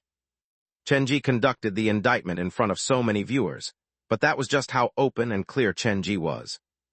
He placed the jade pendants back inside the backpack and opened another pocket. It was filled to the brim with paper talismans with a red background and black characters. Some of them even had the price tag still attached to them. These are the talismans that his ancestors have left for him, are they? And supposedly there are only a few of them in the world. Look here, the purchase price is 5 cents each. How much is he selling one for on his Taobao shop? With the truth placed before everyone's eyes, there was no need for argument. Chenji replaced Yellow Wolf's stuff and turned to address the camera. Running into a real ghost inside a haunted house? That is all a show directed by Yellow Wolf himself. If you would like to see a real ghost and supernatural live stream, I would recommend that you follow me instead. Chenji did not feel that shameless for using this opportunity for advertisement. My account name is Western Jiujiang Haunted House, and the profile picture is the gates of my haunted house. I live streamed for some time in the past, but it kinda fell to the wayside after things got a bit too busy. If there's a chance in the future, I will bring everyone a real supernatural live stream to search for the real ghost stories that are hidden in the shadows of this city. Chenji took out his phone and logged into the streaming account that he had not been using for a long time already, and he advertised himself shamelessly in Yellow Wolf's stream. After he did all that, The follower number for his account experienced a drastic increase, and in fact, some of the viewers in Yellow Wolf's room managed to recognize him. After this round, the viewership should shoot over 250,000. The other company had invested a lot in Yellow Wolf to help him gain traffic, and the platform itself had been promoting Yellow Wolf since the start of the week. So, of course, Chen Ji was not going to let that go to waste. After he was done promoting his own personal account, it was time to advertise his own haunted house. Perhaps because the platform that Chen Ji used was different from Yellow Wolf's, this kind of open advertisement attracted the platform's ire, and it did not take long for the official party to temporarily ban Yellow Wolf's livestream room. Looking at the darkened screen, Chen Ji felt quite saddened and empty. As I should have known, opportunities are given to those who are readied and prepared. I should have spoken faster in case this happened. Deactivating Yellow Wolf's phone, Chen Ji looked at his account's follower number, which was still rising, and he revealed a smile. This brother has gifted me a very big present. I should personally thank him myself. Putting his backpack and phone away, Chen Ji put on Dr. Skullcracker's apparel, the human skin mask, and lifted the hefty hammer. To thank Yellow Wolf, Chen Ji decided to track the man down himself to show his appreciation in person. Chapter 694, I found my admirer, 2-in-1. In the end, Chen Ji discovered Li Ju and Yellow Wolf in Li Wan Private Hospital's morgue. When he arrived, the two were already unconscious, but thankfully, their vital signs were still stable, and they did not need immediate medical attention. The child's handprint behind Yellow Wolf's neck had already disappeared. Tong Tong was the one behind it. He had been influencing the phone call between them. Go and get me the trolley from the underground morgue. Chen Ji dragged the hammer and turned to order the patient who guarded beside Li Ju. Don't worry, I am not going to blame you. Feel free to scare such visitors who insist on using their phones inside the haunted house even after multiple warnings. Furthermore, I believe that they are here to create problems, so if anything, you have done a very good job. We are staffed with the best doctors, and I plan to invest in a whole set of modern medical equipment when there's enough money so that the visitors can really enjoy themselves without any worry when they are at the haunted house. Seeing how open-minded Chen Ji was, the patient who shifted his weight nervously quickly nodded and prepared to leave. Wait a minute, Chen Ji turned back to look. Why are you leaving in such a hurry? Was it you alone who scared these two until they fainted?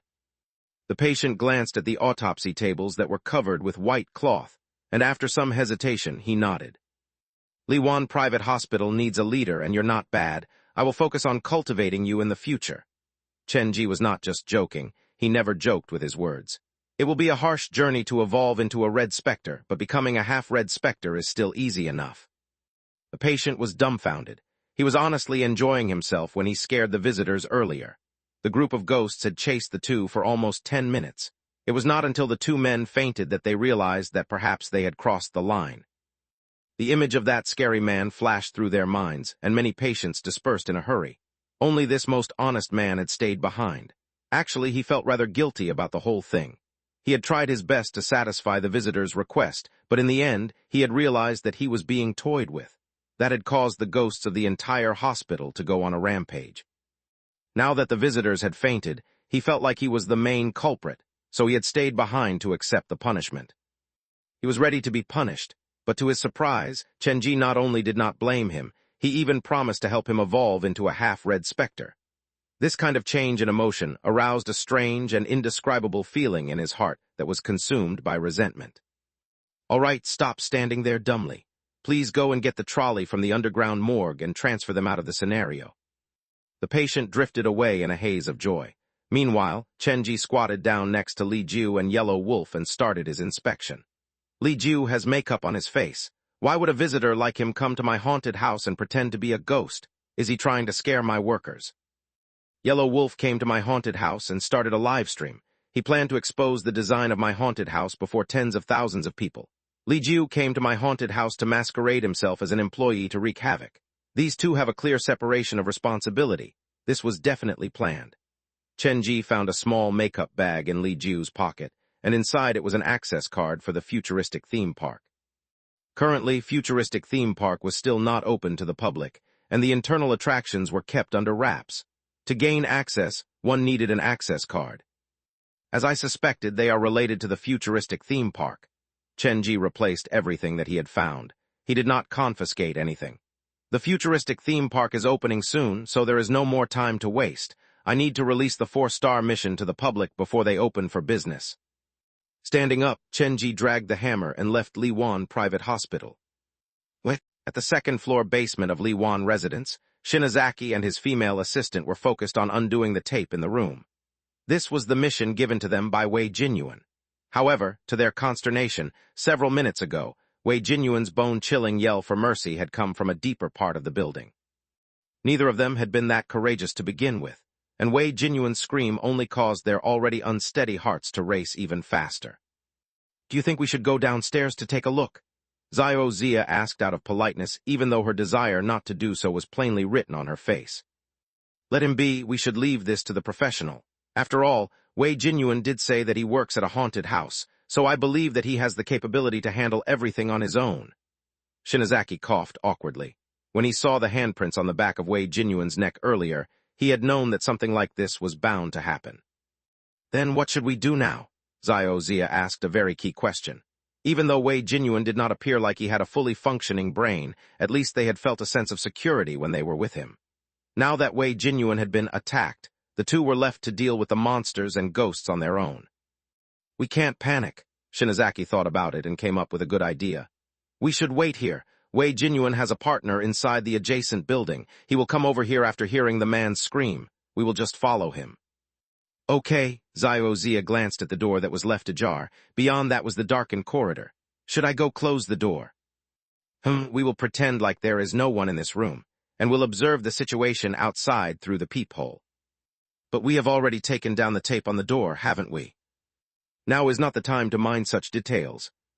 The two closed the door, stayed guard beside it.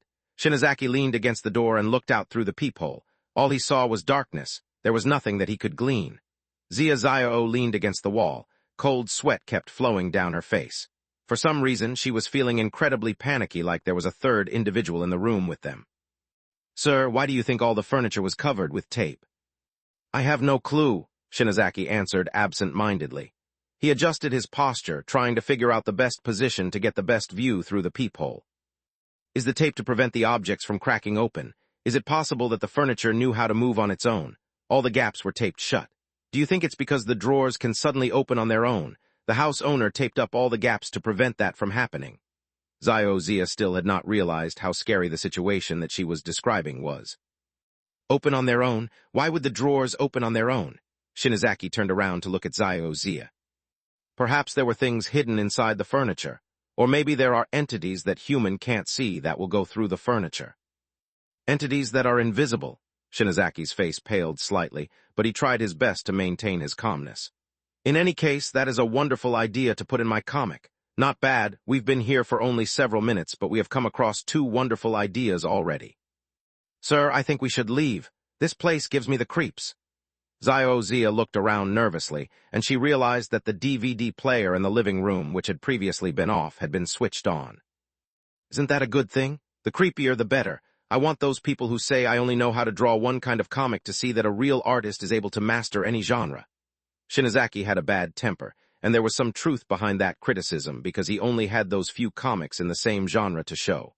The more that he thought about it, the more angered he became. "When we entered this place, was the DVD player on?" Xiao Zia did not pay attention to what Shinozaki said.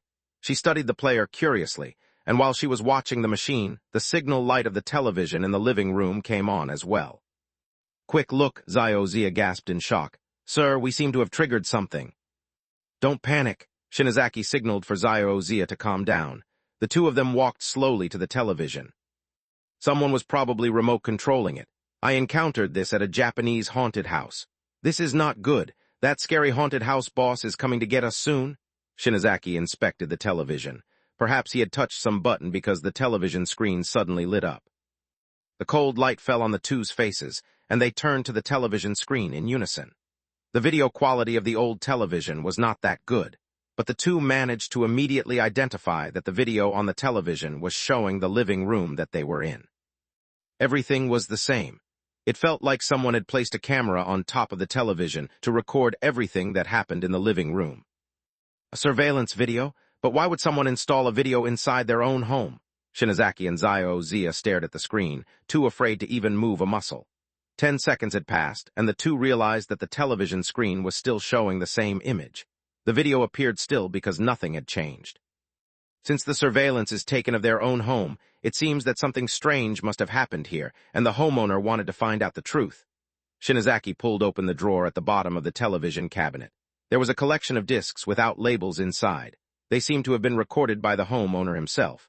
The clue to escape might be hidden among these discs. Shinazaki focused on searching for clues inside the drawer, while Zio-Zia kept her eyes on the television screen. She had this feeling that something was moving in the supposedly still image. "Is that a bug?" Zio-Zia walked a few steps forward and leaned her face as close to the screen as possible. She studied the door of the bathroom in the video. The door had been left half open, and right next to the doorframe, a few strands of black hair could be seen. "That looks like hair." When the television was first switched on, there had been nothing near the bathroom, so the few strands of hair were a new addition. Zio-Zia's mind was filled with confusion. She was about to get Shinazaki to take a look when the strands of hair in the video started to wiggle on their own. "The hairs are moving." The quality of the video was so bad that she had to lean close to take an affirmative look. However, just as she leaned toward the screen, a woman's face poked out from inside the bathroom. "Ah!" Zio-Zia screamed, and she was scared until she bounced back and collapsed on the sofa. "Ghost, sir, in the television, she's inside the television." The room was not that big, and it was so quiet. Once Zio-Zia's scream shattered the quietness, even Shinazaki was given quite a scare.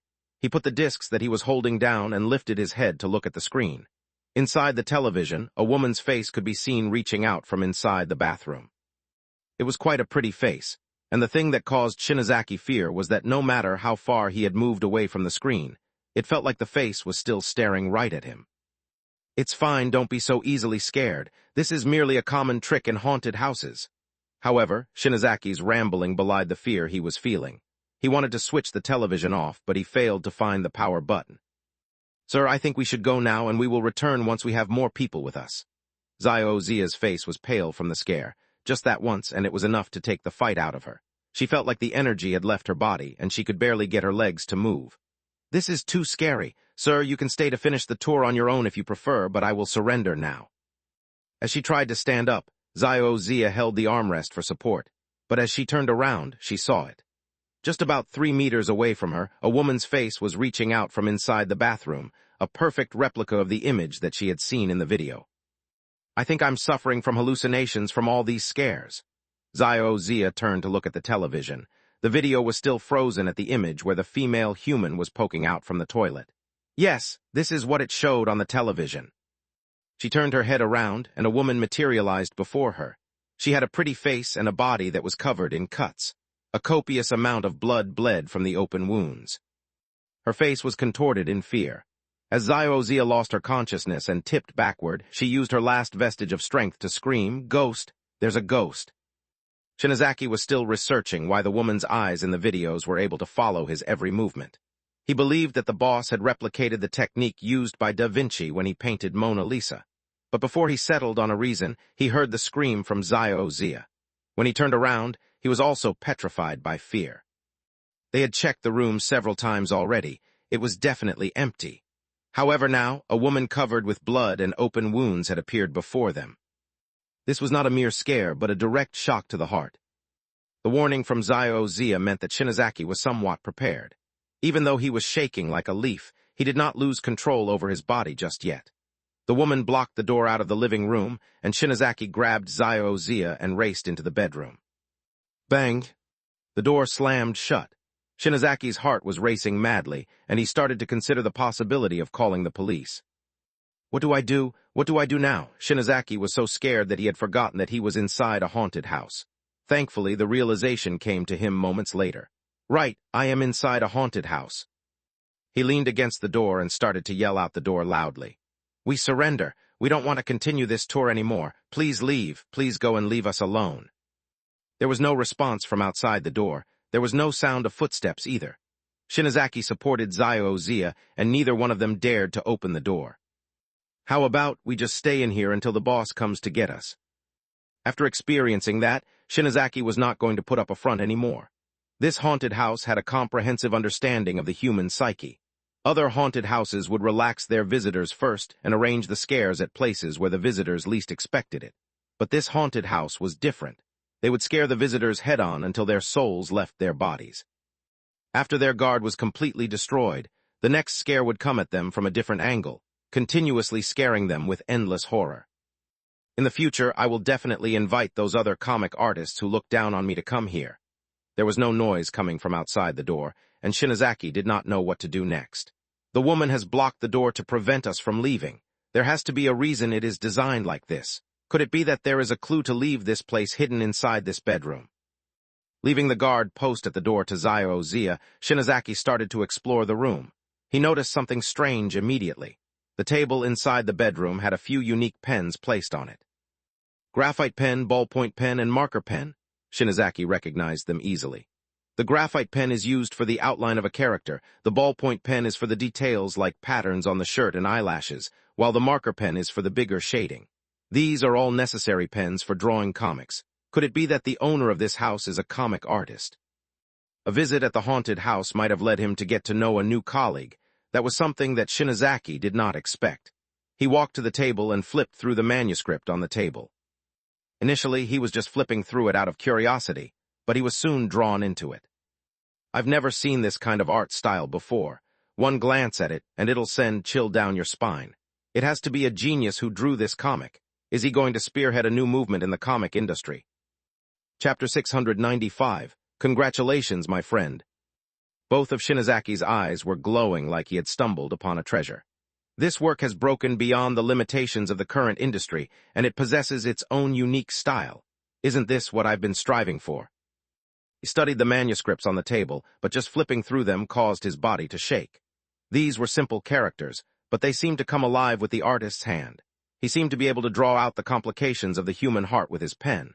There was no gory scene and no disgusting monsters. He merely drew the image of human beings in his eyes, and it caused Shinazaki's spine to tingle with apprehension. This is a complete inversion of the current style. It feels like the artist has taken the perspective of a ghost to analyze the situation of man. Shinazaki had been in the business for more than a decade, and he was a recognized voice of seniority. In recent years, he had been trying to change his style. He had visited many other famed artists, but none of them had made as big an impact on him as the art before him. I need to find the artist. I have to meet the comic artist that is staying inside this haunted house. Shinazaki was true professional. He realized the value of the manuscript with just a glance. He wished to learn, and it would be wrong to say that the thought of claiming this manuscript as his own did not cross his mind. However, he quickly banished the evil thought.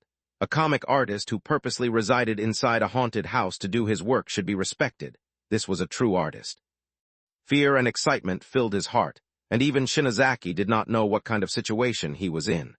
He looked through the whole manuscript and provided his professional opinion, and he certainly had a very high opinion of it. Unfortunately, there are only a few manuscripts here. I wish to know what happens next. Shinazaki was already a fan. He mumbled to himself. When he finished, the lowest drawer of the table slid open a tad. The color of this drawer was different from the table that it was attached to. In fact, upon closer examination, Shinazaki realized that it had a different shape from the other drawers. It felt like it was forcibly stuffed there. What a strange drawer. It felt like something was guiding his hand as Shinazaki reached out to pull the drawer open. Inside was a whole stack of manuscripts and a homemade comic. There is so much. How long has he worked inside this place? Shinazaki sat down on the floor, and the more he read, the more baffled he became. Each of the panel is of the highest quality. Just how self-critical does one have to be to achieve a standard like this? But how come I've not heard of such a master in the industry before? When did the artist join the industry? He sped through the manuscripts. He desperately wished to take all the manuscripts with him so that he could study them slowly at home. Sir, it's quiet outside now. Shall we go out to take a look? Zio-Zia, who was recovering, noticed how out of it Shinazaki was when she woke up. Let's wait, there's no need to rush. When the time's up, the boss will come get us. What's that idiom again? Yes, lie in wait. Shinazaki scanned through the pages quickly. He wanted to find out how many stories were written in the manuscripts. When we leave this place, I need to contact the boss. If I cannot meet the artist in person, I will pay as much as he demands to obtain all of these manuscripts. Without knowing it, Shinazaki had reached the end of the drawer and he picked up the last page. The paper was yellowed, a sign that it was something old.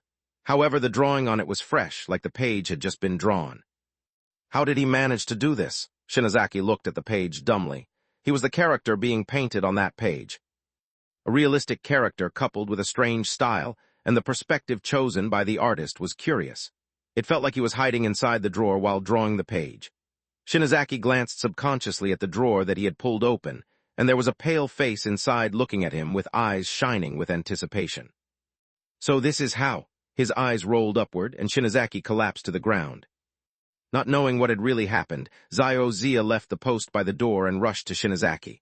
"Sir, wake up! What happened to you?" When there were two, at least they had each other's support. Now that she had been left alone, that stubborn horror grew exponentially in her heart. On the verge of collapse, Zio-Zia did not know what to do. She took out her phone to call the emergency number. However, when she unlocked the screen, her phone was grabbed by another hand. She turned and saw that the room door was half open, and there were 3 people standing behind her. The man on the left had a blanched face, the man on the right had his chest dyed red, and one of his hands had the wrist chopped off.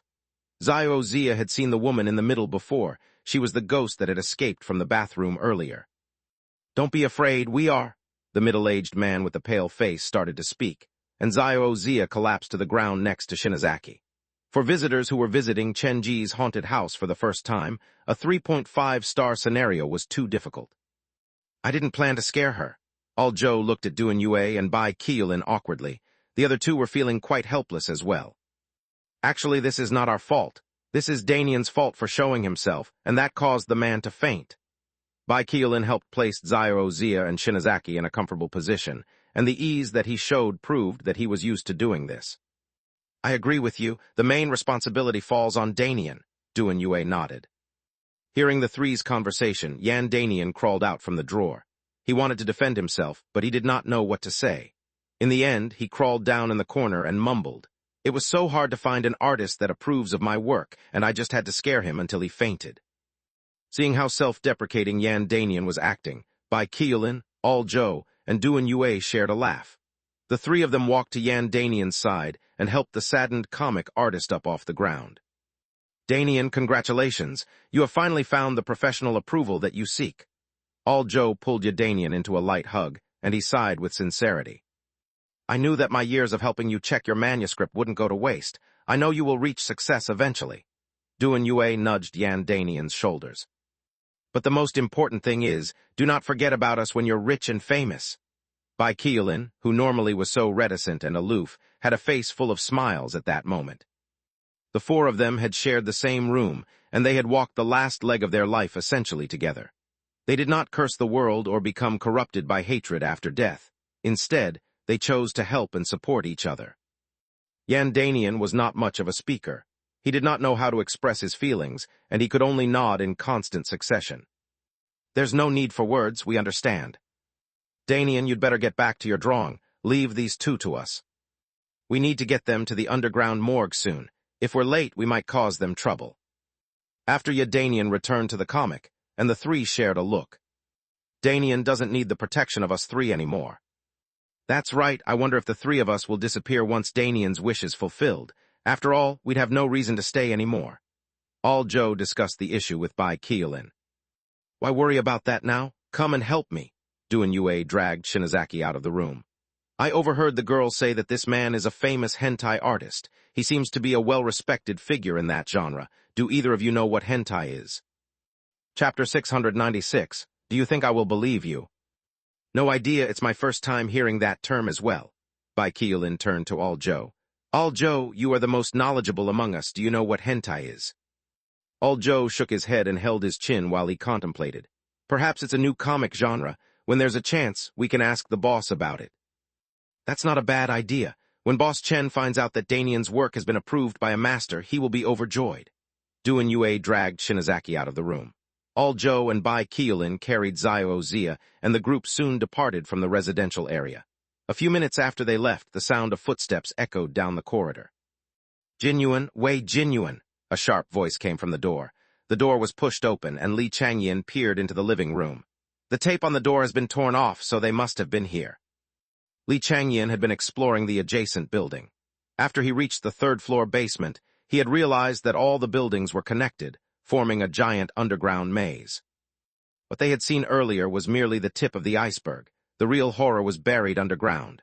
A normal haunted house tour would grant entry to 5 people at most, and the exploration would be limited to 20 minutes.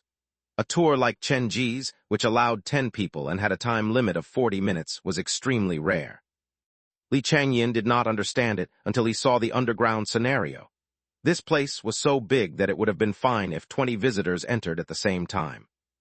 When Wei Jinyuan screamed for mercy, Li Changyin had ventured deep underground. When he heard the scream, he had hurried toward the sound, but unfortunately he had been one step too late. Walking down the corridors that looked like perfect replicas of one another, he feared that he might get lost. In the end, he had decided to retrace his steps, to investigate the reason behind Wei Jinyuan's accident. This room is empty as well. I've been here for 20 minutes already and I have not encountered anything. Is this place even completed yet?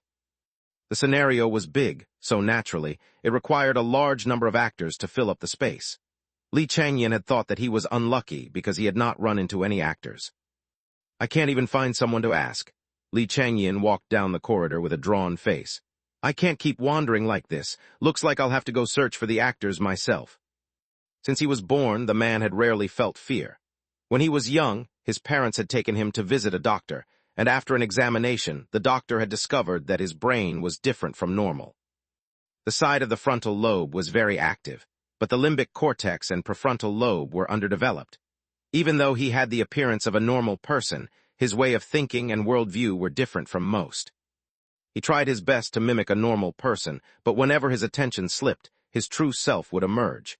He had attempted many different jobs in the past, but he was always fired due to a myriad of reasons. That was until he joined Xin High Nightmare Academy. Hiding inside the dark and eerie haunted house, he could finally shed the disguise and assume his real identity. Scratching his neck, Li Changyin walked out from the residential area. He scanned his surroundings expressionlessly. The boss gave us 4 clues, but I have lost contact with the other visitors, so how can I find the clues? What exactly happened to them when I was off exploring on my own? Wei Jinyuan isn't a coward, and he spent his days working at a haunted house. It is extremely abnormal to have him scared like that. Could the rumors about this haunted house be real? Li Changyin frowned, and in his focus, he did not notice the bush by the residential area swaying. Nor did he notice the man wearing a trench coat, holding a pair of scissors trailing him. What? The signboard hanging above the hotel entrance lit up and showed the name of the hotel. Cold drafts picked up constantly on the quiet street.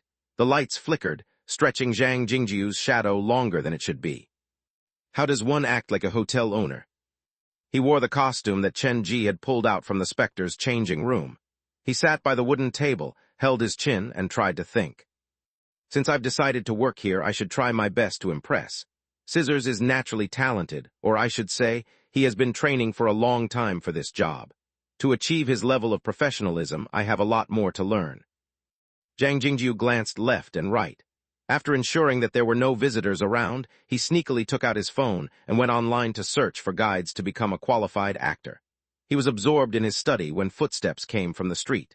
A man and a woman were running down the junction with panicked expressions. There's a light, follow the boss orders. We need to go to the light. The man was somewhat calm. He dragged his female partner as they rushed to the hotel entrance. They were running like they were participants in a 100-meter sprint. They collapsed to the ground once they reached the entrance. Stop, I can't run anymore. The girl waved her hands about. The man had reached his limit as well. He coughed and sucked in the air hungrily as his heart skipped. I have some visitors. Zhang Jingjiu arranged his outfit. This was his first time greeting visitors inside the haunted house, so he was a bit nervous. Putting away his phone, he walked to the door and greeted them. Do you need help? Zhang Jingjiu was not supposed to say that, but he felt so sorry for the 2 visitors, and he could not help himself from wanting to extend a hand.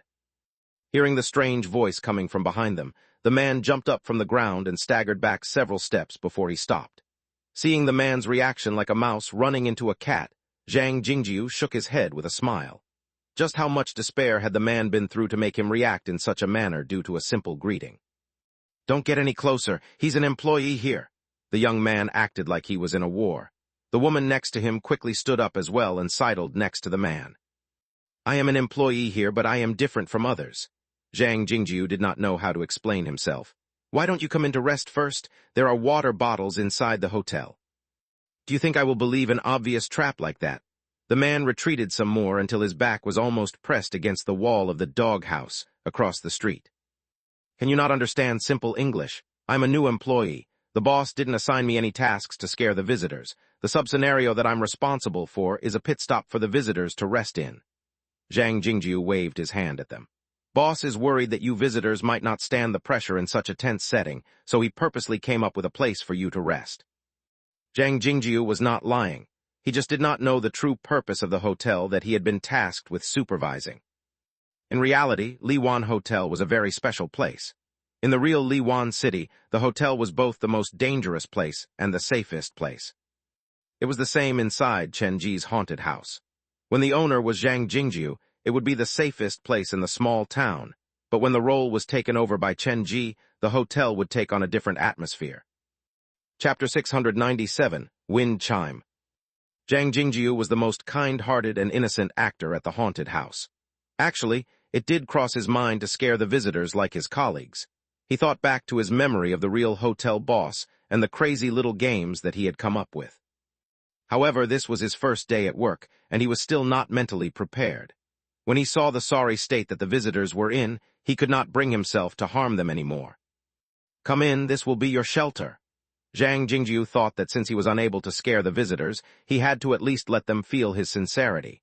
That was the most basic requirement for someone in the service business. The woman hesitated, but the man was already preparing to leave. Don't go over there. With each of Zhang Jingjiu's words, the male student took one step backward. I really don't have an ulterior motive. I just thought that you might need a place to rest. Zhang Jingjiu sincerely wanted to do them a favor. Why was it so difficult? Wang Dan, shall we trust him? The girl whispered into the man's ear. Haven't learned from the lesson before all the employees are either wolves in sheep's clothing or demons wearing human skin. How can you be naive enough to think to trust any of them? The male student dragged his tired body to run into the doghouse, opposite from the hotel. When the girl noticed her partner retreating, she made to follow. Seeing the two visitors voluntarily enter the doghouse, the smile on Zhang Jingjiu's face was hard to describe. He did not know whether to laugh or cry. I'm a wolf in sheep's skin or demon wearing human skin, huh? Looks like I have seriously lowered the overall professionalism of the workers here. Wang Dan, I really cannot run anymore. Let's rest for a moment. Wang Dan's girlfriend leaned against the wall to rest. As breaths came more evenly, she realized for the first time how tiring a haunted house visit could be. Now is still not the time to rest. This house gives me the creeps. Wang Dan's instincts were now incredibly sharp after many visits to Chen Ji's haunted house. He scanned the yard before his eyes landed on the wooden doghouse. We didn't come across any petrolated objects at the other places, so there must be some scares hidden here. Wang Dan felt like there was a ball of fire burning in his chest, but he did not dare slow down. There was nowhere in the scenario that was safe. Stopping would only mean being captured. He slowed his breathing, leaned against the wall, and looked outside. The hotel opposite was still bright with lights, but the worker did not wander away from his earlier spot. He was probably still waiting for them to return. The streets were dark, and he swore that he could see shadows flitting through it. For a moment, he believed that he saw someone waving at them from across the street.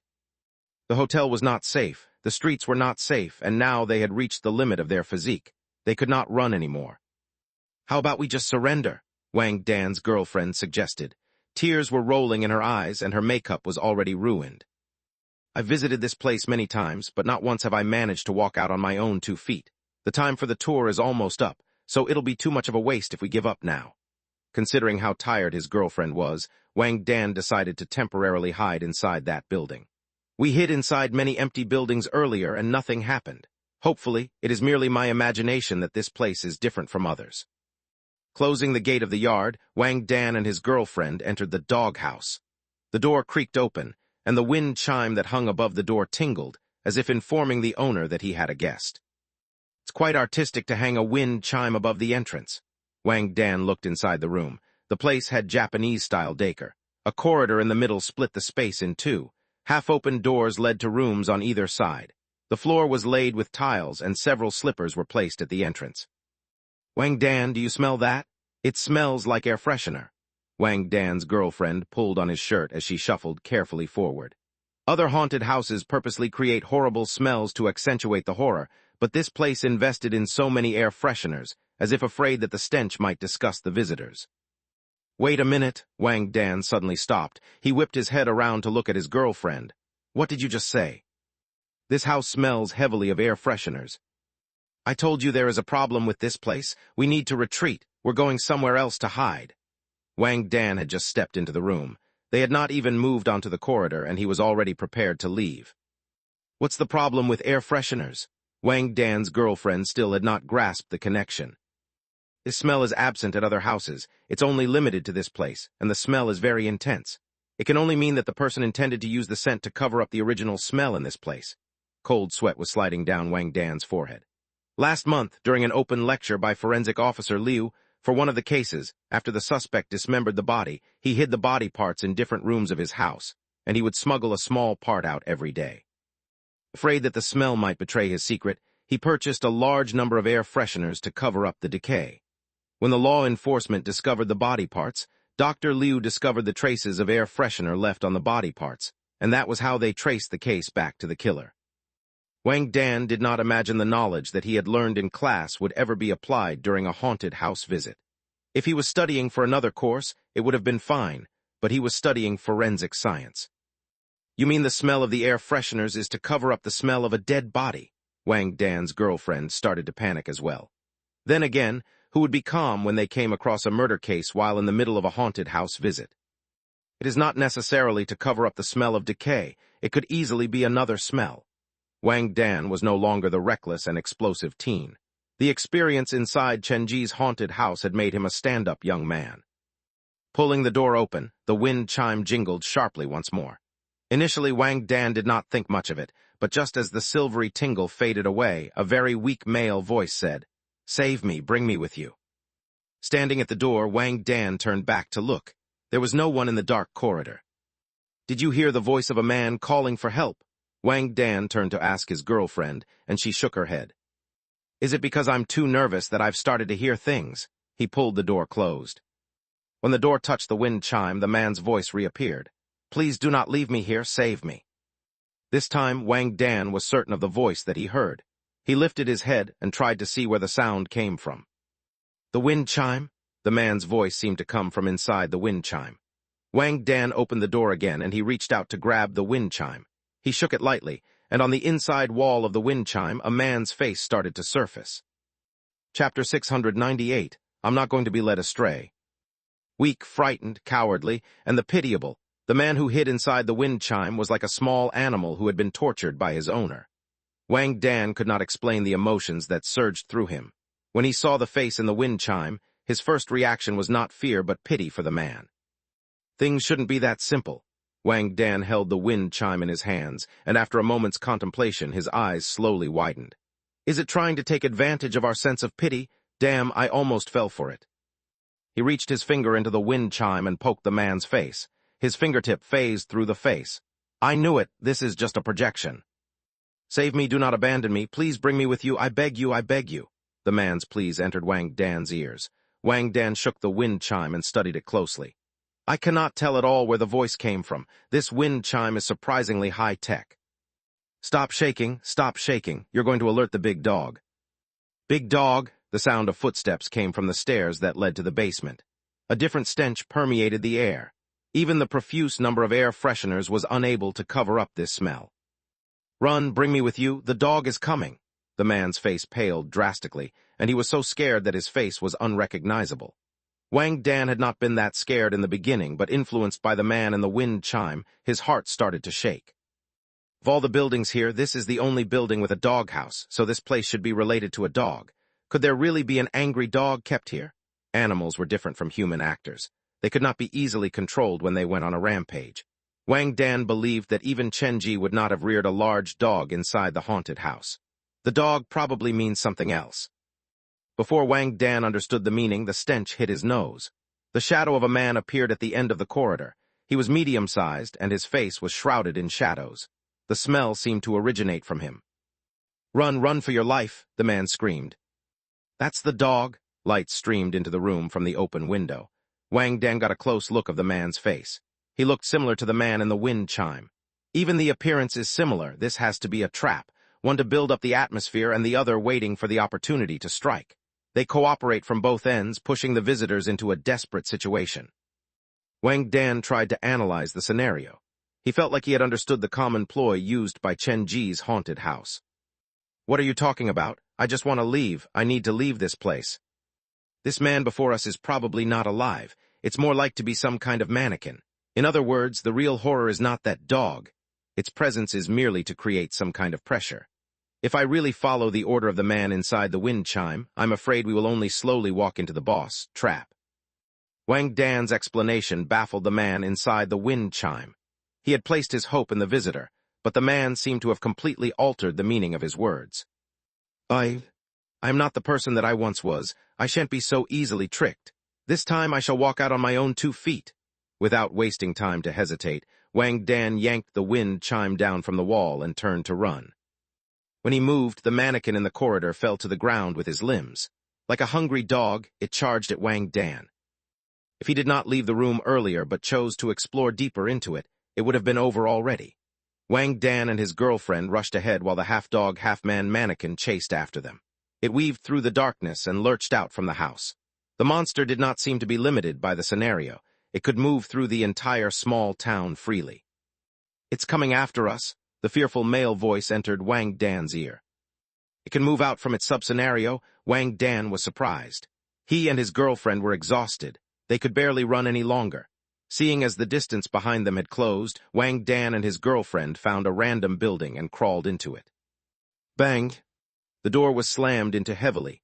The half-dog, half-man monster seemed hellbent on capturing them.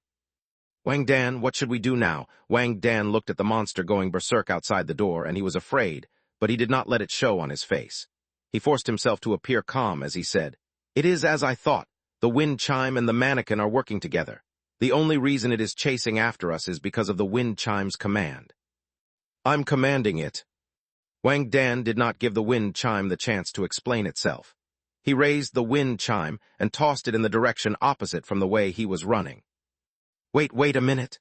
In the air, the wind chime screamed for mercy, but no one cared about him anymore. The monster's eyes were trailing the wind chime, and it did not show any interest in Wang Dan at all. It ran in the direction opposite from Wang Dan. It bit the wind chime in its jaw. To prevent the wind chime from escaping again, the monster did not replace the wind chime but hung it around his neck. Seeing that the monster had stopped chasing them, Wang Dan was quite excited. For the first time, he had managed to use his intelligence and bravery to obtain a victory in Chen Ji's haunted house. Boss Chen's haunted house is beatable. With courage and attention to detail, there is a chance to clear it. Wang Dan suddenly gained a lot of self-confidence. He glanced at the time, thinking that perhaps this visit might be his personal breakthrough. The monster finally left. Wang Dan's girlfriend had her hand on her chest. "How about we surrender now? If we stay any longer, who knows what else will happen?" "No way, there's only 10 or so minutes left. We need to survive until the end." Wang Dan and his girlfriend conversed in the living room, but the door to the bedroom creaked open on its own. The sound of a music box drifted out, and a girl's mumbling could be heard lacing through the music. Mother and father have entered the basement. After father came out, he locked the door. He carried a black bag with him. He touched my head and said, "Disobedient children will be taken away by the ghosts." I lay in bed, thinking back to what mother said. Before going to bed, I need to pull up the cover. Before going to bed, I have to close the window. Before going to bed, I need to check the armoire. Before going to bed, remember to check the space under the bed if I'm sleeping alone. Father left home carrying the bag, leaving me behind. I looked under the cover, out the window, inside the armoire under the bed, but I cannot find mother. The strange melody coupled with the girl's innocent voice created an eerie feeling. This new sound appeared so suddenly that both Wang Dan and his girlfriend closed their mouths instantly as they turned to look at the bedroom in unison. The music box was still playing, and a new female voice appeared. "Red eyes are watching you. You can't see me, but I can see you. I move with your gaze. I hide under the bed, inside the armoire behind the window before crawling under your covers. I lay down behind you and above you, but you still cannot see my red eyes." Chapter 699, Me and My Last Determination. Both the girl and the woman's voice sounded quite normal, but after combining them with the strange environment and curious lyrics, everything took on a different meaning. The first part was sung by the girl. She was looking for her mother, and the latter part was probably sung by the mother. They were in the same room, but the daughter cannot see her mother, and the mother cannot reach out to touch her daughter. This can only mean that one of them must have died and transformed into a ghost. Wang Dan's analysis was sharp and to the point. His girlfriend was already shaking. This room is not safe either. We should leave. No, Wang Dan did not choose to leave like before, but shook his head determinedly. Before the voice of the woman and the girl came, did you hear the sound of a music box? Music box? Wang Dan's girlfriend was confused. I think I did, but what does that have to do with us leaving? The clues provided by Boss Chen, one of them is about a music box that can play on its own. There is a clue hidden in this room. Wang Dan's eyes were shining with determination like a saintly duty had fallen on his shoulders. Boss Chen gave us 4 clues, and even though 10 of us came in to visit, none of the clues have been found. In fact, all of us have lost contact with one another. Of course, a large part of it is because they asked for it themselves, but think about it. We are a group entity. If we choose to give up due to the weakness of our teammates, then in the end, it will be us who are looked down upon. Wang Dan released his girlfriend's grasp on his arm, and he took 1 step toward the bedroom. Don't go over there, so what if we're looked down? It's not like that hasn't happened before. We should stop while we still can. Wang Dan's girlfriend tried to persuade him. The clue is just beyond this door. Will you choose to be a coward for life or be a hero for a few minutes? Wang Dan glanced at his phone. We have less than 10 minutes left. I need to do something that I haven't done before. Gritting his teeth, he pushed open the bedroom door and quickly scanned his surroundings. The windows were closed, and there seemed to be a group of shadows hidden behind the thick curtain. The drawer of the makeup table was left half open, and the chair was toppled on the ground. The mattress on the single bed was dangling off the edge, blocking one's view of the space under the bed. The bedsheets were rumpled on the mattress, but the shape looked like someone was hiding underneath them. All the furniture mentioned in the song was present in the bedroom. It lent an air of authenticity to the lyrics. The sound seems to come from the armoire. The environment inside the bedroom was strange. Wang Dan's pupils darted about as he slowly moved to the armoire. Holding the edge of the furniture, he was about to yank the door open when a light knock came from behind him. Who is it? His heart almost jumped out of his throat. He turned around and saw that it was only his girlfriend who had moved to the bedroom door. She had accidentally knocked into the door. Wang Dan, let's go. Something's not right about this place, Wang Dan's girlfriend urged nervously. She actually was not that attached to Wang Dan. She simply did not have the guts to leave on her own. Don't worry, we'll be done soon. Wang Dan took a deep breath to steady his heart, and he pulled the armoire open. A light scent of mildew wafted out.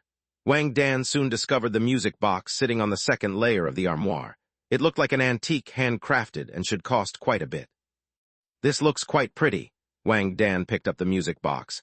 This is one of the clues provided by Boss Chen, but where is the hint to escape? The singing of the woman and the girl continued. Wang Dan slowly got used to them, to the extent that he did not realize that the singing was gradually getting closer to him. Am I supposed to break it open? When the song finished playing, the figurines on the box stopped dancing. The box closed on its own to reveal a piece of paper stuck to the back of the lid.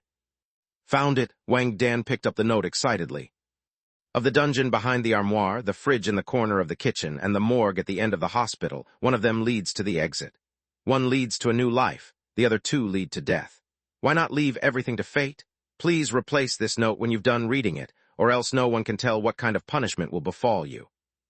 Wang Dan was thrilled to have found the clue, but after he read the note, he frowned again. This is all about luck. If the choice is correct, then everything's fine, but if the choice is wrong, then it's really over. Wang Dan was familiar with Boss Chen. The correct choice might not really lead to the exit, but the wrong choice would definitely land them in despair. Giving up now means wasting all our effort so far. I'll go for it no matter what, Wang Dan cheered for himself. He replaced the paper note in the music box. However, when his finger touched the lid, the music box that had stopped playing started to turn again. The lid was forced open, and 2 figurines twirled on their stage. But strangely enough, there was a new paper note stuck between the 2 figurines. There's a second clue. Wang Dan reached out to take the paper, but as his arm reached into the armoire, a chill surged through his fingertips. What is? His hand was grabbed by another pale hand. He glanced into the armoire and saw a little girl curled up in the depths of the armoire. Disobedient children will be taken away by the ghosts. The girl's singing suddenly sped up, and she crawled out from the armoire. Where did she come from? Wang Dan flung his hand back and tried to retreat when his body bumped into something. He turned back and made contact with a pair of searing red eyes. I move with your gaze. I hide under the bed, inside the armoire, behind the window, before crawling under your covers. I lay down behind you and above you, and now you have finally seen my red eyes." The woman's face, that was almost completely decayed, leaned close to Wang Dan. Wang Dan was so startled that he almost fainted. He bit on his tongue and forced himself to stay awake. "Get away!" Wang Dan did not dare keep his eyes open. He waved his arms around behind and charged toward where he believed the exit would be. When the woman first showed up, Wang Dan's girlfriend had already started retreating. The couple ran out of the haunted room one after the other.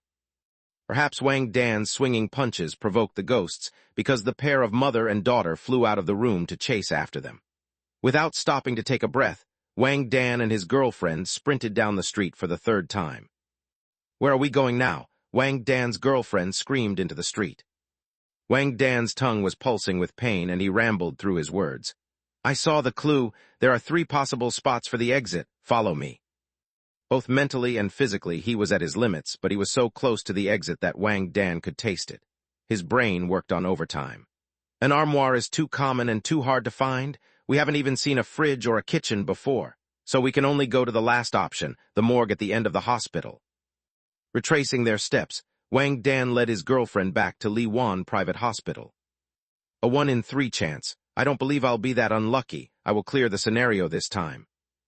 Chapter 700, Next Stop is Not Heaven.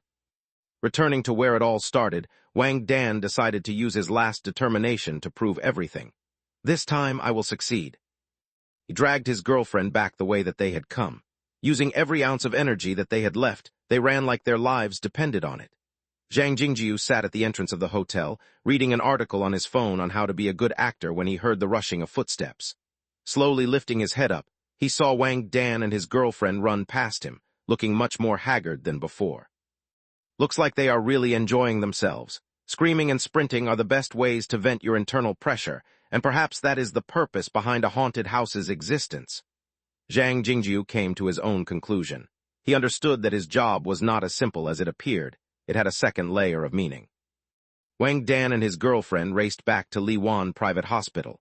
They charged into the building like this was the last chance that they had. The sick rooms were left half open, and the patients holding the records discovered these 2 familiar individuals. They were surprised by Wang Dan's courage, but with that surprise, more and more patients walked out from the sick rooms. As they scared the visitors, the ghosts were able to harvest the negative emotions that they needed, but more importantly, it was just fun to scare people. "Do not turn back, hesitate, and you will perish." Racing down the stairs, Wang Dan and his girlfriend dashed to the 3rd-floor basement. This should be where the clue meant when it said the end of the hospital. Wang Dan held his girlfriend as they lurched through the corridors. When they passed a room whose door was painted red, they sensed the footsteps trailing behind them disappear all of a sudden. A horde of patients had been originally on their tail, but why would they suddenly give up?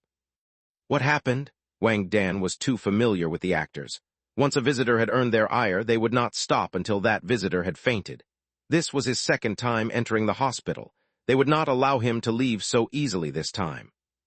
The workers wouldn't be so charitable. The only reason they stopped chasing after us can only mean that there is something even scarier ahead of us. Wang Dan knew that perfectly well, but there was only one way forward.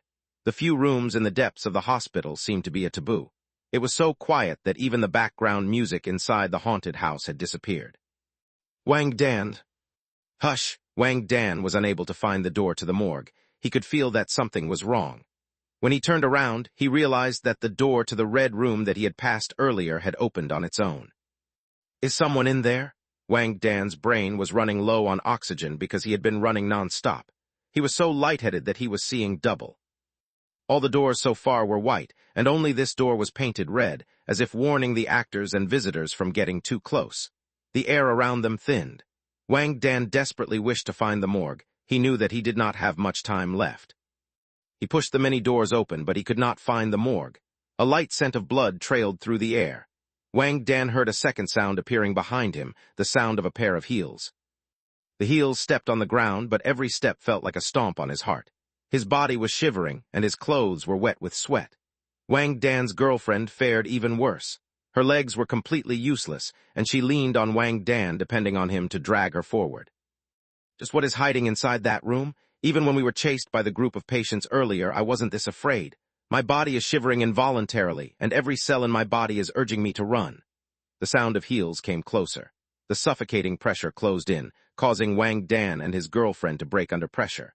The two of them finally chose a room to hide inside temporarily. This way, Wang Dan dragged his girlfriend into the sick room. They held their hands over their mouths, afraid that they might make an accidental peep to attract the thing's attention. The heels clicked on the ground before stopping right outside their door. She was just outside. Wang Dan and his girlfriend's eyes were filled with terror. They were trapped. Their hearts pounded. Wang Dan gripped the doorknob tightly and pressed his whole weight against the door. No matter what, he was not going to open the door. The doorknob was turned by the person outside, but since Wang Dan held the doorknob so tightly and blocked the door with his body, the person was unable to push the door open. After a while, the person outside seemed to have lost their patience. The clicks of high heels echoed down the corridor. The person seemed to have wandered away. "We're saved." Wang Dan was so covered in sweat that it appeared like he had just taken a bath. "We can leave." Before he finished, the sound of heels clicking began again. It went through each sick room before stopping outside Wang Dan's sick room for the second time. Wang Dan and his girlfriend's hearts were held in suspension. No one knew what would happen next. All they could was wait. 10 seconds, 30 seconds, 1 minute. 2 minutes passed, and there was no still sound from outside. After the heels stopped outside their door, there was not a peep again. Has the person already left, or is she waiting outside still?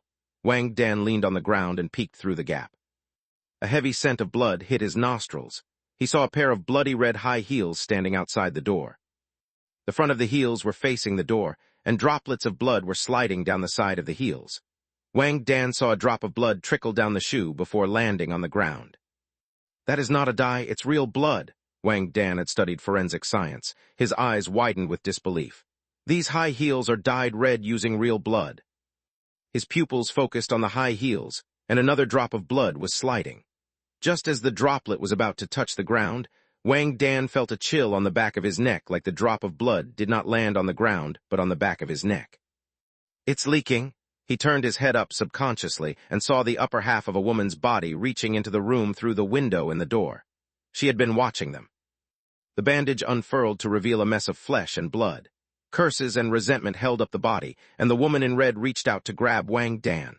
The latter's mind was blank, and his eyes were filled with the woman's face. Wang Dan's hand that held the door slowly weakened as his body careened backward. All the good memories of his life flashed through his mind, and in that instant, Wang Dan swore that he saw a kingdom of paradise. Zhang Jingjiu saw Wang Dan and his girlfriend running away. After sighing, he went back to studying acting. He said some awkward lines at the table that was empty. He was so focused that he did not notice a slender figure hiding at the left side of the entrance. There's a rumor saying that the reason this place is so popular is because all the actors are real ghosts. Today, I think I shall test out that rumor. Li Changyin lowered his head, and a dangerous glow escaped from his eyes.